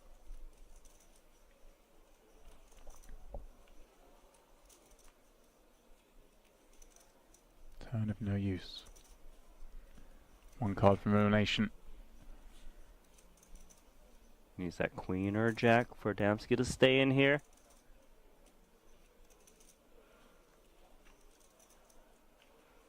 And that's the end. It is GG's for Adamski. I will see. Doesn't matter. There's not a player at this table who doesn't mind seeing that 9 roll off on the turn. That much I can assure you, as the talents of Shilko no longer need to be contended with. Without paying the Bravo. You play slowly, but now you are hot. Sunny. Давай, брат.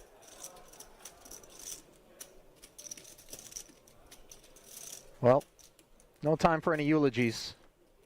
As we march on here, absent Shilko, 45 remaining. King Queen suited from the hijack, not all in, but mostly in.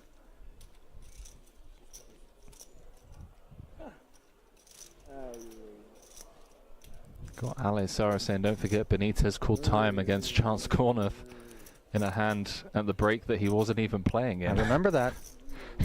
Chance had some choice words for Benitez after that one too. That was at the World Series of Poker main event in Vegas this summer. Oh, Volkov. Wakes up in the big with ace-king suited. 3-bet it I like you. You play to get the last 70 in there. Yeah, I don't like you. Don't yeah, like I like him.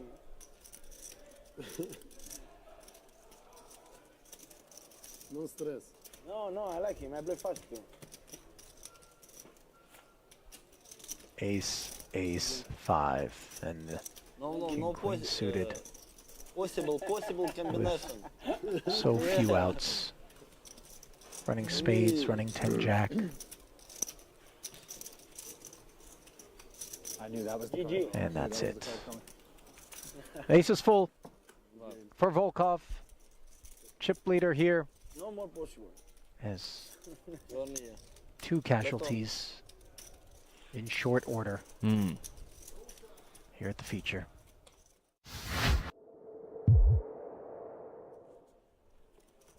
No need to bluff it all off with reckless abandon, which we're all guilty of from time to time. Now's not the time to do it. 73,000 euros locked up. That'll be the payout for the next 2 spots, 13th and 12th. Final table will be set when we get down to 9.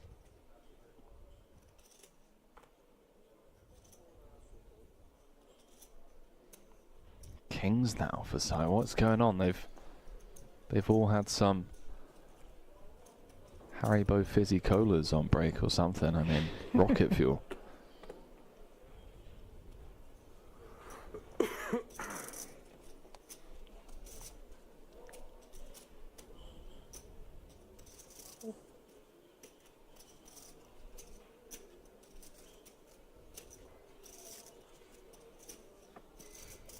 Queen Jack being deliberated on by Poodle,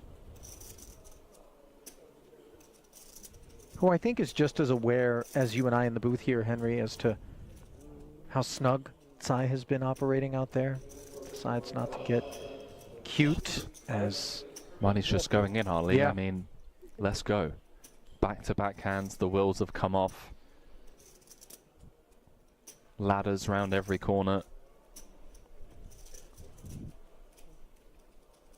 Under normal circumstances, this ace-king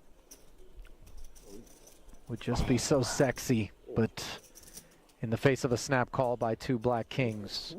Just gonna be bang bang. Yeah. Sayonara, Italy. Sai, the Italian assassin, if he can just hold here. I believe Arrivederci Italy would have been more apropos, but I know. You know, I'm trying, okay? It's been a long month, Ali.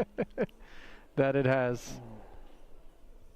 And it's also been a long day out here for Vito Vella. One that he hopes can continue, but an ace for the time being. That which would be required.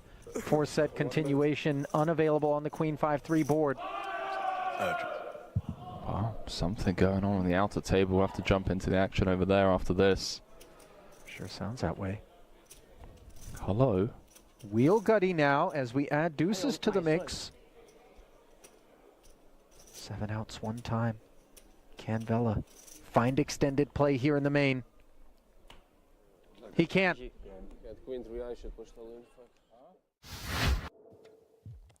Hello and welcome back, everyone.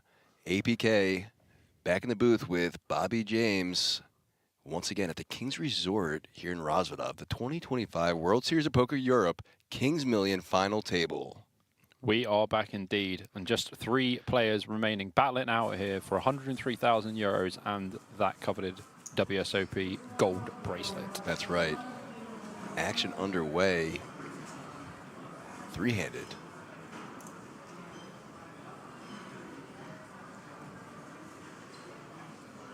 Here we go.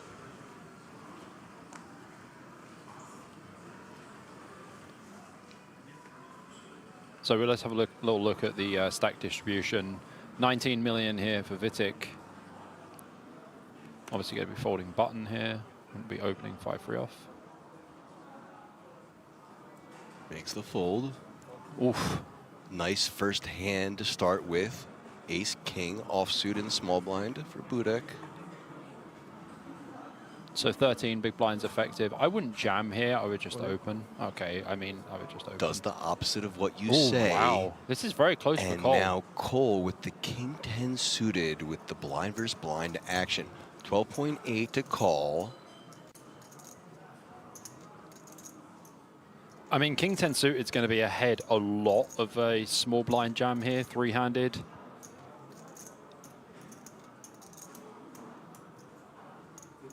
You certainly don't expect them to wake up with Ace King here. 13 big blinds, especially to open jam as well. But in fairness, if Budek opened, then Cole would have probably jammed anyway. I agree with that. Taking a look at the clock and blinds. Cole now.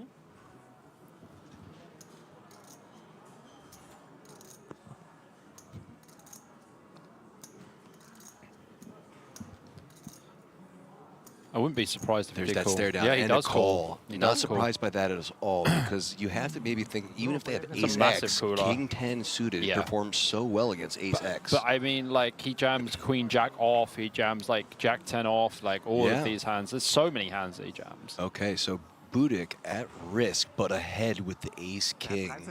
Here we go. Massive pot, 29 million chips in the middle. This is a big pot. 30 big blinds at this moment is massive. Whoever wins this pot. Here we go. 7, 8, 5, rainbow. Little backdoor opportunity here for Cole. Does have 10 as well. Yep. Can also turn some straight draws. Runner to a straight and runner to a flush as well. All Hits 9 one on of them turn. by means of 9. Now improves to 11 outs. 11 clean outs Ace here. King still ahead, but Cole with plenty of outs. And dodges it. Ace King for the hold and the full double up for Budek, who now is our chip leader with 28.6, just shy of 29 million chips. And don't forget, Budek had 1.5 big blinds. That's right. Let's bring that back to about 2 hours, 3 hours 2.5, ago, yeah. where he had aces, went all in, and had 4 callers because he was down to under 1 million in chips. I think around 800,000. Yeah, 800K, yeah. Yep. Big blind And was 500K. 4 calls, check. Yeah. Ace on the river to seal the deal and a quadruple up. Since then, has been just navigating all the way down to 3-handed and the chip leader. Yeah. Almost a chip in a chair, quite literally. quite a chip in a literally chair. story. Wow. Yeah, crazy stuff, really. And it just proves that you're never out until you're out, right? That's right. And then he had another double up not that long after. And remember I told you, I said, man, he looks a little more comfortable. Yeah, and sure. I saw that little smile on his face. He Yeah. was leaning back. His body kind of A lot more eased. emotion, yeah. Yeah, eased out. He started to show some emotions. He was joking around with Sarah next to him. Yeah. Having a good time. And just maybe he just feels more comfortable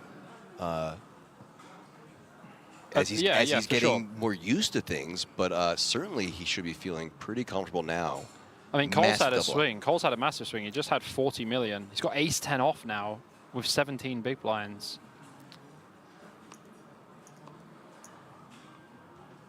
And again, this is a spot where I would just raise. I would just raise to like 2.2 or 2 million, something like that. Looks like he's doing just about that. 2.5. Oh, Vitek's going to jam. And Vitek with the ace 8 offsuit in the big blind. And You're a gonna call, see the all-in all-in call. and a call snapped. Wow. Okay. So now, Cole ahead, but at risk of possibly eliminating. Vidic gonna need an 8. We saw this earlier. Wow, yeah, and he did get the 8 earlier as well. We saw this earlier. He hit that 8. He's gonna need a date with an 8 again. He's gonna need it again. Can we see a repeat? He does also have a spade as well, so if we do see 3 spades, big spade, even 2 spades, does have a live suit. Yeah, and he's covering slightly bit. I was all the time chip leader, and then ace 10, ace 8. So we are all in now? Yeah, we are all in. Hell yeah. I'm here, don't worry. Yeah, okay. All right. Queen, queen, jack. I mean, there are some chop opportunities here. If it does come a jack, it will be a chop. An ace would not be a chop. Vidic still behind in need of help. Can still go 9-10 as well to make it straight. 5 on the turn. No help there. Under 20% now. 13 outs or elimination. I mean, and 5 heads is a up. chop, 5 is a chop as well. 7 is not a chop, and Vidic is down to 1 big blind here, and Cole, even though he just lost a massive pot the hand before, very standard stuff, 14 big blinds, blind versus blind ace king against king 10 suited, gets ace 10, and the thing is, I think even if he open jammed here for like 16, 17 bigs, he might have got called, but he did take the best approach of opening, and Vidic, very unlucky with the ace 8 here. You do just have to put the money in, and very unfortunate. So sitting at 900K now, under a blind.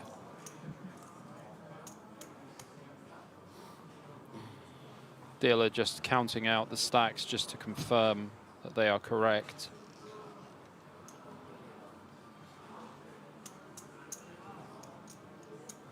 Cole soaking it in. I think he's realizing just now that they were a lot closer in stack sizes than he might have thought. Yeah. But yeah, this close to heads up now.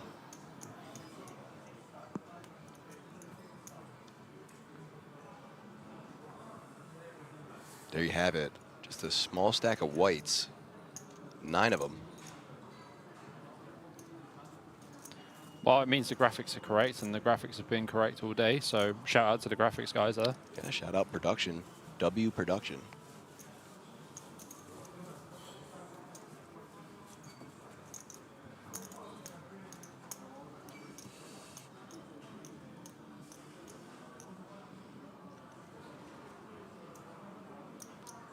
Chip and a chair, but he's going to be auto all in pretty much That's now. right, because with 3-handed blinds are essentially on you every other hand. Other hand. And king queen to start on the button. Cole will presumably raise it up. Also could limp. Yeah. Just goes for the call. Yeah, it's the right play because Vitek's going to be auto all in, and you're technically you're not colluding as such, but you are two whole cards each against one. Sure. More chances to bust Vitek here at risk and forced all in.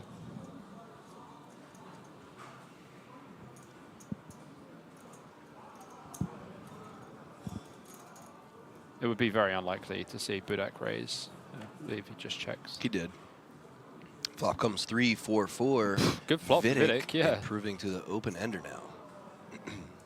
And he goes into favorite here, 45% favorite. That's right, look at the percentages. But a 9 on the turn Budak changes things as Budak now takes the advantage percentage-wise with a pair of 9s. And Vitek in need of some desperate help, or he'll be walking in 3rd place. I mean, Cole's going to fold, but he could actually just call here anyway. So here we go. Vitek couldn't see the unfortunate turn. He's going to need an ace or a 6, or else he's going to finish in 3rd place for 50,000 euros, which is an insane score anyway. 8 live outs. None of the aces or 6s have been folded.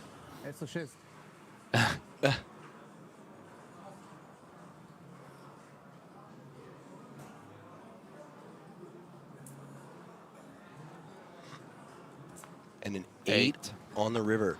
Elimination for Vitek.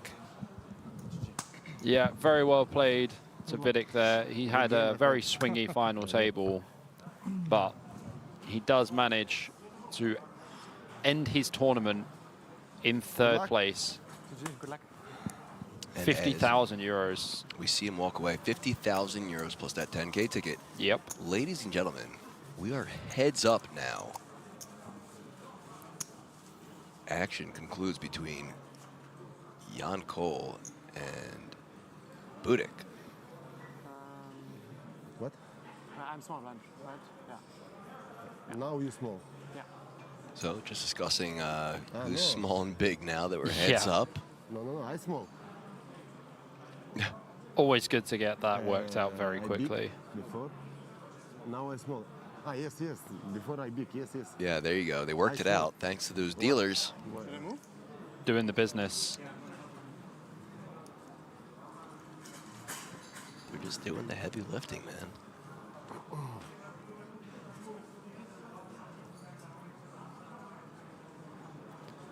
So, next out, the runner-up will receive 69,000 euros plus that Nice. 10,000 euro ticket. It's very close here, 53% against 43%, 34 bigs against 31.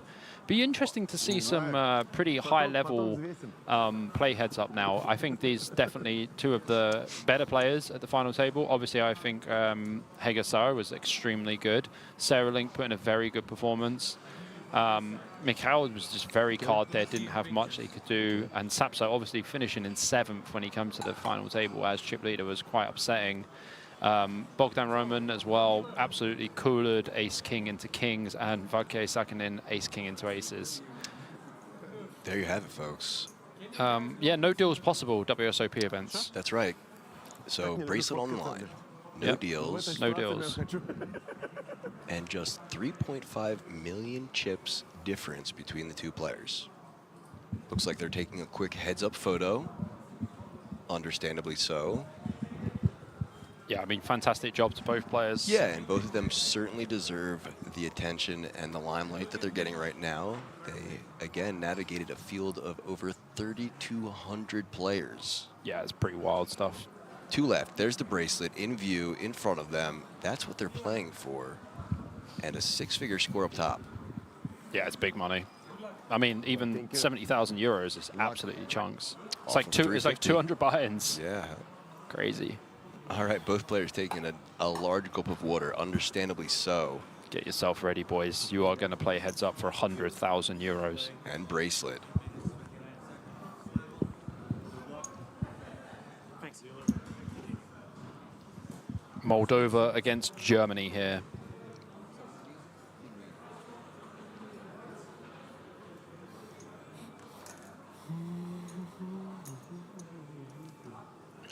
Action underway. And don't forget, Cole was extremely short. He was the smallest stack coming to the final table, I believe. He had 4 million or something. Yep, he was. He was the shortest stack at the start of the final table. So both players have spun it up in their own right. For sure. I mean, Budak come back from 0, so this would be insane. Comeback is certainly going to make some poker news stories. Oh, yeah, for sure. And it deserves it. If he pulls this off, this would be a sick comeback. It'll Yeah. be I mean, like sick comeback. already achieved so much by getting like heads up, and Yeah, getting heads up with equal unreal. stacks is crazy. All right, so here we go. Raise from Budak and a 3-bet from Cole to 7.5. Now 5 million to call for Budak. Yeah, this is a very nice free bet size as well. I like the free bet from Cole here. Budak's going to fold. Takes it down. Early start heads up. You know, don't really want to put yourself in a situation where you're calling a 3-bet with 6-4 suited. I mean, the hand play's okay, but you're 30 BB effective playing for 100k, so probably want to just raise fold that one. Seems good to me. How are you with your heads up play? Yeah. Actually, fairly strong. Okay. We'll see, sir. I never make deals. Oh, yeah, I don't do because deals. I feel like I'm a very competent heads-up player. That's good. We should play heads up sometime. We can, yeah, for sure. Be up for that. I'm like okay-ish heads up. I'm not amazing. My girlfriend always tells me that she's better than me heads up. She's probably right, to be fair. She's pretty decent heads up.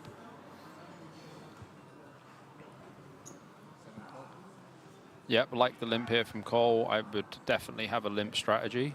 Like, 26 BB effective. Like, I mean, just anywhere from 20 to 25 bigs, you should have a limp strategy anyway. Even 30, you can. It just depends how, you know, how well you play with a limp strategy. Understanding, like, you know, the ranges are just completely open. And seems like a good spot to do it with the 8-9 and flopping the gut shot.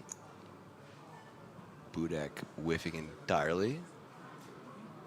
I'd probably bet around 2 million here. If you want to use bigger sizing on this board, obviously Budak can have like lots of Jack X and Queen X, but you know, the Jack X, the good Jack X, Jack 10, Jack 9, Jack 8, Queen 10, Queen 9, Queen 8, a lot of them are going to raise versus limp, so doesn't hit the gut shot, but does improve to a pair on the turn, and so now Budak needing a 10. Yeah, this hand's over. But hand over, and foot on the pedal though. Cole. More chips for Cole, yeah. 2 for 2 so far, heads up. Got to keep pushing. Looks like he's sizing up his opponent's stack, trying to get an eye at just how much he has him covered by, potentially.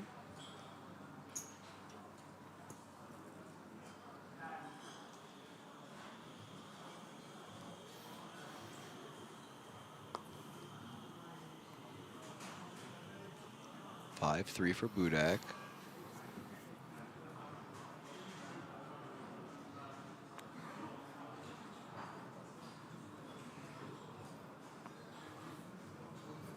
And the walk for Cole with the 4-3 of hearts. 3 for 3. 3 for 3.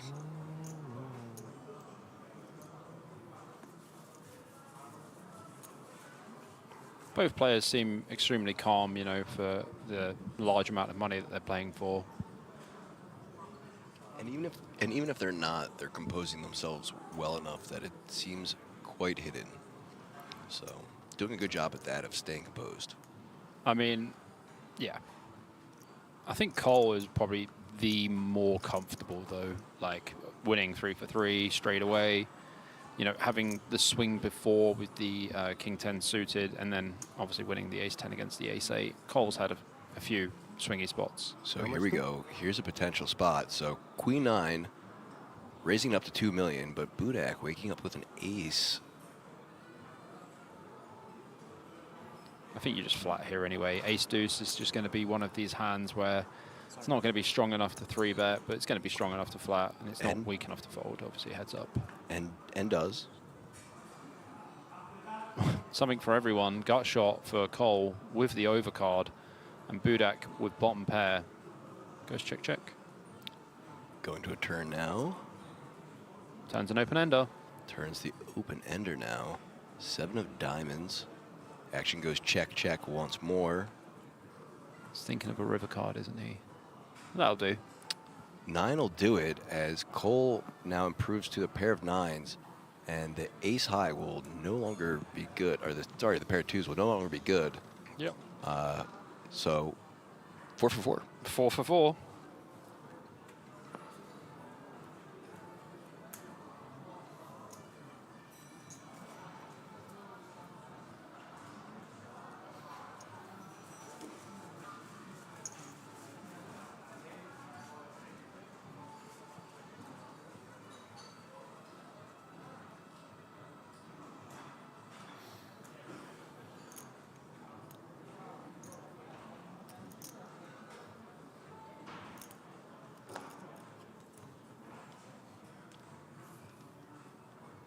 Cards dealt. Budak with the king deuce of hearts now on the button.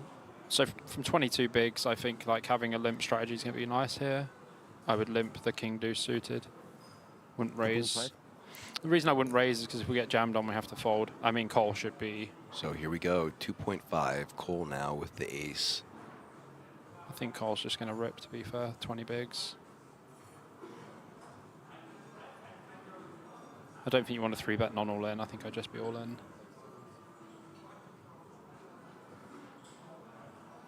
800? 800. 8 million. 800. Didn't he say 800? Yeah, he means 8 million. Yeah, okay. So he did mean 8 million, which is quite different than 800. 800, 8 million. So 3-bet to 8 million is what the man meant. Thankfully, the dealer understood, and a fold from Budak. Yeah. 5 for 5.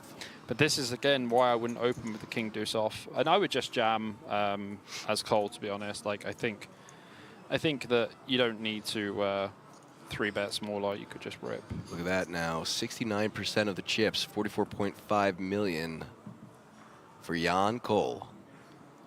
Doing the business here for sure. Over 2-1 chip leader for him now.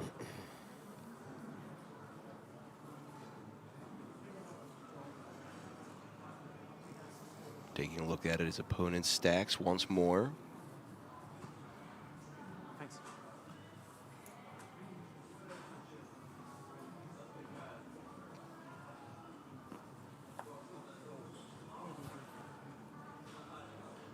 Missed you. Here we go. Misdeal. Misdeal, looks like ace jack. Okay.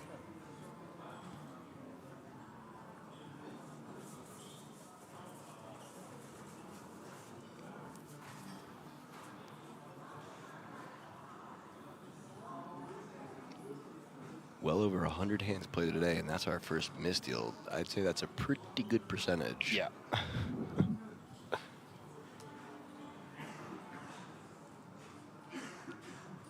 Okay, so Cole now, Jack 8 offsuit. And just employing that limp strategy again. Yep, there's the limp. Not really much Budak Budak can do here. Gonna check.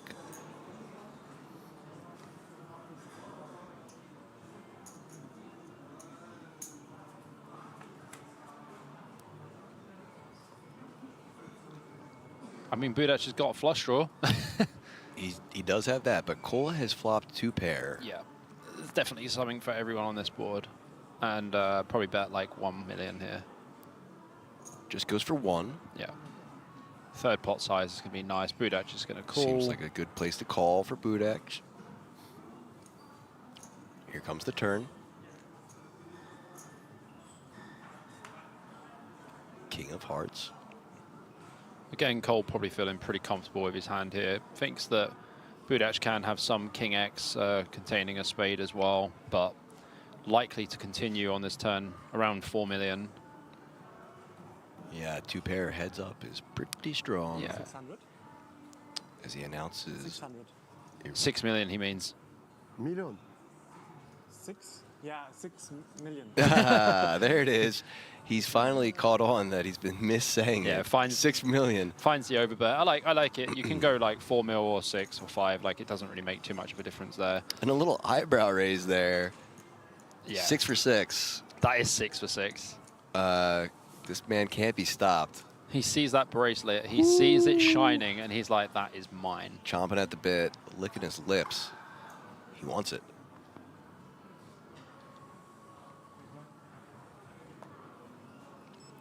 And he really has been locked in. Ever since you commented on that stare down, you're like, I love that stare down. Yeah, he is locked Ever in. since then, he's just been locked in. Budak getting So, trash. Yep, walk, and a good time to do it, as Cole had A7 suited. And 7 for 7. 7 for 7 with A7. That works for me. Absolutely. Works for him, too. Yeah, I mean, Cole's put in a pretty stellar performance. Over 70% of the chips in play now for him.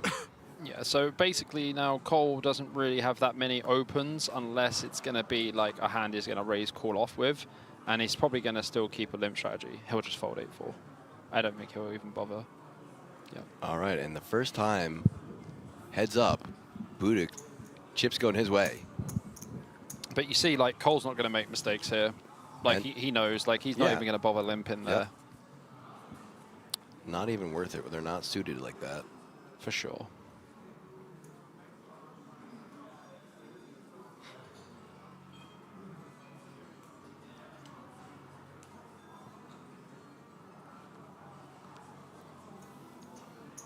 All right, 7-8 offsuit. Probably just limp here as Budak. Seems like another spot that would garner a limp.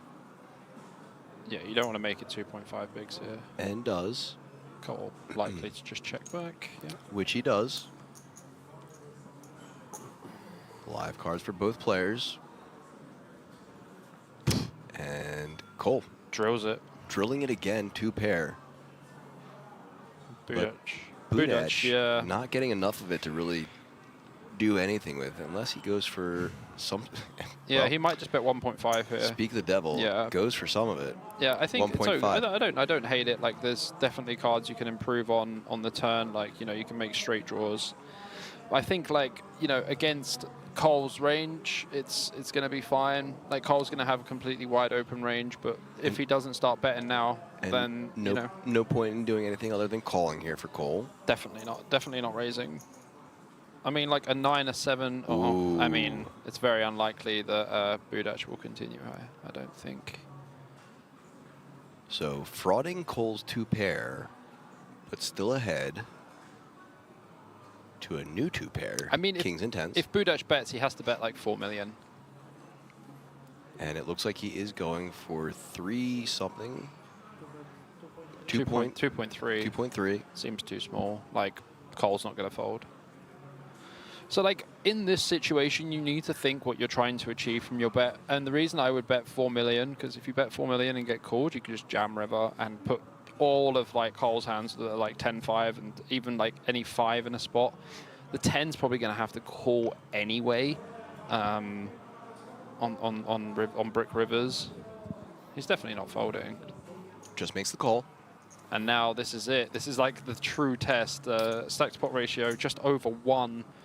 It's going to need a scary river card to bluff here, like a queen, a jack, an ace, spade. And there it is. Ooh. So interesting to see what Budach does here. He might really just go for it and try and rep that flush. I think this will be an impressive jam if he finds it, and I think Cole will have to fold. It really would be impressive. So check, Gave though. up. He gave up.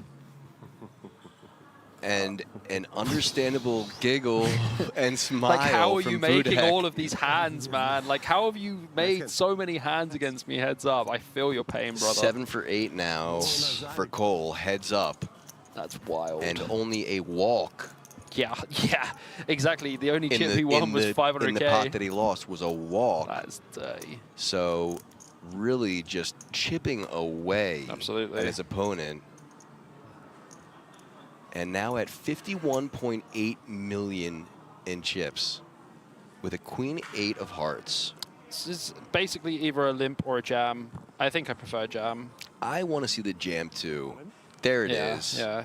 I love to see it. Ace Boy, 3. This should get called This off. is a callable one. Here we go. And does. So here we go, folks. This could be the moment we crown This a is champion. Almost a flip as well. Like queen 8 suited, super live. Not much difference in percentages. Cole. I mean, the way Cole is running is like Cole insane behind, as well. but not by far. Needs a queen, an 8, or 3 hearts. Budach is like, how am I even going to beat this guy? Like, Ja, nicht mehr viel. Sorry? I'm here, don't worry. oh, that's Andre there. Yep. Shout out to Andre, That's my your buddy. We just talked to him on our last break. Really nice guy. Lots of laughs from him. Shout out to his... Here we go. Oh, that's a queen. Wow. There's the queen. He's done it so far. So can the queen hold? Budach An has got ace or 10. 10. 7 outs for Budach here. Or we will have a champion. 4 is pretty bricky. Still 7 outs here for Budach. 1 card away.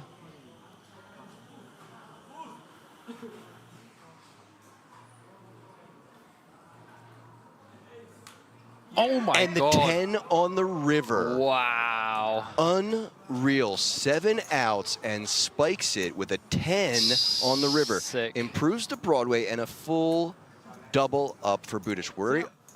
We're going nowhere now. We ain't going nowhere. Yeah. Cancel the taxi. As that changes things drastically. 20 bigs and now. Budach with 20 plus bigs. I think the jam and the call both really good. Wow. What a hand. Just 1 card away from being a champion and just stripped of it.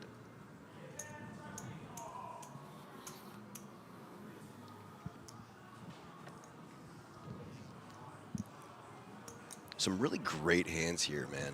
This final table, and even from the start of stream. Oh, yeah, just for sure. Very exciting stuff out of these 350 euro buy-in players. 11.2. Great runouts, too. Oh, yeah, for sure.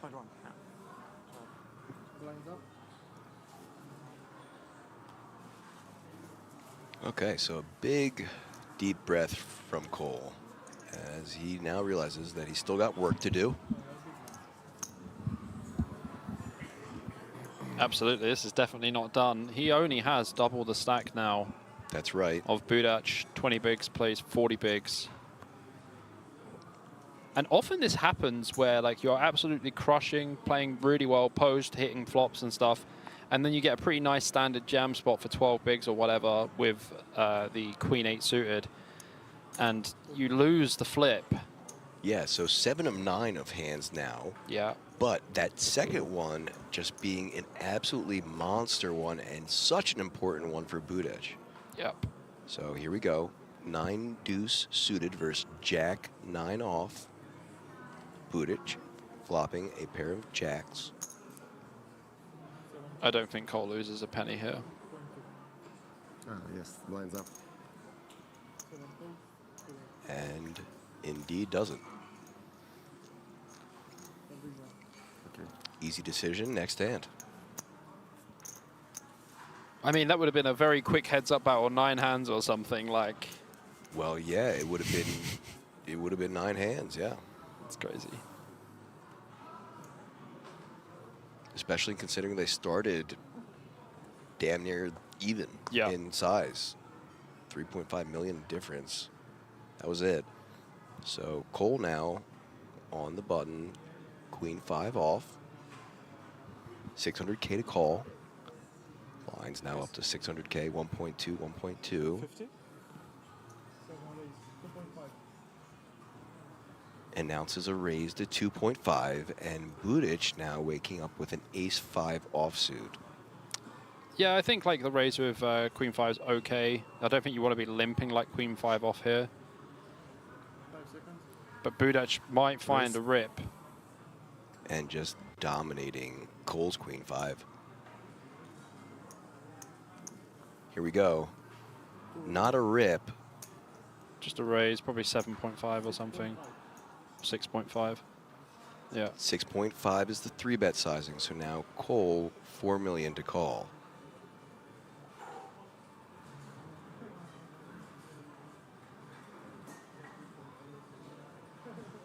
Definitely folding. And the fold. Some momentum here maybe for Budac. Some serious momentum after that double up and take it. I mean, they're nearly even. Pretty much. So just under 30 big blinds and just about 30 big blinds. Yeah. It's about 6 big blinds separating the two. Both players just really showing some great fight out of them over the course of this coverage. I mean, you got to think there's like 3,299 players or something. Sorry, 3,229 players. They got down to the last 2. They're not going to give up very easily. You certainly would hope not. And so now Cole taking the walk back. We're seeing some real fight here from these guys. Yep, like we said, both of these players were either the shortest stack or the shortest stack and forced all in at one point in this tournament.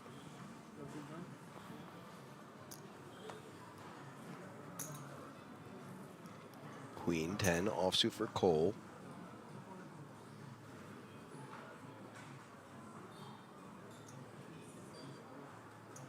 Puts in the call. Option on Budac with the 8-9 offsuit. And Checks back. Welcome back to Kiwi Special.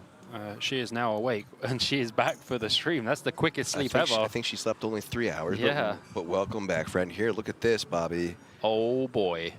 Flops the open ender. And if Cole makes his pair with the 10, we will see Budac having a straight. That's right. So check, check. Ooh. Interesting turn. Now Cole turns the open ender as well. Sorry, the gut shot. And Budac improving to a pair. Doesn't want to make 2 pair of the 8. Ooh. Now improves to a straight. 5 of diamonds river. Improves Budac to the straight. But Cole has absolutely nothing, so won't be losing a penny here. Nope, but another nice pot for him. Yeah, Budac with the momentum here.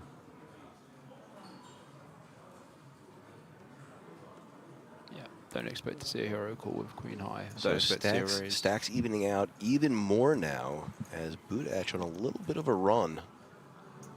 And not big. Finding the double up by spiking that 10 on the river. And now Cole must be thinking to himself, once again, what I had said, which was, I was one card away from winning. And now this guy is even with me.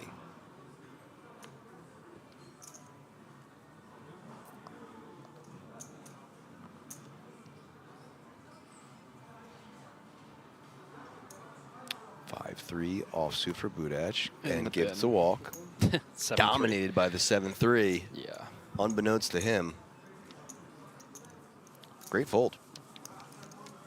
Golf clap. Great fold. Yeah, I would not be putting a dime. I would not be putting a dime in there with 5. Yeah, a beautiful fold. Yeah. Chef's kiss, as you did. Whoa. Sorry, kind of threw me off there with that quick. Did you think he was going to fall off the chair? Well, I didn't know what he was doing because he's been leaning the other way to check out the chip stack. So that was Maybe the he first moved- time I've yeah. seen him go that way. I wasn't sure what he was doing. Looked like maybe he was like. You definitely always want to know like the exact chip stack. Sure. Yep. Every detail matters right now. Opening to 2.4 here, going for the min open from the button. Budach likely to defend 10-6 off here. I would think so, and does.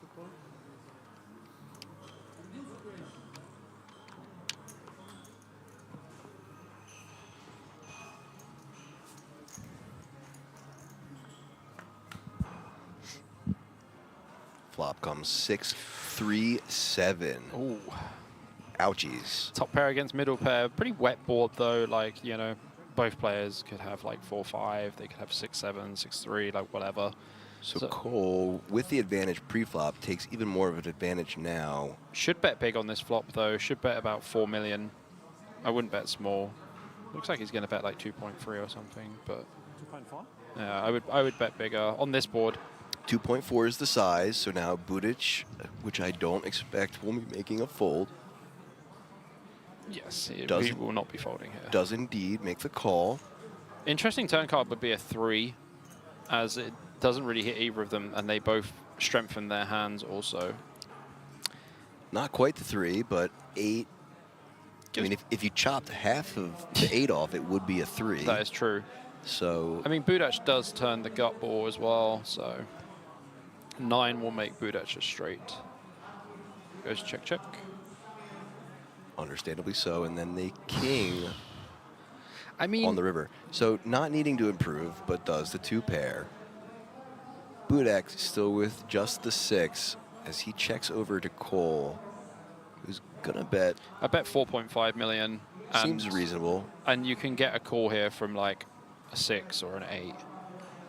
5.7. Goes a little larger in sizing. Chunky monkey. So probably won't get the call here from the 6. Definitely still chances, but hasn't folded just yet.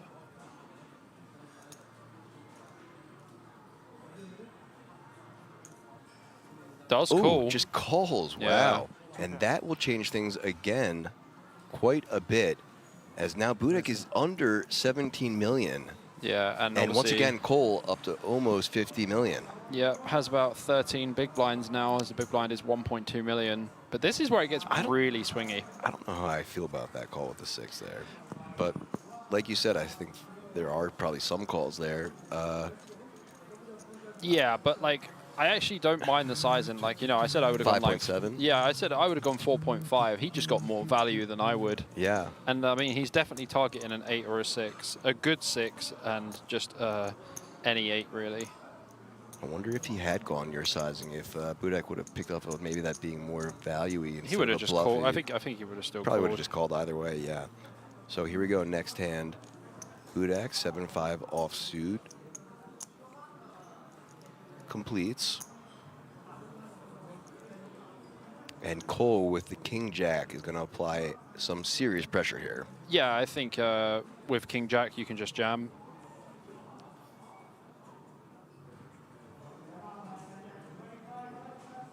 3.6. Doesn't do that, Just goes for a raise. but does go for the pressure. 3.6 million and takes it down right there. I think Budak should fold 7-5 off actually, like 12 BB, 13 BB effective. Because the thing is, every time you put a chip in the pot, like you want to actually be able to call off. You want to be able to have some traps here. Like if I had like 10s or something, because Budak I would limp for sure. I'm not sure at what stack depth it changes, but I do know that you are pretty much calling every 7 combo besides 7 deuce, or just completing. I mean, heads up. I know you're I know you are, but it does change it. Do you mean suited or offsuit? I think you're playing most combinations of 7. Yeah, completing them. I mean, yeah, but the only problem is like in this situation, if you complete with like 7-5, 7-4, 7-6, or whatever, like when your 12 big blinds effective, you can just get jammed on every time. So you actually like you don't really benefit by playing these hands. You actually benefit more by folding because you're gonna have more fold equity when you jam. Because if you're losing half a big blind every time, you're just going to go from 12 bigs down to like 10 bigs very quickly. Especially at these paces. So a walk. Yeah, these boys aren't messing around. They're playing some quick poker. Yep. Takes it down, and so now he's hovering even closer to that 50 million chip mark. Great recovery after losing a massive pot and doubling up his opponent. Once again in the driver's seat. And on the button with queen deuce offsuit.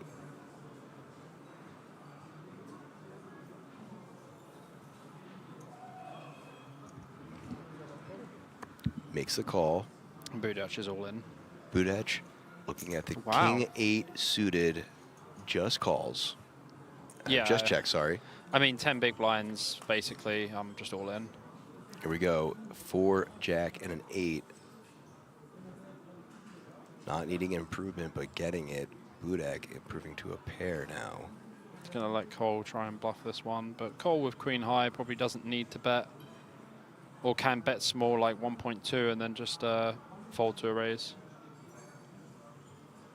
Yeah, queen high is probably very good for a check. Checks back. 4 of spades on the turn. And what you're seeing here as well is you're seeing the way that Cole is actually like limiting his loss in these hands. He'll check here as well. Pot management. Yeah, there's no need to bet here at all. Queen high is going to be winning some of the time. Going to be beaten 9-10. Going to be beaten like 7-5, 6-5. Which is the pure advantage of being on the button, having that position, being able to control the pot. But now hitting a deuce on the river, he might call about 2.5 million here. It might be a card to get some value out of for Budak. So 2.5 and a quick call from Cole. So gets the value. Played the hand well. Yep. 3.7 million back. Very good control to the end. Just kind of having to call there. Yeah. I honestly, I think he played that hand really well. Yep. Very good, disciplined play.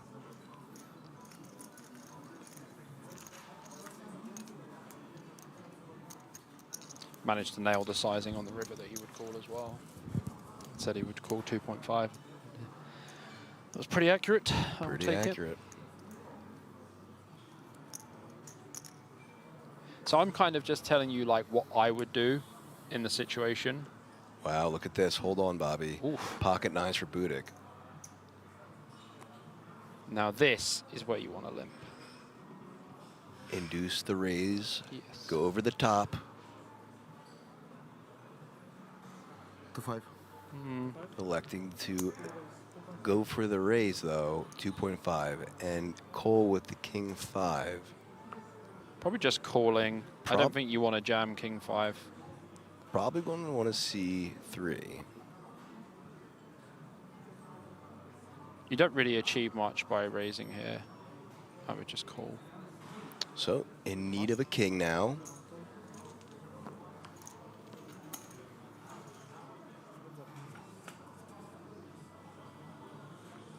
Doesn't hit it. 6, ace, 10. Still an alright flop there, to be honest, for pocket 9s.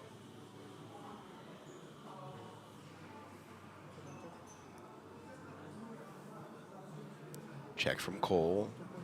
Option on Budak, who puts in a bet of 2.4.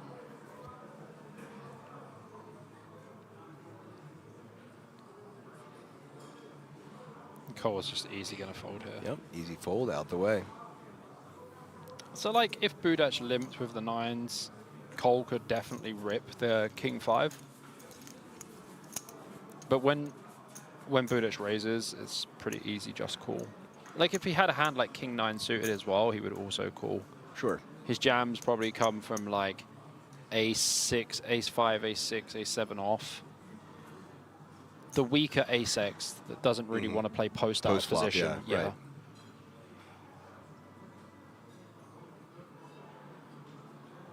I'd probably just pass this as call. I wouldn't limp. 3 million. Okay, he's raised. Electing to raise some of his trasher hands, but running into kings. Budac waking up the monsters. See, now I'd love to see a flat from Budac. I'd love to see a flat. Cole's been mixing up his raise sizes as well, and I think, like... Would love to see the call, like you said, and then jack come out. 9 million. Oh. Yeah, that's like half the stack. So. And that should be a quick fold from Cole.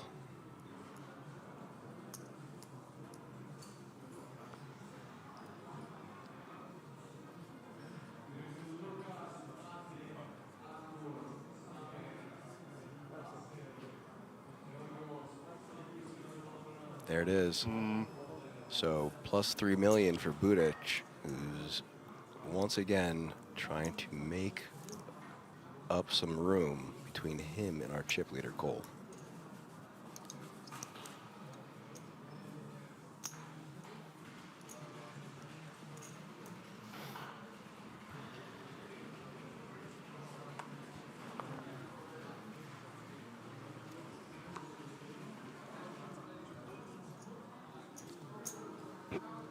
Imagine you'll see a limp here from Budac.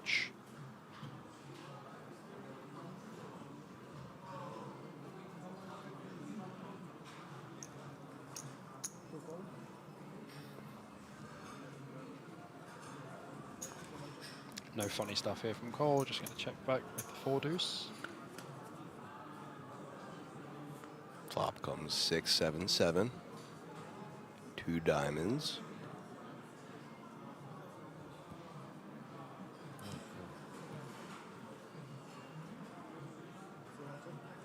Cole checks and gets the check back.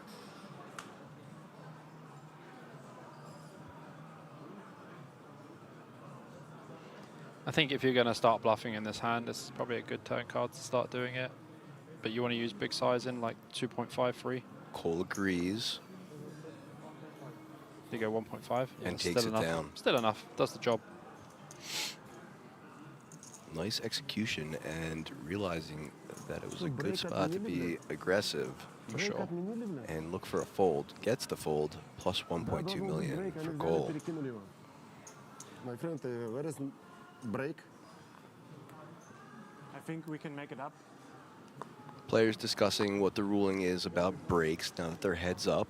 Yeah, you can pretty much take a break whenever you want, heads up. Assuming the floor agrees to it, yep. Yeah. He might open this one to 3 million. Like the worst Queen X, you don't really want to like limp. 3 mil, yeah. Exactly that.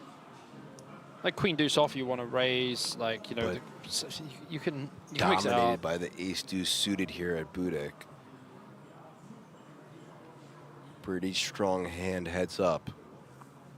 And now we are going post flop. Yeah, Budac, nice flat here with the Ace Deuce.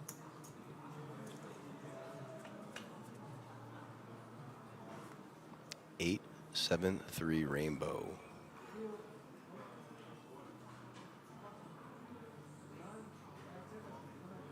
Again, this is a board where I'd want to use big size, and like we don't really have any way of improving our hand. Queen high probably not winning, but you know, avoiding 7s, 3s, and 8s. Like with the call-in range from Budac, I would just bet flop. It's the only time where it can be the cheapest bet. I would definitely bet flop.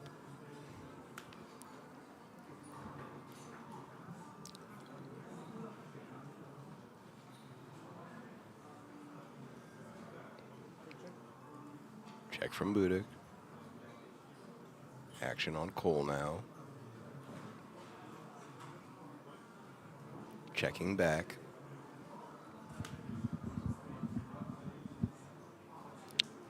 See, now when it gets checked to us on the river, I don't mind betting because like we can have 10s, we can have like a 9, we can have an 8.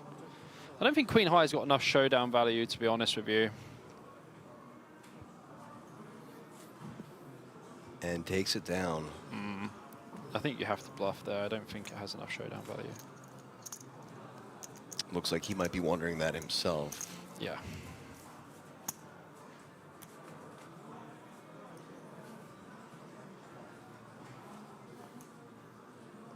Okay, both players once again leveling out towards that 30 million mark.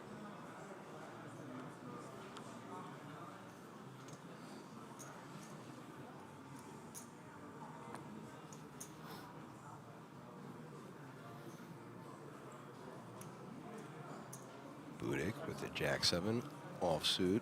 Probably limping. Completes, yep. And Cole with the 9-6 offsuit, checks back. I mean, it's pretty close stuff at this point now. Jack 5-5. Budak probably going to bet 1 big blind. Cole check. Budak 1 big.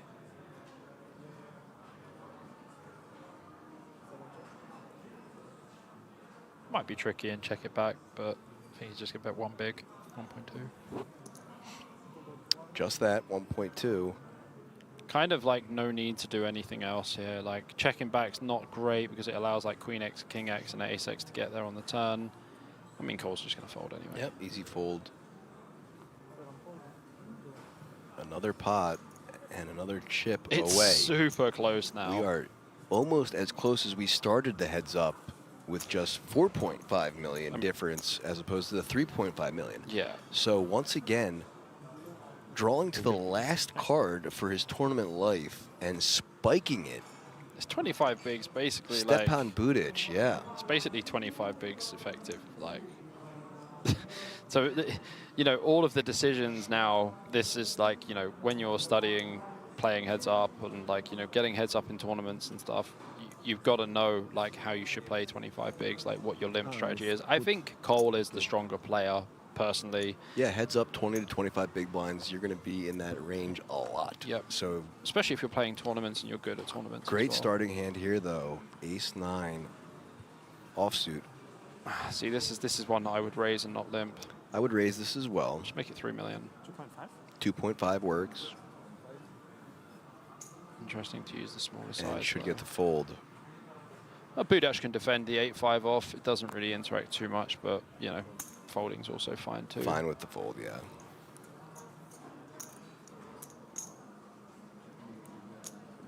Sorry? Okay. So Cole off to a hot start, winning 6 for 6 basically hands. Yeah. And then ending up 7 for 9, but that 9th one being a massive double up for Stepan, who now is continuing to chip away and bring things to dead near even almost.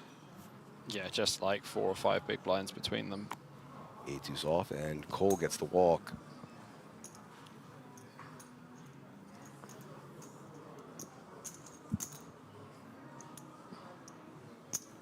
It's been a pretty fun final table, to be fair. This is the first final table of the World Series of Poker Europe here at King's Casino in Rozwadov. And this is our first time working together. Yeah, it's been great. It's just the beginning. Just the start. Just the beginning.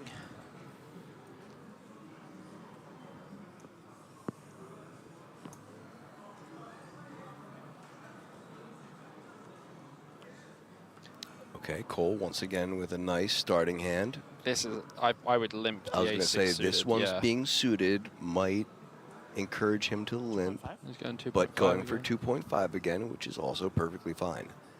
Budik now, Jack 4 suited. Should defend. This should be a Should defend. yeah. Would be mega overfolding. Heads up, suited hands are just really great. Yep. And, okay, the defend comes in. So now we're going to see a flop.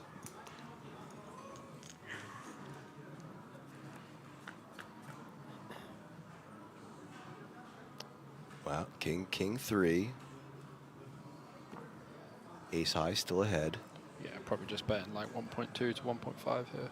Would expect to see a small continuation. 2.5. And it comes 2.5.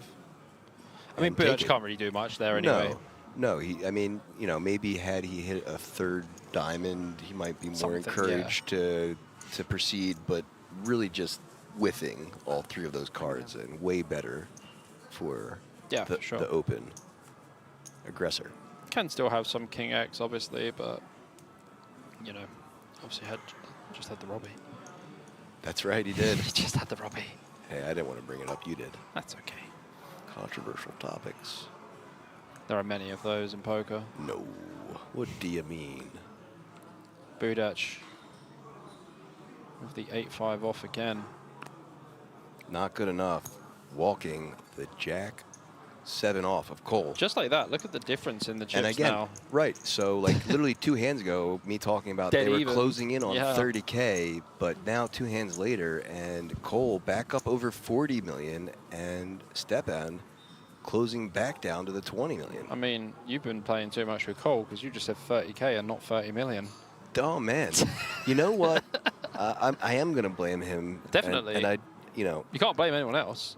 I will blame him because, you know, it's not my fault.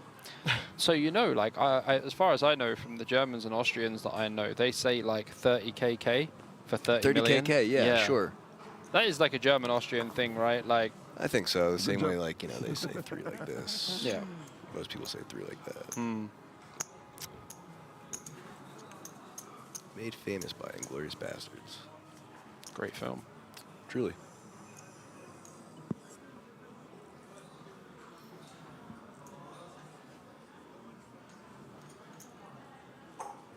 All right, let's see if Cole can keep the pressure up. Pocket 5s for Budach. Probably just open this one. Just 2.5 million and then call off to a jam. Seems fairly likely. Is he gonna go But for the just limp? going for the limp. Spicy. Interesting. And now that leaves Cole very likely to put in a raise here. Yeah. Does. 10-8 of diamonds is... The only problem is, though, like, when you raise 10-8 diamonds, you get jammed on. You're like, oh, that's so annoying. My hand had so much equity. Right. But, like, at the same time, like, Budach is definitely limp jamming. All in. All in it is. And Cole is going to... relinquish his hand. Have to fold here, yeah.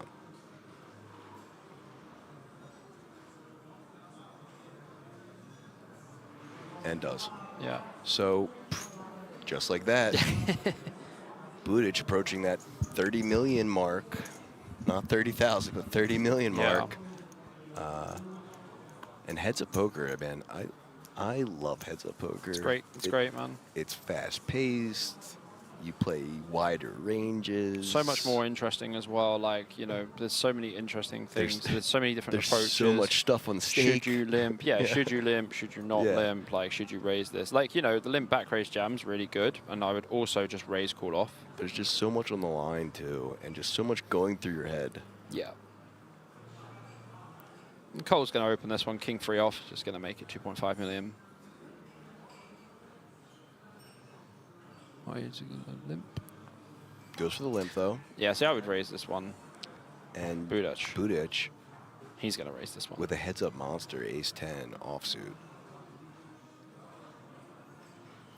Raise 3.5. 3.5 is the number. You could see Cole go for the limp back raise jam here, you know. That would be some wild stuff.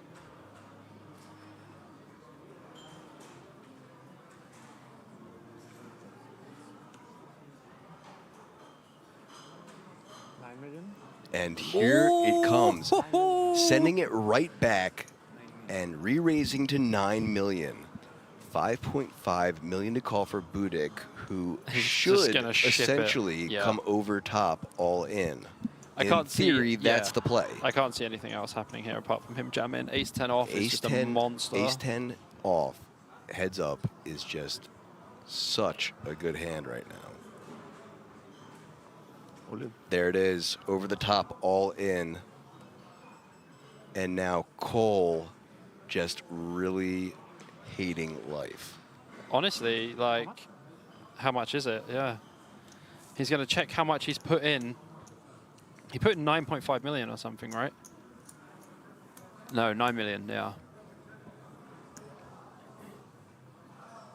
The problem is with a hand like King 3 off is it's just he's heavily dominated. That 3 kicker just kicking him. is no bueno. Yeah. I mean, it's going to be kicking him right back to the drawing board here because Budak is going to be in the lead, and he is in the lead now, And he 37 folds it. million, and the Yep. tables have turned. And the tables have turned indeed. The King Crab, no good. Yeah.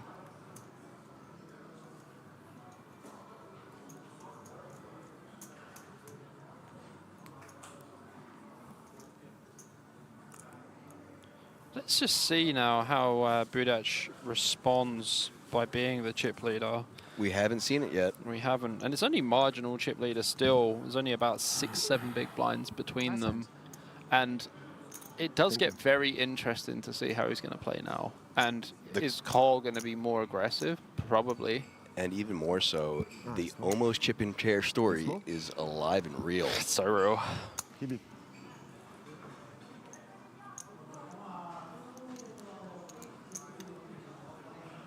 Budak, 10 deuce offsuit. Doyle in the bin.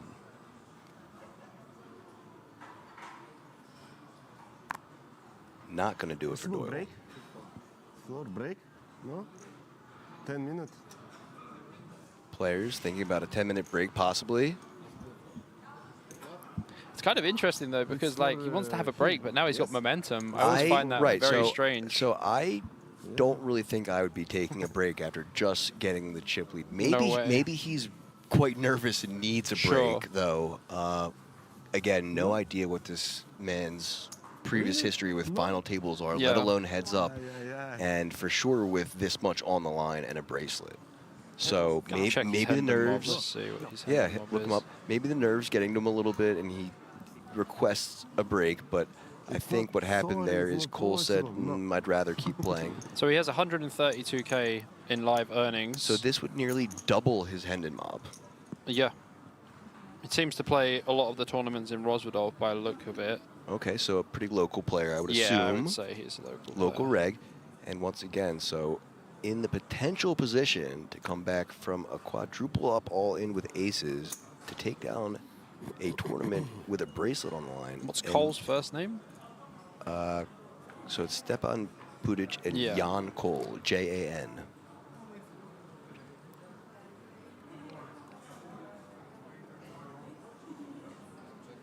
The only one I can see on here has $745 on Hendon Mob. Well, if that is him, then this is... I would say this is him instead. This is a guy called Jan Lucas Kola, and he has 49,000, and he's playing in Rosvedov as well. So I would say this is more likely to be him. Okay. So 49K and 150K or whatever. Even still, just blowing their Hendons up.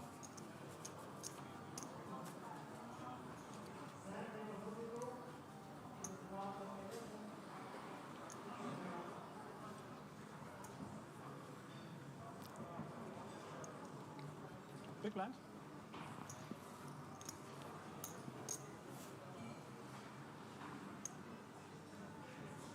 Budic, pocket tens. Here we go. I would just go for an open here, 2.5 million. Let's see what the sizing is going to be, and let's see if Jan can wake up with a playable hand. What is he going, 3.5? Looks like 3 even. Okay. I mean, Cole can definitely call.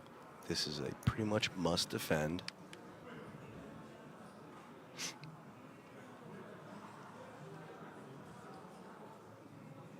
Wow. Wow. I guess that he Tight sized fold. up a little bit. I mean, good fold, you know, seeing the cards, but Yeah, he did size up a course. little bit. And yeah, he did. I still think 8-9 is... Yeah. Gonna want to see a flop there.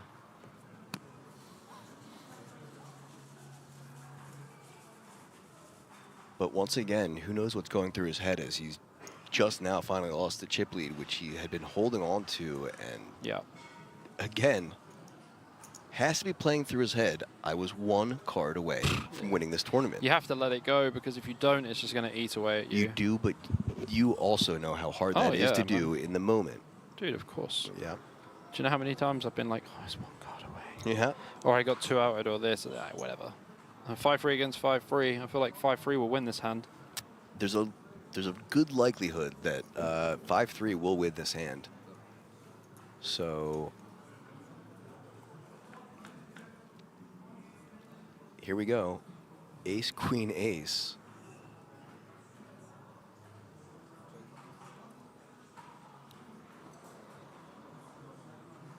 Will Cole find it?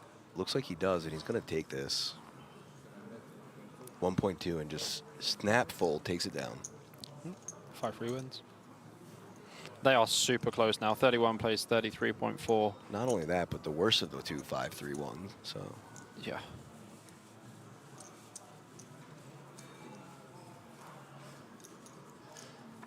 I mean, it just takes one hand now. Really does. And these guys, you know, been battling it out for a while. Been playing probably since 12 o'clock today. I'm guessing probably 12 o'clock, 1 o'clock start. I think they started at 1. Yeah. Still, you know, like our stream started at 1:30. 1:30, yeah. So I think they started at 1. But even still, that's 9+ hours of play. But as a tournament grinder, I know that, you know, I can play 8, 12, 15 hours sometimes, and you're playing for multiple days as well. It's a marathon, and you know, who knows? I assume these players will be playing other events tomorrow. For sure, so it's, you know, even when this concludes, they have more to play. Oh, I'm the same as well. I don't really take the days off between the tournaments. Sure. Just play and play and play. Here we go. Look at this. Whoa! All in. And now Budic. This is like 20 big blinds. Ace-7 offsuit with a decision here, and the covering stack. It's 25 bigs, actually. Wow. 25 big blind jam here from Cole with the 10-8 suited. The Toby Lewis. Could be his favorite hand. 10-8 of clubs. Toby Lewis. There you go. Shout out Toby Lewis. Legend of the game. Budic with an opportunity to close this out.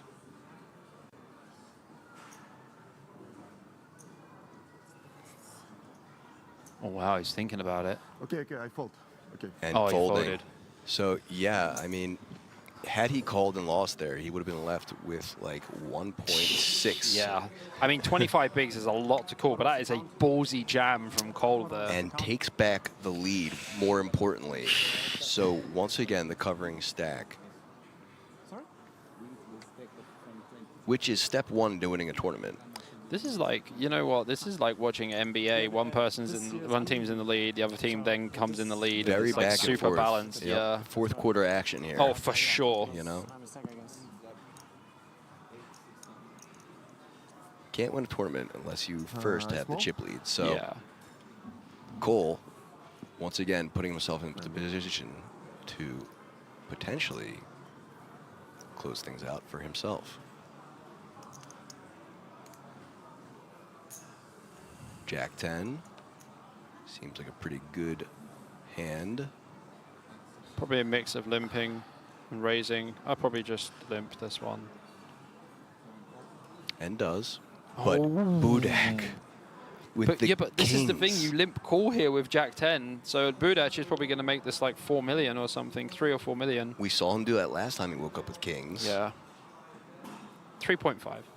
Raise. Oh, it looks like 4. Wow, you're going bigger. It looks like 4.7.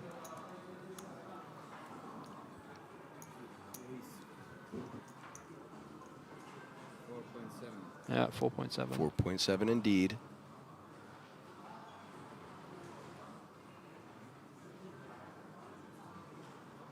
Cole, 3.1 million to call. Yeah, it just calls. And finds it. Yeah, this is, so Jack 10 is one of these hands where you want to limp call. 4.7 is quite a big raise, though. That's the ugly thing about it. Pretty chunky, but again, like I said last time, we saw him go chunky the last time he woke up in kings in a similar situation. Stack to pot ratio just over 2 here. And if he flops a jack here or a 10, things could get dicey very quickly. Okay, so Cole flopping what he would think is the toppest of pairs. This is going to go bet all in. With the jack as well, interacting with the 9, so 3 to a straight, Wow, but dominated by Budic. Yeah. As soon as he bets, Cole's just going to snap jam. So 4.7 is the initial bet. Yeah, Cole's all in. Cole. Give it 4 seconds. Now.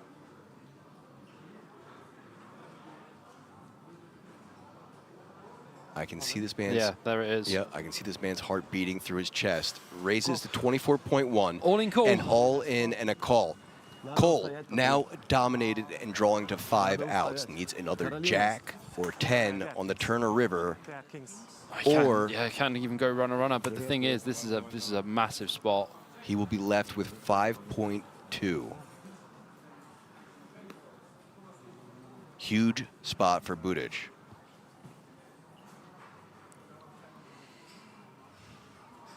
No help on the turn. Terrible turn for Cole. This just eliminates so many of his outs. Can only hit a 10 now. 10 and 10 only, 2 outs. We saw the 10 on the river. And we're not going to see it again. Wow. Kings hold 28.8 million, and now Budic up to 59.2 million in chips. Nearly all the chips in play. Yeah. And Cole left with nearly nothing. Yeah, 3 big blinds. But you know what? It's a very unfortunate spot for Cole. Like, you limp call the jack 10, very standard, and then you flop the 10, and they see bet, and you're just all in. Yeah, and that's what I was saying. He's been playing really well heads up, and just an unfortunate thing, like I said, jack or 10 there on the flop, and it was going to get dicey. Yeah. You see the guy on top of Stepan? You see who was standing behind him? I saw a couple guys standing behind him. Which one? No, we might not see it now. My English very bad. Po-ruski? Immer wenn ich ihn G3-Bet vorbet... Nee, ist really easy question. Okay. He's not even in view now. The guy there who's got the glasses on. Ah, okay. He's a really nice dude, plays in my local, local casino. Very cool. To become a champion, to win a bracelet. What is going through his mind? It's over, right? Ну, я еще не закончил. Это первое. He said that tournament is not finished yet because he has chips. 5 minutes coming, okay? Okay, so an understandably upset look from Cole there as he sees what he's left with. Not out of the tournament right now, but left with nearly nothing, 3 big blinds. 2, 3, 4, 4 million, 5 million. Stepan Budic on the brink of coming back from one of the more impressive comebacks I've seen in person myself. Sick comeback, yeah. One of the ones that you like hear about but never get to witness, and we got to witness here in our first event. Once again, for everyone just joining who didn't catch the update before, this man was left essentially forced all in, woke up with aces, and got a quadruple up earlier in the tournament. Now to make it heads up with a commanding, dominant chip stack. Here we go. Budic, 5-4 suited. Should just jam. Really should.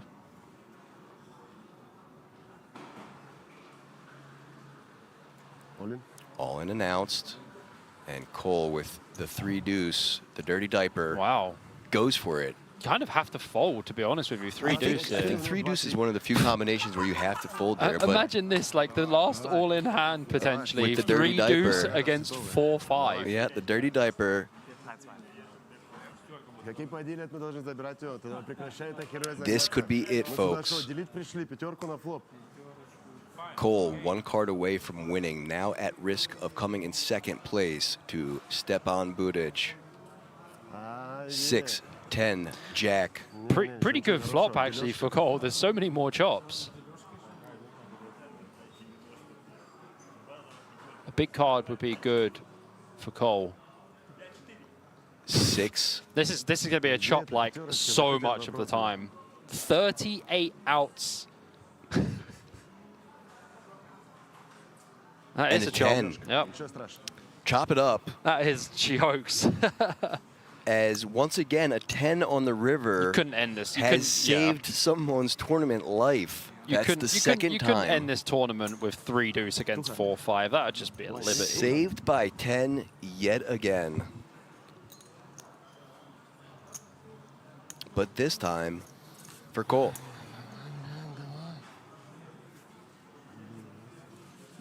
Cole actually gets to jam this time instead of having to call off. I mean, like, well, at least he knows that his hand will be better than 3 deuce this time. You would hope so. Well, you're going to struggle to get a worse hand. That's true. Really struggle.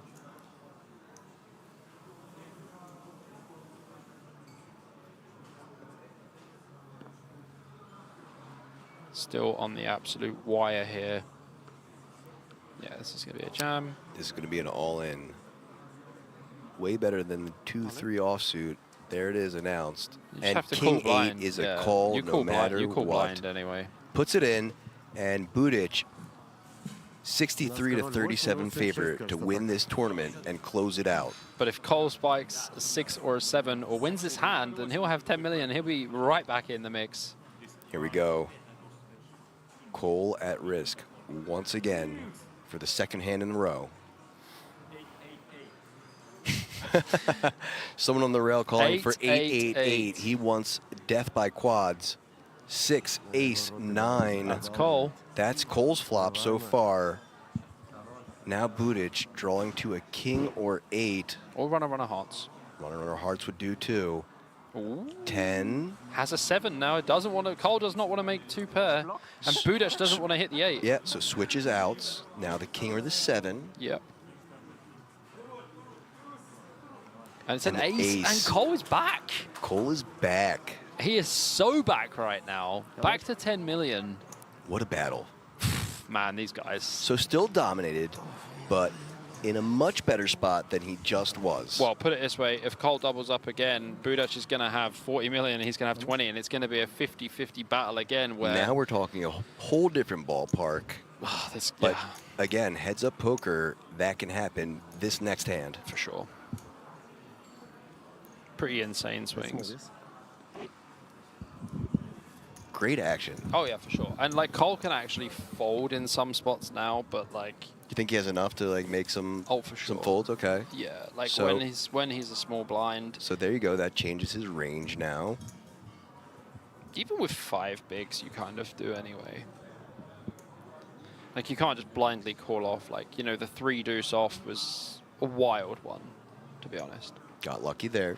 Very. But then when you have big blind ante as well, you know, it's a bit more So difficult. now Budic with the ace-6 off. I would think this would be a jam as well. I would agree with you. Over 5-1 stack differential. Budic does put it all in. This is a snap. And Cole has to call with the king here, I For would sure. think. Yes, a snap.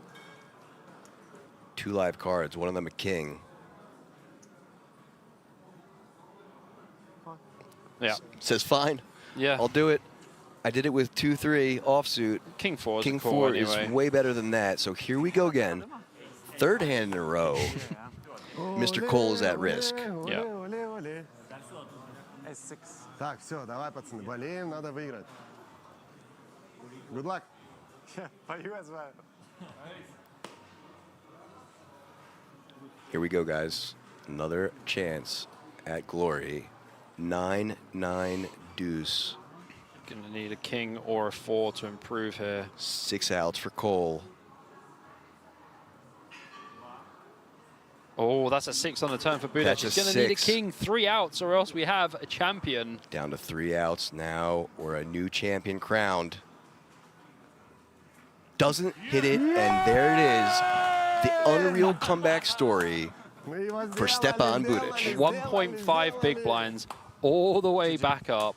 Absolutely spun it back up, had the 4-way pot with aces, ran it all the way back up, got heads up, was getting crushed and went down to 1 card that he could hit. He pings the ace on the river and comes back to win his first World Series of Poker bracelet. He wins the €350 Kings Million event for 103,000 euros. Insane stuff. Plus that bracelet and the 10K ticket. He's now essentially doubled up his Henin mob as well. Absolutely. And just glee from him. Absolutely. What Great a run. stuff. Oh, insane. Congratulations to both him and our second place finisher, Jan Cole. Yeah, what a fantastic battle from Jan Cole. Comes to the final table as bottom stack, runs it all the way back up. All the way up to second place. So as I was saying, he was down to shortest chips at one point. This gentleman was down to shortest chips at one point, and both of them making it to heads up. Crazy stuff. Our 2025 350 euro winner in the millions at King's Resort in Rosvadov at the World Series of Poker Europe. Yeah, pretty insane stuff. Really, really fun day. All right, so let's tune in as it looks like an interview on the feature table is going to go. Yes. That correct pronunciation? Yes, Stepan. Yes, yes. Guys, we're going to be back tomorrow, and we're going to have the final table of the 2K Monster Stack. And when I was on break, I managed to see George Soloftas, who is an extremely good player, and he has a massive stack, so maybe we will see him on the final table. Or, well, I mean, he's in the final day. Yeah, I think he said he had double average. Yes, he has 800K, and that is a lot of chips in this tournament. And the final day will commence tomorrow at 2 p.m. We will be back here at 2:30 p.m. for your live coverage of the World Series of Poker Europe 2K Monster Stack final day. APK, I had a lot of fun. I've enjoyed this. Our first stream together. Thanks to the chat. Thanks for everyone out there who's been watching and who's been listening. Thanks to World Series of Poker and King's Resort Casino for hosting it. Yeah, absolutely class event so far. We're going to see Stepan Budac receive his bracelet after the camera looks into the sky.